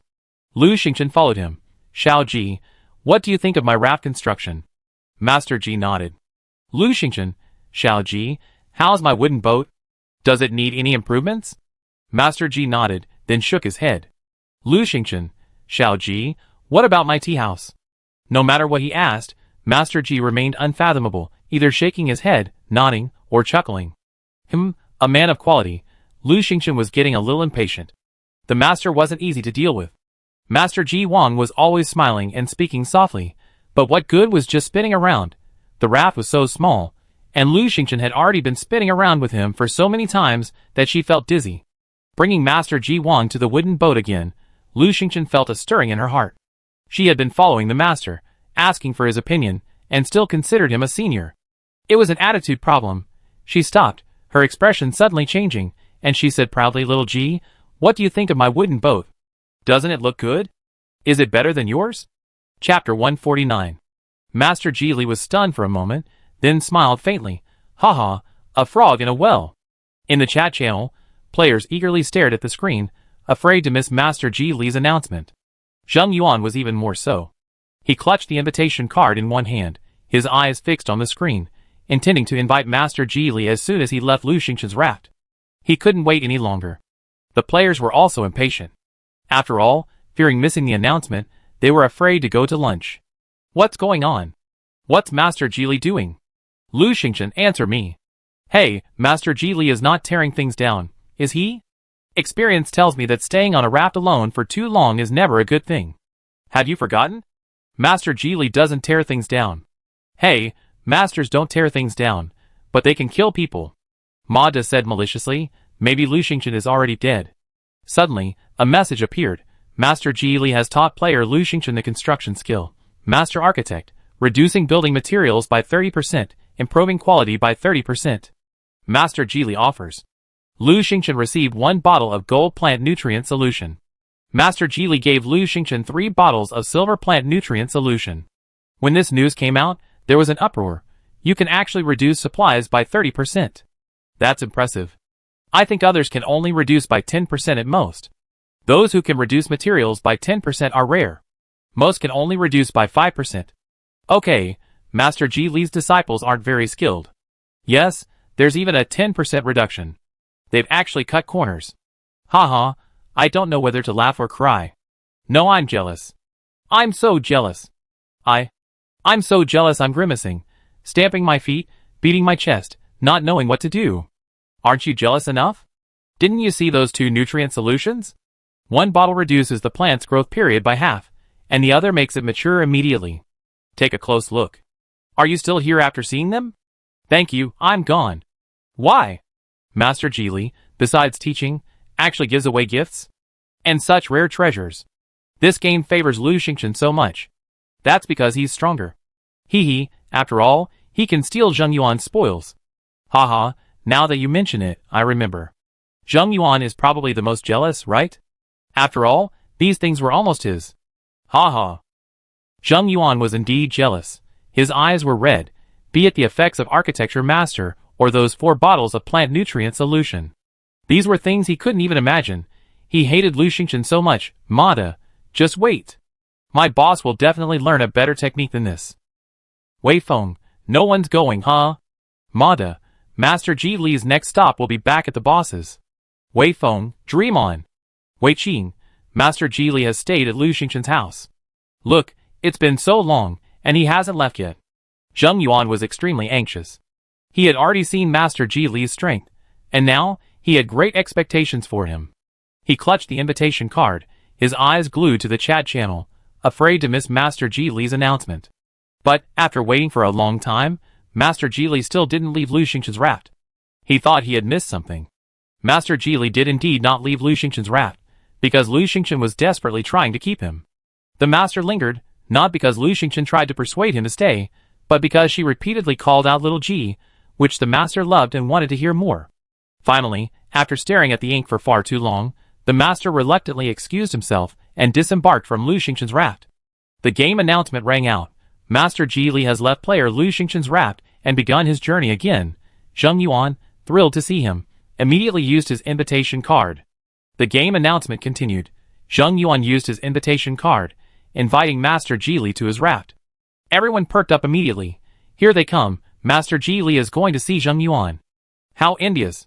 Why can they receive Master Ji Li's instruction, but we don't? Wei Feng, Master is highly respected, kind, and approachable. He wouldn't go to some scumbag. Invitation failed. Master Ji Li is taking a nap. Please try again later. Wei Feng, haha, Master, you're brilliant. Wei Qing, woohoo, Master is taking a nap, haha. Zheng Yuan's face turned pale. Taking a nap right after getting off Lu Xingchen's raft, Who would believe it, but Master Ji Li was indeed sleeping. Lu Xingchen's cooking was so delicious, he ate too much. He was also exhausted from the tussling with Lu Xingchen. He was already tired and sleepy, so he dozed off as soon as he got on the boat. Zheng Yuan, undeterred, tried a few more times, only to receive the same response as before. Players were surprised. We can't invite the master while he's sleeping? This game is fun. Of course he's a master, so of course we can't disturb him while he's asleep. Zheng Yuan is so pitiful. Wei Feng, Zheng Yuan, stop inviting me over and over again. Aren't you annoying me? The old man is so old, and you can't even let him sleep peacefully. Wei Qing, exactly selfish. Someone advised Zheng Yuan, why don't you wait a while? The master just went to bed. You're letting him sleep for half an hour? Zheng Yuan's face darkened as he stopped inviting. He was afraid of angering Master Ji Li. But he felt uneasy, so he decided to try again in 3 or 5 minutes. After just a minute, Zheng Yuan couldn't resist another invitation. Master Ji Li is overfed and sleeping. Don't invite me. You have no tact at all. It's annoying. Zheng Yuan didn't dare to do it again. Zheng Yuan, Lu Xingchen, did you cheat? Zheng Yuan, Lu Xingchen, don't go too far. Since the previous invitation failed, Zheng Yuan hated Lu Xingchen to the core. He was terrified and afraid that the invitation card would expire, and that Master Ji Li would fall into a deep sleep. In his anxiety, he momentarily forgot his personalities, and spoke without thinking to Lu Xingchen. Lu Xingchen was immediately angry. What did she have to do with it? Of course, she hadn't intended to let Master Ji Liang go to Zheng Yuan. She wanted to stop him, but how? Oh right, the wind direction control card. Lu Xingchen immediately took out the wind direction control card he had obtained earlier. Do you want to use the wind direction control card? Once used, it controls the wind direction within a 1-mile radius for 10 minutes. Yes. Swish. The wind direction control card flashed, and a small translucent panel appeared before him, marked with the east, west, south, and north direction keys. Master Ji Liang had just left and wasn't far away.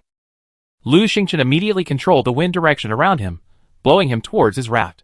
Soon, Master Ji Liang's boat reached Lu Xingchen's raft again. Master Ji Liang woke up, stood up, and looked at Lu Xingchen dazedly. Lu Xingchen waved cheerfully. Xiao Ji, you're back? What a coincidence, we meet again. The sea demon vines swished, shifting direction, now facing Master Ji Li. The same large inscriptions remained on them. Xiao Ji, welcome. Master Ji Li smiled at the sight, and leaped onto Lu Xingchen's raft. Chapter 150. At the same time, the game announcement blared in the chat channel. Master Ji Li has boarded player Lu Xingchen's raft. The players were in a state of panic. What? Did I see that right? Why is Master Ji Li going to Lu Xingchen's place again? Yeah, didn't he just get off the raft? Why is he back on? Where's Zheng Yuan? Why hasn't he invited the master yet? What's he keeping the invitation card for? Is he going to have children?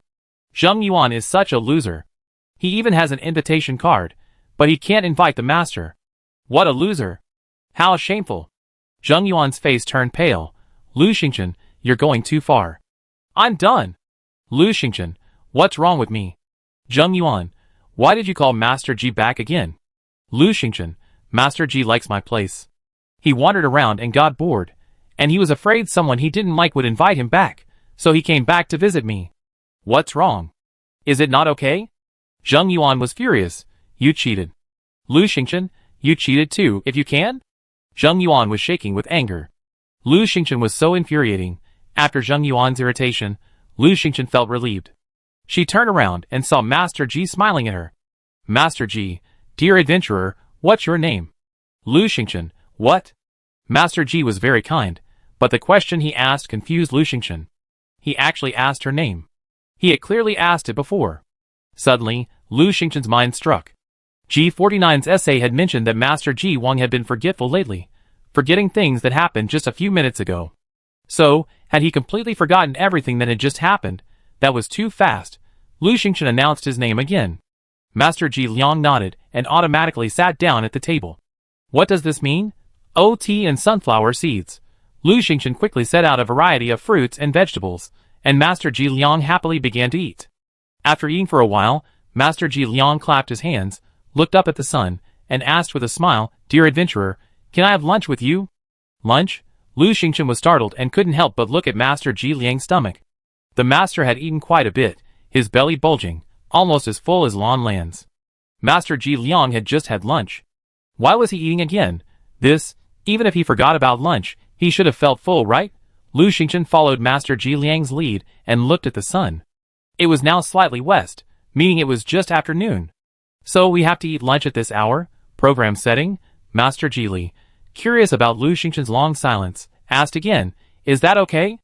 Lu Xingchen nodded quickly, sure, Xiao Ji. Take a look around while I make lunch. She didn't dare refuse. Although Master Ji Li was approachable and very kind, what if this was programmed? If she didn't eat, he'd just walk away, or something bad would happen. Lu Xingchen had no choice but to go cook, remaking the meal she just prepared. Then, Master Ji Li devoured it all. Then, she began circling the raft. Lu Xingchen followed silently, and as she walked, she stopped. Hey, the master was doing it all over again, forgetting everything he just taught her. So, he'd forgotten what he taught her. If he did it again, could she ask for advice again? No, more arrogantly. Lu Xingchen stopped, stamped the raft under his feet, and asked proudly, Xiao Ji, how's my raft? Isn't it much better than your boat? Master Ji turned around in surprise, raising an eyebrow. Haha, you? Lu Xingchen, what? You're not convinced? Master Ji was pleased. Frog in the well.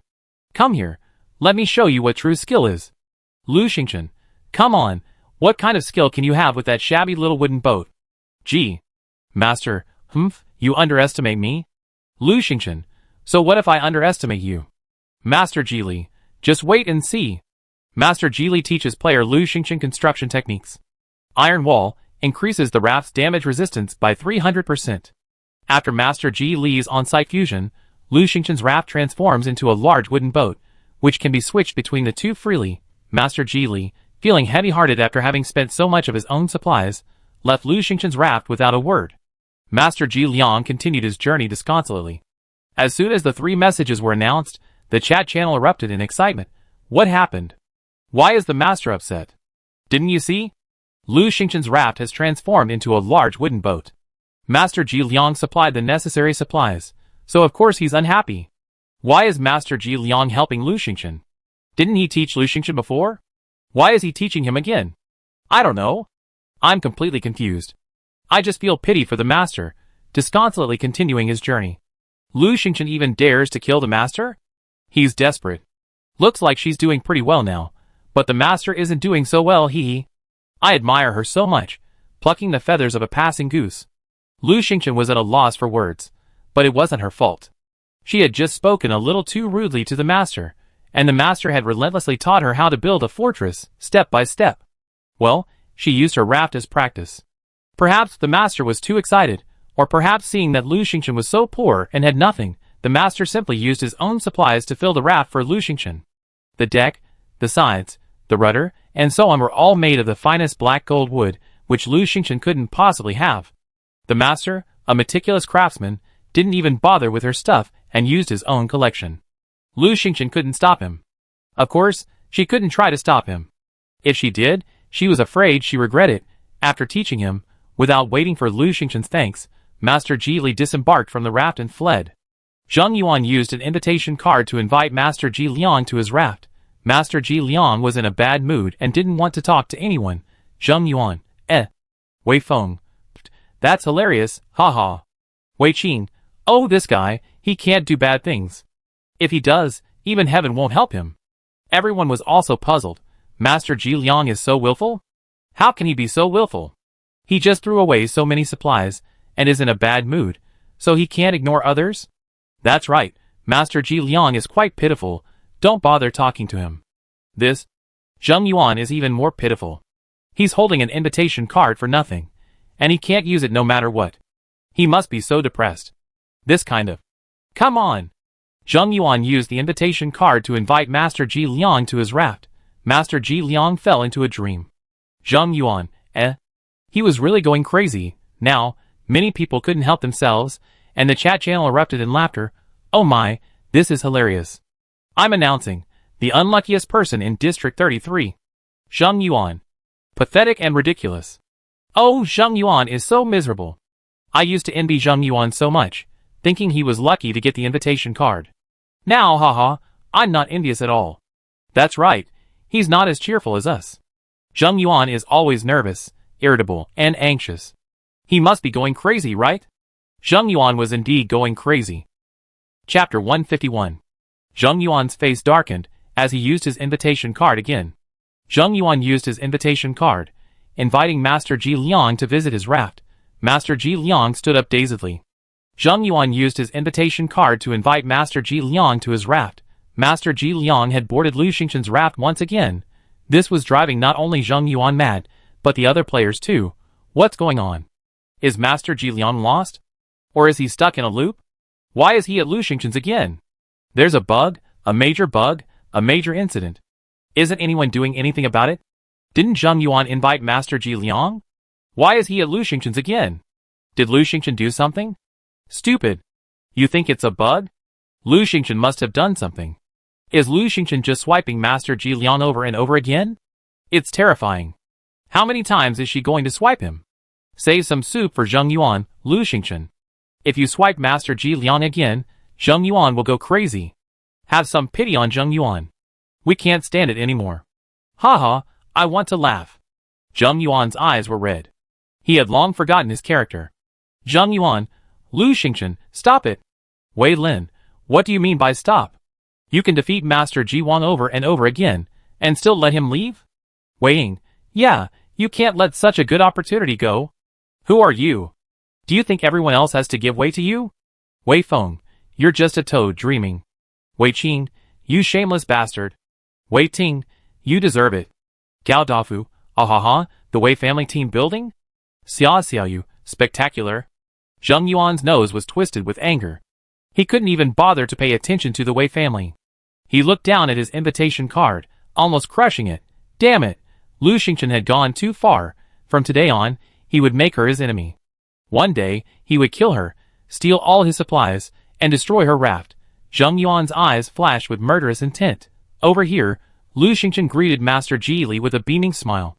Using the wind control card, she blew Master Ji Li back onto her raft once again. She didn't want Zheng Yuan to succeed. Of course, she did want to get another crack at Master Ji Li. An opportunity never to be missed. Master Ji Li boarded the raft, his expression briefly bewildered. Then he looked at Lu Xingqian and said, Dear adventurer, you look familiar to me. Lu Xingqian, Master Ji Li, oh, I'm mistaken. I haven't seen you before. What's your name? Oh, I forgot again. Lu Xingqian gave his name. As usual, Master Ji Li asked for more fruit. By the end, his stomach was bloated to a terrifying degree. Master Ji Li looked up at the sun and said, Hiccup, dear adventurer, can I have lunch here, Hiccup? Lu Xingqian, She really wanted to say, don't eat any more. Something bad will happen if you do. Lu Xingqian hesitated. Xiao Ji, I'm out of vegetables.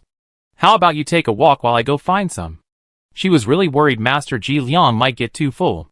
Master Ji Liang chuckled. Well, Hiccup. In that case, goodbye. Lu Xingqian was startled. Oh. No, I remember. I still have some vegetables in that basket over there. I get them. There was no choice. Cooking had to begin. This time, Lu Xingqian deliberately skipped 2 dishes and dawdled, cooking slowly, so Master Ji Liang could digest them. The master was anxious and urged several times. Reluctantly, Lu Xingqian brought the 2 dishes over. Looking at the 2 dishes, Master Ji Liang chuckled. Still no more? In that case, then I sue. No, yes, there are 2 more. Lu Xingqian immediately stood up. Alas, there was no choice. Master Ji Liang still had to have 4 dishes and a soup. The 4 dishes and soup arrived, and Master Ji Liang devoured them with relish. Lu Xingqian couldn't eat a single bite, and she looked at Master Ji Liang's stomach with worry. Isn't this too big? Doesn't the old man know how hungry or full he is? Isn't she worried? How about getting the master some food to aid digestion? She thought about it, but she didn't have any. Lu Xingqian, Hawthorns, anyone? Gao Dafu, shock. You haven't received any yet? Hey, why do you need them? Master Ji Li is with you. And instead of focusing on learning your skills, you're overeating? Such a loser. Song liping, kiwis, lemons, grapefruits, and other things can also aid digestion. Lu Xingqian, Hawthorns, kiwis, lemons, grapefruits. Gao Dafu, are you really overeating? Xia Xiaoyu, or just lie down. Eating nothing will help. Gao Dafu, why lie down? Master Ji Li is still here. You're not learning your skills anymore? Ma De, Lu Xingchen, aren't you deliberately delaying Master Ji Li? Wei Feng, if you have the guts, why don't you try to delay him? The chat channel was a mess, but unfortunately, no one could offer any food to aid digestion. Lu Xingchen, helpless, closed the chat screen and gazed anxiously at the master's stomach. The master was still eating, his belly so full, it was almost touching the table. What was he supposed to do? After finishing, Master Ji Li burped several times, stood up, and began strolling around the raft. Lu Xingchen was helpless. He already eaten, so he might as well stroll around to help digest the food. The two of them strolled around several times, Lu Xingchen watching Master Ji Li's bulging belly with worry. Master Ji Li walked around several times, then several more times, before finally stopping impatiently and asking, "How do you think these things turn out?" Lu Xingchen replied casually, "Of course they're pretty good. She worked so hard on this, how could it be bad?" Master Ji Li, "Huh, a frog in a well." Lu Xingchen, Master Ji Li taught Lu Xingchen the construction technique. Free construction, players can freely modify the blueprints, and free construction automatically fixes any flaws in the player's design. Master Ji Li gave Lu Xingchen the blueprints for a 2-story villa. Master Ji Li left Lu Xingchen's raft and continued his journey. The players had been watching closely. Lu Xingchen had been taking so long to cook this time that they were anxious and had already been asking about his progress. Seeing Master Ji's announcement, the players were jealous again. I'm sure Lu Xingchen is just endlessly farming Master Ji's skills. Look, the techniques Master Ji's teachings are getting better and better. Really? Master Ji's master of construction, impenetrable walls, freeform construction, so many, just teach me one. You're dreaming. You can't even learn how to cut corners. Lu Xingchen, can you teach me how to farm Master Ji's skills? I be your little brother from now on. Lu Xingchen, you don't have to teach me. I just want to be your little brother and have him guide me. Ma De, what a bunch of sycophants. Ma De, boss, hurry up, invite Master Ji's skills. Zheng Yuan used the invitation card and invited Master Ji's skills to his raft. Chapter 152. Zheng Yuan used his invitation card to invite Master Ji Wang to his raft. Master Ji Wang, feeling a bit sick, declined Zheng Yuan's invitation. Players, Zheng Yuan, why don't you just stop using that invitation card and throw it away? That's right. What's the point of having that thing? It's just tormenting me. Zheng Yuan, just be open-minded. There's nothing you can't overcome. I can't complain, Zheng Yuan. My condolences. My condolences. Zheng Yuan was about to collapse. What did those people mean? Pity him. Even when he was alone, Zheng Yuan didn't deserve pity. He had risen from an orphan to the Wei family's company, rising through the ranks. People only admired him, not pitied him. Even when he was struggling at sea, he was the most powerful person in District 34. He didn't need pity. He didn't need it. He had to invite Master Ji Liang. He had to. Zheng Yuan used his invitation card to invite Master Ji Liang to his raft. Master Ji Liang felt a little sick and declined Zheng Yuan's invitation. Zheng Yuan used his invitation card to invite Master Ji Liang to his raft. Master Ji Liang had a stomachache from eating too much and declined Zheng Yuan's invitation. Zheng Yuan used his invitation card to invite Master Ji Liang to his raft. Master Ji Liang suddenly came down with gastroenteritis, ending his journey early. The players were all watching the excitement, and at this point, they finally couldn't contain themselves. What? Master Ji Liang is going back? Not traveling anymore? Ah, I still want to meet him. You're dreaming. It's your turn? Didn't you see Zheng Yuan's eyes were red? But why would the master suddenly have gastroenteritis? This? Maybe he ate something from Lu Xingchen? Did Lu Xingchen poison Master Ji Wang? Ma De immediately jumped on the bandwagon. Lu Xingchen, how shameless. You actually poisoned Master Ji Wang. Zheng Yuan, Lu Xingchen, is this true? Haha, it's fine you didn't let the master come to me, but why did you force him to end his journey early? Do you know how many players have lost the opportunity to learn from him by doing this? You're so selfish. You deliberately poisoned him to prevent others from learning his skills. Even though Zheng Yuan was furious, he used his brain to speak, instantly pushing Lu Xingchen into opposition with the other players. Some players actually took it to heart. Lu Xingchen's actions are so wrong. I was lucky. I've been waiting for Master Ji Li, but now it's over. Hey, Lu Xingchen, you managed to kill Master Ji Li 3 times, but why did you poison her? That's right, you ruined my chance. Gao Dafu, are you guys crazy? Master Ji Li has gastroenteritis, not poisoning. Zhong Cheng, Master Ji Li is overeating, gastroenteritis. Wei Lin, that's right. The report said Master Ji Li was feeling unwell after eating too much, and then he suddenly developed gastroenteritis. How could he be poisoned? Wei Ying, wasn't Lu Xingchen about to collect the hawthorns just now? It's obvious that Master Ji Li was already feeling unwell. Wei Ting, Lu Xingchen poisoned Master Ji Li, and Master Ji Li taught her so much? Wei Feng, how could you be so lucky as to run into Master Ji Li? Think about whether you've ever met any of his 49 disciples. The players finally came to their senses. That's right, gastroenteritis isn't poisoning. Besides, most people wouldn't be lucky enough to meet Master Ji Li. Zheng Yuan was trying to sow discord, and now, the only one suffering was Zheng Yuan. The players were furious. Zheng Yuan, stop trying to harm others. Be kind, or you suffer even more. That's right, look at how petty he is, using it to scheme against others. I've disliked him since we were in District 34.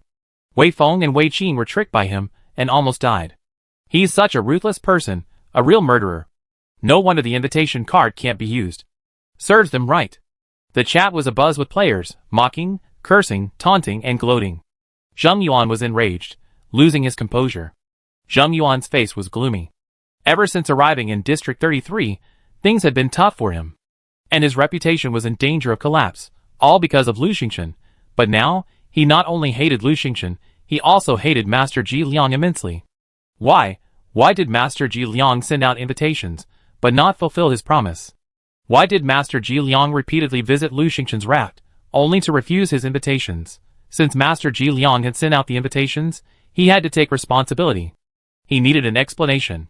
Uncomfortable. Even if he wasn't comfortable, he had to give an explanation. He absolutely wouldn't allow Master Ji Liang to board Lu Xingchen's raft again. Zheng Yuan was furious, like a madman, constantly inviting people, leaving no room for error. In the chat channel, messages blared non-stop. Zheng Yuan had used his invitation card to invite Master Ji Liang to his raft. On his way home, Master Ji Liang declined Zheng Yuan's invitation. Zheng Yuan used his invitation card to invite Master Ji Liang to his raft. Master Ji Liang had a bout of gastroenteritis, and couldn't accept the invitation. To keep his promise, he decided to send his 2 disciples, Ji Ba and Ji Jiu, to Zheng Yuan's raft in his place. Zheng Yuan had been frantically inviting Master Ji Liang, and the players were watching. Now, Master Ji Liang suddenly changed his mind, and said Ji Ba and Ji Jiu to visit in his place. The players breathed a sigh of relief. Go, go! If you don't check the chat channel now, it'd be unbearable. It'd just be broadcasts. Zheng Yuan finally felt a little better. Although Master Ji Liang didn't come, he had sent his disciples, so the invitation card had been of some use. Someone reacted, Ji Ba Ji Jiu? Are they the quarreling couple? I've seen them before. They saw me from a distance and ran away. Are they lazy? Anyway, they're both disciples of Master Ji Li, and highly ranked. That should be fine. Zheng Yuan finally stopped freaking out. I was so scared. Yeah, I couldn't even see the chat channel just now. The invitation card in Zheng Yuan's hand had taken effect, and it was no longer working. He anxiously awaited Ji Ba Ji Jiu's arrival. Ma Da started his boast again. 2 disciples of the master have arrived. My boss can learn 2 skills. Gao Dafu, do you know what Ji Ba Ji Jiu likes? Zheng Yuan was shocked. He had actually forgotten about this. What exactly were Ji Ba Ji Jiu's taboos? He quickly asked. Give Ji Ba Ji Jiu's introduction. No one answered him, because no one had one. Lu Xingchen knew, but she wouldn't tell him. Just kidding. If she told him, what if he refused to let Ji Ba and Ji Jiu board the raft? Ji Ba's house was inherently bad luck, and Ji Jiu's house was made of poor quality materials. If these 2 went to Zheng Yuan's place, we'd be in for a blast. Lu Xingchen opened the chat screen and set it aside, watching as she packed up the raft. While Master Ji Li was here, she cooked 3 meals in a row, leaving a pile of pots and pans, which she hadn't even put away yet. While washing the pots and dishes, Lu Xingchen sighed, we need a dishwasher. Washing dishes is just too tiring. She hated washing dishes. Just as she finished, she heard the game announcement. Ji Ba has boarded player Zheng Yuan's raft. Ji Jiu has boarded player Zheng Yuan's raft. Chapter 153. Zheng Yuan waited by the raft when a small boat arrived. A couple stood on the boat, seemingly arguing about something. Seeing Zheng Yuan, their faces fell. Although Zheng Yuan hadn't received Ji Ba Ji Jiu's introduction, he had invited them, and he wanted to show the players who had mocked him what they had done. So, He resolutely greeted the two. His luck had always been good. He had no doubt he couldn't handle these two. Jijio remained silent, with a sullen expression, and refused to board the raft. Zheng Yuan took the initiative and said, "Master, welcome." Jijio snorted and jumped onto the raft. Ba said reluctantly, "Sorry to bother you, dear adventurer." Zheng Yuan quickly said, No, I've been waiting for you." Jijio sneered, "Huh?" Turning to Ba, he whispered, "Hurry up, just give it a perfunctory visit and leave. What's the point of staying in this shabby little boat?" Zheng Yuan's expression froze. He muttered in front of his master, not afraid that he hear. These two Geely disciples didn't seem very knowledgeable. Perhaps that was just their nature? He didn't dare to complain and said flatteringly, "I have some tea and fruit here. Masters, would you like to rest for a while?" He grew grapes, purple jade grapes, which were good for relieving fatigue, but the fruit was scarce. After so long, he only had one large bunch and one small. He couldn't bear to eat them, and only ate 3 or 2 in total. Now that the master had arrived, he was ready to reluctantly give them up. Ba and Jijio sat on the stools with sullen faces, looking disapprovingly at the simple table. When they saw the large bunch of purple jade grapes that Zheng Yuan brought, their eyes lit up. Ba said arrogantly, "Is that all?" Jijio sneered, "You're so embarrassed to offer just this little? You have no hospitality at all." Zheng Yuan's expression changed, and he said timidly, "Master, use this first. I get some more." He still had some wild orange berries, but they tasted mediocre, so he didn't dare offer them to the distinguished guest. He had to go to the trading hall. Dried fruits were scarce and incredibly expensive, and there was no fruit at all. He bought some pistachios and cashews. They came in very small bags, and Zheng Yuan bought 2 small bags each. He couldn't afford more. When he put the things on the table, he was stunned. Not a single grape was left from the large bunch of grapes he just bought, not even a single skin. 2 disciples of the master ate grapes without spitting out the skins. He didn't dare delay, and quickly put the dried fruits over. Jijio looked at him with disdain. "You look down on us? Is this just feeding the cat or the bird?" Zheng Yuan was miserable. They were at sea now, and most players were barely getting enough to eat. Where could they get dried fruits and fruit? He was already considered wealthy with what he had. Helplessly, Zheng Yuan brought over the only remaining small bunch of grapes. In just a minute, Ba and Jijio had devoured the grapes again. Their expressions grew even more grim, and they looked at Zheng Yuan with rage, resentful of being slighted. Zheng Yuan was unnerved by the look. He sighed. Some time ago, while exploring, he had found an apple that increased his constitution by 1, but he hadn't had time to eat it yet. It was a stat-enhancing item, and he shouldn't have given it to Ba and Jijio. But now, there was no other way. He was afraid Ba and Jijio would get angry. What if they didn't teach him any skills?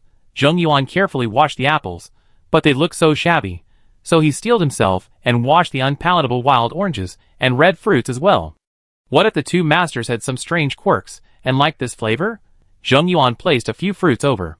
Seeing the apples, Jijio flew into a rage. "Are you doing this on purpose? I'm allergic to apples, and you're giving me apples. Get lost."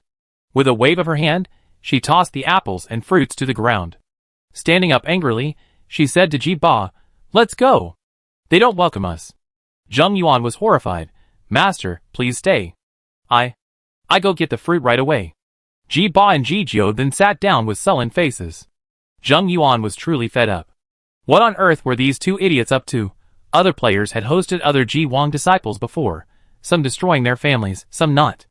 But regardless of whether they were destroying their families or not, they had never heard of any picky eaters.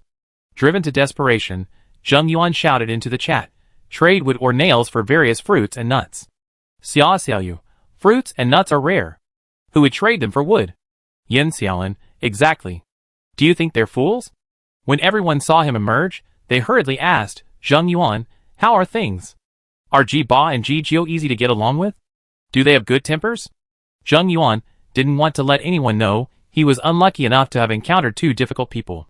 He suppressed his annoyance and said, "These 2 masters are very nice and have good tempers. I want to treat them well, so I trade them for some delicious fruits and nuts. I use an apple that increases one's strength." Wei Feng, wow, that's quite a big deal. Even apples are being traded. Are Ba and Jijio difficult to deal with? Wei Qing, haha, bad luck. Zheng Yuan ignored them. Lu Xingchen had her eyes on Zheng Yuan's apple. It was an apple that increased constitution by 1. If only the core could be planted.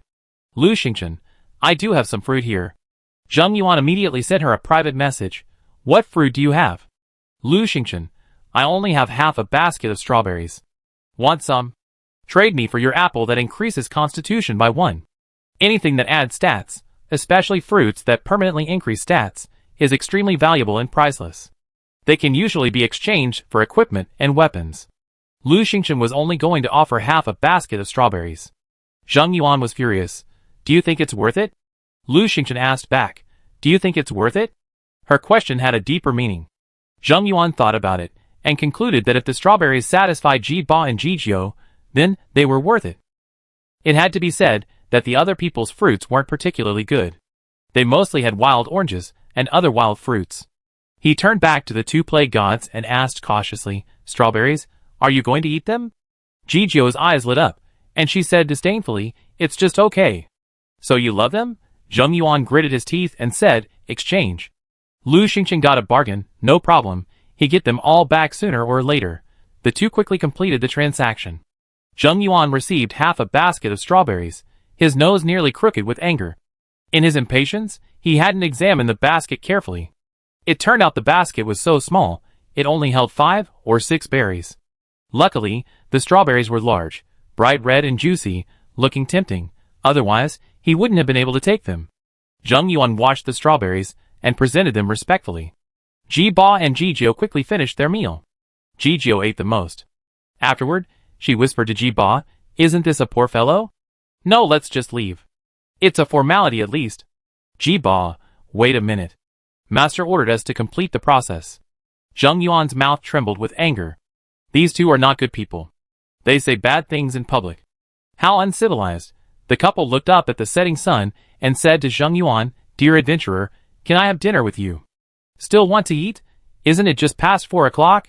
They just had fruit and still want to eat. Are they gluttons? Chapter 154. Zheng Yuan's face sank. However, he didn't dare refuse. He quickly composed himself, smiling, and said, You're most welcome.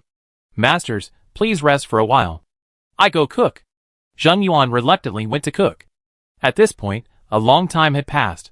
The players had been waiting, eager to see what incredible skills Zheng Yuan would learn. They were getting impatient. Zheng Yuan, where are Ji Ba and Ji Jiu? Are you still learning skills? What happened? Zheng Yuan, please come out. Are Ji Ba and Ji Jiu dismantling the boat? Zheng Yuan was irritated, but he had to feign leisure. The 2 masters are very friendly. They're hanging out on my raft, and we're having a good chat. He wouldn't reveal his predicament. For dinner, Zheng Yuan once again used whatever rare supplies he had, wolf meat, mutton, and vegetables. Having lived alone since childhood, he had a good cooking skill, so he was quite confident in his cooking. Since he had no idea what the 2 masters liked to eat, and couldn't find out by asking, he had to prepare a mix of meat and vegetables. This meal cost a fortune. When he set the table, Ji Jiu's face changed. That's all? Zheng Yuan was horrified. What did he mean by that's all? He had stir-fried 5 dishes, plus a soup, steamed buns, and rice. It was already a feast. Ji Ba nudged Ji Jiu. Come on, you know I'm a poor fellow, just make do with what I have. Ji Jiu reluctantly picked up the chopsticks, disdainfully. What the hell is this? Zheng Yuan's chopsticks were made of bamboo, plain but durable. Ji Jiu threw the chopsticks away. I'm not eating this anymore. Disgusting. Ji Ba took a bite and put down his chopsticks. It's bland, tasteless, inedible. Forget it. Zheng Yuan was terrified. His dinner was one of the most expensive in the entire sea world, and yet Ji Ba and Ji Jiu weren't satisfied. What did they usually eat? Perhaps it was because he didn't understand their preferences, he still needed a booklet introducing them.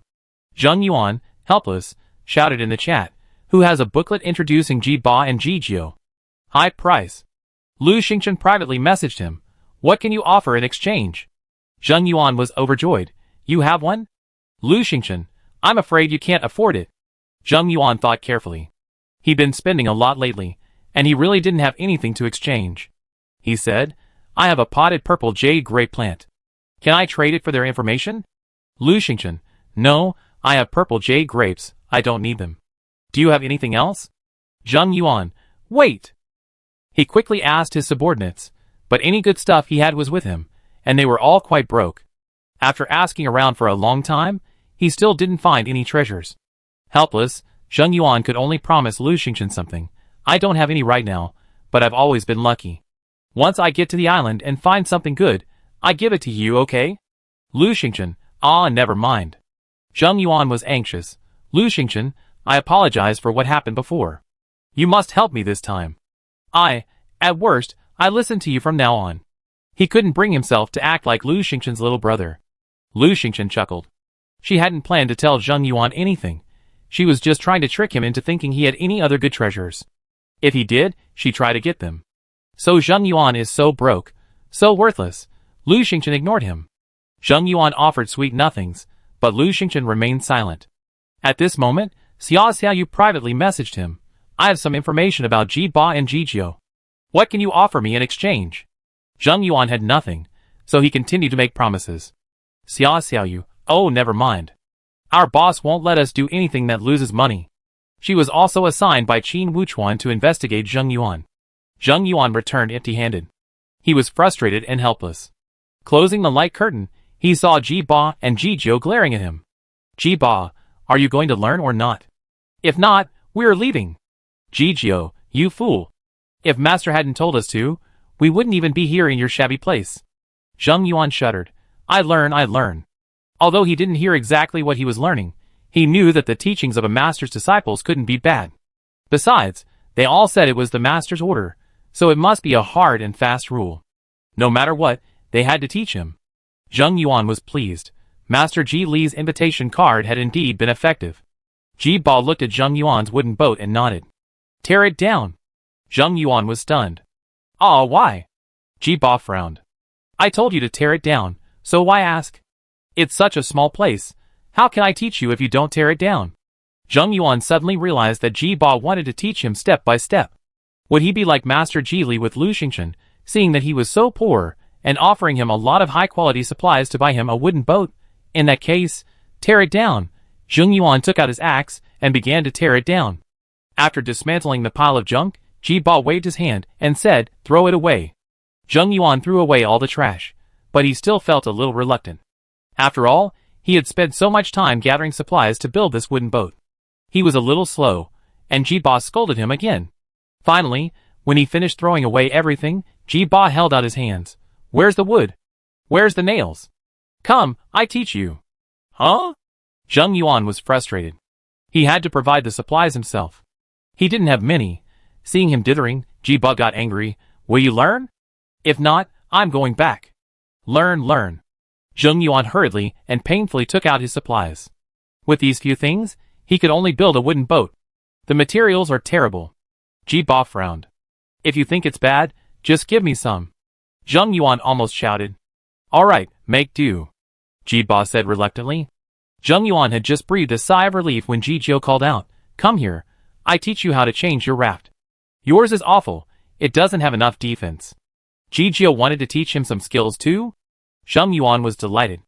Ji Jiu, do you have any red mango wood? Red mango wood? That's a very valuable wood used for rafts? Zheng Yuan was stunned. Ji Jiu was furious. What are you doing? Are you mentally retarded? I'm asking you a question. Don't you have any, poor bastard? Zheng Yuan's eyes turned red, and he struggled to hold back his anger. No one had dared to talk to him like that in years. He had some red mango wood, but Ji Jiu said it wasn't enough. Zheng Yuan had to trade his remaining supplies at the trading hall for some. Ji Jiu was satisfied. All right, go see Ji Ba and see if he needs anything else. Zheng Yuan turned to look at Ji Ba, who was building the wooden boat. Looking back, he saw Ji Jiu had put the red mango wood away somewhere, and was holding only low-grade willow wood. Isn't this just shoddy work? As soon as he asked, Ji Jiu scolded him, leaving Zheng Yuan exhausted. At this moment, the players in the chat channel were eagerly anticipating Zheng Yuan's performance, buzzing with discussion. It's already been half an hour, why is it so slow? Well, usually when things take too long, it means they're going to be demoted. No, there's another possibility. Like Lu Xingchen, Zheng Yuan got along well with the master's disciples, and Ji Ba and Ji Jiu taught him something incredible. Yes, if they didn't demote him, they taught him techniques. Zheng Yuan finally got his reward after all the hard work. Mada, my boss has always had good luck. The techniques he's learned are definitely better than Lu Xingchen's. Mada, just wait, you'll be shocked. Mada, 2 skills. The boss will definitely need time to digest them. At this moment, the game announcement came on. Ji-Ba taught the player Zheng Yuan the construction technique. Bad luck possession. Building a house will automatically bring bad luck, and after demolishing it, the bad luck will naturally last for 3 days. Ji-Geo taught the player Zheng Yuan the construction technique. Shoddy construction. Building a house of poor quality, and using excessive materials will reduce the raft's defense by 200%. Ji-Geo taught the player Zheng Yuan the construction technique. Substituting the good for the bad. Hide the good, use the bad, and always gain something, yay. Ji-Ba kicked Zheng Yuan and angrily left his raft, continuing their journey. Ji-Geo scolded Zheng Yuan and angrily left his raft, continuing their journey. Chapter 155. Everyone exclaimed, "Oh my god!" The skills Zheng Yuan had learned astonished the other players. No, I'm not seeing things.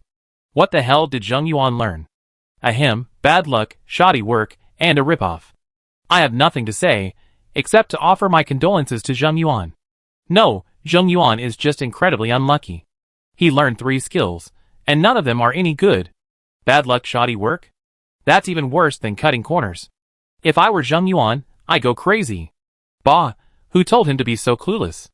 The master had gastroenteritis, but he kept inviting us. The master got angry, and sent his 2 worst disciples. So this is Ji-Ba and Ji-Geo's skills? Thank goodness they ran away, and didn't get on my raft. Shock! Thank goodness I didn't invite them aboard. By the way, where's Mada? Come out! Say what you just said again. Wei Feng, haha, I'm dying of laughter. These 3 skills complement Zheng Yuan perfectly. They're the exact same personality. Wei Qing, haha, I almost fell off the boat laughing. How could this be so funny? Wei Feng, congratulations, Zheng Yuan. 3 skills. That's amazing. Wei Qing, hide the good ones and use the bad ones. Yay! Xiaoyu, aren't you paying attention to the point? Ji-Ba kicked Zheng Yuan, Ji-Geo scolded him. How many untold stories happened in that short time? Yin Xiaolin, in that short time, how many unspeakable grievances did Zheng Yuan endure? Gao Dafu, oh. Zheng Yuan, you've suffered. The crowd continued to jeer, as if they had just witnessed a joke.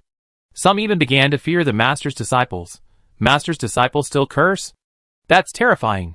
Ahem, cursing is nothing, but kicking is a little hard to accept. Didn't Zheng Yuan emphasize several times that these 2 people have good tempers and personalities? Hey, you should do the opposite. You can't just believe everything others say, you naive young man. Haha, I want to ask Zheng Yuan, what exactly happened recently? Zheng Yuan, come out. Some gloated, some watched from the sidelines, some laughed out loud, and only a few players briefly showed sympathy for Zheng Yuan. This is awful. Zheng Yuan stood on his raft, his face livid. Those 2 guys had gone too far. He had carefully served them, offering them his most precious purple jade grapes, then dismantled the wooden boat he had painstakingly built, and even lost the apples he had been reluctant to use. And this was what Ji-Ba and Ji-Geo had taught him. This is too much. This is too much. Seeing the chat room full of teasing, his face flushed with rage. He wanted to scold them all, but that didn't fit in with his personality. Besides, he didn't have the energy to curse. He was numb from the blow. No matter what the players in the chat room yelled at him, Zheng Yuan remained silent, as if dead. Mada privately messaged him, "Boss, are you okay? Did Ji-Ba and Ji-Geo do anything to you?" Zheng Yuan gritted his teeth and said, "Get lost." Mada, did they really do anything? Zheng Yuan was furious. Don't talk to me again. He closed all chats and stared at his battered raft, wanting to cry but unable to. What bad luck. The wooden raft Ji-Ba had built was inherently bad luck, so he dared not keep it. He quickly dismantled it, leaving a pile of garbage on the raft. Thinking the dismantled items might also carry bad luck, Zheng Yuan angrily threw them away. Dismantling them was useless.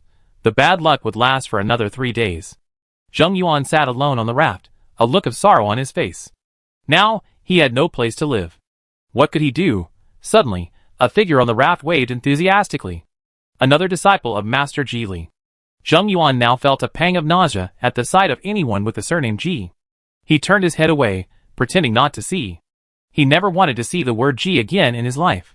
The figure quickly left, and a moment later, the game announcement rang out. G12 has boarded XX's raft. G12? The disciple of Ji Wang who could teach people to stay warm in winter and cool in summer? Yes, It seemed like he was waving just now. Zheng Yuan suddenly stood up and looked around. The sea was vast, not a single soul in sight. What on earth had he just missed? Zheng Yuan stamped his feet and beat his chest, wishing he could jump into the sea and end it all. He didn't want to live anymore. He didn't want to live anymore. He really didn't want to live anymore. Even then, Lu Xingchen was feeling quite refreshed. Just now, the last message from Master Ji Wang arrived. He arrived home. He's home, he's glad. He just ate too much this time, but it was all fruits and vegetables. He'd probably be fine soon. At most, he have a few bouts of diarrhea. This reassured Lu Xingchen, and she began to sort through the supplies she had just acquired. 1 bottle of gold plant nutrient solution. 3 bottles of silver plant nutrient solution. 2. I replaced black gold deck and a black gold wooden boat. 3. A blueprint for a 2-story villa. After defeating Master Ji 3 times in a row, he not only obtained 3 advanced construction techniques, but also a ton of treasures. Master Ji is so generous. Lu Xingchen took the golden nutrient solution to the sea demon vine. It was this nutrient solution that had originally helped it grow so much, and it was very beneficial to it. Little vine, would you like some? Lu Xingchen shook the golden nutrient solution. Master, you have another bottle of nutrient solution? That's great. Can you save it for me? I can drink it in a few days. It won't do much right now. The sea demon vine shook its branches coquettishly. It added, I need to take the golden nutrient solution at regular intervals. Okay, I save it for you. Lu Xingchen placed both the golden and silver nutrient solutions in the white jade treasure chest. Inside the white jade treasure chest, time stood still, preserving the freshness of the nutrient solution. Otherwise, the nutrient solution will lose its effectiveness within 24 hours. Lu Xingchen walked to the bow, held the rudder, and surveyed the vast ocean.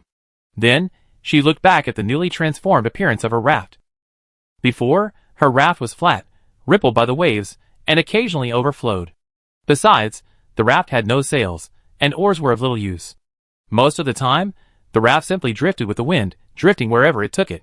Now, the raft had become a wooden boat, its sides and bottom made of black gold wood. Black gold wood wasn't black, but a deep red with gold threads, a truly beautiful color. So, she was aboard a deep red wooden boat, a boat with a luxurious aura. The bow and stern were high, with the middle side slightly lower. The addition of a row of sails made the boat much faster. And, the black gold wood rudder could control the direction. Lu Xingchen was delighted. She finally had a proper wooden boat. Now, she could change direction at sea and accelerate or decelerate. Although simple in function, it's much more powerful than before. There's a button beneath the rudder. Pressing it transforms the wooden boat into its original raft form. The previous archery training grounds have been dismantled by Master Ji, and now even the raft is a neatly shaped rectangle. When switching freely, there's a creaking sound. The raft becomes a wooden boat, and the wooden boat becomes a raft.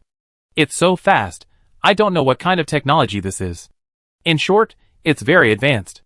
Chapter 156. Lu Xingchen studied it for a moment, her satisfaction growing.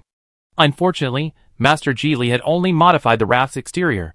The buildings on the raft, including the tea house, wooden barge, and warehouse, remained scattered throughout the boat, just as before.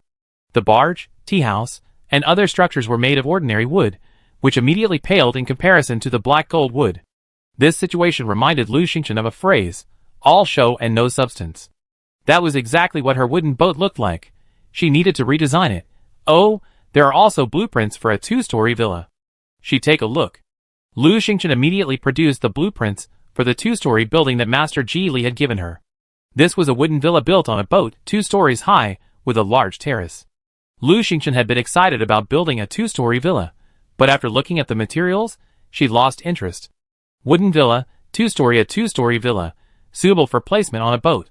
Required materials: 10,000 high-grade redwood, 10,000 high-grade white pine, 5,000 high-grade red oak, 2,000 high-grade yellow teak, 20,000 nails, 500 glass, 1,000 colored green tiles. The array of high-grade materials dazzled Lu Xingchen. Besides the nails and glass, she had never seen anything else. This? Forget it. It's so advanced, I'd talk about it later. She rolled up the blueprints and prepared to put them in the storage box. Ding, survival mission issued. Build a 2-story wooden villa. Rewards: 1 fully automatic dishwasher, 1 fully automatic toilet, 1 fully automatic garbage disposal. Wow, So many fully automatic things? The array of rewards dazzled Lu Xingchen's eyes.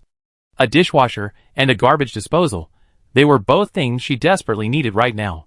After all, washing dishes was too tiring, and the garbage was too much. She felt guilty every time she threw it into the sea. And that fully automatic toilet was necessary. Think about it, with a 2-story villa, how could she just have one? Okay, she took this quest. In reality, Lu Xingchen had no choice. The system didn't even ask her if she agreed to accept the quests. It only offered her incentives. The good thing about the survival system was that there were no penalties.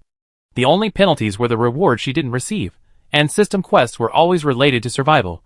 They had to be completed. Besides, the 2-story villa would definitely have a much higher score, right? Her main task now was to increase the raft's score, so she had to take this quest, no matter how difficult it was. Lu Xingchen unfolded the villa blueprint again, examined it for a long time, then opened the trading hall and searched through them one by one. Good, very good. There's not a single one in the trading hall. Where can I find all this wood? Helplessly, Lu Xingchen took out the mysterious peaches with enhanced properties, and posted numerous trading information in the trading hall.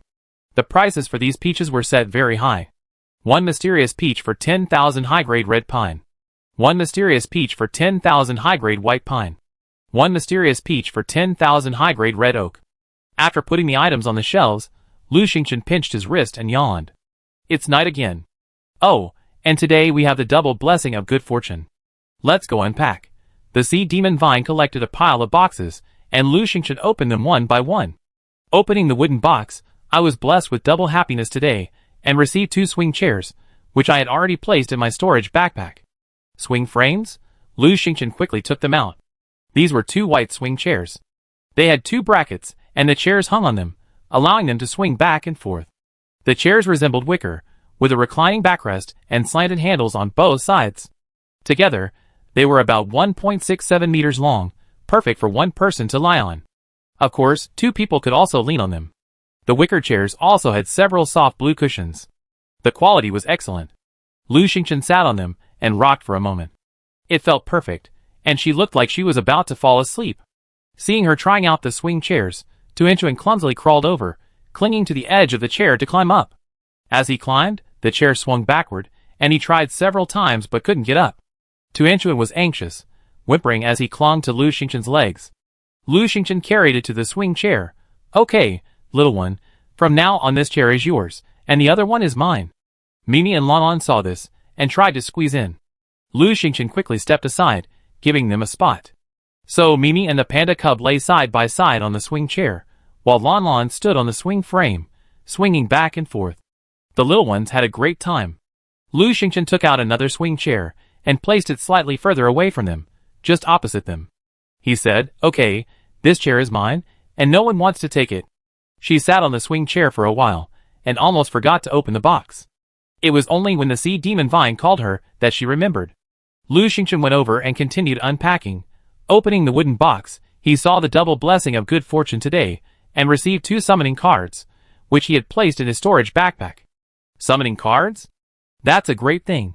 Although there are more summoning cards now than before, most players are hoarding them and refusing to sell them, so they're considered a rare commodity. Double happiness is so useful. I got 2 right away. Lu Xingchen happily put the summoning cards away and opened another wooden chest. Opening the wooden chest, he saw the blessing of double happiness for the day, and received 2 bags of shepherd's purse and pork wontons, which he placed in his storage backpack. Oh, there's food again. The wontons are frozen, and 1 bag is quite a bit, enough for about 3 or 4 people. Frozen food requires a refrigerator, which she would love to have someday. For now, they can only be stored in the old storage box, which also serves as a simple food storage. Opening the wooden chest, he saw the blessing of double happiness for the day, and received 2 steamed dumplings, which he placed in his storage backpack. Another treat. What a rare treat. It's been ages since I've given you food. Opening the wooden box, the luck of double happiness today was added, and I received 2 bags of frozen fried dough sticks, which I have placed in my storage backpack. Opening the wooden box, the luck of double happiness today was added, and I received 2 bags of roast duck, which I have placed in my storage backpack. Lu Xingchen rubbed his hands. Enough food, really enough. Let's get something useful, don't waste the double happiness. Opening the wooden box, the luck of double happiness today was added, and I received 2 introductions to G23, which I have placed in my storage backpack. G23? That's G Lee's disciple from the demolition team? Many people have been demolished by him now. It is said that G23 is Master G Lee's most active disciple, highly efficient and quick. He would start demolishing houses as soon as he got on the raft, and leave immediately after the demolition. He never talked nonsense, and never asked for food or drink from other players. Reputation. Well, no one dared to say anything bad about it. After all, it was said that G23 would come back to demolish houses again and provide after-sales service. Lu Xingchen took out G23's introduction. G23, Master G Lee's 23rd disciple. Young but highly skilled, capable, clever, and perhaps even quite clingy, she's a sweet, sweet child. She's G49's older sister. Because of her extraordinary talent and immense strength, she was chosen by Master G Lee to be his disciple even before she was born. He's just an ordinary child, truly just a child, that's it. Chapter 157. Lu Xingchen was stunned. After reading the entire article, there was no mention of G Urshizen's taboos. Cute? Clever? Skilled? He was quite capable. After all, the mere sight of his shadow would make players flee. But what exactly was this kid's taboo? Why did he start destroying the house the moment he got on the raft? Lu Xingchen read the introduction again and again, but couldn't figure it out. Forget it, it's getting late. Let's go to bed. It was indeed late. Lu Xingchen had been busy all day, and dinner was just a makeshift one. After washing up, she returned to her room and fell asleep. She slept all night. In the morning, she heard a vague conversation in her daze. A strange child's voice said, "Dear adventurer, can I come aboard your raft?" "Lon Lon, welcome." "Mimi, you're stupid. You can't let her on board." Strange child's voice, "I'm aboard, huh?" "Lon Lon, welcome. Come aboard. I've been waiting for you." Strange child's voice, "Dear adventurer, excuse me." "Welcome? Dear adventurer? Who's here?" "No," Lu Xingchen shuddered, a sense of foreboding. She quickly got up and rushed out. Lon Lon stood at the bow, her tail feathers fluttering, speaking to a child. What a coincidence. "We meet again." "Child?" Lu Xingchen's eyes widened as a cute girl, perhaps 5 or 6, boarded her raft. At the same time, the game announcement rang out. G23 has boarded player Lu Xingchen's raft. It was a little after 8 in the morning, and most players didn't wake up late. Even those lying in bed were checking their screens and chatting. Naturally, many saw the announcement. The players were in a state of panic. Oh my god! G23. G23. She went to Lu Xingchen's place. Oh my god! G23 was demolishing houses all day yesterday, and wasn't idle at night either, dismantling several players' rafts. How did she end up at Lu Xingchen's place? No, why would Lu Xingchen let her on the raft? She's not stupid. Wow, has G23 from the demolition team finally set his sights on Lu Xingchen? Something's going to happen, haha. Did Master G just rebuild Lu Xingchen's wooden boat yesterday? G23 is going to dismantle it today. Master and apprentice. What a tacit understanding. It's over, Lu Xingchen is done. G23 never leaves empty-handed. She just demolish it as soon as she gets there. Just wait and see. No, maybe Lu Xingchen knows G23's taboos? G23's taboos are all taboos. She only has one mission. Demolition. Countless arrogant players got screwed yesterday, and Lu Xingchen is no exception. Yes, Lu Xingchen is still too arrogant. She shouldn't have let her on the raft. Mada, haha, she deserves it. She's finally getting her comeuppance. Lu Xingchen's private messages were ringing non-stop. However, she didn't have time to pay attention to that. She was staring at G23. She swung around and stopped G23. Even though she had received G23's introduction yesterday, it was useless. This guy came in to demolish the raft. She had to make sure her raft wasn't ruined. Lu Xingchen, hello, I'm still resting and can't see you. She wanted to kick G23 off. Lon Lon was still recklessly shouting, welcome, welcome. It had just learned this yesterday. It had just said it to G Urshizen the moment he arrived, because that was how Lu Xingchen had greeted Master G1 the previous day. Lu Xingchen wanted to gag Lon Lon. She blocked G23's path and took a closer look. G23 was a beautiful and adorable little girl, with a round, fair face and large, black gemstone-like eyes. Her hair was tied in 2 pigtails, and she wore a tight short-sleeved shirt and baggy harem pants. When she smiled, 2 dimples appeared on her face, which made her irresistibly attractive. She was incredibly adorable. No wonder so many people had asked her to get on the raft yesterday. Unfortunately, G23 was holding a massive chainsaw, taller than she was. This made her look reminiscent of the chainsaw maniac. G23 blinked. Sister, don't you welcome me? Lu Xingchen nodded. No, I don't. I'm asleep and can't entertain you. Sorry, please leave. G23 smiled. But sister, I'm on the raft, and I can't get off until I do something. With that, it flashed and disappeared from Lu Xingchen's sight. So fast. Startled, Lu Xingchen turned around and saw that G23 had already reached Lan Lan at the bow. Ji Ershizan dragged the massive chainsaw in one hand, while stroking Lan Lan's feathers with the other. Big goose. Lan Lan had been looking at him with curiosity, but upon hearing his name, he became enraged and fiercely grabbed Ji Ershizan, cursing, You bastard! You're the big goose. Your whole family is. Ji Ershizan was stunned, her usually amiable face frosted. You're not cute, not at all. I'm mad, I'm really mad. She raised the massive chainsaw with a swish and shouted, I'm mad. Buzz, buzz, buzz. The chainsaw began to spin rapidly. G23 picked up the spinning saw and swung it towards the bow.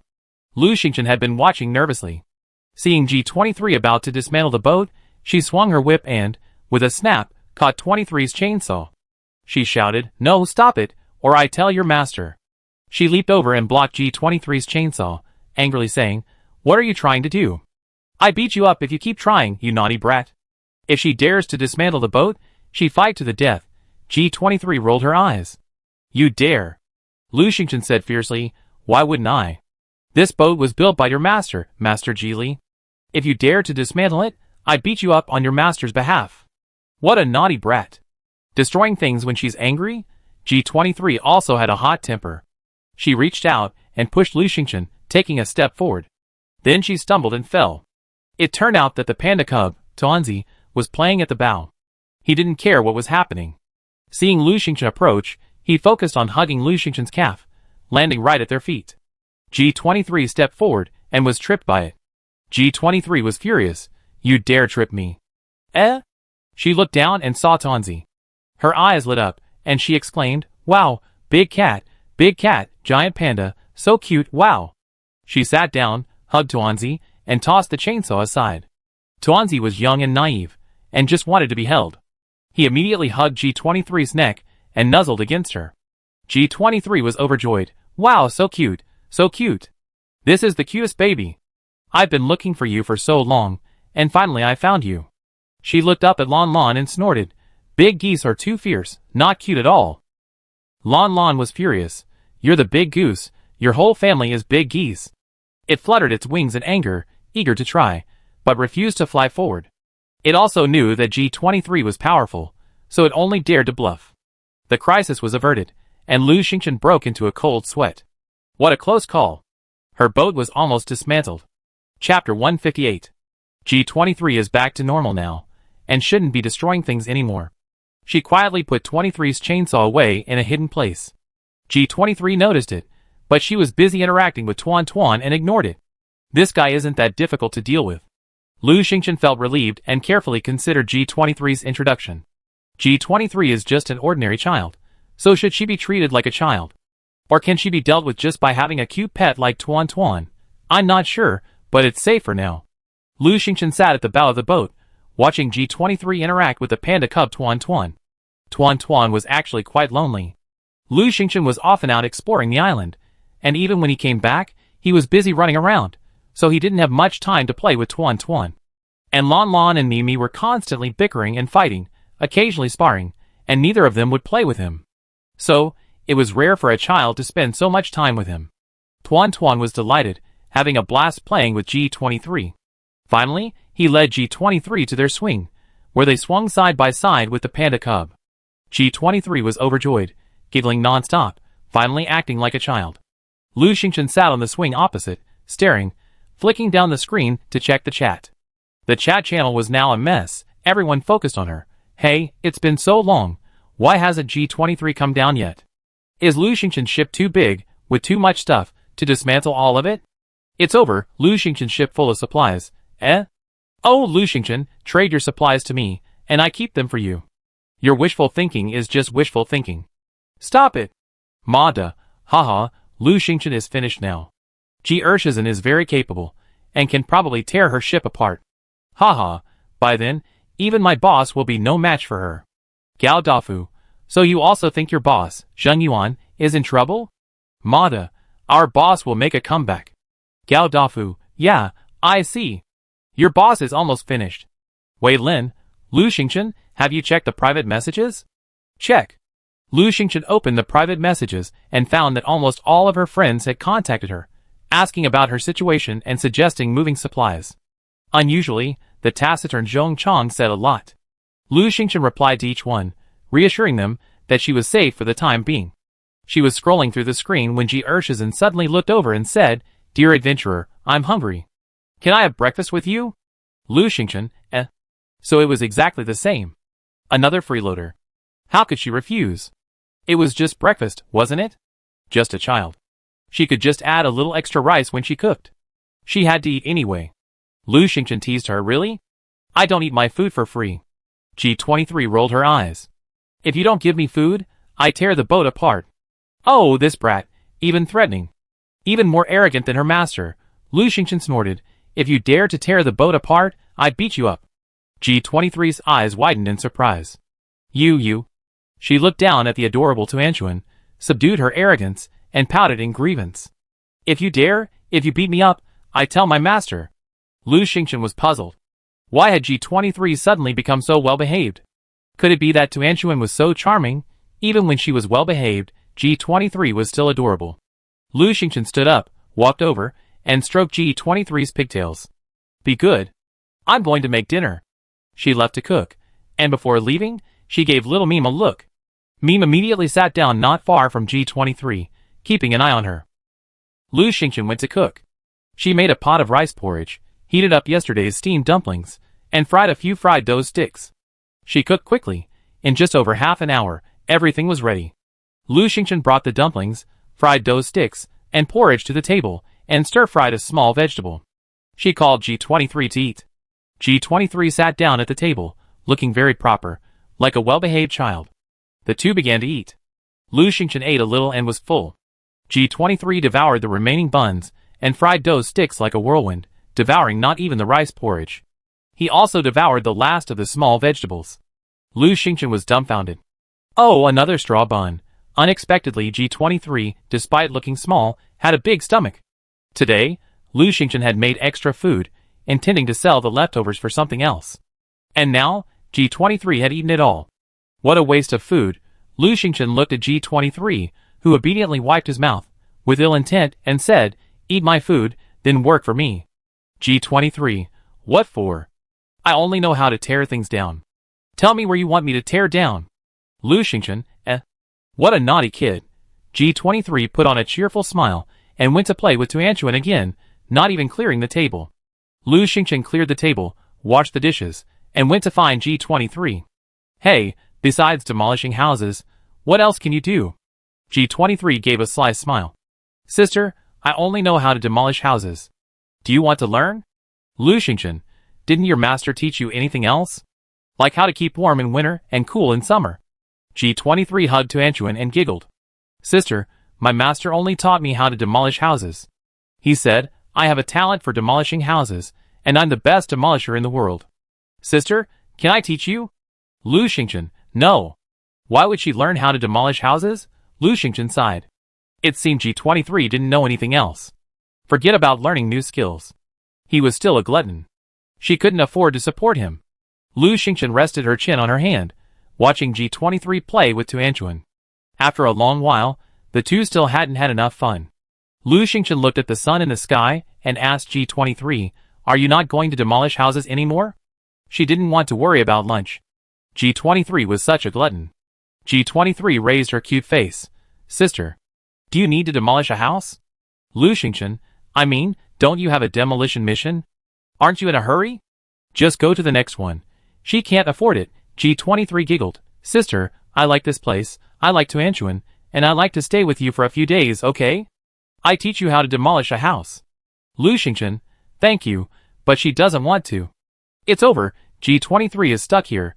Never mind. A child is quite cute when she's not demolishing houses. Let her stay for a few days, as a way to repay Master Ji Li's favor. Lu Xingchen still had Ming keep an eye on G23 while she went back to rest. When G23 couldn't see, Lu Xingchen quickly entered the Peach Blossom Holy Land. Today, the Peach Blossom Holy Land is blessed with good fortune. Continuous good luck, gathering fruit, felling trees, and mining for minerals can all result in critical hits, with random multiplier rewards. This is it, a perfect day for an island trip. Chapter 159. Should I see if there's a landing order? No, I still need to find the wood needed to build a 2-story villa. Those high-quality woods are hard to come by. They're probably not even available on ordinary islands. Thinking of this, Lu Xingchen remembered the peaches she put on the shelves yesterday. Those peaches were meant to help her find information about those high-quality woods. Lu Xingchen opened the trading hall and scanned it for a long time. He found many messages below, all asking for various supplies. No one could provide information on finding high-quality red mulberry, high-quality white pine, or other woods. What should I do? Lu Xingchen was anxious. She had to rely on the villa and raft to score points.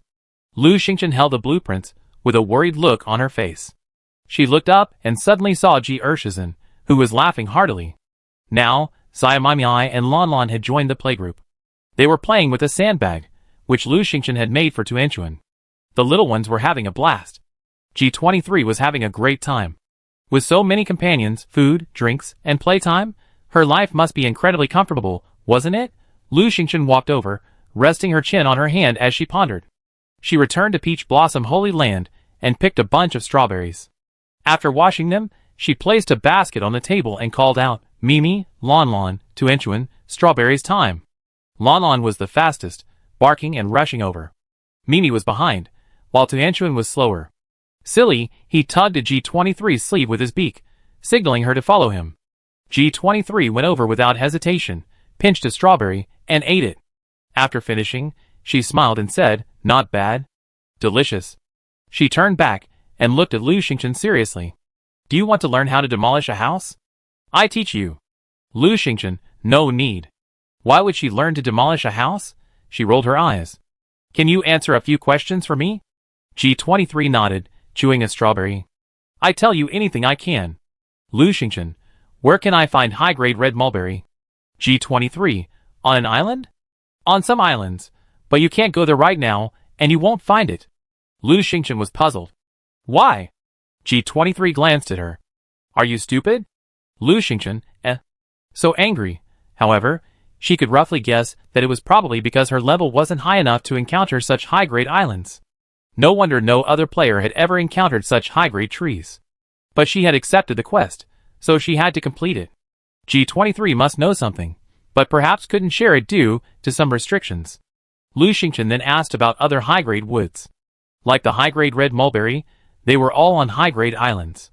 Whether she used the landing order to randomly land on an island or encountered a smaller island, there was no way she could find these woods. What should she do? Lu Xingchen was in a dilemma. At this time, Lanlan finished her strawberries and smacked her lips in satisfaction. Strawberries are delicious. If only peaches could be eaten this way. She flew over to Lu Xingchen and begged, peaches, peaches.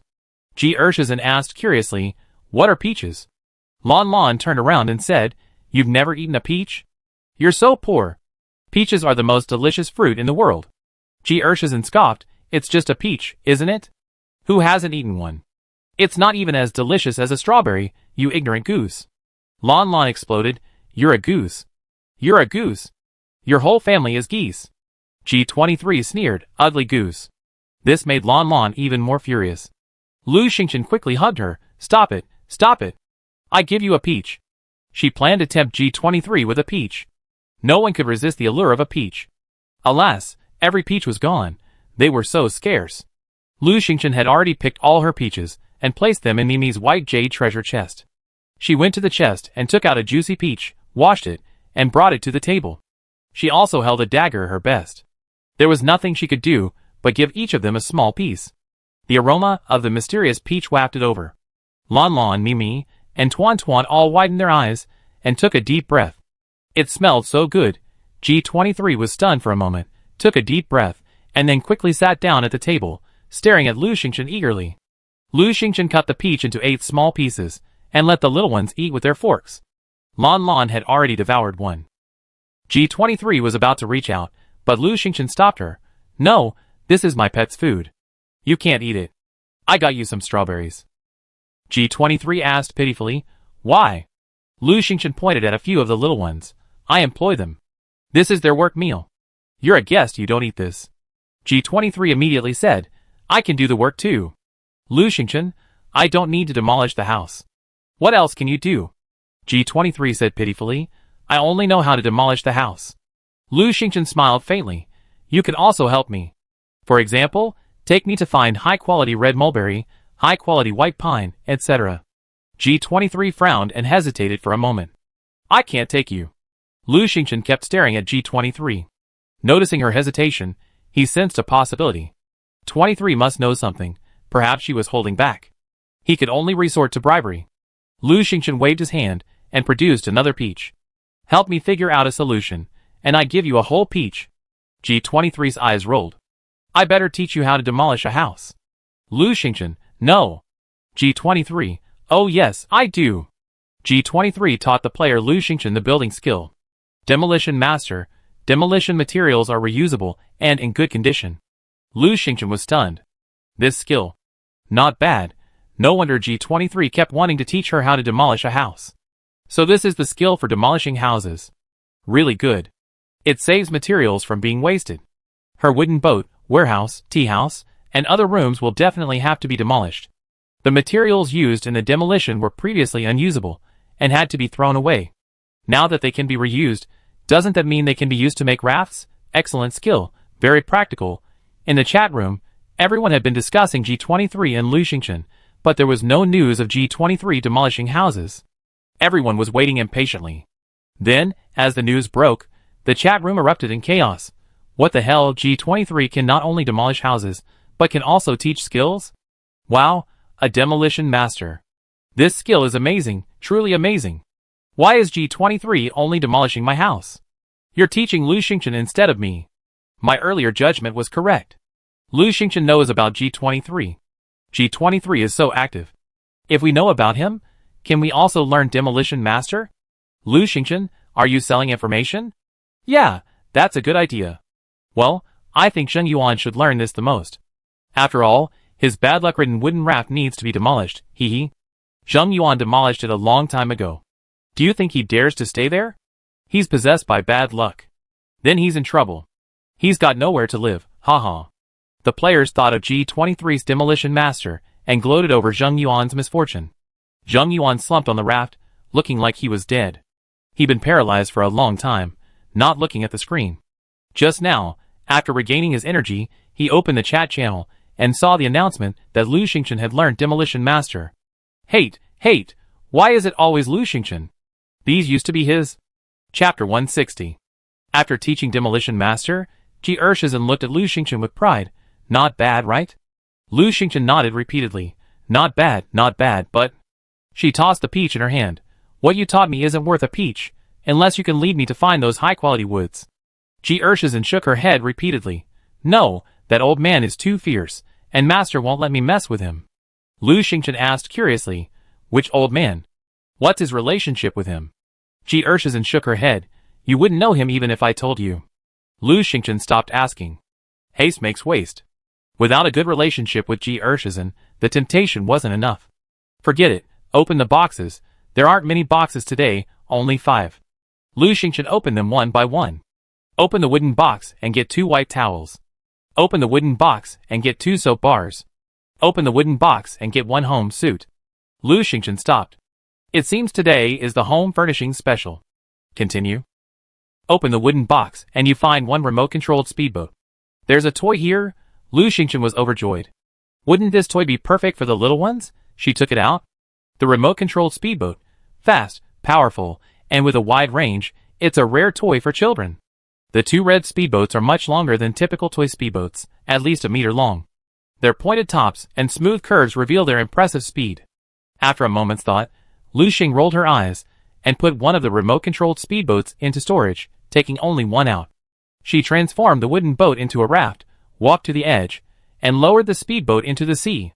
Then, holding the remote controller, she pressed the start button and the forward button.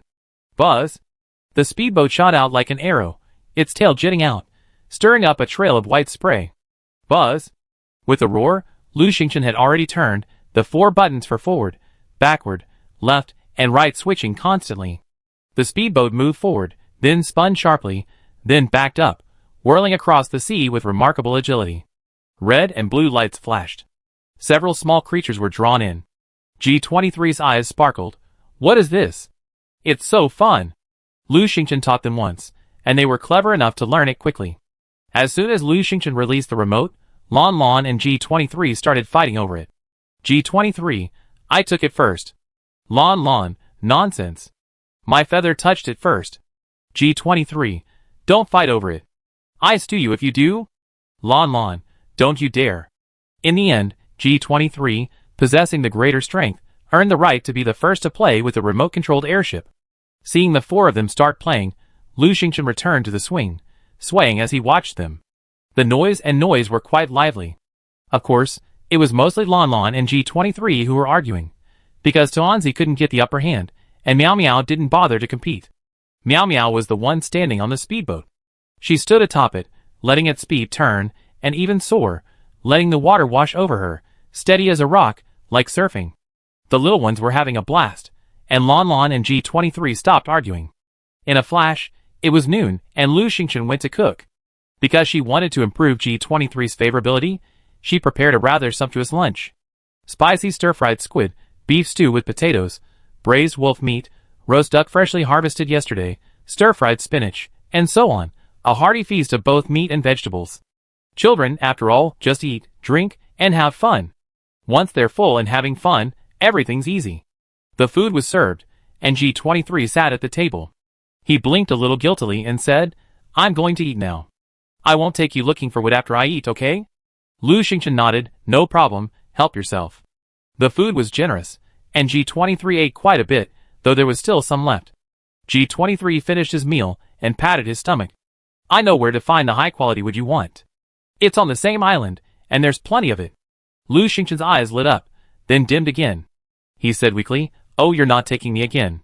G23, I don't know the way, but my brother knows how to get there. How about I call him? Lu Xingchen was surprised. 49? G23, yes, he knows the way. Lu Xingchen glanced at the vast ocean. Why are you calling him?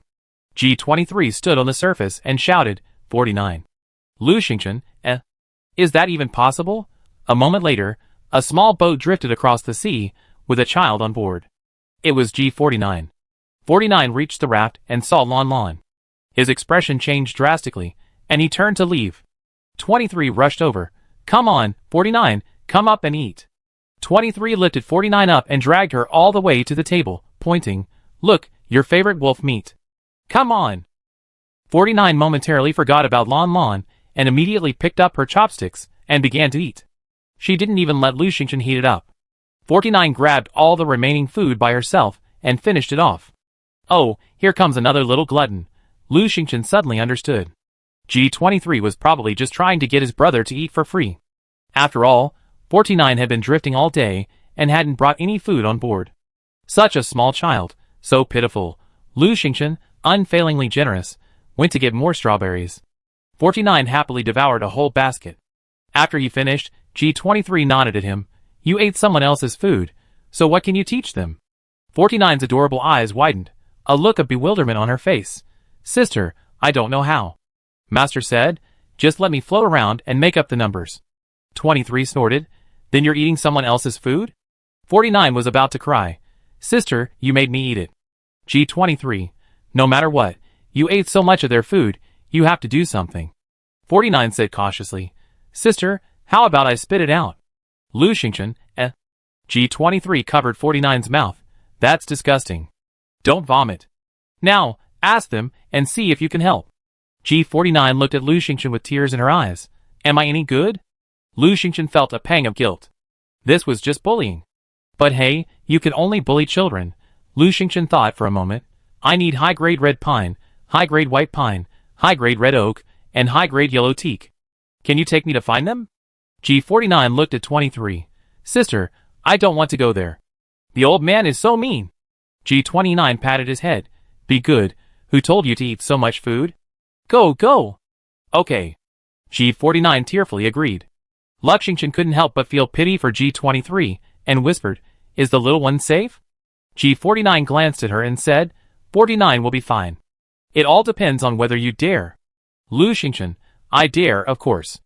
"Let's go!"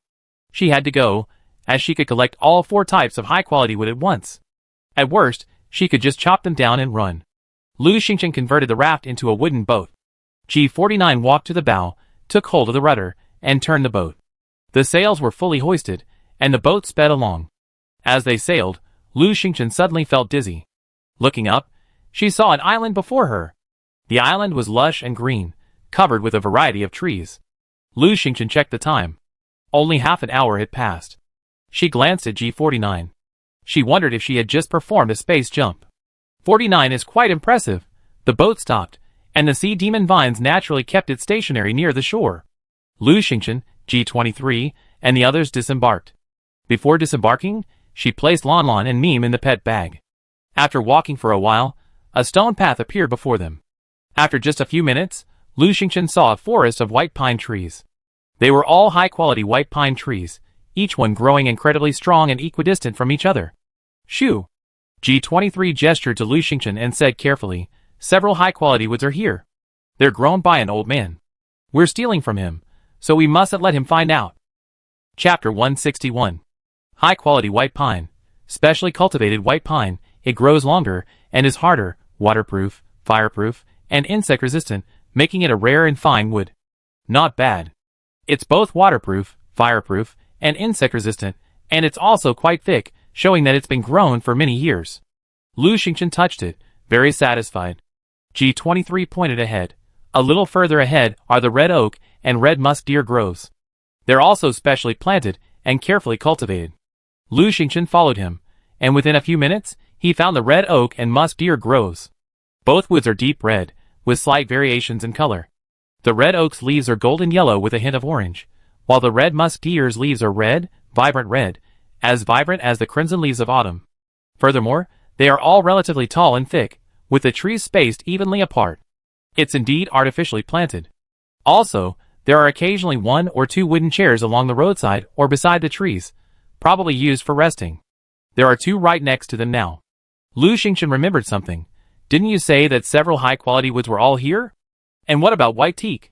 Why can't I see it?" G23 looked around and scratched his head. "Strange, why isn't it here? Could the white teak have been moved?" She turned and asked G49, "Were there any white teak trees when you were here last time?" G49 shook her head and said cutely, "I forgot, sister. We didn't go this far back then. We just took a stroll and went to the old man's new house to play." Lu Xingchen couldn't help but ask, "Who is that old man?" G49, "That old man is Grandpa Babu." "Babu? TSK, what a fate." Lu Xingchen glanced around nervously. "Oh no! Babu's here. Will he go crazy when he sees her?" She did bring a teleport card, but 49 had brought this island today, so it probably doesn't have the ability to teleport to a specific location. Also, if she left, what would happen to 23 and 49? Lu Xingchen's expression changed several times. G23 saw this and asked curiously, "Sister, are you scared?" Lu Xingchen whispered, "Aren't you afraid of Babu? If he comes, can you two escape on your own?" G49 bit her finger and said, "We're not afraid. We just say we're lost, and the old man can't do anything to us." G23 smiled slyly. "We're not cutting wood, so what are we afraid of? But if you steal the wood the old man has carefully cultivated, he'd probably tear you into pieces. We're only responsible for leading the way. We're not responsible for anything else." The 2 of them were safe, and Lu Xingchen felt a little relieved. At least, they could just run away on their own, and there was no need to worry about them. G. Urshizen noticed her nervousness and continued, "These woods have been carefully tended by Babu for a long time. He's using them to build a new house for his youngest son, which will be ready next month. Babu is a mean-spirited person. If you steal a few of his trees, he hunts you for the rest of your life, so you should think carefully." Lu Xingchen surveyed the vast expanse of woods and muttered, "I'm not just going to chop down a few of his trees." G. Urshizen, "A few trees aren't enough? You're going to chop down a dozen? Aren't you going to make furniture?" Lu Xingchen, "I'm going to build a house."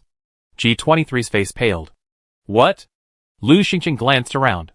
"I estimate I need to chop down 1,000 trees, 1,000 of each type, which adds up to nearly 3,000. There was no other way. She needed so much wood. Lu Xingchen also found it strange. She seriously suspected the system was swallowing her wood. A two-story villa couldn't possibly need that much wood. She'd been worried before, but now she wasn't. The forest was big enough, more than enough. G23 huddled his shoulders. Okay, whatever you want, but you can't say we brought them here. Just say we followed them quietly, and with 49. Don't mention me. Lu Xingchen nodded. Okay. She looked around warily and asked, is Babu here? G23. Babu isn't here, but there are forest rangers here, as well as Babu's son and grandson. You can't defeat any of them. Lu Xingchen, whatever. Let's chop down trees first. Every bit counts. She immediately took out her high-level iron axe and began chopping down high-level white pine. 7 or 8 minutes later, with a loud boom, the tree fell to the ground. She had finally chopped down one. Chopping down one high-level white pine tree, today's lucky streak blesses her, crit x10, and obtaining 100 high-level white pine logs. Received in her storage backpack. Wow, not bad. She had come to the right place today. This lucky streak was truly impressive. Lu Xingchen beamed with joy. Full of energy, she resumed chopping trees. Unfortunately, her lucky streak wasn't as strong after that, sometimes only doubling or tripling the amount. So, after chopping for over half an hour, she only managed to obtain 190 high-level white pine logs. Moreover, the high-grade white pine was incredibly difficult to chop. After just over half an hour, she was already breathless and her arms were aching. Lu Xingchen had to take a break. G23 sat on a wooden chair nearby, staring at her in surprise. You're just using this thing? So inefficient? Lu Xingchen rubbed his arm and eagerly eyed 23's chainsaw. How about I lend you my chainsaw? No! 23 immediately hid the chainsaw behind her. Old Babu will find out, and then he'd get in trouble with us and my master. I told you I can only bring you here, not help you chop trees. You can't go back on your word. G23 was genuinely nervous. Lu Xingchen understood. It seemed Babu and Master Ji Wang had some connection, or perhaps their status was similar. That was why Babu wouldn't easily attack 23 and 49. However, if 23 and the others went too far, Babu wouldn't let them off easily. Lu Xingchen was just testing the waters. Now that her suspicions were confirmed, she certainly wouldn't cause any trouble for G23 and the others. After a short rest, Lu Xingchen took out her iron axe, ready to continue. Suddenly, G23's expression changed. Oh no! They're coming! Let's go! Then G49 appeared from nowhere and said, Sister, hurry! A whole bunch of Babu are coming. A whole bunch of Babu? Lu Xingchen was startled. One Babu could crush her to death, but if there were a whole bunch of Babu, wouldn't even her hair be trampled? G23 grabbed her, and the group quickly emerged from the woods and reached the boat. The sea demon vine was waiting. Upon hearing Lu Xingchen's command, it immediately extended its vines and swept the group aboard. G49 quickly took the helm and steered the boat away. Halfway through the walk, G23 suddenly waved, 49, stop!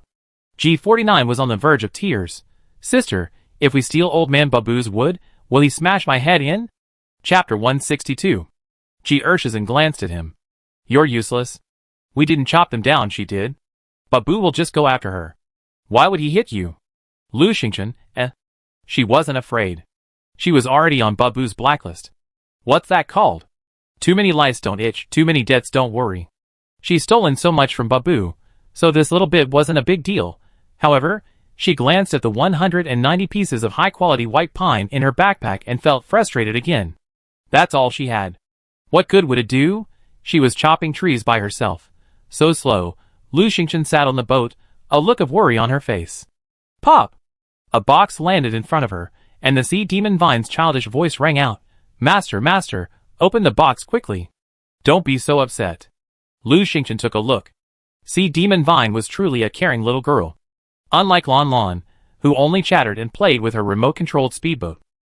Unfortunately, today's run of good luck had no effect on the chest, so how could it possibly yield anything good? However, leaving the chest until tomorrow would be useless, and it wouldn't receive tomorrow's blessing. Forget it, just open it and decompress.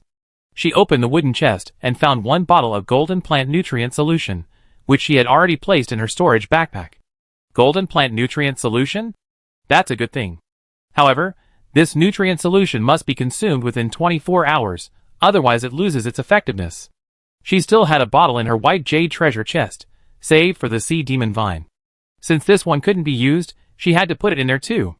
Lu Xingchen took out the white jade treasure chest, opened it, and intended to put the golden plant nutrient solution in. But it was completely filled with peaches, nutrient solution, and Mimi's blood dew pills. It was completely overflowing, and there was no room for anything else.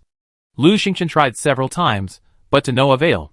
She stared anxiously at the overflowing box, afraid to take any of it out. There weren't many peaches left, and she couldn't let any go to waste. As she hesitated, a drop of clear liquid suddenly dripped onto her hand. She turned around and saw G49, gazing intently at the peaches, drooling. Ouch, little greedy cat. Lu Xingchen quickly closed the box and patted 49's head. Little one, want some strawberries? She couldn't give him any peaches. 49 wiped her saliva, her face slightly red. Sister, what's in the box? Lu Xingchen smiled faintly. My treasures. They're all my treasures. G49 was a shy, sweet child. He grunted for a long time, his face flushed, and he uttered, my treasures are so delicious. No, they're so pretty. Then he ran off. Lu Xingchen smiled. This little guy must be ravenous. But even though he's so greedy, he still doesn't ask her for it. He's quite principled. She held the golden plant nutrient solution, sighed, and asked the sea demon vine, little vine, are you ready to take the nutrient solution? The sea demon vine stretched out its vines and whispered, actually, it's not impossible to take it now. I'm a little unsure about the timing. Waiting 2 days is safer. It was obvious that the little vine was craving the nutrient solution. It curled its vines and said, even if you take it now, the effect will be slightly less. Maybe 100% effective, or maybe only 95%. Only 5% at most? Lu Xingchen made a quick decision. Eat it. You picked it up yourself anyway, so don't worry about wasting it. The sea devil vine was delighted. Thank you, master. Lu Xingchen's mood also brightened considerably. She walked over to the sea devil vine's pot and poured in the golden plant nutrient solution. The viscous, golden liquid quickly seeped into the vine's roots. Lu Xingchen heard the sea devil vine laugh cheerfully twice, and then, a flash of green light appeared before her eyes. The sea devil vine's vines enveloped the entire raft. Lu Xingchen couldn't see what was happening outside, only hearing Ji Ershizan and Ji Sijio's repeated exclamations of surprise. A rainbow of colors shifted before her eyes. Red, orange, yellow, green, blue, and purple, shimmering with dazzling brilliance. She had no choice but to cover her eyes. After an unknown amount of time, the sea devil vine chuckled softly. Master, I'm fine. Very good. 100% absorbed, no waste at all. Lu Xingchen opened her eyes, and found everything on the raft as before. The sea devil vine's vines still covered the wooden boat and various buildings. However, the leaves seemed even brighter. Lu Xingchen asked, little vine, what changes have you made? The sea demon vine said happily, Master, look at me. Lu Xingchen looked over. Sea demon vine, a rare gold-level plant, the only one in the world. Skill 1, lightning dance, vines entwine, releasing lightning that stuns enemies. Skill 2, fairy mist shrouds the plant, obscuring its view and preventing prying eyes, and preventing others from entering. The sea demon vine actually has a skill. This is a pleasant surprise. Nothing was wasted in the golden plant nutrient solution. Not bad. Lu Xingchen's gloom cleared. She turned around and saw G23 and G49 staring at her, their eyes filled with wonder. You're quite capable. Ji Ershizan muttered something, then said seriously, you're so lucky. Everyone in Babu's family has left. Babu's eldest grandson is getting married today, and they're all at the wedding. So now that the island is deserted, we can go back and continue chopping trees. And we don't have to worry anymore. Maybe we find a place for your 1,000 trees. Lu Xingchen was overjoyed. Really? But isn't there a ranger? Ji Ershizan snorted. The ranger is also Babu's grandson, so of course he went to the wedding with him. Lu Xingchen's eyebrows lit up. Then, shall we go back? Ji Ershizan, well, they won't be back until about 1 in the morning. You have at least 10 hours. Lu Xingchen frowned. 10 hours. Her streak of good luck had run out at 10 o'clock in the evening. In reality, she only had 7 hours left. With her efficiency just now, she'd be lucky to chop down 70 or 80 trees in those 10 hours. And that meant she'd be chopping non-stop. Building a 2-story villa required an enormous amount of wood. Red mulberry and white pine each required 10,000 pieces of wood, which meant 2,000 trees would need to be felled. There were also red oak and yellow teak trees to chop down. With so many trees, and how difficult they were to cut, she couldn't do it alone. Strength in numbers, she planned to ask players for help. However, asking players for help also had its drawbacks. She needed to think it through and sort it all out. Lu Xingchen pondered for a moment, and G23 became anxious. Hey, are you going or not? If you are, go quickly and don't waste time. Lu Xingchen looked at G23. Where's your little wooden boat? G23 had come here by boat, and once she boarded Lu Xingchen's raft, her boat disappeared. Upon hearing this, G23 pointed, and her small wooden boat appeared on the sea's surface not far from the raft. Look, there it is. I just put it away. Lu Xingchen stared at the small wooden boat. 23, can your boat be made bigger?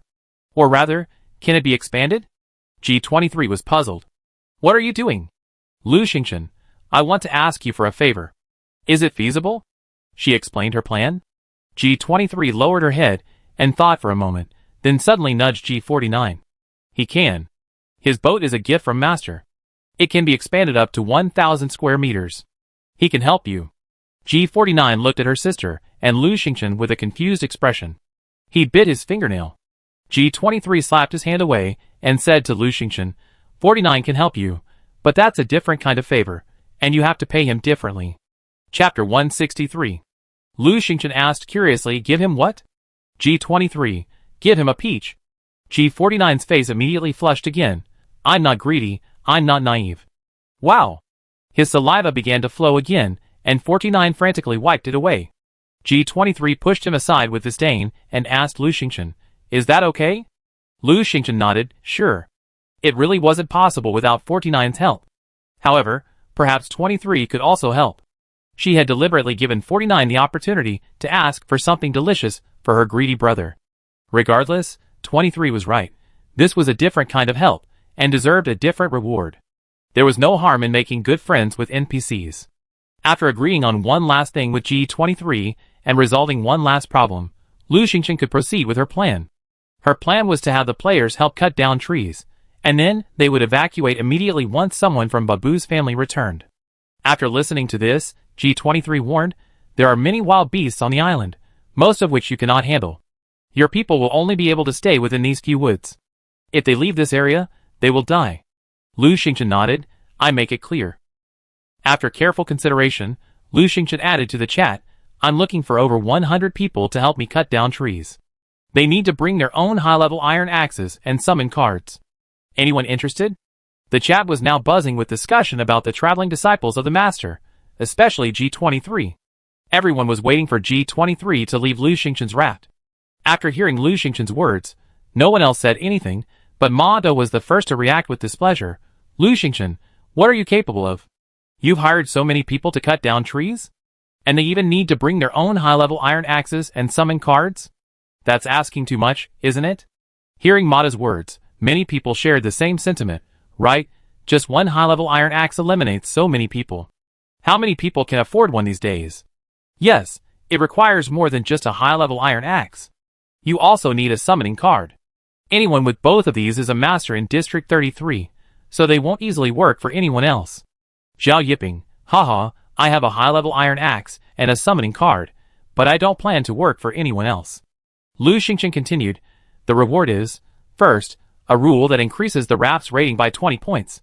It's simple and easy to implement. Second, 20 high-level wood. Furniture made from this wood will increase the raft's rating by 10 points.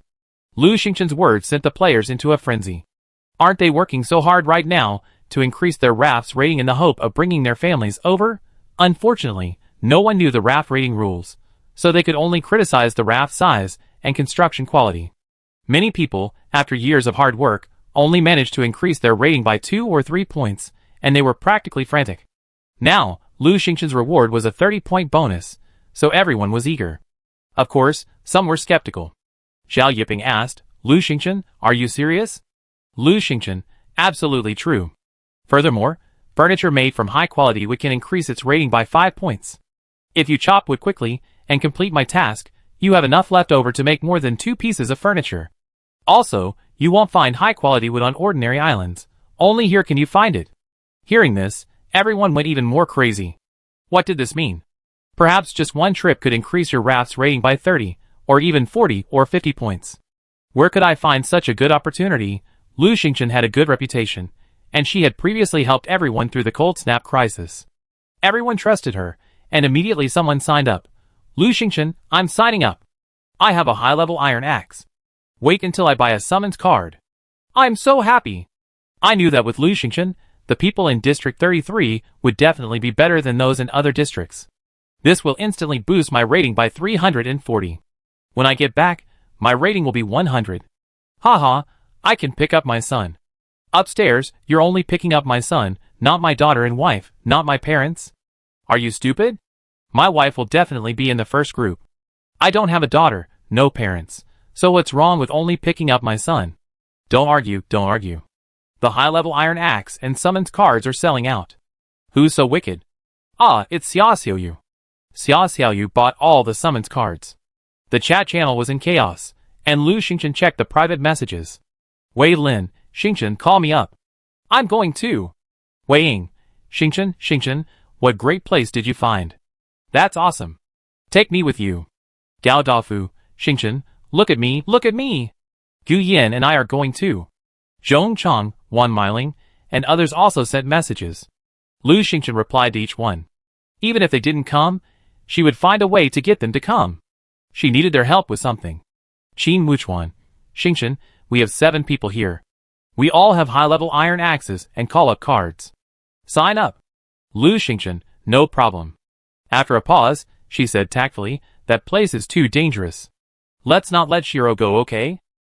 Shiro was a good girl, prone to overindulging in kindness.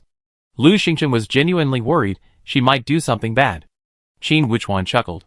Don't worry, Shiro isn't going. She'd look after the house for me. By then, Lu Xingchen already had quite a few people in her private chat. Too many people would be a hassle. She thought for a moment, and added Gao Dafu and Gu Yin to the assault team. She said in the group chat, everyone, do me a favor. I reward you handsomely later. She asked Wei Lin, Wei Ying, Zhong Chang, Gao Dafu, and Gu Yin to form a team of 20 people each. These people would be responsible for gathering and collecting the wood. Wei Lin and the others naturally agreed. After giving his instructions, Lu Xingchen spoke in the regional chat channel. Let me first state a few key points. First, we're heading to a high-level island, which is off-limits to people of our level. It's extremely dangerous. Everyone must remain within the designated safe zone. Any violation outside of the safe zone will be at your own risk.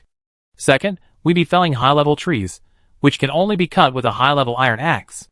The felling will be slow and laborious. If you can accept these points, please go and sign up with Wei Lin, Wei Ying, Zhong Chang, Gao Dafu, and Gu Yin. They will be your team leaders and responsible for collecting wood. After this, Lu Xingchen closed the chat channel. Back here, G49 had already grasped the direction and headed back. Soon, they saw the lush green island again. Lu Xingchen placed Lon Lon and Mimi in the pet bag and, along with G23 and 49, set foot on the high-level island again. After just over 10 minutes of walking, they arrived at the high-level white pine forest again. Lu Xingchen asked in the group chat, are you ready? Gao Dafu, wow, so many people signed up. Wei Lin, not bad, I've screened 20 people. Wei Ying, District 33 is full of talented individuals. The requirements for a high-level iron axe and a summoning card are quite demanding, yet so many people meet the requirements. Zhong Chang and Gu Yin, alright. Lu Xingchen, get ready, I summon you first. Everyone agreed, and Zhong Chang, Wei Lin, and the others handed their summoning cards to Lu Xingchen, who summoned them one by one. Soon, Wei Lin, Wei Ying, Zhong Chang, Gao Dafu, and Gu Yin arrived at her side. Chapter 164. Wei Lin and Wei Ying were in the high-grade white pine forest. Lu Xingchen took Gao Dafu and Gu Yin to the high-grade red mushroom forest, and assigned Zhong Chang to the high-grade red oak forest, allowing them to gather players separately. Wei Lin, Wei Ying, and the others immediately took action, gathering the players. In the chat, players were in a tizzy. I have a high-grade iron axe and a recruitment card. Why are you rejecting me? I want to go too. The place is full. Who made you hesitate? Haha, I'm here. Wow, vast expanses of high-grade white pine. Not bad. Have you seen Boss Lu Xingchen? I've always wondered what she looks like, how old she is, and if she's beautiful. What? Do you have other thoughts? No, Who would dare covet boss Lu Xingchen? Haha, I just wanted to gossip. Wow, such a vast expanse of red. We're in the high-grade red mushroom forest. Red mushroom is a fine wood. Ordinary red mushrooms are incredibly rare. Now, seeing the high-quality stuff, I was so excited, so excited. Furniture made from high-quality red mulberry is so beautiful and high-end. I made a killing, a ton of money. Hey, upstairs, can you bring me some? You're just kidding. We agreed that only after we complete the mission can we chop down 2 trees for ourselves in the remaining time. We're here to work, so keep your mind right. Actually, just being able to chop down 2 trees for ourselves is already satisfying. We worked less than 10 hours this time, and even if we only get 2 high-quality red mulberry trees, it's still a good salary. Guys, work hard. Oh, I'm so jealous. I want to work too, but I can't get a call-up card. I have it all, Lu Xingchen. I want to go too. Do you need anyone else? By this time, Lu Xingchen had already taken G23 and G49 onto another road. They were looking for yellow teak trees. G49 insisted he'd seen yellow teak trees here before, but he didn't know where Babu had moved them. So, they had to look for them. They continued along the Bluestone Road. This was a high-level island, teeming with wild animals. However, according to G23, as long as they followed Babu's gravel path, they wouldn't be attacked by wild animals. Also, according to regularity, the high-quality yellow teak trees should be along the roadside. They walked along the gravel road for over an hour, encountering various trees along the way, but no yellow teak trees. Why so far? Lu Xingchen stopped. G49, feeling a little bored, sat down on a wooden bench by the roadside to rest. Lu Xingchen, unwilling to exploit the child labor, offered them some strawberries to eat. She then opened the chat screen and asked about Wei Lin, Wei Ying, and the other situation. Wei Lin, no, it's too hard. High-grade wood is too hard to cut. It's been so long, and many people have only chopped down a few trees. Besides, everyone's exhausted. Zhong Chang, it's the same here. Gao Dafu, wow, high-grade wood is just different. It's so tiring. Gu Yan, aren't you tired? Gao Dafu, you're tired for me, isn't it? Oh, by the way, Gu Yan is amazing. He's already chopped down 12 trees. Lu Xingchen, I'm not being lazy. Gu Yan, and I have chopped down 12 trees in total. On average, I've chopped down 6 trees. Lu Xingchen, you can do whatever you want. She calculated that even with all her bonuses and the invincibility suit, she was still slower at chopping wood than Gu Yan. So, was Gu Yan still stronger than her? Well, that's impressive. Lu Xingchen gave a few instructions. First, everyone must stay within those few woods. If you leave the safe zone and run into danger, you will be responsible for the consequences. Second, we leave in about 10 hours, and we give them an hour to chop some wood for themselves. They must work hard for the first 9 hours and deliver enough wood every hour. She had calculated that she could chop down about 6 or 7 trees an hour, and even if the others were less powerful than her, they could still chop down 3 trees an hour. 40 people in 9 hours could chop down over 1,000 trees, plenty of time. However, to avoid accidents, it's better to be cautious. Lu Xingchen thought for a moment, and said to everyone, evaluate the situation. If you feel you're short on manpower, recruit more. After all, she was getting something for nothing. The same rules for raft scoring. Telling 1 person or 100 people is the same. They get around anyway. The players also chop their own wood. Also, they should leave some free time for the players to chop for their own use. However, it's best not to make too much noise, so Wei Lin and the others can't recruit too many people. After hearing Lu Xingchen's words, Wei Lin, Wei Ying, Gao Dafu, Zhong Chang, and the others continued recruiting. Since they were in charge, their requirements were different. Wei Lin, recruiting 10 more people. Strength requirements, 18 or higher, with a high-level iron axe and a summon card. The benefits are the same as before. If you're interested, please privately message me. Zhong Chang, recruiting 5 more people. The requirements and benefits are the same as above. Gao Dafu, everything is the same as above. The players immediately became excited. Those who had the bad luck of not being selected earlier quickly privately messaged Wei Lin or Zhong Chang. Of course, the strength requirement was higher this time, and quite a few players were eliminated. Some players were unhappy. We clearly didn't require strength just now. Why are you requiring it now? That's unfair. That's right, Wei Lin. Why did you add this requirement at the last minute? Well, it's because you aren't Lu Xingchen's friends. If you were, you wouldn't be complaining about not being chosen. Instead, you be the team leader on the selection side. If I known Lu Xingchen was so powerful, I would have definitely clung to her. I regret it now. Come on, which of Lu Xingchen's friends is weak? Who says there aren't weak ones? Isn't Fatty Gao Dafu weak? Gao Dafu, hey, why are you talking about me? I'm not weak, okay? Good yen, and I chop down an average of 6 trees an hour. Who among you can do that? Wei Lin, we're full. Gao Dafu, ditto. Zhong Chang, ditto. Wei Lin and the others recruited a few more people and continued chopping wood. Lu Xingchen closed the chat screen. By this time, G49 had almost finished resting, and the others continued on their way. Lu Xingchen even let Lon Lon out to scout the way ahead.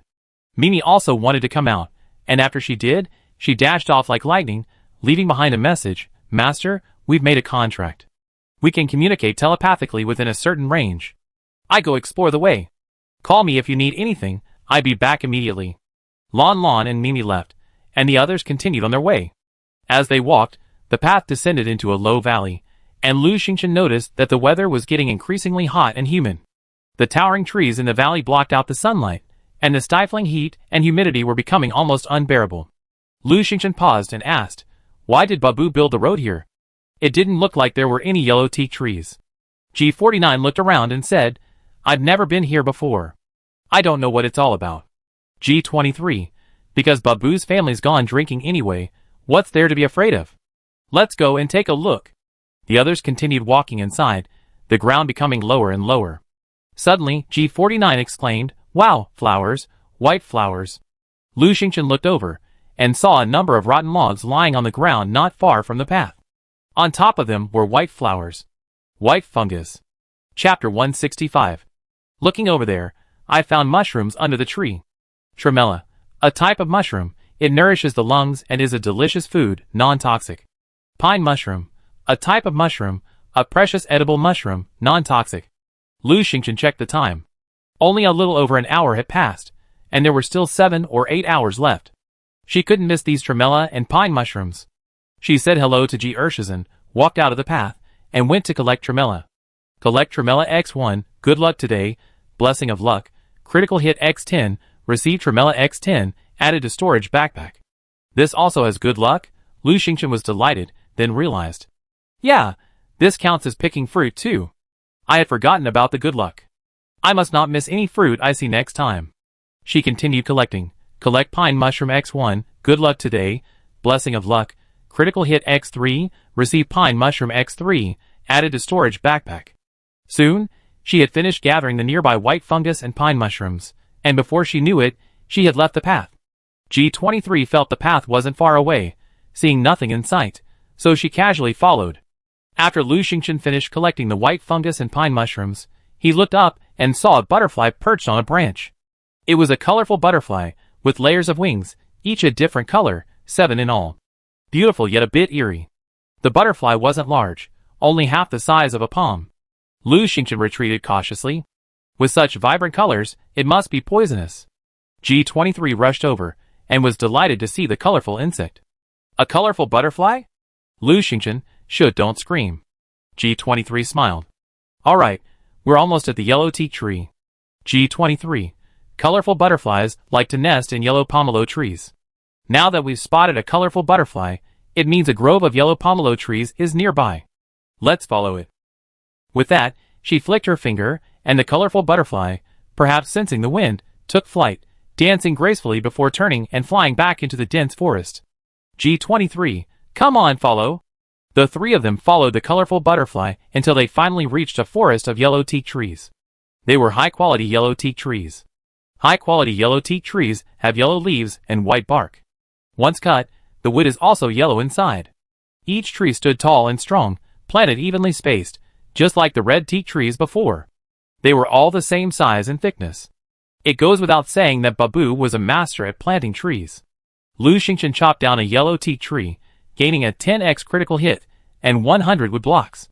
As she swung her axe, about to chop down a second tree, Mimi's voice rang out, Master, something's wrong. There's someone here. What? Lu Xingchen stopped immediately and asked worriedly, who is he? Where is he? He's with me, Master. I get back to you, Mimi said. A short while later, Mimi came running over. Urshizen, upon hearing this, was also surprised. If there were someone on the island, they would be in trouble. So Mimi led the way, and the others followed. After about half an hour, they arrived at a courtyard. It was a very beautiful courtyard, surrounded by a vermilion wooden fence. It was neither large nor small, with a rockery, a wooden pavilion, wooden tables and chairs, and a row of small warehouses. To the south, there was a well and a small pond. It was very exquisite and beautiful. Even the wooden fence was intricately carved with patterns. Inside was a 2-story wooden villa, made of yellow teak. It was 5 or 6 o'clock, and the sky was getting a little dark. The lights inside were on, a warm yellow glow. Bright and cozy. Wind chimes hung from the eaves of the villa, tinkling in the wind. Lu Xingchen's eyes lit up. This small courtyard and house were truly beautiful. Master, there's someone inside. He was in the yard just now. He's out. Hide quickly, Mimi whispered softly. Several people quickly hid behind the trees. The door rang, and a short, stout man emerged. He was probably in his 30s, with a thick beard, short clothes, and a saw in his hand. Lu Xingchen's mind flickered. This man looked exactly like Babu, practically sculpted from the same mold. He was younger though, with a simple, honest expression and a somewhat dull gaze. G23 breathed a sigh of relief. This is Babu's youngest son, Ba13. Luckily, he's the only one here. Lu Xingchen was puzzled. Didn't you say that the entire Babu family went to the wedding? G23 coughed, a little embarrassed. The information was wrong. Ba13 didn't go. He has some mental issues. Babu kept him here to avoid embarrassing him. G49, sister, is this information from 8th and 9th senior brothers? Aren't they working out at sea? How do they know so much? G23 glared at him. Mind your own business. G49 pouted. I know even without you telling me. 8th and 9th senior brothers must have been slacking off again. They snuck off to Babu's wedding banquet to eat and drink for free. G23, that's good. With them here, we know what's going on over there. Lu Xingchen looked at him in surprise. 8th senior brother, 9th senior sister? The couple G8 and G9? It seems Master Ji Wang has a special way of communicating with his 49 disciples. Otherwise, G23 wouldn't have gotten the news so quickly. Lu Xingchen, who's getting married? G23, Ba Yi, Babu's eldest son's eldest son. Lu Xingchen suddenly realized. Then is Babu's second son's eldest son named Ba Erei, and the second son Ba Er? G23 nodded and gave her a thumbs up. Lu Xingchen, however, was having a headache and quietly asked, how many sons and grandsons does Babu have? G23 chuckled, I haven't counted. Never counted. Or can't count them all? G49, Grandpa Babu has 13 sons. I just mentioned that Ba13 is his youngest. Have you forgotten? Lu Xingchen, Okay, she was confused. At this moment, Ba13 stood on a wooden bench in the yard and began sawing wood. Lu Xingchen frowned. No, that won't work. What if he goes out for a stroll and runs into a player chopping down trees? Whether he can defeat him is another matter. What if Ba Shursan calls for help and brings in the entire Babu family? G23 sighed. Yes, it's troublesome. Luckily, he's alone here. Also, don't even think about defeating him. All of you can't defeat him alone. Lu Xingchen, what's his weakness? G23, is a mental problem a weakness? Lu Xingchen, He might be dumb, but he's incredibly powerful. Don't mess with him. What should I do? At this point, Ba Shursan sighed and muttered, I want to go to the wedding too. I love mulberry wine. He dragged his saw out the wooden door and headed down the path. What is he going to do? Lu Xingchen was a little frightened. Patrol in the forest done. He must have gone for a stroll and is heading towards the white pine forest now. G23 frowned. Lu Xingchen, extremely nervous, followed Ba Shursan for several steps before hearing him say again, I really want some mulberry wine. What is mulberry wine? Lu Xingchen asked softly. G23, it's a kind of wine brewed by the Babu family. It's delicious, and everyone loves it. Ba Shursan can't hold his liquor, and gets drunk easily. I think that's why Babu didn't let him through. Lu Xingchen had an idea. I have an idea. G23's face changed. No, I can't let my senior sister steal the mulberry wine for you. Chapter 166. G23 was quite clever. She anticipated Lu Xingchen's intentions and immediately refused. We can't interfere too much, or it will affect Master. Lu Xingchen, don't you have mulberry wine here? G23, No, Babu only brings it out at weddings. Lu Xingchen paused. Okay, I understand. G49. Sister, I know where I can find mulberries. Do you need them? Lu Xingchen's brows lifted. That's great. G23 was speechless. You can't brew mulberry wine right away. Lu Xingchen waved her hand. She told Min to follow Ba13 carefully, while she followed G49 to find mulberries. The mulberry grove was just north of the cottage, not far away, and it only took about 10 minutes to get there. Soon, the group arrived.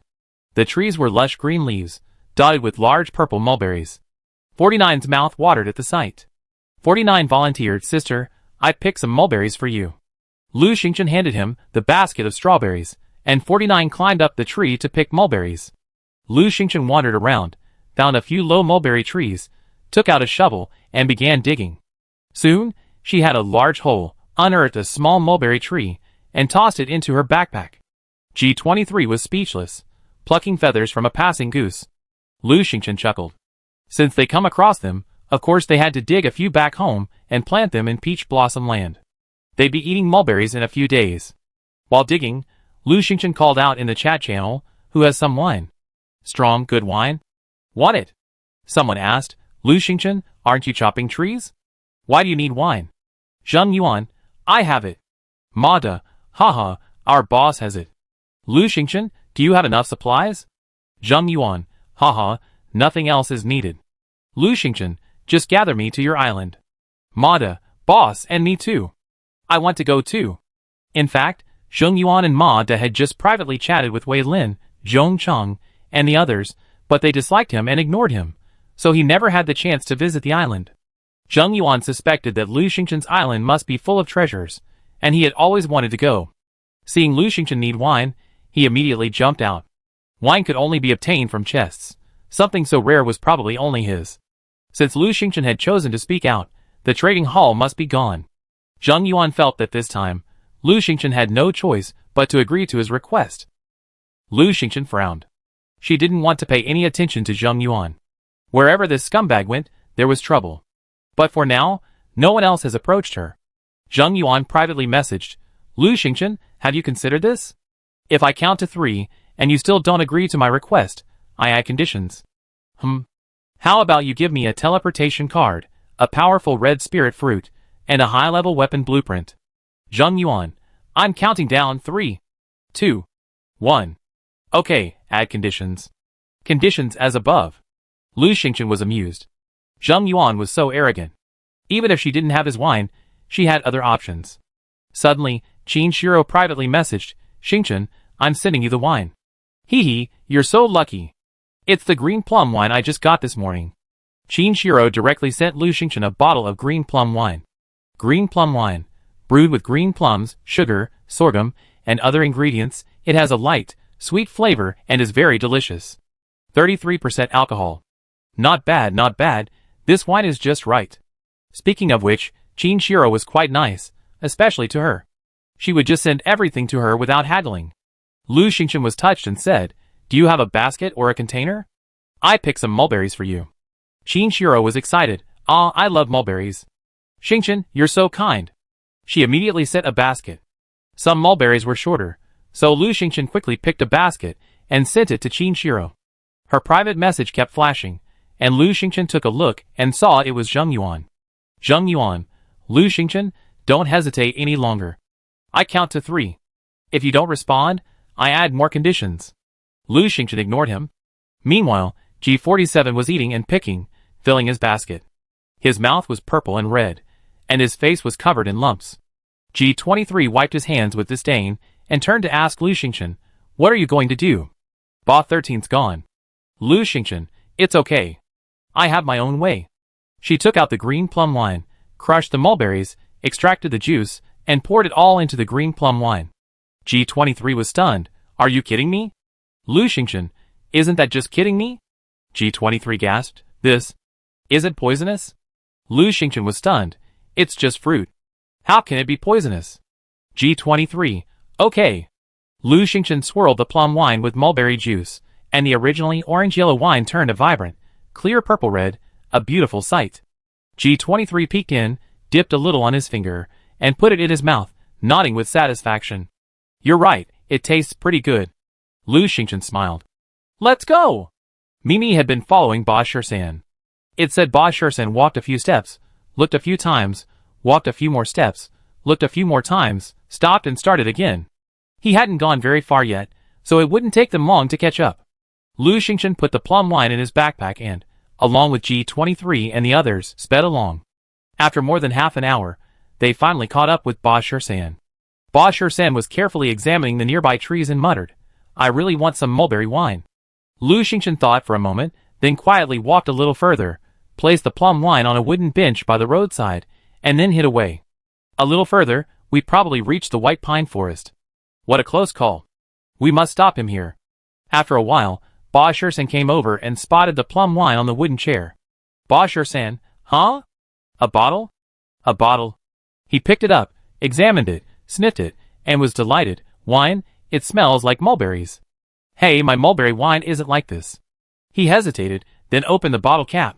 One sip is fine, right? Gulp. He downed half the bottle in one gulp and burped. Delicious, delicious, mulberry wine is delicious. He picked up the bottle and gulped down the wine. Then, with a swaying motion, he slumped onto the chair, the saw in his hand falling to the side. Huff, huff, he heard snoring. He'd fallen asleep. Lu Xingchen was overjoyed. After a moment, he checked and touched him, but found he wasn't moving at all. G23's eyes were filled with amazement. He's truly an idiot. He looked at Lu Xingchen. You're so lucky.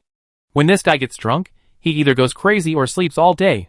You can rest easy now. Lu Xingchen picked up Ba Shisan's saw. It looked like an ordinary saw, incredibly ordinary, a bit worn, and far inferior to G23's chainsaw. Ba Shisan's saw, a precious gift from Babu for his youngest son. It could saw trees or logs, and was Ba Shisan's favorite weapon. A weapon? A saw that could saw trees? Lu Xingchen looked at it over and over again, finding it ordinary and wanting to throw it away. But then she felt it wasn't very ordinary, and it would be a shame to throw it away. Forget it, she put it in her backpack. G23 just looked at her strangely, saying nothing. Chapter 167. Lu Xingchen waved his hand. Let's go back and chop down some trees. The group returned to the yellow teak forest. Lu Xingchen took out her iron axe, then, after some thought, took out Ba Shisan's wood saw and gave it a try. With the wood saw in hand, she gently swiped it across the yellow teak tree. After a few strokes, crack! The yellow teak snapped, chopping down one high-grade yellow teak tree. Good luck today. 100 critical hits. Received 1,000 high-grade yellow teak. Received it in my storage backpack. Wow! Lu Xingchen was startled and checked her storage backpack again. Just now, she had indeed scored 100 critical hits. That was incredible. She had never scored so many critical hits with her own iron axe. Could this simple, crude wood saw be a treasure? It was definitely a sure thing, because it cut wood very quickly and without any hindrance. G23 said quietly, this is a gift from Babu to Ba Shisan. It's not only sharp and hard, but also a bit of luck. It's a treasure. Fearing covetousness, Babu made it look ordinary. Unexpectedly, your reckless nature, even plundering trash, actually helped you pick up a treasure. Lu Xingchen, Lu Xingchen, don't slander me. I'm not that kind of person. What are you talking about? Isn't it just poverty? This is a game. Whether it's Babu or Master Ji Li, they're all NPCs. They have normal intelligence, but they have fixed settings and must abide by certain rules. The fact that Babu and Master Ji Li have appeared in the game means that players are allowed to interact with them. Some items and skills can only be obtained through NPCs. For example, Master Babu's treasure, the timber from this island, and the skills of Master G and 23 are all designed for the player. Whether or not they can be obtained, whether or not they can be learned, depends on the player's ability. For example, if Lu Xingchen didn't have this wood saw, she wouldn't have been able to harvest so much wood in such a short time. With the saw and a bit of luck, she only needed 3 hours to harvest 3,500 pieces of wood. Exceeding it, definitely exceeding it. Lu Xingchen stopped chopping trees and sat on a wooden chair, taking in the beautiful scenery around her. It was already night, and the Babu family was very particular about installing streetlights on both sides of the stone path, one at intervals, so it was still possible to vaguely see what was happening in the forest.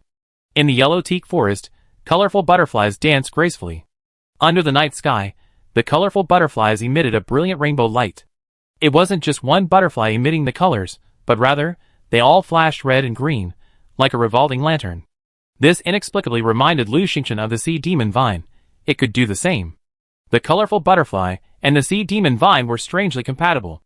If G23 hadn't said the colorful butterfly was a tough nut to crack, she would have definitely caught a few. 7 or 8 hours had already passed, and they were running out of time. Lu Xingchen checked with Wei Lin and the others. The teams had all completed their missions well, even slightly exceeding them. What to do with the remaining hour or two, Lu Xingchen thought of the mulberries. Qin Shiro had just sent a message saying they were delicious, far better than the ones she had before. Lu Xingchen wanted to go check them out again. She had smashed all the mulberries and put them in the plum wine, not even having time to eat a single one. G49 wholeheartedly agreed with this suggestion. After all, after 3 hours, the child was hungry again. The group returned to the mulberry grove, and G49 continued picking mulberries with her basket. Lu Xingchen had no containers, so she went to the trading hall and bought some large wooden basins. She then picked the mulberries and placed them in the basins. She ate a mulberry. It was sweet and delicious. No wonder G49 couldn't stop thinking about it. After eating a few, Lu Xingchen went back to picking mulberries, picking several large basins before stopping. She prepared to rest for a while, and when she got bored, she opened the chat screen. Zheng Yuan, Lu Xingchen, I give you wine. Just summon me to your island. That's not too much, right? Ma duh, exactly. Lu Xingchen, why didn't you reply? Who are you looking down on? Lu Xingchen glanced at the private messages and realized Zheng Yuan had sent her quite a few private messages. Initially, he added conditions, then reduced them, with the last one simply asking for permission to go to the island. TSK, Zheng Yuan had put on a complete show all by himself. Zheng Yuan had indeed sent numerous messages, but seeing Lu Xingchen never reply, he grew increasingly concerned. Finally, he reduced the conditions, but Lu Xingchen still didn't reply. Zheng Yuan, anxious, had to speak up on the public channel. He was smart though. He stated the conditions in private, so others wouldn't know, and would simply assume he wasn't asking too much. Someone couldn't help but speak up for Zheng Yuan. Lu Xingchen, Zheng Yuan only asked to go to the island. It's not too much. Wine is quite rare. That's right. He doesn't need you to give him rules, and he doesn't want to be a fool. He just wants to go to the island and see for himself. It's really not too much to ask. Lu Xingchen, don't go too far. You and Zheng Yuan don't have much of a grudge. Lu Xingchen was annoyed. She ignored Zheng Yuan. So why was he always clinging to her like a dogskin plaster, looking for trouble? Without a word, she sent the private messages Zheng Yuan had sent her. Everyone read them one by one, then suddenly realized, Zheng Yuan is so petty. He said in public that he only wanted to get on the island, but in private, he actually made so many demands. That's right, and he even counted down the days. Who is he? So arrogant? If it were me, I wouldn't want anything from him either. Haha, he's so two-faced. Zheng Yuan is amazing. Damn, I got tricked. I told you all a long time ago that Zheng Yuan is a mean-spirited, ungrateful person, and you're still defending him. Zheng Yuan was unconvinced. Didn't Lu Xingchen do the same thing when we sold the teleportation card? It was just normal bargaining. What's wrong with that? Zheng Yuan didn't think he was wrong. Didn't Lu Xingchen do the same thing? Qin Wuchuan was even more so. Who's more kind-hearted now? Gao Dafu, Lu Xingchen is consistent in appearance and reality, but you're two-faced. That's the difference, understand? Wei Feng, Lu Xingchen openly deceives people, but you kill them in secret. Zheng Yuan sneered. I just want to get to the island. Well, I have a call-up order. Anyone on the island who summons me will be handsomely rewarded. Lu Xingchen frowned and immediately announced in the commando group chat. Tell everyone on the island that anyone who summons someone to the island illegally will be thrown outside the safe zone, along with that person, to face their own fate. She had 49 and 23 with her, so they knew the way and were safer. Anyone else leaving the safe zone would be doomed. Several team leaders had already created a group chat for the players on the island, just to make it easier for them to talk, and now they quickly repeated Lu Xingchen's words. Zheng Yuan continued, anyone who can get me to the island will be handsomely rewarded. As you all know, I have a ton of treasure. Gao Dafu, don't be fooled, everyone. This guy is broke. Wei Feng, if you dare to get Zheng Yuan to the island, I'm afraid you die without even knowing how. Wei Qing, that's right, everyone, be smart and don't be fooled by him. Chapter 168. Lu Xingchen, I emphasize again, we're on a high-level island, extremely dangerous. Still worried, she reiterated to Wei Lin and the others, asking them to keep a close eye on the others in the group. Just as she finished, Lan Lan's voice rang out, Little Lu, requesting support. Hey, there's something delicious. Lu Xingchen then remembered that Lan Lan hadn't returned since leaving, having wandered off again. However, fearing for her safety, Lu Xingchen rushed over with G23 and G49. Mimi's voice rang out, Master, I'm with Lan Lan. Come quickly. Wasn't Mimi watching Ba 13? Why had she run off, too? Lu Xingchen quickly rushed in the direction Lan Lan had indicated. After running for less than half an hour, Lu Xingchen arrived at a forest where Lan Lan and Mimi stood, a deer at their feet. It was a fawn, a large wound on its neck, blood gushing out. Its eyes half closed, and it twitched slightly. Lu Xingchen was surprised. Deer? G23 was astonished. This is a young flying deer. When it reaches adulthood, it will grow wings and fly. It's a level 3 exotic beast from birth, very powerful. Your two pets are quite impressive, having actually killed it. Lan Lan fluttered her wings and shouted, We fought for ages, fought for ages. Mimi happily circled around the young flying deer's corpse. Lan Lan, eat it, eat it. G23, the flying deer has delicious meat, and it's an exotic beast. Your two pets might even advance a little by eating it. They're both very lucky and courageous. I wonder if this flying deer is related to Babu. If it is, hey, you're done. Get ready to be hunted. Lu Xingchen, he's been chasing us. Ji Ershizan nodded, true. You've cut down so many of his high-quality trees, he wouldn't have let you go anyway. Lu Xingchen thought to himself, but there's more. Lan Lan said happily, eat, eat, eat. It scratched with its claws, and the fawn's eyes rolled back, twitched, and died completely. The fawn had been killed by Mimi and Lan Lan, so it naturally belonged to Lu Xingchen. She went over and collected the venison, hide, and antlers. Seeing that time was almost up, Lu Xingchen sent Lan Lan and Mimi back to the boat while she hurried towards Wei Lin and the others. Now that Wei Lin and the others had completed their tasks, the players were chopping trees for themselves. They were working very hard and quickly, and it was estimated that each of them would get 3 or 4 trees, which was a good harvest. Lu Xingchen arrived at the boat and waited for them. Ji Ershizan's expression suddenly changed. Oh no! The Babu family is back. Quick, let them go. Lu Xingchen quickly explained the situation in the commando group chat, asking Wei Lin and the others to quickly lead the players to the shore. Wei Lin and Wei Ying were closer, and quickly joined them. Watching them approach, Lu Xingchen had an idea. Little Vine, use the magical mist. See Demon Vine. Yes, master. A white mist emanated from the vines. In less than a second, Lu Xingchen's wooden boat was obscured by the swirling white mist, leaving only a cloud of fog visible from the outside. Wei Lin and Wei Ying approached and looked around. Xingchen, where's your raft? Lu Xingchen, wait a moment, I have the Sea Demon Vine pull you aboard. Lu Xingchen commanded, and the Sea Demon Vine swung, engulfing Wei Ying and Wei Lin, pulling them aboard. The 50 players who had followed were terrified. Oh no! There are man-eating vines. Wei Lin and Wei Ying have been eaten. Run! Wei Lin and Wei Ying created a group chat, named Logging Team 1 and 2. They quickly announced, don't be afraid, everyone. We're on Lu Xingchen's boat. A boat will be here to pick you up soon. G49 threw the small wooden boat into the sea and jumped in. He rowed the boat to the players. The players were surprised to see his name. Hey, aren't all Master G's disciples drifting? Why is 49 here? Scary. Don't you think he looks like 23? Will he also destroy the house? Stay away, it's scary. G49's childish voice rang out. Come on, get on the boat. I helped my sister take you away. The players were puzzled. Sister? Whose sister? Whose sister? Wei Lin said in the group chat. Hurry up and get on G49's wooden boat. He's here to pick you up. Hurry up. Don't be too late. At that moment, G49 suddenly clapped his hands. Clap, clap, clap. His wooden boat began to grow, instantly becoming a huge ship. It was enormous, probably at least 1,000 square meters.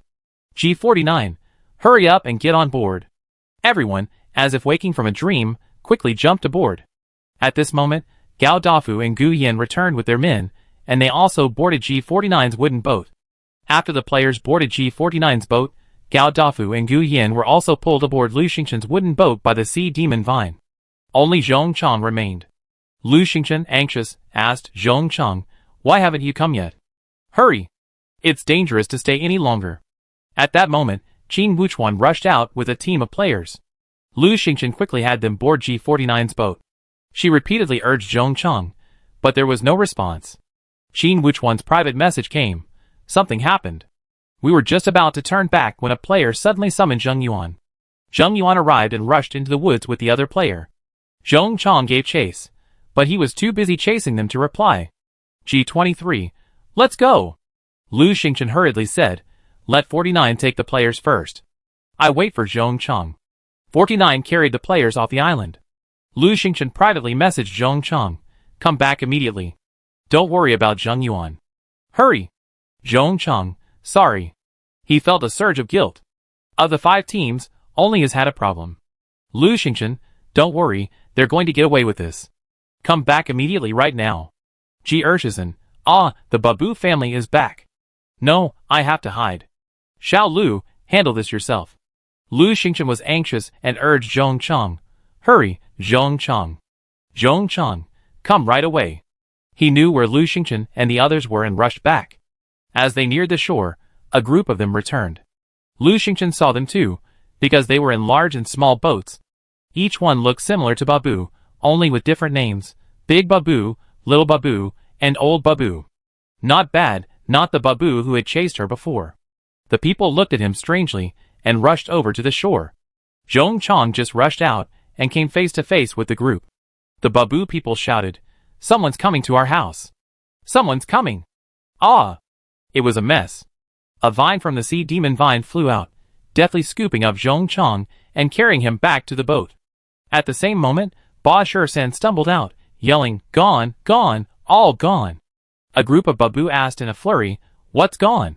Brother 13, explained clearly. Have you been drinking? Uncle 13, what's wrong with you?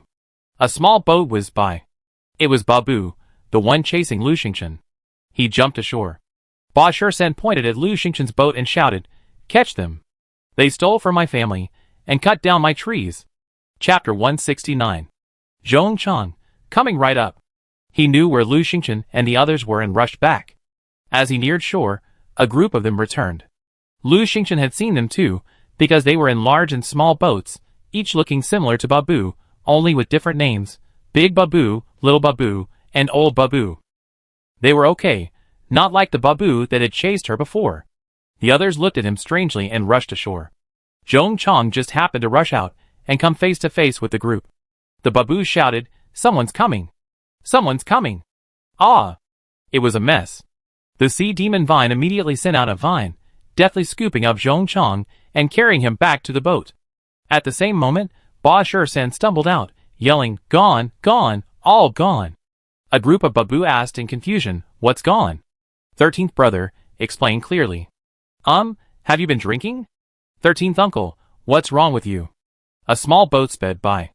It was Babu, who had been chasing Lu Xingchen. He jumped ashore. Ba Shursan pointed at Lu Xingchen's boat and shouted, catch them. They stole from my family, and cut down my trees. What? Babu and his descendants turned around. All they saw was a cloud of fog. G23 shouted, quick, start. Lu Xingchen quickly grabbed the rudder, and the wooden boat swiftly turned and sailed away from the shore. At this point, G23 emerged and took over the steering from Lu Xingchen. Now with their backs to the shore, they were safe from Babu's family.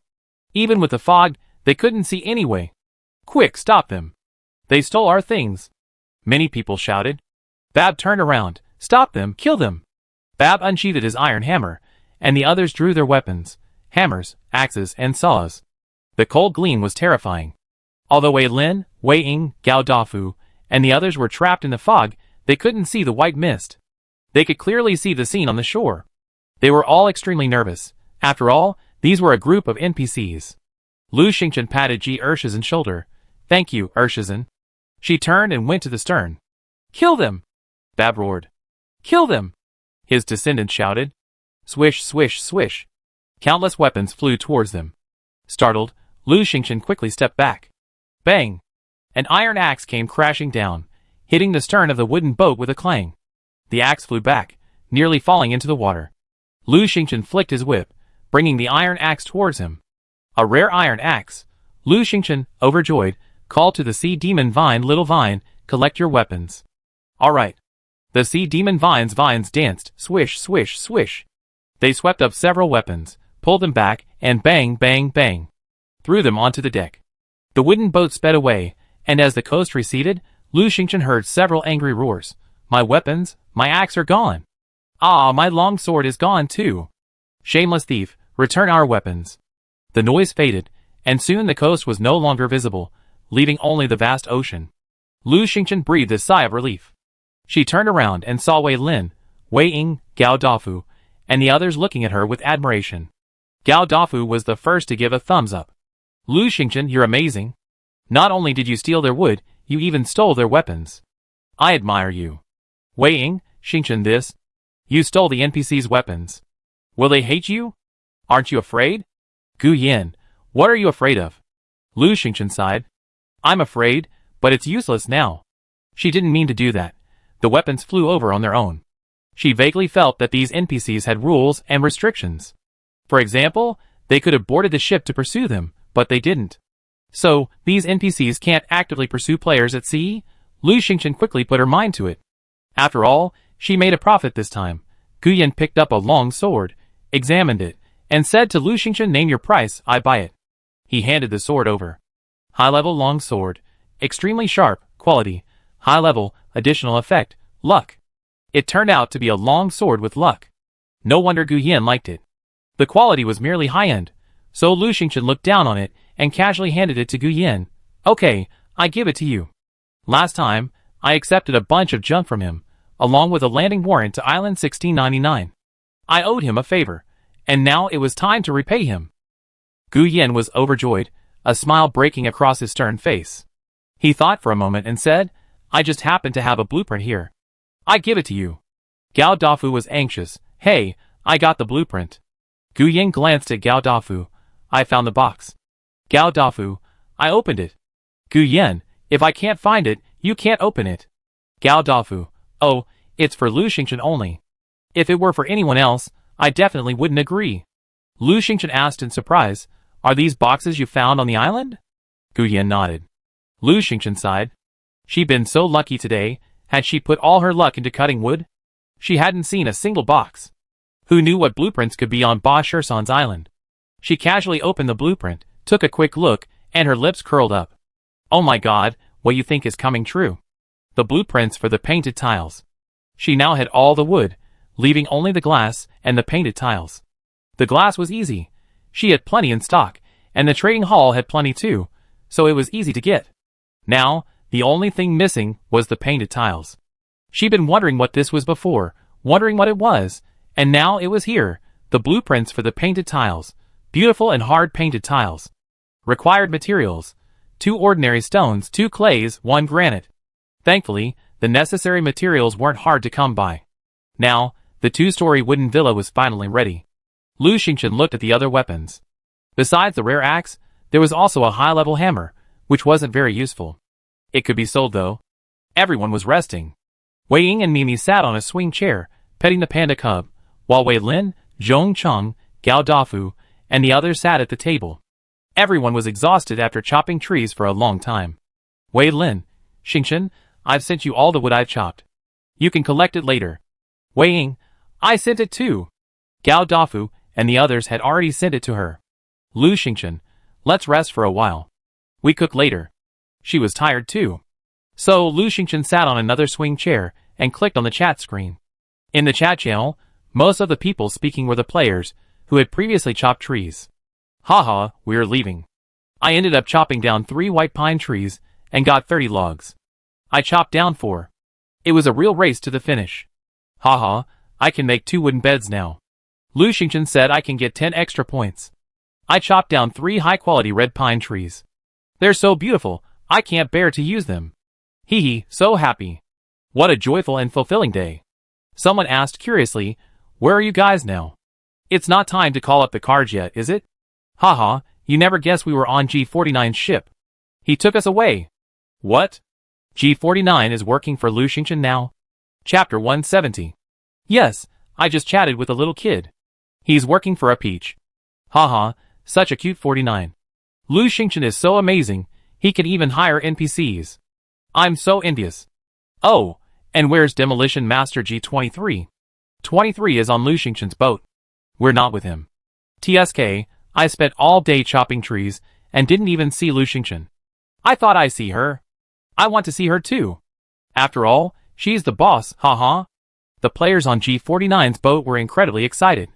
They all been alone on the raft, facing all sorts of unknown dangers. Now, suddenly, they were all reunited with so many like-minded people. They were overjoyed. The players sat on the ground, gathering in groups of 3 or 4, discussing their experiences, reflections, and lessons learned. Some recognized fellow villagers, others met with alumni, and the conversation was lively. After a busy day, everyone was hungry. They took out the water and food they had brought and began to eat and drink. Since it was getting dark, they called their friends and had them send braziers.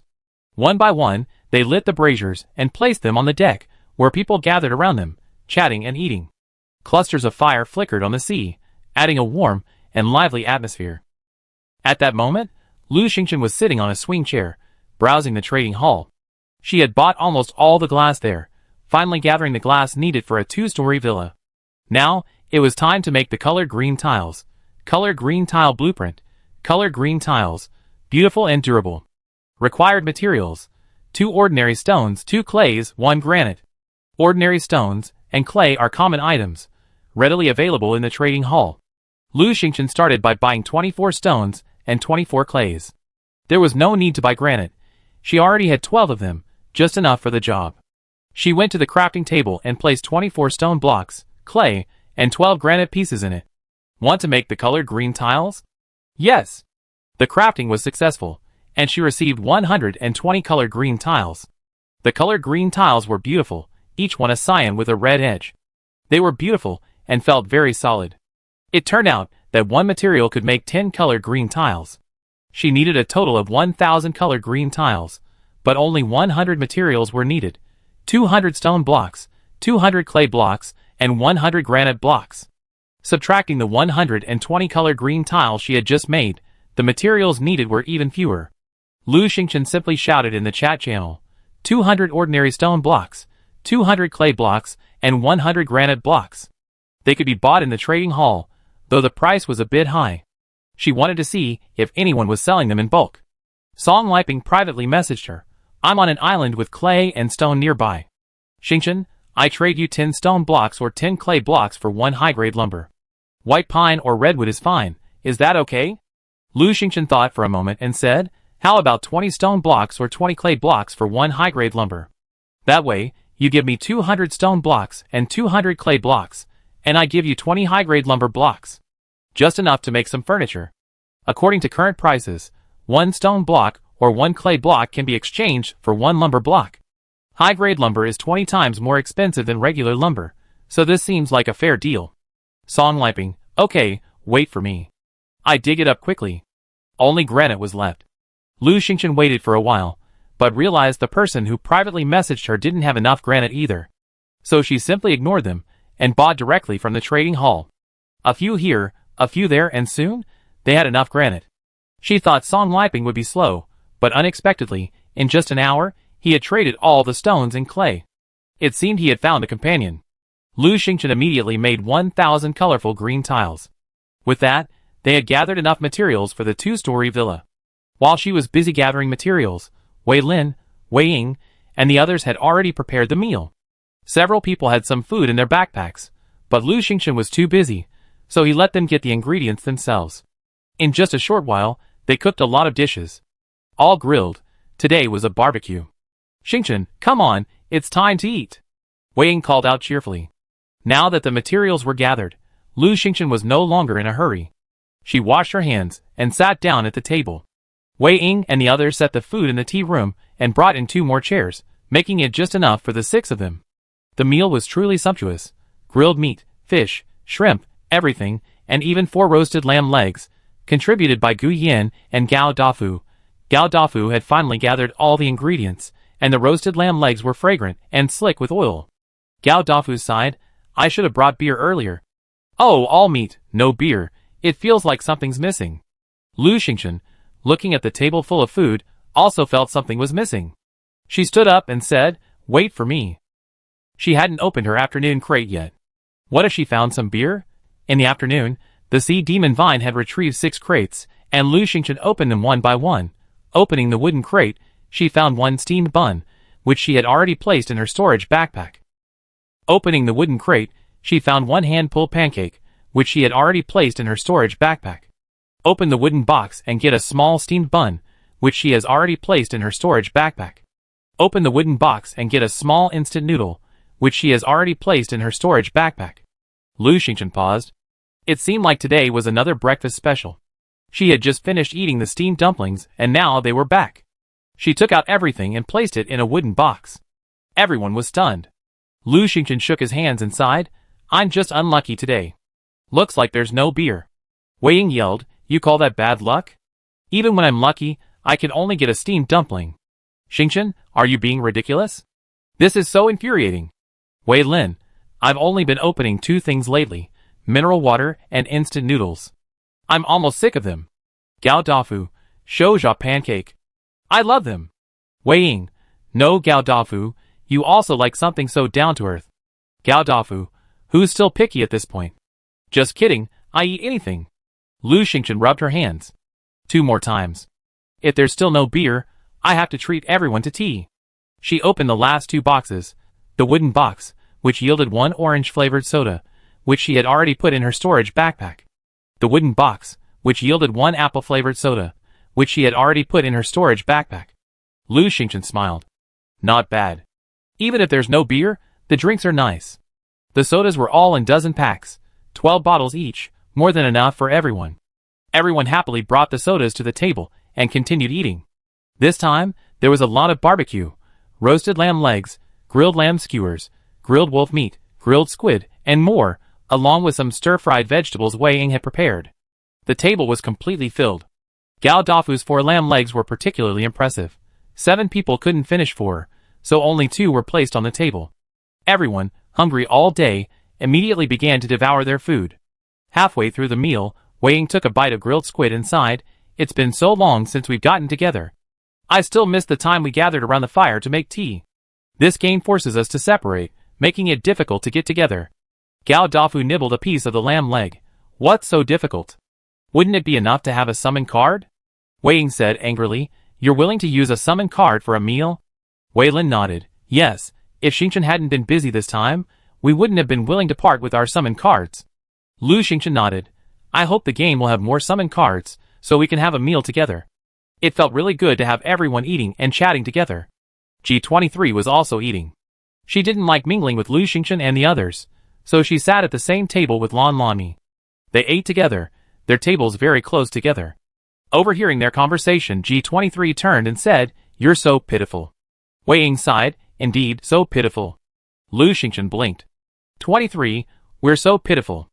Would you mind being kind and teaching us some skills? Chapter 171. Wei Ying's eyes suddenly lit up.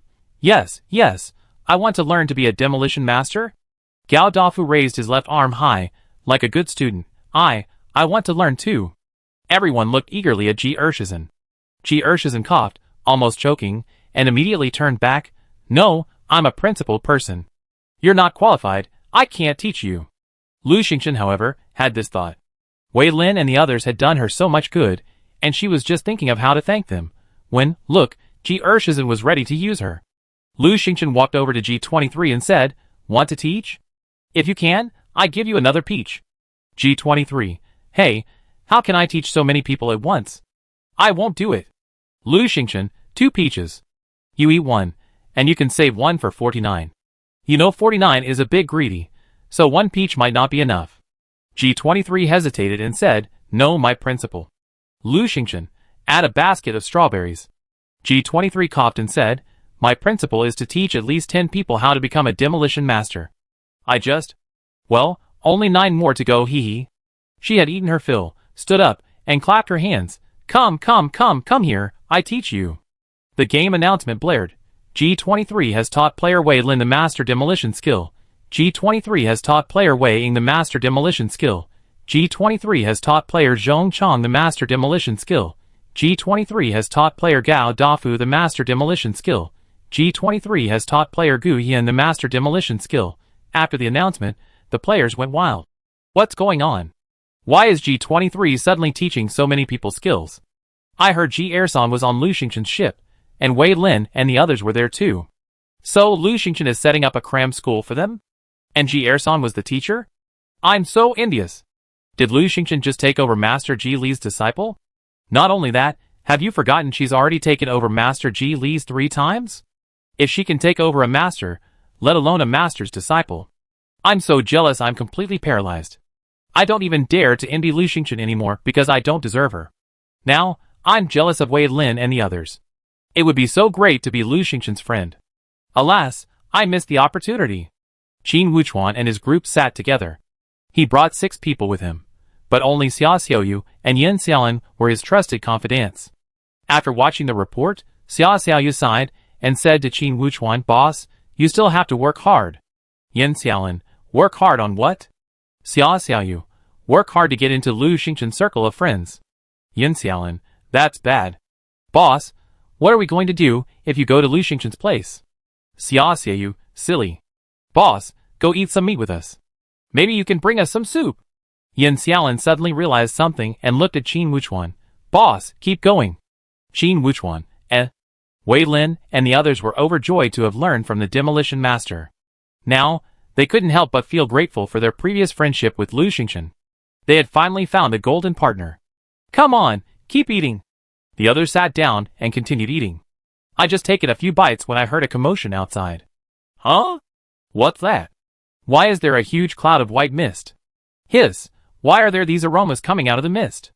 Let me smell it. There's roasted lamb, roasted squid, and something else. It smells really good. What's that white mist? I guess it's Lu Xingchen's boat. Have you forgotten?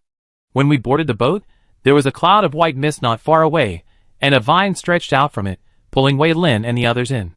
Yes, it's Lu Xingchen's boat. Lu Xingchen was startled. Why had G49 sailed here?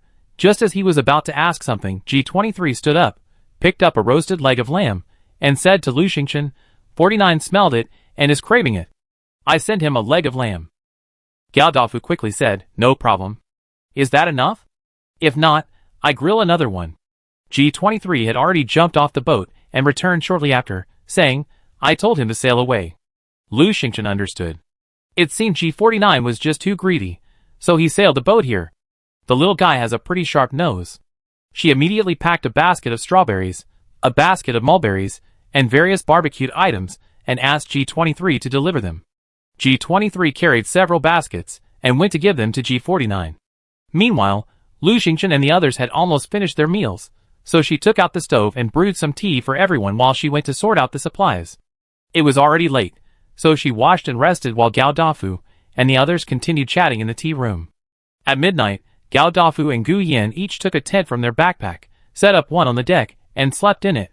Wei Ying slept with Lu Xingchen, leaving Zhong Chang and Wei Lin to sleep in the tea room. The next day, Lu Xingchen woke up at 9 o'clock. She and Wei Ying woke up together, and upon waking, they smelled a fragrant aroma. The two of them left and found Gu Yin and Gao Dafu preparing breakfast. Yesterday, Lu Xingchen had already packed the ingredients in a wooden box for them to use as they pleased the next day. Despite this, the two of them used what they had brought. They cooked small wontons, and Gu Yin even grilled a plate of meat. It seemed he was a meat lover, even eating so much meat for breakfast. Lu Xingchen couldn't stand the combination of fresh meat wontons and grilled meat.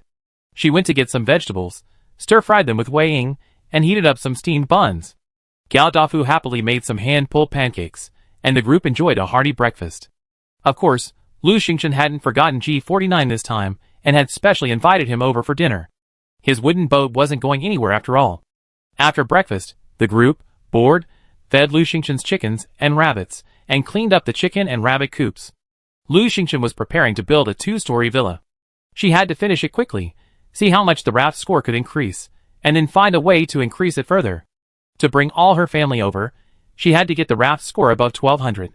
Wei Lin and the others couldn't leave until 2 or 3 in the afternoon, and she couldn't wait until they left to build the villa. She didn't want to waste any more time.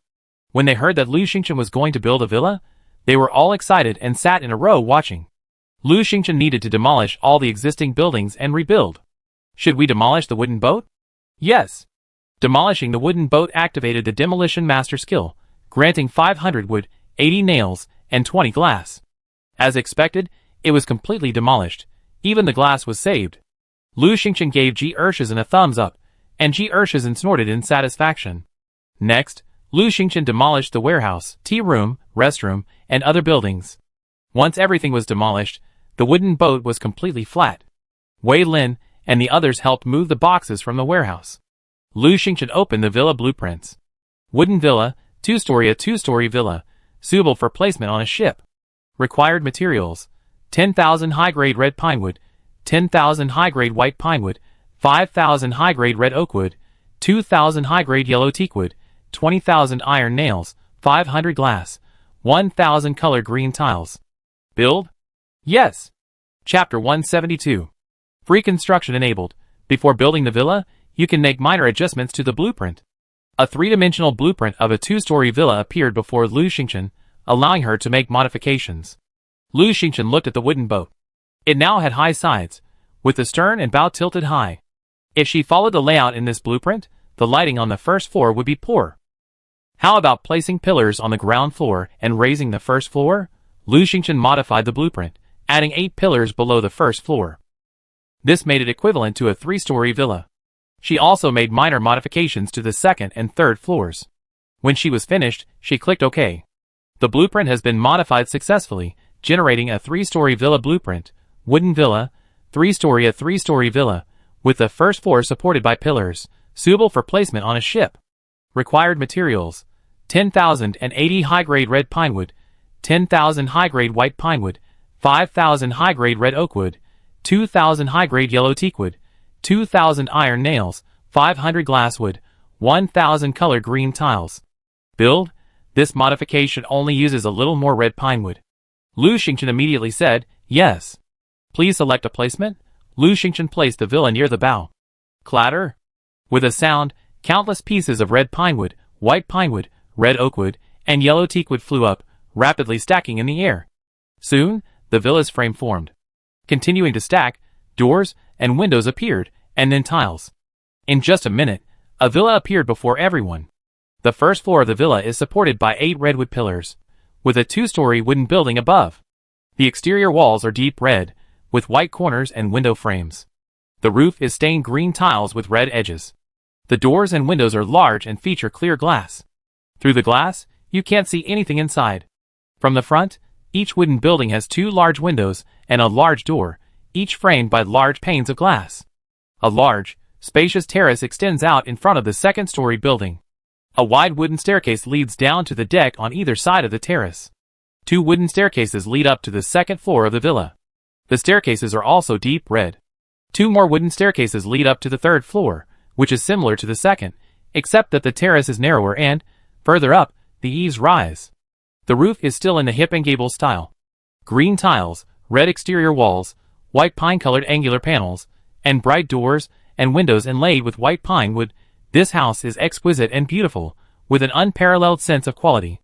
It's like a beautiful painting meticulously painted by a master artist. Everyone was stunned.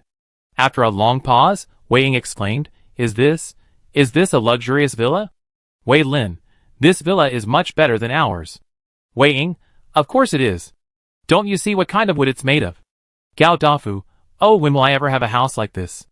I miss my big villa. Wei Lin, come on, your previous villa wasn't as nice or as big as this. Lu Xingchen also looked up at her newly built house, overjoyed. She was so pleased with this villa. Well, she studied for over a decade and worked for several more, but in the end, she still hadn't managed to secure a house. Now, in less than a month, she built a luxurious, beautiful, and spacious villa.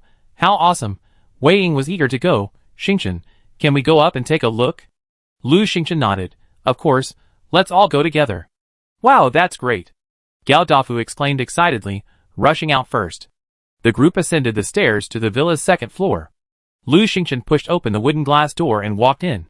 The large living room opened into the back, now bare. At the back of the hall was the open kitchen, with a row of built-in cabinets. Of course, there were no kitchen utensils or stoves inside. The walls of the house were clad in white pine, and the floors were red oak, a beautiful red and white combination. On either side of the living room were 2 bedrooms with bathrooms. It was quite spacious, with built-in wardrobes and bookcases. Unfortunately, There was no bed inside, it was completely bare. Lu Xingchen turned and went out, moving her fully automatic shower and toilet into the bathroom, then moved the bed into the bedroom. Now, her bedroom finally had something to offer. Wei Ying and the others quickly finished their tour and reached the large second-floor terrace. The terrace, except for the wooden steps, was surrounded by a red fence. Wei Ying walked around, took a look, and opened her arms. Not bad. It's so spacious. We can move the table up here and play mahjong. Hee, playing mahjong in the sunshine, how nice. Gao Dafu, yeah, that's great. We could also use a parasol. Wei Ying, we could even put up a couple of flower pots. As soon as she finished speaking, the branches of the sea devil vine slowly stretched upwards. Its tender green leaves climbed up the fence, and tiny pink flowers bloomed. Wei Ying touched one of them enviously. Oh, that's enough. We don't even need to put up flowers. Gao Dafu, come on, upstairs. We haven't even seen the third floor yet. Several people ascended the stairs on either side. The third floor was bare, with the same white pine walls and red oak floors. There was a large, open hallway. The hall had large doors at the front and back, allowing for excellent light. There were 2 bedrooms on either side of the hall, for a total of 4. This was a special arrangement by Lu Xingchen. She wanted to see if adding more bedrooms would increase the rating. Everyone took a look around, exclaiming in admiration. Gao Dafu sighed, I've been wanting to move here and stay forever. Wei Ying, I don't even dare to think about it. How could you dare? Gao Dafu, my dreams have always been bold.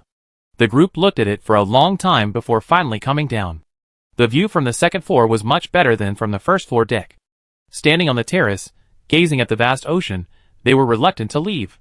Lu Xingchen simply had to move a set of tables and chairs to the second floor terrace, where they sat to bask in the sun. Lan and Meme also liked the second floor and ran up one after another. Only Tuanchuan was left, grumbling as he climbed the stairs, climbing one step and sliding down 2. Lu Xingchen couldn't help but laugh as he carried it up. Worried it might accidentally roll down, Lu Xingchen asked G23 to keep an eye on it. Since the little ones were all up, Lu Xingchen also put the swing chairs up, still one on each side, facing each other.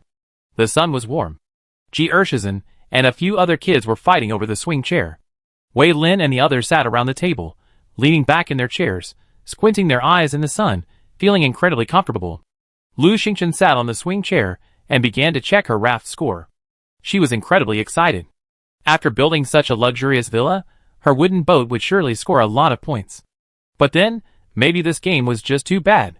She opened her personal information and glanced nervously. She saw her raft score, 999. What a huge increase. Lu Xingchen was overjoyed. A 2-story villa had actually increased by nearly 1,000 points. Master G's stuff was truly extraordinary. Suddenly, the system sounded. Ding, 2-story villa mission completed. Chapter 173. Ding, the 2-story villa construction mission is complete. Rewards. 1 fully automatic dishwasher, 1 fully automatic toilet, and 1 fully automatic garbage disposal. Ding, the host has built a 3-story villa, exceeding the mission goal. Special reward, 1 fully automatic washer-dryer. Lu Xingchen was overjoyed. She hadn't expected that simply adding a few pillars to a 2-story villa, perfunctorily making it a 3-story villa, would be considered exceeding the mission goal. And she even got an extra fully automatic washer-dryer. This was totally worth it. On second thought, she realized it wasn't just a matter of adding a few pillars, but rather the automatic optimization of the blueprints, which was why she had exceeded the mission goal. In fact, it was all thanks to the free construction skill. Lu Xingchen placed the fully automatic garbage disposal and dishwasher in the kitchen, and the fully automatic toilet in another room on the second floor. After some thought, she quietly placed the entrance to the Peach Blossom Holy Land in her bedroom. It was secluded enough that she could come and go without fear of being seen. The washing machine was placed in the living room. She deliberately took out a set of clothes and towels and tried it out. The washing machine was simple, with only a 5-minute quick wash and a 15-minute slow wash, plus a drying function. It was much better than ordinary washing machines, which take an hour to wash clothes. She used the 5-minute quick wash and turned it on. The washing machine emitted a barely audible hum, so quiet that even Lu Xingchen, standing right next to it and listening carefully, could barely make out a murmur. And it required no water or electricity. The fully automatic shower cabin didn't need to be connected to a water source to produce a constant flow of water, and it heated automatically without needing to be plugged into a power source. How did they do it? Lu Xingchen pondered for a long time, not noticing G23 enter. G23 glanced at the washing machine drying clothes and praised, "You're quite impressive. You're using high-tech?" Lu Xingchen immediately turned around and asked, "What's high-tech? A washing machine?" G23, of course. The water and electricity used in a washing machine aren't free. Lu Xingchen was delighted and quickly pressed, "So where does that come from?" G23 gave an inscrutable smile. "You're not ready to learn about that yet, haha." Lu Xingchen uttered a tsk. She had almost figured it out. These machines must have something going on, like some kind of energy source. G23 left again. When the 5 minutes were up, Lu Xingchen eagerly opened the washing machine and pulled out the washed clothes. The clothes were spotless, perfectly dry, and smelled of sunshine. It was lovely. Lu Xingchen was very satisfied with the washing machine. After collecting her clothes, Lu Xingchen went downstairs and stood on the deck, surveying the surroundings. The villa was nice, but looking at the entire ship, she was a little dissatisfied. The large building near the bow made the front seem too empty, and a bit out of place. Also, the weight was unbalanced. "Oh, right. We could build a warehouse at the stern." Lu Xingchen used the dismantled wood to build a row of warehouses near the stern. They were also 2 stories, 1 level lower than the 3-story building at the stern. This second floor was much smaller, due to the storage boxes, making the room much lower. It wasn't built using blueprints for a 2-story villa, but rather using freeform construction, so the materials used were minimal. Above the second floor was the stern, and the bow was high. A wooden staircase, almost as wide as the bow, led down to the deck. Now, the warehouse was completely deprived of sunlight. This was a good thing. The temperature was lower, making storage easier. After construction was complete, Wei Lin and the others helped her move all the storage boxes from the warehouse and put them into the newly built warehouse. After everything was sorted out, her deck felt much emptier, spacious and airy. Lu Xingchen moved the land over, piece by piece, and placed it near the warehouse. Next, she moved the rabbit and chicken coop to the side of the deck, where they didn't take up much space. Finally, everything was done. Her wooden boat looked brand new, clean and tidy. Only then did she excitedly open her personal information to check the boat rating. 1,108 points. She added so many fully automated high-tech products and only gained a little over 100 points? This raft score is bizarre, isn't it? But come to think of it, who could have imagined that simply building an extra bedroom would add 20 points? Thankfully, she was only 92 points short. She could only try adding some high-end furniture. She tried and discovered that the previous wooden bed blueprint had been updated, allowing for a high-end bed. A simple high-end bed didn't require a blueprint. Simply replace the wood with high-end wood. High-end bed required materials: 30 high-end wood, 20 nails, 1 floral fabric. Craft it? Yes. Lu Xingchen crafted 2 high-end yellow teak beds and placed them in the 2 rooms on the second floor. He then moved the previous bed to the room on the 3rd floor.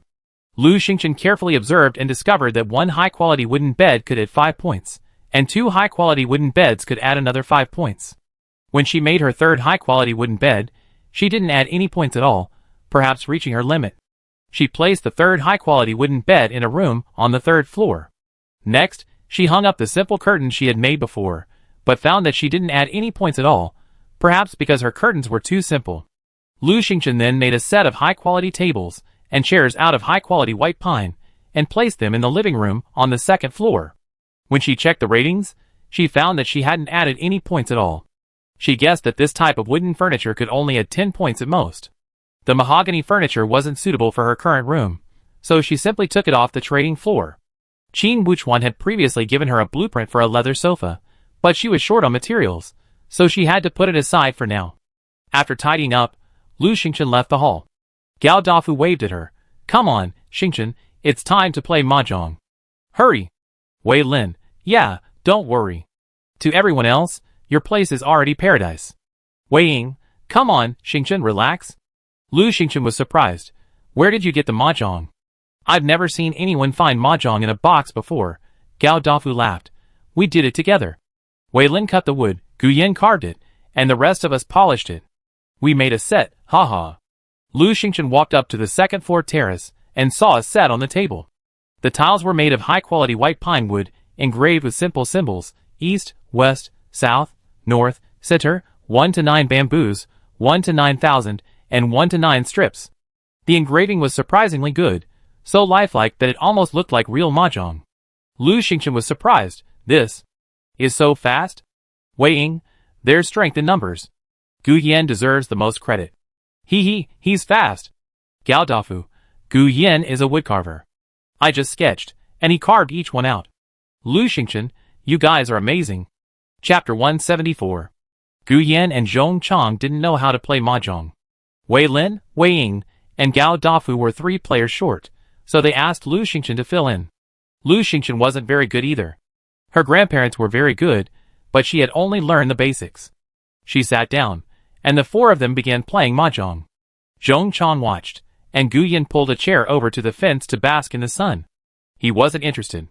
At some point, Ji Ershizan came over and stood silently behind Lu Xingchen, watching for a long time. Finally, she couldn't help herself and pointed at Lu Xingchen's cards. You're stupid. Fatty was just missing this 5 bamboos, and you had to play it. Gao Dafu was startled. You look at my cards? G23 scoffed. Why? I can't count. Lu Xingchen's eyes lit up, and he pulled G23 over. You've learned it, haven't you? Come, do it for me. G23 plopped down in Lu Xingchen's seat, while Lu Xingchen watched from behind. In less than a minute, G23 pushed the tiles and won. Gao Dafu howled. Aw, Lu Xingchen, you played the 5 bamboos earlier, and I immediately lost. Ouch, this little. G23 glanced at him. Gao Dafu immediately corrected himself. Oh my, this little cutie is so excited to play mahjong. Lu Xingchen chuckled. You guys play. She brought up the bean bag and set it aside, then sat next to Wei Ying and the others, scrolling through the screen and watching the chat. In the chat channel, most of the comments were from players on G49's wooden boat. It was clear they were excited, some even posting pictures. That's awesome. Let's continue the dinner party today, haha, let's see some pictures. The person posted a picture. It showed players sitting in groups of 3 or 4 around a brazier, eating and drinking. Some were barbecuing, some were boiling water, and some were enjoying themselves, chatting cheerfully. Their smiling faces were striking in the firelight. Humans are social creatures, and seeing this scene, many were envious. Oh, why am I so useless? I don't have a high-level iron axe, and I can't afford a summoning card. Otherwise, I'd be in the same boat as them now. Who said I wasn't? Jealous. Seeing the other players envy, the player on G49's boat was even more proud. Haha, so happy. I found a fellow countryman. We chatted all night, and I'm still full of energy. I'm different. I went to bed early and slept through the night. It was even more relaxing than on my raft. It was so cool. Oh, I've been suffering from insomnia since arriving in survival world. Finally got a good night's sleep. Me too. I slept so soundly yesterday. Maybe it was because there were so many people around, and I felt safe. Don't be silly. Your sense of security is given by G49. After all, with the NPCs around, no one dares to steal or rob. That's why you sleep so peacefully. No, if you ask me, your sense of security is given by Lu Xingchen. Who dares to act rashly in Lu Xingchen's territory? Haha, that's right. The conversation continued, the atmosphere lively. After all, they were bored, so chatting was all they could do. As they were talking, someone finally remembered Zheng Yuan. By the way, Lu Jiwen and Zheng Yuan are still on the island. Oh, we heard yesterday.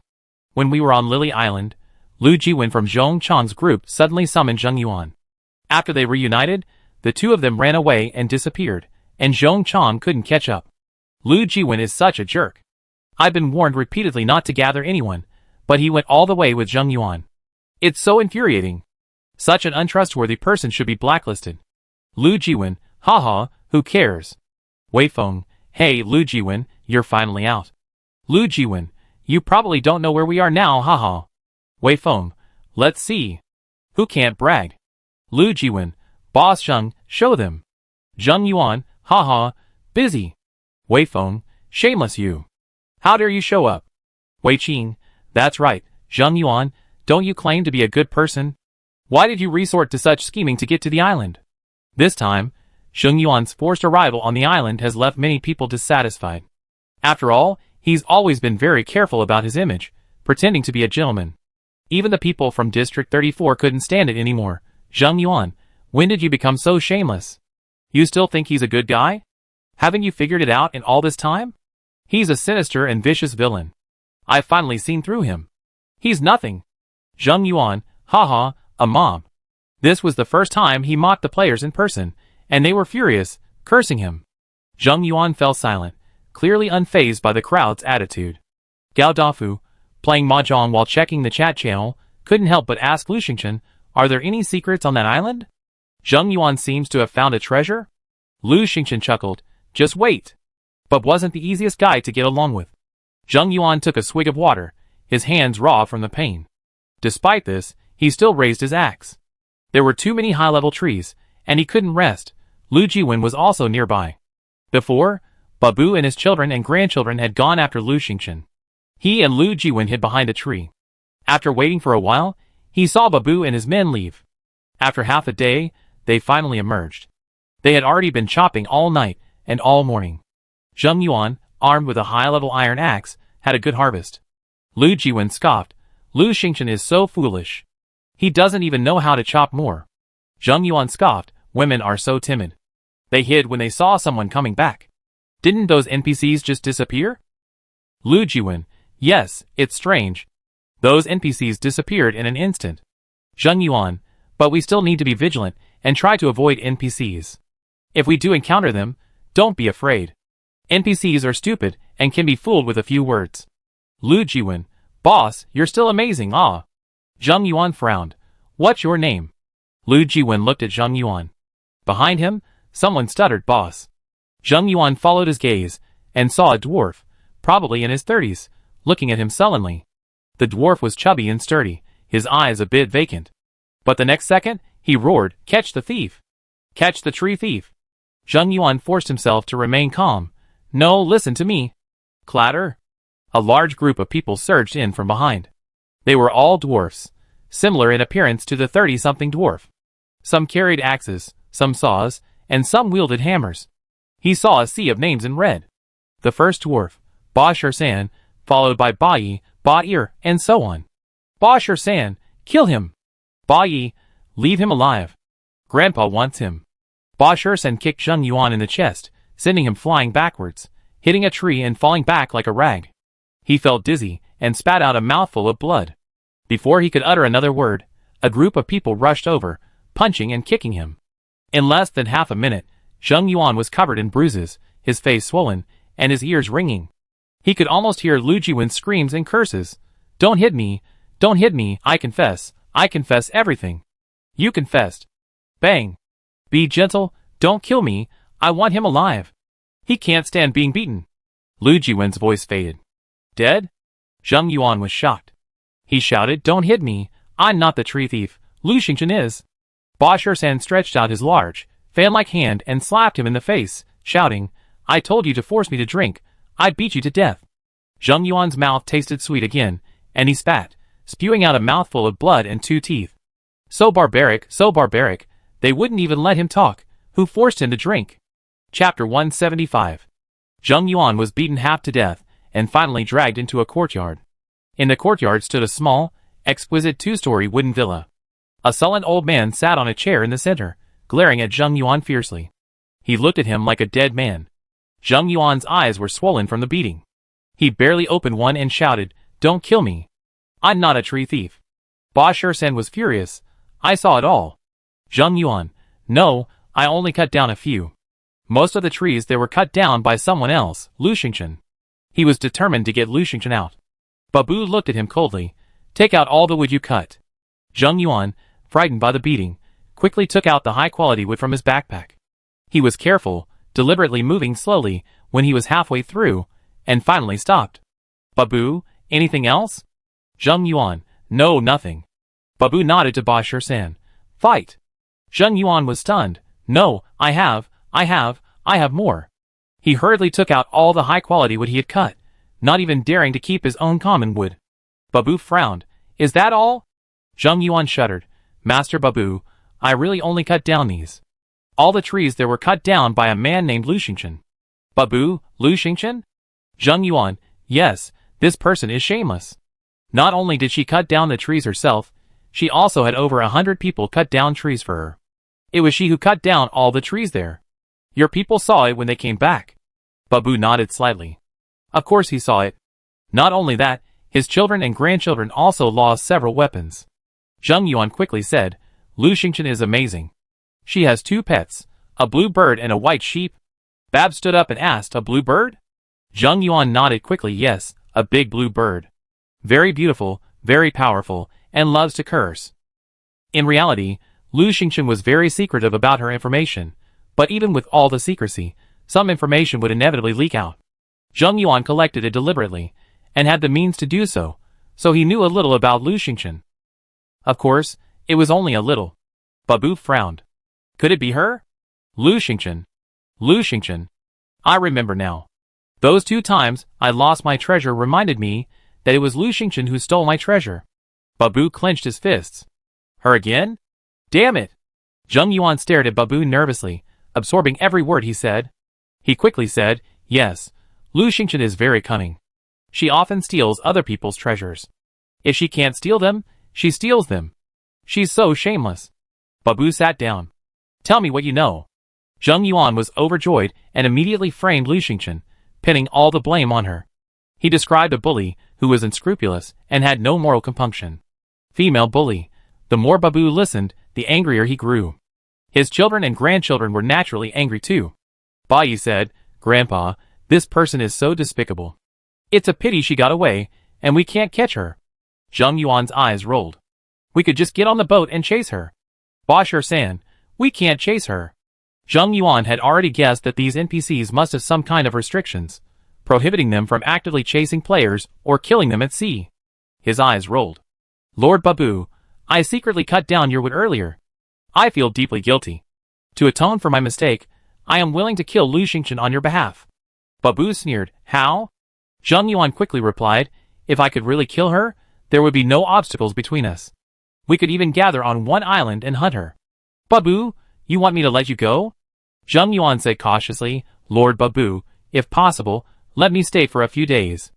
Anyway, his summons card would expire in a little over 10 hours, and he would be transported back to the raft.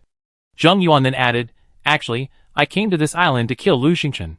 However, she left after I arrived, so I stayed and cut down a few trees. However, when I was chopping them, I had no idea they were yours, Lord Babu. Babu just stared at him. Zheng Yuan continued to work hard. Lord Babu, Lu Xingchen is our common enemy. Killing her will help both you and myself. Babu was silent for a moment. All right, go kill Lu Xingchen. Zheng Yuan was overjoyed. No problem. Babu waved his hand. Let's go. Zheng Yuan was delighted. Isn't this a way out? The NPC still lacks intelligence and is too easily fooled. Since that's the case, why not try again and see if I can get more stuff? This, Zheng Yuan said awkwardly, Lord Babu, that Lu Xingchen has an invincible suit and some decent weapons. She's taken all my weapons and supplies, including the raft. It's a bit difficult for me to kill her alone. Babu said coldly, are you so useless? Zheng Yuan smiled awkwardly. No, it's Lu Xingchen who's so cunning. She stole my things. Zheng Yuan lied profusely, specifically claiming Lu Xingchen had stolen his supplies. Hearing this, Babu felt a sympathetic connection. Indeed, Lu Xingchen is incredibly cunning. Zheng Yuan quickly said, well, look. He glanced at the Babu descendants around him. The weapons they held were all of high quality. Zheng Yuan said bluntly, can you give me some equipment and weapons? I return them after I capture Lu Xingchen? Babu pondered for a moment, then removed a grimy little bag from his belt. He reached in, pulled out several items, and placed them in front of Zheng Yuan. Here, take these. Zheng Yuan picked them up one by one, received a high-quality long sword. It's highly poisonous. Contact with it renders one unconscious, with no cure. Received one high-level suit. Wearing this suit increases strength by 4, vitality by 4, and speed by 4. Received one fixed-point teleportation card. Obtain the Red Island landing token. Using this token, you can instantly teleport to Red Island. Zheng Yuan was overjoyed. What a treasure trove! Babu is truly a wealthy man. Babu said, equip your weapons, and use the fixed-point teleportation card to reach Lu Xingchen's location. Kill her or tie her up. Then, use the Red Island landing token to return here. I be waiting for you. He pointed to Bashir next to him and said, this is my youngest son's island, called Red Island. I be waiting for you here. Zheng Yuan was overjoyed. but then pretended to be embarrassed. But Lu Xingqian's invincible suit is more powerful, and her weapons are better. These? Babu's face immediately turned cold. Not enough? Zheng Yuan was startled and quickly said, enough, enough. He didn't dare say anything more, fearing Babu's anger. Babu nodded. Go ahead, kill Lu Xingqian, or bring her back. Zheng Yuan rolled his eyes. Master Babu, the over 100 people helping Lu Xingqian chop were all on her boat. There are too many for me to kill alone. I have to wait a while, until they leave Lu Xingqian's boat before I dare go. Babu was furious and shouted, Why are you so nosy? Tell me, are you capable? Babu's voice was so resonant that it frightened Zheng Yuan, causing him to step back. He could tell that Babu wasn't very smart, but he had a quick temper and couldn't stand listening to too much talk. He couldn't afford to provoke him again. So, Zheng Yuan said, Okay, Master Babu, I familiarize myself with my long sword and set off immediately. Babu said coldly, Don't waste time. Kill Lu Xingqian within the hour, or I kill you. Chapter 176. Zheng Yuan broke out in a cold sweat. Yes, Master Babu. Lu Jiwen, standing nearby, hadn't dared to say a word the entire time. Seeing Zheng Yuan about to leave, he quickly followed, saying, Boss, I go help you. Babu closed his eyes, ignoring them. Lu Jiwen breathed a sigh of relief and followed Zheng Yuan out of the courtyard. After the two of them had walked a long way, Zheng Yuan let out a long sigh, his legs weakening, and he fell to the ground. That was too dangerous. Lu Jiwen, Boss, are you going to kill Lu Xingqian now? Zheng Yuan gritted his teeth. Do you think I'm stupid? He was also watching the chat channel, and knew what was going on with Lu Xingqian. Although the over 100 people weren't on Lu Xingqian's ship, Wei Lin and the others were there. With so many experts there, going alone would be like committing suicide. Lu Jiwen, Boss, what should we do? Zheng Yuan, should let me rest. Just as he closed his eyes, a voice suddenly rang out. Why haven't you started yet? Zheng Yuan, startled, stood up and found Ba Shi-san standing not far away, glaring at him fiercely. Zheng Yuan, didn't you say you wanted to practice swordsmanship? Ba Shi-san's fighting power was also very high. Zheng Yuan was in great pain, and he quickly said, I practice right away. Ba Shi-san just stared at him. Zheng Yuan, exhausted both physically and mentally, had no choice but to take out his long sword and begin practicing. He had been chopping trees since last night without a break, then was beaten up by Babu's family, and dragged to see Babu, who frightened him half to death. He was already exhausted, so how could he practice with a long sword now? His hands and feet were shaking. Ba Shi-san was dissatisfied. Why are you so useless? Ba Shi-san snatched the long sword, danced with it once, and handed it back to Zheng Yuan. Zheng Yuan quickly said, Ba Shi-san, you're truly amazing. Your swordplay just now was truly magnificent. A smug smile immediately crossed Ba Shi-san's face. Of course. Zheng Yuan discovered that Ba Shi-san was even easier to please than Babu. He only needed to flatter him a few times, and Ba Shi-san was incredibly happy. Furthermore, he answered almost every question, like a fool. In the end, Ba Shi-san not only stopped urging Zheng Yuan to kill Lu Xingqian, but actually obeyed Zheng Yuan's every word. Zheng Yuan coaxed him into chopping down trees, and he went. His saw had been taken away by Lu Xingqian, leaving him with only a high-grade iron axe. However, he was incredibly strong and chopped down trees with incredible speed. In no time, he had chopped down quite a bit. Zheng Yuan hid in the high-grade forest, and had Ba Shi-san chop down a large amount of high-grade redwood, high-grade red oak, and high-grade white pine. He simply sat back and flattered him. While flattering him, he took out the golden healing medicine and dabbed it onto his wounds. The golden healing medicine was effective, but he had been beaten too harshly by the Babu family. While his wounds had healed, scars remained on his face, and the black-eye bags from Ba Shi-san's beatings were still there. Zheng Yuan looked at Ba Shi-san, a sinister glint in his eyes. Ba Shi-san couldn't be spared. He was trying to trick Ba Shi-san here, and Babu would find out sooner or later. If Babu knew about this, he would definitely not let him go. Besides, even if he killed Lu Xingqian, if he said anything wrong, Babu might just hammer him to death. An NPC that fierce and unpredictable was too trustworthy. Zheng Yuan didn't plan to kill Lu Xingqian just yet. He knew he couldn't kill him with his current equipment and weapons. Besides, going to Lu Xingqian's ship would be courting death. Who knew what was on Lu Xingqian's ship? Babu gave him an impossible task. It would be better to take these rare items back to the raft and slowly develop. After all, these NPCs have rules, and can't pursue him at sea. Zheng Yuan looked at the sky. The sun had already set. At 2 or 3 o'clock, Lu Jiwen had stayed for 24 hours and had teleported away. In another 5 or 6 hours, he could return too.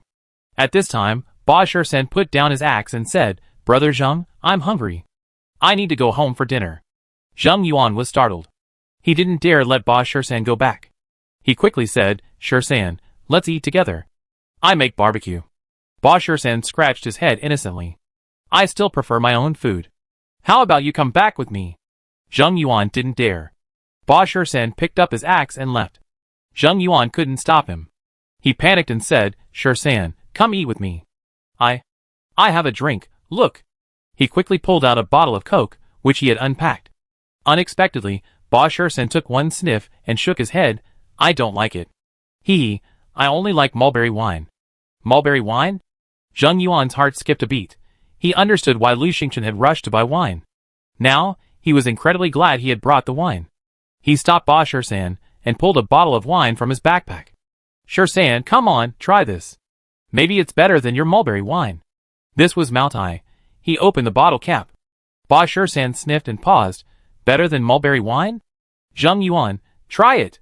Ba Shirsan took 2 sips and shook his head. "No, I don't like it." "Don't you like this?" Zheng Yuan coaxed Ba Shirsan for a long time, asking him to try a sip, then 2, savor it carefully, then gulp it down. With all his effort, through coaxing and deceiving, he managed to get Ba Shirsan to drink nearly half a bottle of wine. Ba Shirsan, "No. It really doesn't taste good, huh?" He slumped over and fell asleep in his chair.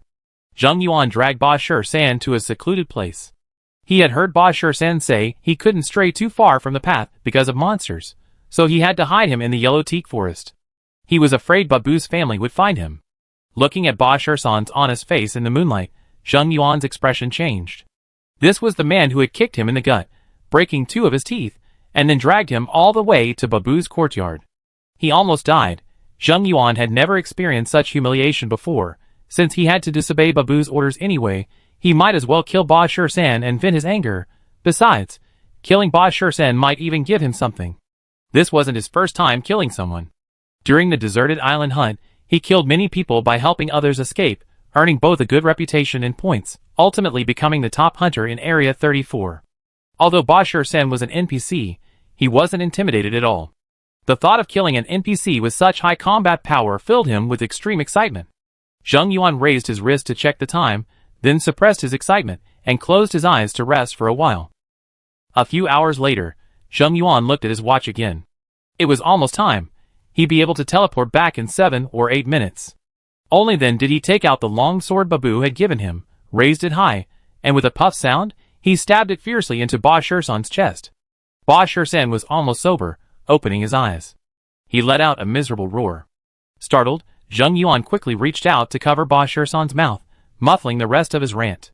Ba Shirsan thrashed violently, his eyes ablaze with rage. You liar." Zheng Yuan sneered. "Oh fool." He picked up the half-empty bottle of wine from the ground, grasped Ba Shirsan's chin, and gulped the remaining wine into his mouth, sneering, "Didn't you say I'd force you to drink? I give it a try." Chapter 177. Zheng Yuan's knife was poisoned, and Ba Shirsan was poisoned. As the wine flowed down his throat, he slowly closed his eyes. Zheng Yuan sneered, threw the bottle to the ground, and loosened his grip. Suddenly, a loud roar erupted. "I'm going to kill you." Bab came running down the path, his speed so fast that he was at Zheng Yuan's side in a split second. He held his hammer high, glaring fiercely at him. Zheng Yuan, startled, thrust his arm out, grabbed Ba Shirsan's neck, and dragged him back, sneering, "If you take another step forward, I kill him." Bab stopped and roared, "You lied to me! You lied to me! How dare you lie to me!" Zheng Yuan glanced at his watch. He had 2 minutes left before teleportation. Delaying for 2 minutes was easy enough. Zheng Yuan looked at Babu impudently. "We had a common enemy, and I wanted to work with you. But you're so stingy. You only gave me so little. How could I possibly kill Lu Xingchen?" Babu had never been so badly deceived. He was so furious that he couldn't stop yelling, "Liar, you liar!" Zheng Yuan frowned and said, "Idiot." Babu was shaking with rage. He swung his hammer, eager to crush Zheng Yuan. Zheng Yuan looked down at Ba Shirsan and noticed a small cloth bag tied to his belt. He remembered that Babu had taken many treasures from that bag. "Is this something like a storage backpack?" He ripped off Ba Shirsan's small bag and whistled, "Not bad." Bub yelled, "Thief, liar, damn it." Zheng Yuan sneered, "Oh, a whole family of idiots. The summon card time has expired. Please return. Transmission is now underway. 10, 9, 8, 3, 2. Zheng Yuan grinned and counted to 1. Before that, he raised his foot and gave Ba Shirsan a hard kick in the butt. 1. Zheng Yuan teleported back to the raft. The last thing he heard was Babu's roar, "Liar, I'm going to kill you." Zheng Yuan returned to the raft, checked his storage backpack, and laughed heartily. This time, he had gained quite a lot. What a wonderful day. At this time, Lu Xingchen was still awake. In the afternoon, she explained the raft scoring rules to the players participating in the tree cutting. Then, when the time was up, the players and Wei Lin and the others teleported away. G49 completed the task and returned to the raft, receiving his peach reward. Lu Xingchen packed up her things, intending to grill venison for Lan Lan and Mimi. Unfortunately, the two little ones had a fierce argument, ignoring each other, so the barbecue was delayed. Lu Xingchen tried to persuade them for a long time, but they remained sullen. She could only lie on the beanbag, scrolling through the screen and reading the chat. Wait for them to calm down. She was feeling drowsy, and was about to go to bed. Suddenly, a game announcement sounded. 1. Babu is furious. The Babu family has changed their alignment from neutral to hostile. Under this state, the Babu family will be dismissive when encountering players when calm, but will pursue them fiercely when angry. 2. The hidden dungeon, Babu's treasure, is temporarily closed. 3. Master Babu has issued a wanted order for all players in Area 33. Wanted order: hunt down player Zheng Yuan. Kill him and receive a high reward from Master Babu. 1. A piece of special black gold soil that instantly matures plants. 2. A custom-made, rare weapon. Many players still haven't rested, and the game announcements are so loud that even those who've rested are woken up. In the chat room, everyone was stunned. What happened? The announcements are so loud, they woke everyone up. Big news! Zheng Yuan is wanted. He's wanted by the NPC Master Babu. What did Zheng Yuan do that's so outrageous that the NPC actually issued a wanted order in the middle of the night, and the rewards are so generous? Didn't Zheng Yuan go to the island?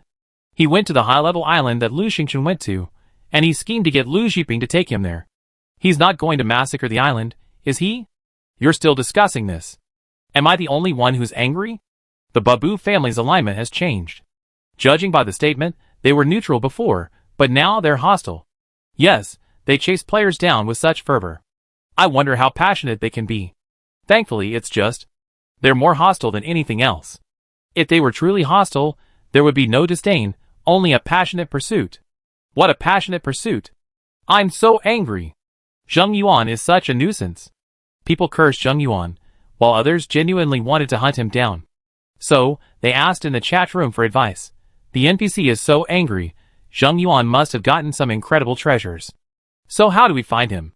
Yeah, how do we kill Zheng Yuan? We're all on the raft, and the ocean is vast, so we can't meet him. You asked Zheng Yuan to summon you, hee. Don't be silly, he's not stupid. People debated for a long time, but couldn't find a solution. They didn't know what was going on. No one had ever met on this sea before, so they figured there was no way to get to another person's raft except by summons. Zheng Yuan certainly wouldn't call anyone in, so no matter how generous the reward was, there was no way to get it. Unable to find a solution, the discussion gradually died down, and everyone focused on the details. Gao Dafu, Bab's treasure? And this hidden dungeon? How come I've never even tried it? Gu Yan, oh Bab's boots. Xia Xiaoyu, that's so unfair. What kind of dungeon is this? It's closed before I even started it. Wei Feng, that's right, Zheng Yuan is so wicked. He's ruined the benefits Master Bab gave us. Wei Qing, Zheng Yuan, stop playing dead. If you have the guts, come out and speak up. The chat was filled with insults. Zheng Yuan, haha, poor bastards. Let me open your eyes. High-quality long sword, high-level suit, fixed-point teleportation card, red island landing order, high-quality redwood, high-quality red oak, high-quality white pine. Zheng Yuan, did you see that, you losers? Zheng Yuan, did you see that? Thousands of high-quality wood, all cut down for me by NPCs. Haha, do you have the guts to do that? Now, Zheng Yuan's reputation was completely ruined. Many people hated him, and it was irreparable. Moreover, he hadn't expected Babu to issue a warrant for his arrest. The announcement filled him with both fear and uncontrollable elation. Under the weight of his complex emotions, Zheng Yuan gave up on himself and stopped playing the game. Besides, he had so many treasures, how could he not show them off? He was going to blind everyone. He was going to show those who mocked him after the merge that he, Zheng Yuan, was still the best. He had been fuming many times before, and now, finally, he could let it out. He felt incredibly refreshed. What if those people scolded him? Did they have all that much supplies? Did they have the guts to kill NPCs? They were just barking losers. Zheng Yuan laughed heartily. The people, having seen the supplies, grew even angrier. Lu Xingqian also saw it, and her brow furrowed slightly. What had happened? Why had Babu changed so drastically? It certainly wasn't because of the supplies. She had taken more than Zheng Yuan, and Babu hadn't changed at all. What had Zheng Yuan done on the island? G23 came over and picked up the struggling Tuanzi. Lu Xingqian quickly turned around and repeated Babu's announcement to G23. G23 curled his lips. I heard that Babu's youngest son, Bashisan, was nearly killed by Zheng Yuan. He survived because Babu protected him with his treasure. But that alone wouldn't have irritated Babu so much. Zheng Yuan deceived Babu and Bashisan, and he deceived them terribly. G23 murmured, Bub hates being deceived, just like he hates being called an idiot. So that's it? Lu Xingqian shook her head. Zheng Yuan was so bold, he actually killed Babu's son. She only taken things, or at most gotten Bashisan drunk, so many times. Is Zheng Yuan so audacious he's completely lawless? He's also, contrary to his usual behavior, disregarding his personal image and spouting nonsense in the zone chat. Has he given up on himself and given up? But Lu Xingqian stared at the wanted poster. That's a pretty good reward. Chapter 178. Lu Xingqian coveted the reward for hunting down Zheng Yuan. Ji Ershizan gave her a cold look. I guess Babu wants to hunt you too. Lu Xingqian paused. Don't say that. Babu and I now have a common enemy, and I want to kill Zheng Yuan too. Ji Ershizan chuckled. Maybe Zheng Yuan said the same thing. Lu Xingqian, She really wanted to kill Zheng Yuan. Zheng Yuan was too ruthless, always targeting her, and lucky enough to keep him around. He was a serious threat. But she couldn't get to Zheng Yuan's raft, so how could she kill him? Lu Xingqian lowered her head in thought. Just then, Lon Lon flew over, chirping, Eat meat, eat venison, eat roasted venison. Lu Xingqian looked up in surprise. Have you decided on your respective shares? This was the reason why Lon Lon and Mimi had quarreled. Mimi came over and said, Master, grill it. We agreed, half each. Lu Xingqian nodded, took out the grill, unloaded all the venison, and grilled them one by one. She cut the 10 pieces of meat into large chunks, and skewered them on 10 long iron skewers. All the venison, skewered together, was a truly enormous skewer. Thankfully, the grill was powerful enough. Lon Lon and Mimi were both divine beasts. If they really started eating, they could probably devour a whole cow. This amount of venison would only half satisfy them. After a while, the venison was cooked, emitting a rich aroma.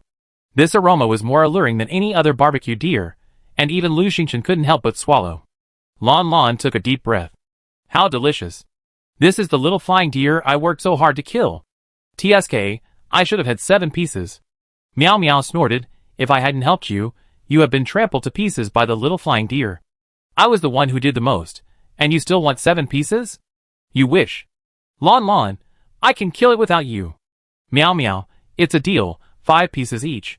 If you keep making trouble, I flip the table. You? Hey, little Tuanzi. The panda cub Tuan Tuan had come over at some point, tugging at Lu Xingqian's trouser legs and whining coquettishly. Meow Meow, Tuanzi wants some too. Lon Lon screamed, no. Tuan Tuan had already climbed to Lu Xingqian's waist, craning his fat head to look at the barbecue, whining non-stop. Lu Xingqian understood what it meant and patted it helplessly. Little guy, this is their catch. I can't make the decision. If you want to eat it, ask them. Tuanchuan immediately slid down, rolling over to rub against the lamb, then back to rub against Lon Lon, rolling back and forth like a big ball. He made a delicate sound. Mimi sighed, forget it, give it some. Lon Lon, nudged by Tuanchuan several times, actually relaxed, a rare gesture. Okay, give it to me. Otherwise, this fat ball is too weak to even climb the stairs. Tuanchuan rolled happily several times. The barbecue was cooked, and the aroma became stronger. Suddenly, drip, drip. A few drops of water dripped onto the ground near the grill. Is it raining? Lu Xingqian looked up at the sky, then turned to see G49 standing by the grill, drooling uncontrollably. He wiped it, his face flushed. G23 rushed over, grabbed G49 and dragged her back, whispering, "You useless fellow. Stop drooling. Why are you craving everything? Do you know how precious that meat is?" G49 glanced back, wiping his saliva, his eyes filled with longing. Meanie said weakly, "How about giving it a piece? It's so pitiful." Lon Lon said nothing. Before, they played well together. After they became familiar with each other, G49 was naive, honest, and easy to bully, and Lon Lon bullied him often. Meanie was too cunning, and Lon Lon still had a soft spot for G49, who could be bullied by him. The meat was thoroughly cooked. Lu Xingchen extinguished the flames on the grill and said to them, "Eat quickly. It get cold if you don't." Meanie picked up a skewer of meat and called to G49, come here, come here. This is for you." G49's eyes lit up, and he rushed back like a cannonball. "Really? Really?" G23 quickly grabbed him and said to Lu Xingchen, "Your two pets are already quite high. If you share the food, I'm afraid neither will advance. It only improves slightly, which won't be very effective. It's better to give it to one pet. That will definitely help it advance." Lu Xingchen looked at Lon Lon and Meanie. "Lon Lon, no, no." Meanie shook her head. G23 said to Lon Lon and Meme, "If you share, you at least improve a little." She pointed at Tuanzi again and said, "But if you give this little thing any more, I'm afraid you two won't be able to improve at all." Tuanzi understood a little, but realized it wasn't getting any. He immediately covered his face with his paws and grumbled sadly. Lon Lon fanned Tuanzi impatiently with her wings. "Don't cry, fatty. I give it to you." Meme thought for a moment, then glanced at G49, who was too hungry to walk, and finally gave him a skewer of meat, then another to Tuanzi. Now, there were only 8 skewers left. It and Lon Lani each had 4. G. Urshizen shook his head repeatedly. "If you divide it this way, no one will advance. It's such a waste to use such precious flying deer meat to satisfy your cravings." Tuanzi had already devoured the meat with a slurp. It licked its lips, then carefully licked its paws. Lu Xingchen asked curiously, "Is that not enough?" G23 looked at 49, who was holding the skewers but refusing to eat them, secretly wiping his saliva with greed. She couldn't bring herself to snatch them away. She sighed, "Yes, the lamb and bird need to eat 10 skewers to advance, and at least 6 to get a slight improvement. 49 and Tuanzi, the 2 little guys, only need to eat 3 to advance." Lu Xingchen was surprised. Such a big difference? G23, because their levels are so different. She snatched the skewers from 49 and handed them to Lu Xingchen. "Now redistribute them. Let the bird and lamb eat 6 skewers each and 3 skewers each. That way, at least one of them will advance a little." Lu Xingchen didn't take them, but looked at Lon Lon and Mame. They hunted the little flying deer themselves. It's up to them to decide how to divide it. Generally, Lu Xingchen didn't control his pets too much. Lon Lon was unhappy. "What? One has 6 skewers, the other has 3? That's so unfair. I don't agree." It picked up 2 more skewers and thrust them into the hands of Tuanzi, who kept licking them. It said disdainfully, eat them, and then you can advance. You're like a fool, needing to be carried up and down the stairs every day. You're such a loser." Tuanzi ignored Lon Lan's scolding and grabbed the skewers in one mouthful. In 2 or 3 bites, he devoured both. Very quickly. After finishing, it collapsed and fell asleep on its back. Lon Lon picked up a skewer for herself and ate it slowly, cursing as she went, "You fat little drag." 49 gnawed silently at his fingers, tears welling in his eyes, looking pitiful. Mimi picked up the 3 skewers of barbecue and handed them to him. "Okay, stop crying. Go eat over there." 49 didn't dare take them, but just looked at G23. 23 frowned and looked at Lu Xingchen. "If you divide it this way, neither of your pets will be able to level up. Giving such good venison just to satisfy their cravings is such a waste." Lu Xingchen smiled faintly. "Let them decide for themselves." Mimi shoved the skewer of meat at 49. "It's not that great. Come on, everyone eat." Chapter 179. Mimi even gave Lu Xingchen and 23 a skewer each, and Lon Lon didn't stop her. Neither Lu Xingchen nor 23 ate anything. Soon, the little ones had finished the meat. 49 had 3 skewers, Tuanzi had 3, and Lon Lon and Mimi each had 2. As expected, the 2 of them didn't react much after eating, and went off to play nearby. Tuanzi was fast asleep, and 49 yawned and lay down on the swing. Lu Xingchen laid down to wash up. It was already past 2 in the morning, and she was feeling sleepy. G23 stopped her, handed her a bead, and said, "This is a treasure hunting bead. After Babu leaves Red Indian Island, you can go treasure hunting there. If nothing goes wrong, you find a treasure that will enhance your 2 spirit beasts." Lu Xingchen was surprised. "Bab's treasure? Isn't it closed?" G23 coughed. "There are plenty of treasures, and not just Babu's. Just remember to go. This is my gift to your 2 spirit beasts. Thank you for giving up the little flying deer barbecue to 49. She took out another card. "This one's for you too." Lu Xingchen took it, overjoyed. "A fixed-point teleportation card? Great, I can go kill Zheng Yuan." A fixed-point teleportation card allows you to locate and teleport to a specific location. This way, she could use this card to locate Zheng Yuan's raft and teleport there, killing him or abducting him. Then you can get your reward. Lu Xingchen was eager to try, but G23 stopped her. "I don't recommend going now. Wait a little longer." Lu Xingchen was puzzled. "Why?" G23 gave an inscrutable smile. "Because if you wait a little longer, Babu will increase the reward." Lu Xingchen, "Huh?" G23, "Because Babu is very stingy, the rewards won't be much at first. Once no one completes the quest, he get impatient and increase the rewards." "Hee, I know him." Lu Xingchen gave him a thumbs up. Needless to say, he definitely listened to 23. Now, no one except the NPCs can get the fixed-point teleport card, and no one except her can find Zheng Yuan. G23 went to sleep on the swing chair, while Lu Xingchen washed up and rested. The next day, she headed to Taoyuan Holy Land full of energy. Taoyuan Holy Land's luck blessing today, nothing. It was just ordinary. No more opening boxes today.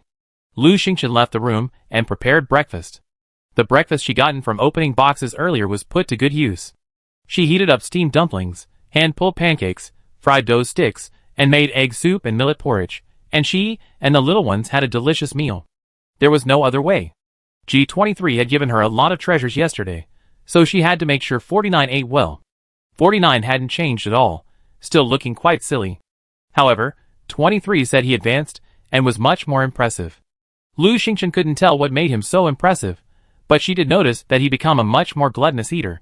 The panda cub rolled up from the downstairs with incredible speed, like a spinning ball, rolling up, down, and up again, using the stairs as a slide. Sometimes, it would leap from the upper floor, landing with a bang on the deck, bouncing back up to the second floor. Nice stunts. Lu Xingchen felt relieved. She didn't have to worry about the cub falling. The panda cub, like always, tugged at her clothes and acted coquettishly, eagerly expressing its desire for strawberries. Lu Xingchen threw a pile of pots and pans into the dishwasher, then took out several baskets of strawberries, and placed them on the table for the little ones. She could eat all of them. Thankfully she had a large stockpile. As Taanzi munched on the strawberries, Lu Xingchen finally saw its profile. Panda Cub, mutated, level 2, skill, lucky star, elementary, increases the growth rate of plants within a 1 kilometer radius by 30%, and the growth rate of ordinary animals by 30%. What a skill! Lu Xingchen couldn't help but hug Tuanchuan and rub her hard. This little one is such a lucky star. The plants in her land, as well as the chickens and rabbits, are growing faster again. After enough fun, the little cub broke free from Lu Xingchen, leaped up, and slammed into Lon Lon and Meme, who were playing with a remote-controlled airship on the deck. Lu Xingchen leaned back in the swing chair and opened the chat screen. She wanted to see if anyone knew anything about Zheng Yuan. A message scrolled across the screen. Master Ji's disciples are so lazy. It's rare to meet them, and even if you do, you might not learn anything. You might even risk being destroyed. I just ran into one. He just wandered around and left without saying a word. Miserable. Okay, you guys aren't miserable, okay? Think about Ji Ba and Ji Jiu. Haha, Zheng Yuan is the one who's truly miserable. Haha, thinking about shoddy work and bad luck again.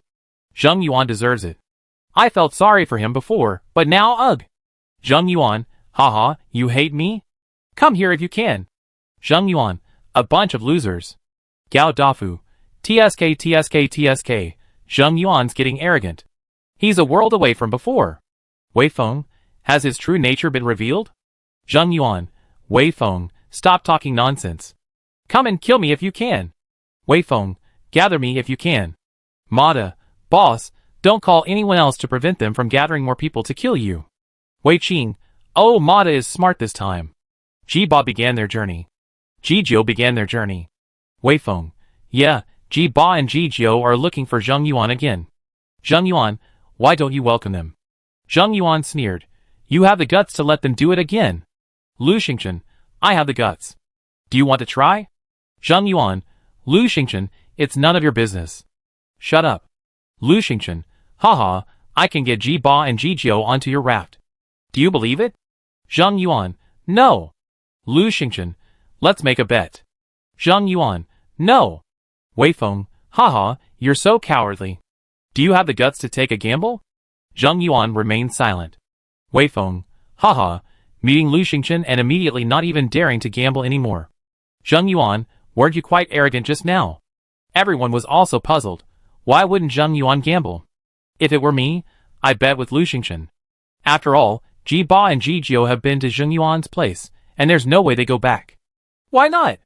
With Lu Xingchen around, anything is possible. Zheng Yuan is really cautious. Of course. He's been tricked more than once, so how could he not be cautious? I think he's simply afraid of Lu Xingchen. Coward, he doesn't even dare to gamble. Zheng Yuan said coldly, I won't be fooled. I won't gamble. Lu Xingchen leaned back on the beanbag and narrowed her eyes. Zheng Yuan is really cautious.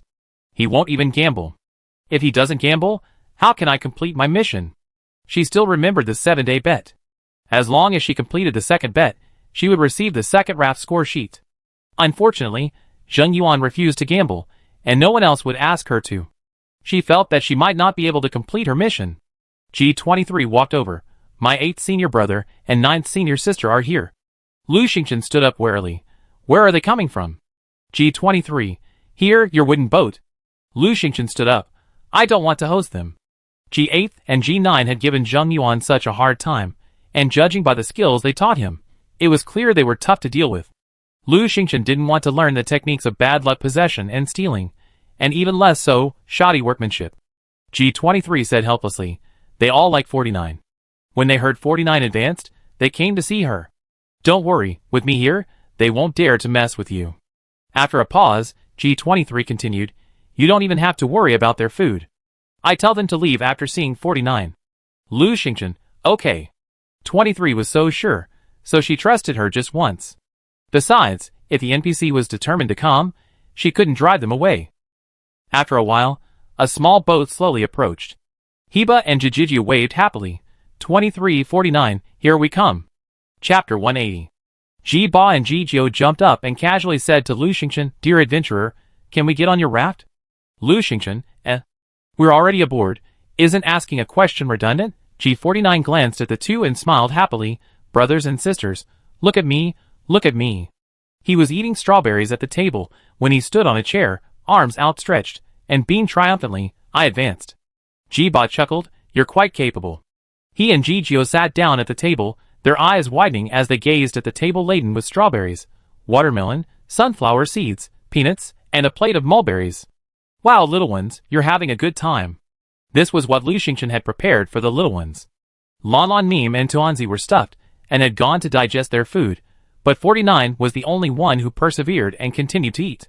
Jijio immediately and nonchalantly picked up a strawberry. G23. Ahem. Jijio was stunned for a moment, then turned to Lu Xingchen. Dear adventurer, can I have something to eat here? Lu Xingchen nodded, sure. For 23's sake, he'd take a few bites. Who can eat more than 49? G23 said softly, you know the rules. You can't eat for free. Jijio waved his hand. Hey, it's okay. I teach her how to cheat. Ji-Ba, I teach her how to possess bad luck. Lu Xingchen, thank you, I don't want to learn. G23's face sulked. Be serious. I can't teach you anything useful. Don't eat a single bite. Jijio didn't dare eat anymore. She sighed. 23, senior sister has been drifting for so many days, and can't even sip.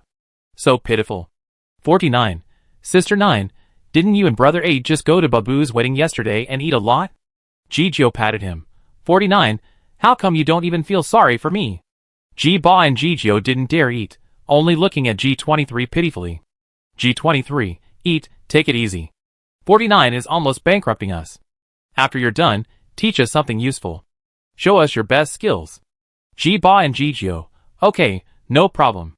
Lu Xingchen was curious. Did Ji Ba and Ji Jio really have any real skills? On this side, the players had already heard the game announcement.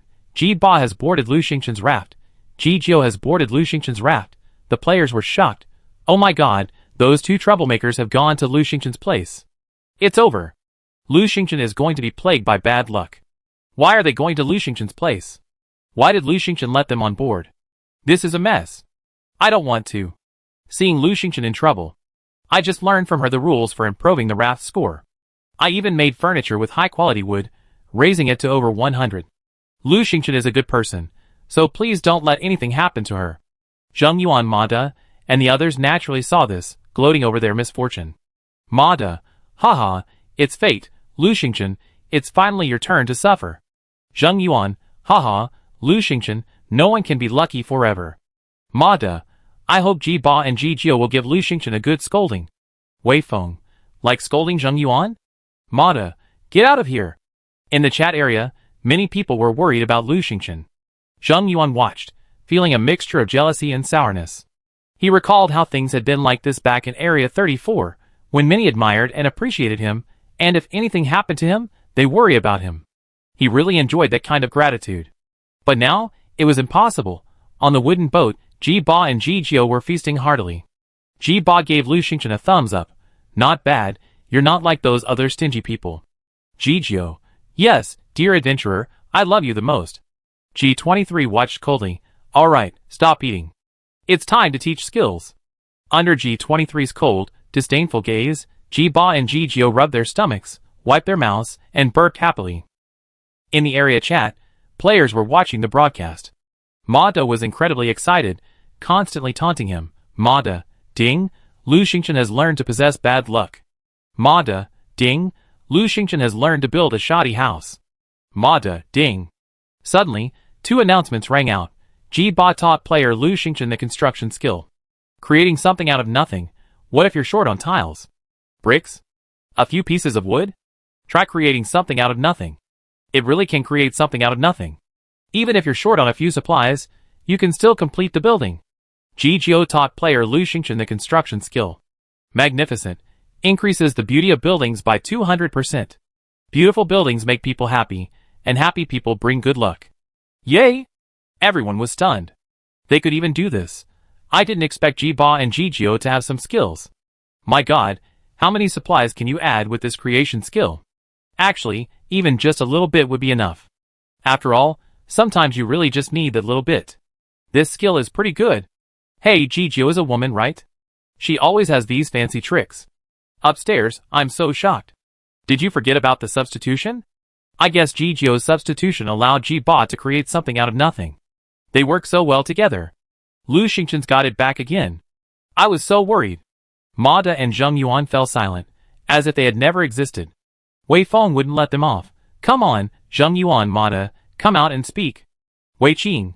To Zheng Yuan, it was just bad luck and shoddy work, but to Lu Xingqian, it's become something truly magnificent. I suspect Ji Ba and Ji Jio are teaching skills based on character. Haha, if you have bad character, don't let Ji Li's disciples on board. Wei Feng. Yes, Zheng Yuan, Ma De, Lu Jiwen, if you have such bad character, don't let the master's disciples on board. G23 frowned. That's all you're teaching? Is that worth the meal you're eating? Ji Ba and Ji Jio's eyes widened in shock. 23, this is our most valuable skill. G23 said indifferently, not enough. Ji Jio was unhappy. Why not? G23, you ate too much. Ji Ba and Ji Jio rubbed their stomachs sheepishly. It seemed they had indeed overeaten. G23, do one more thing for them. She turned to Lu Xingqian.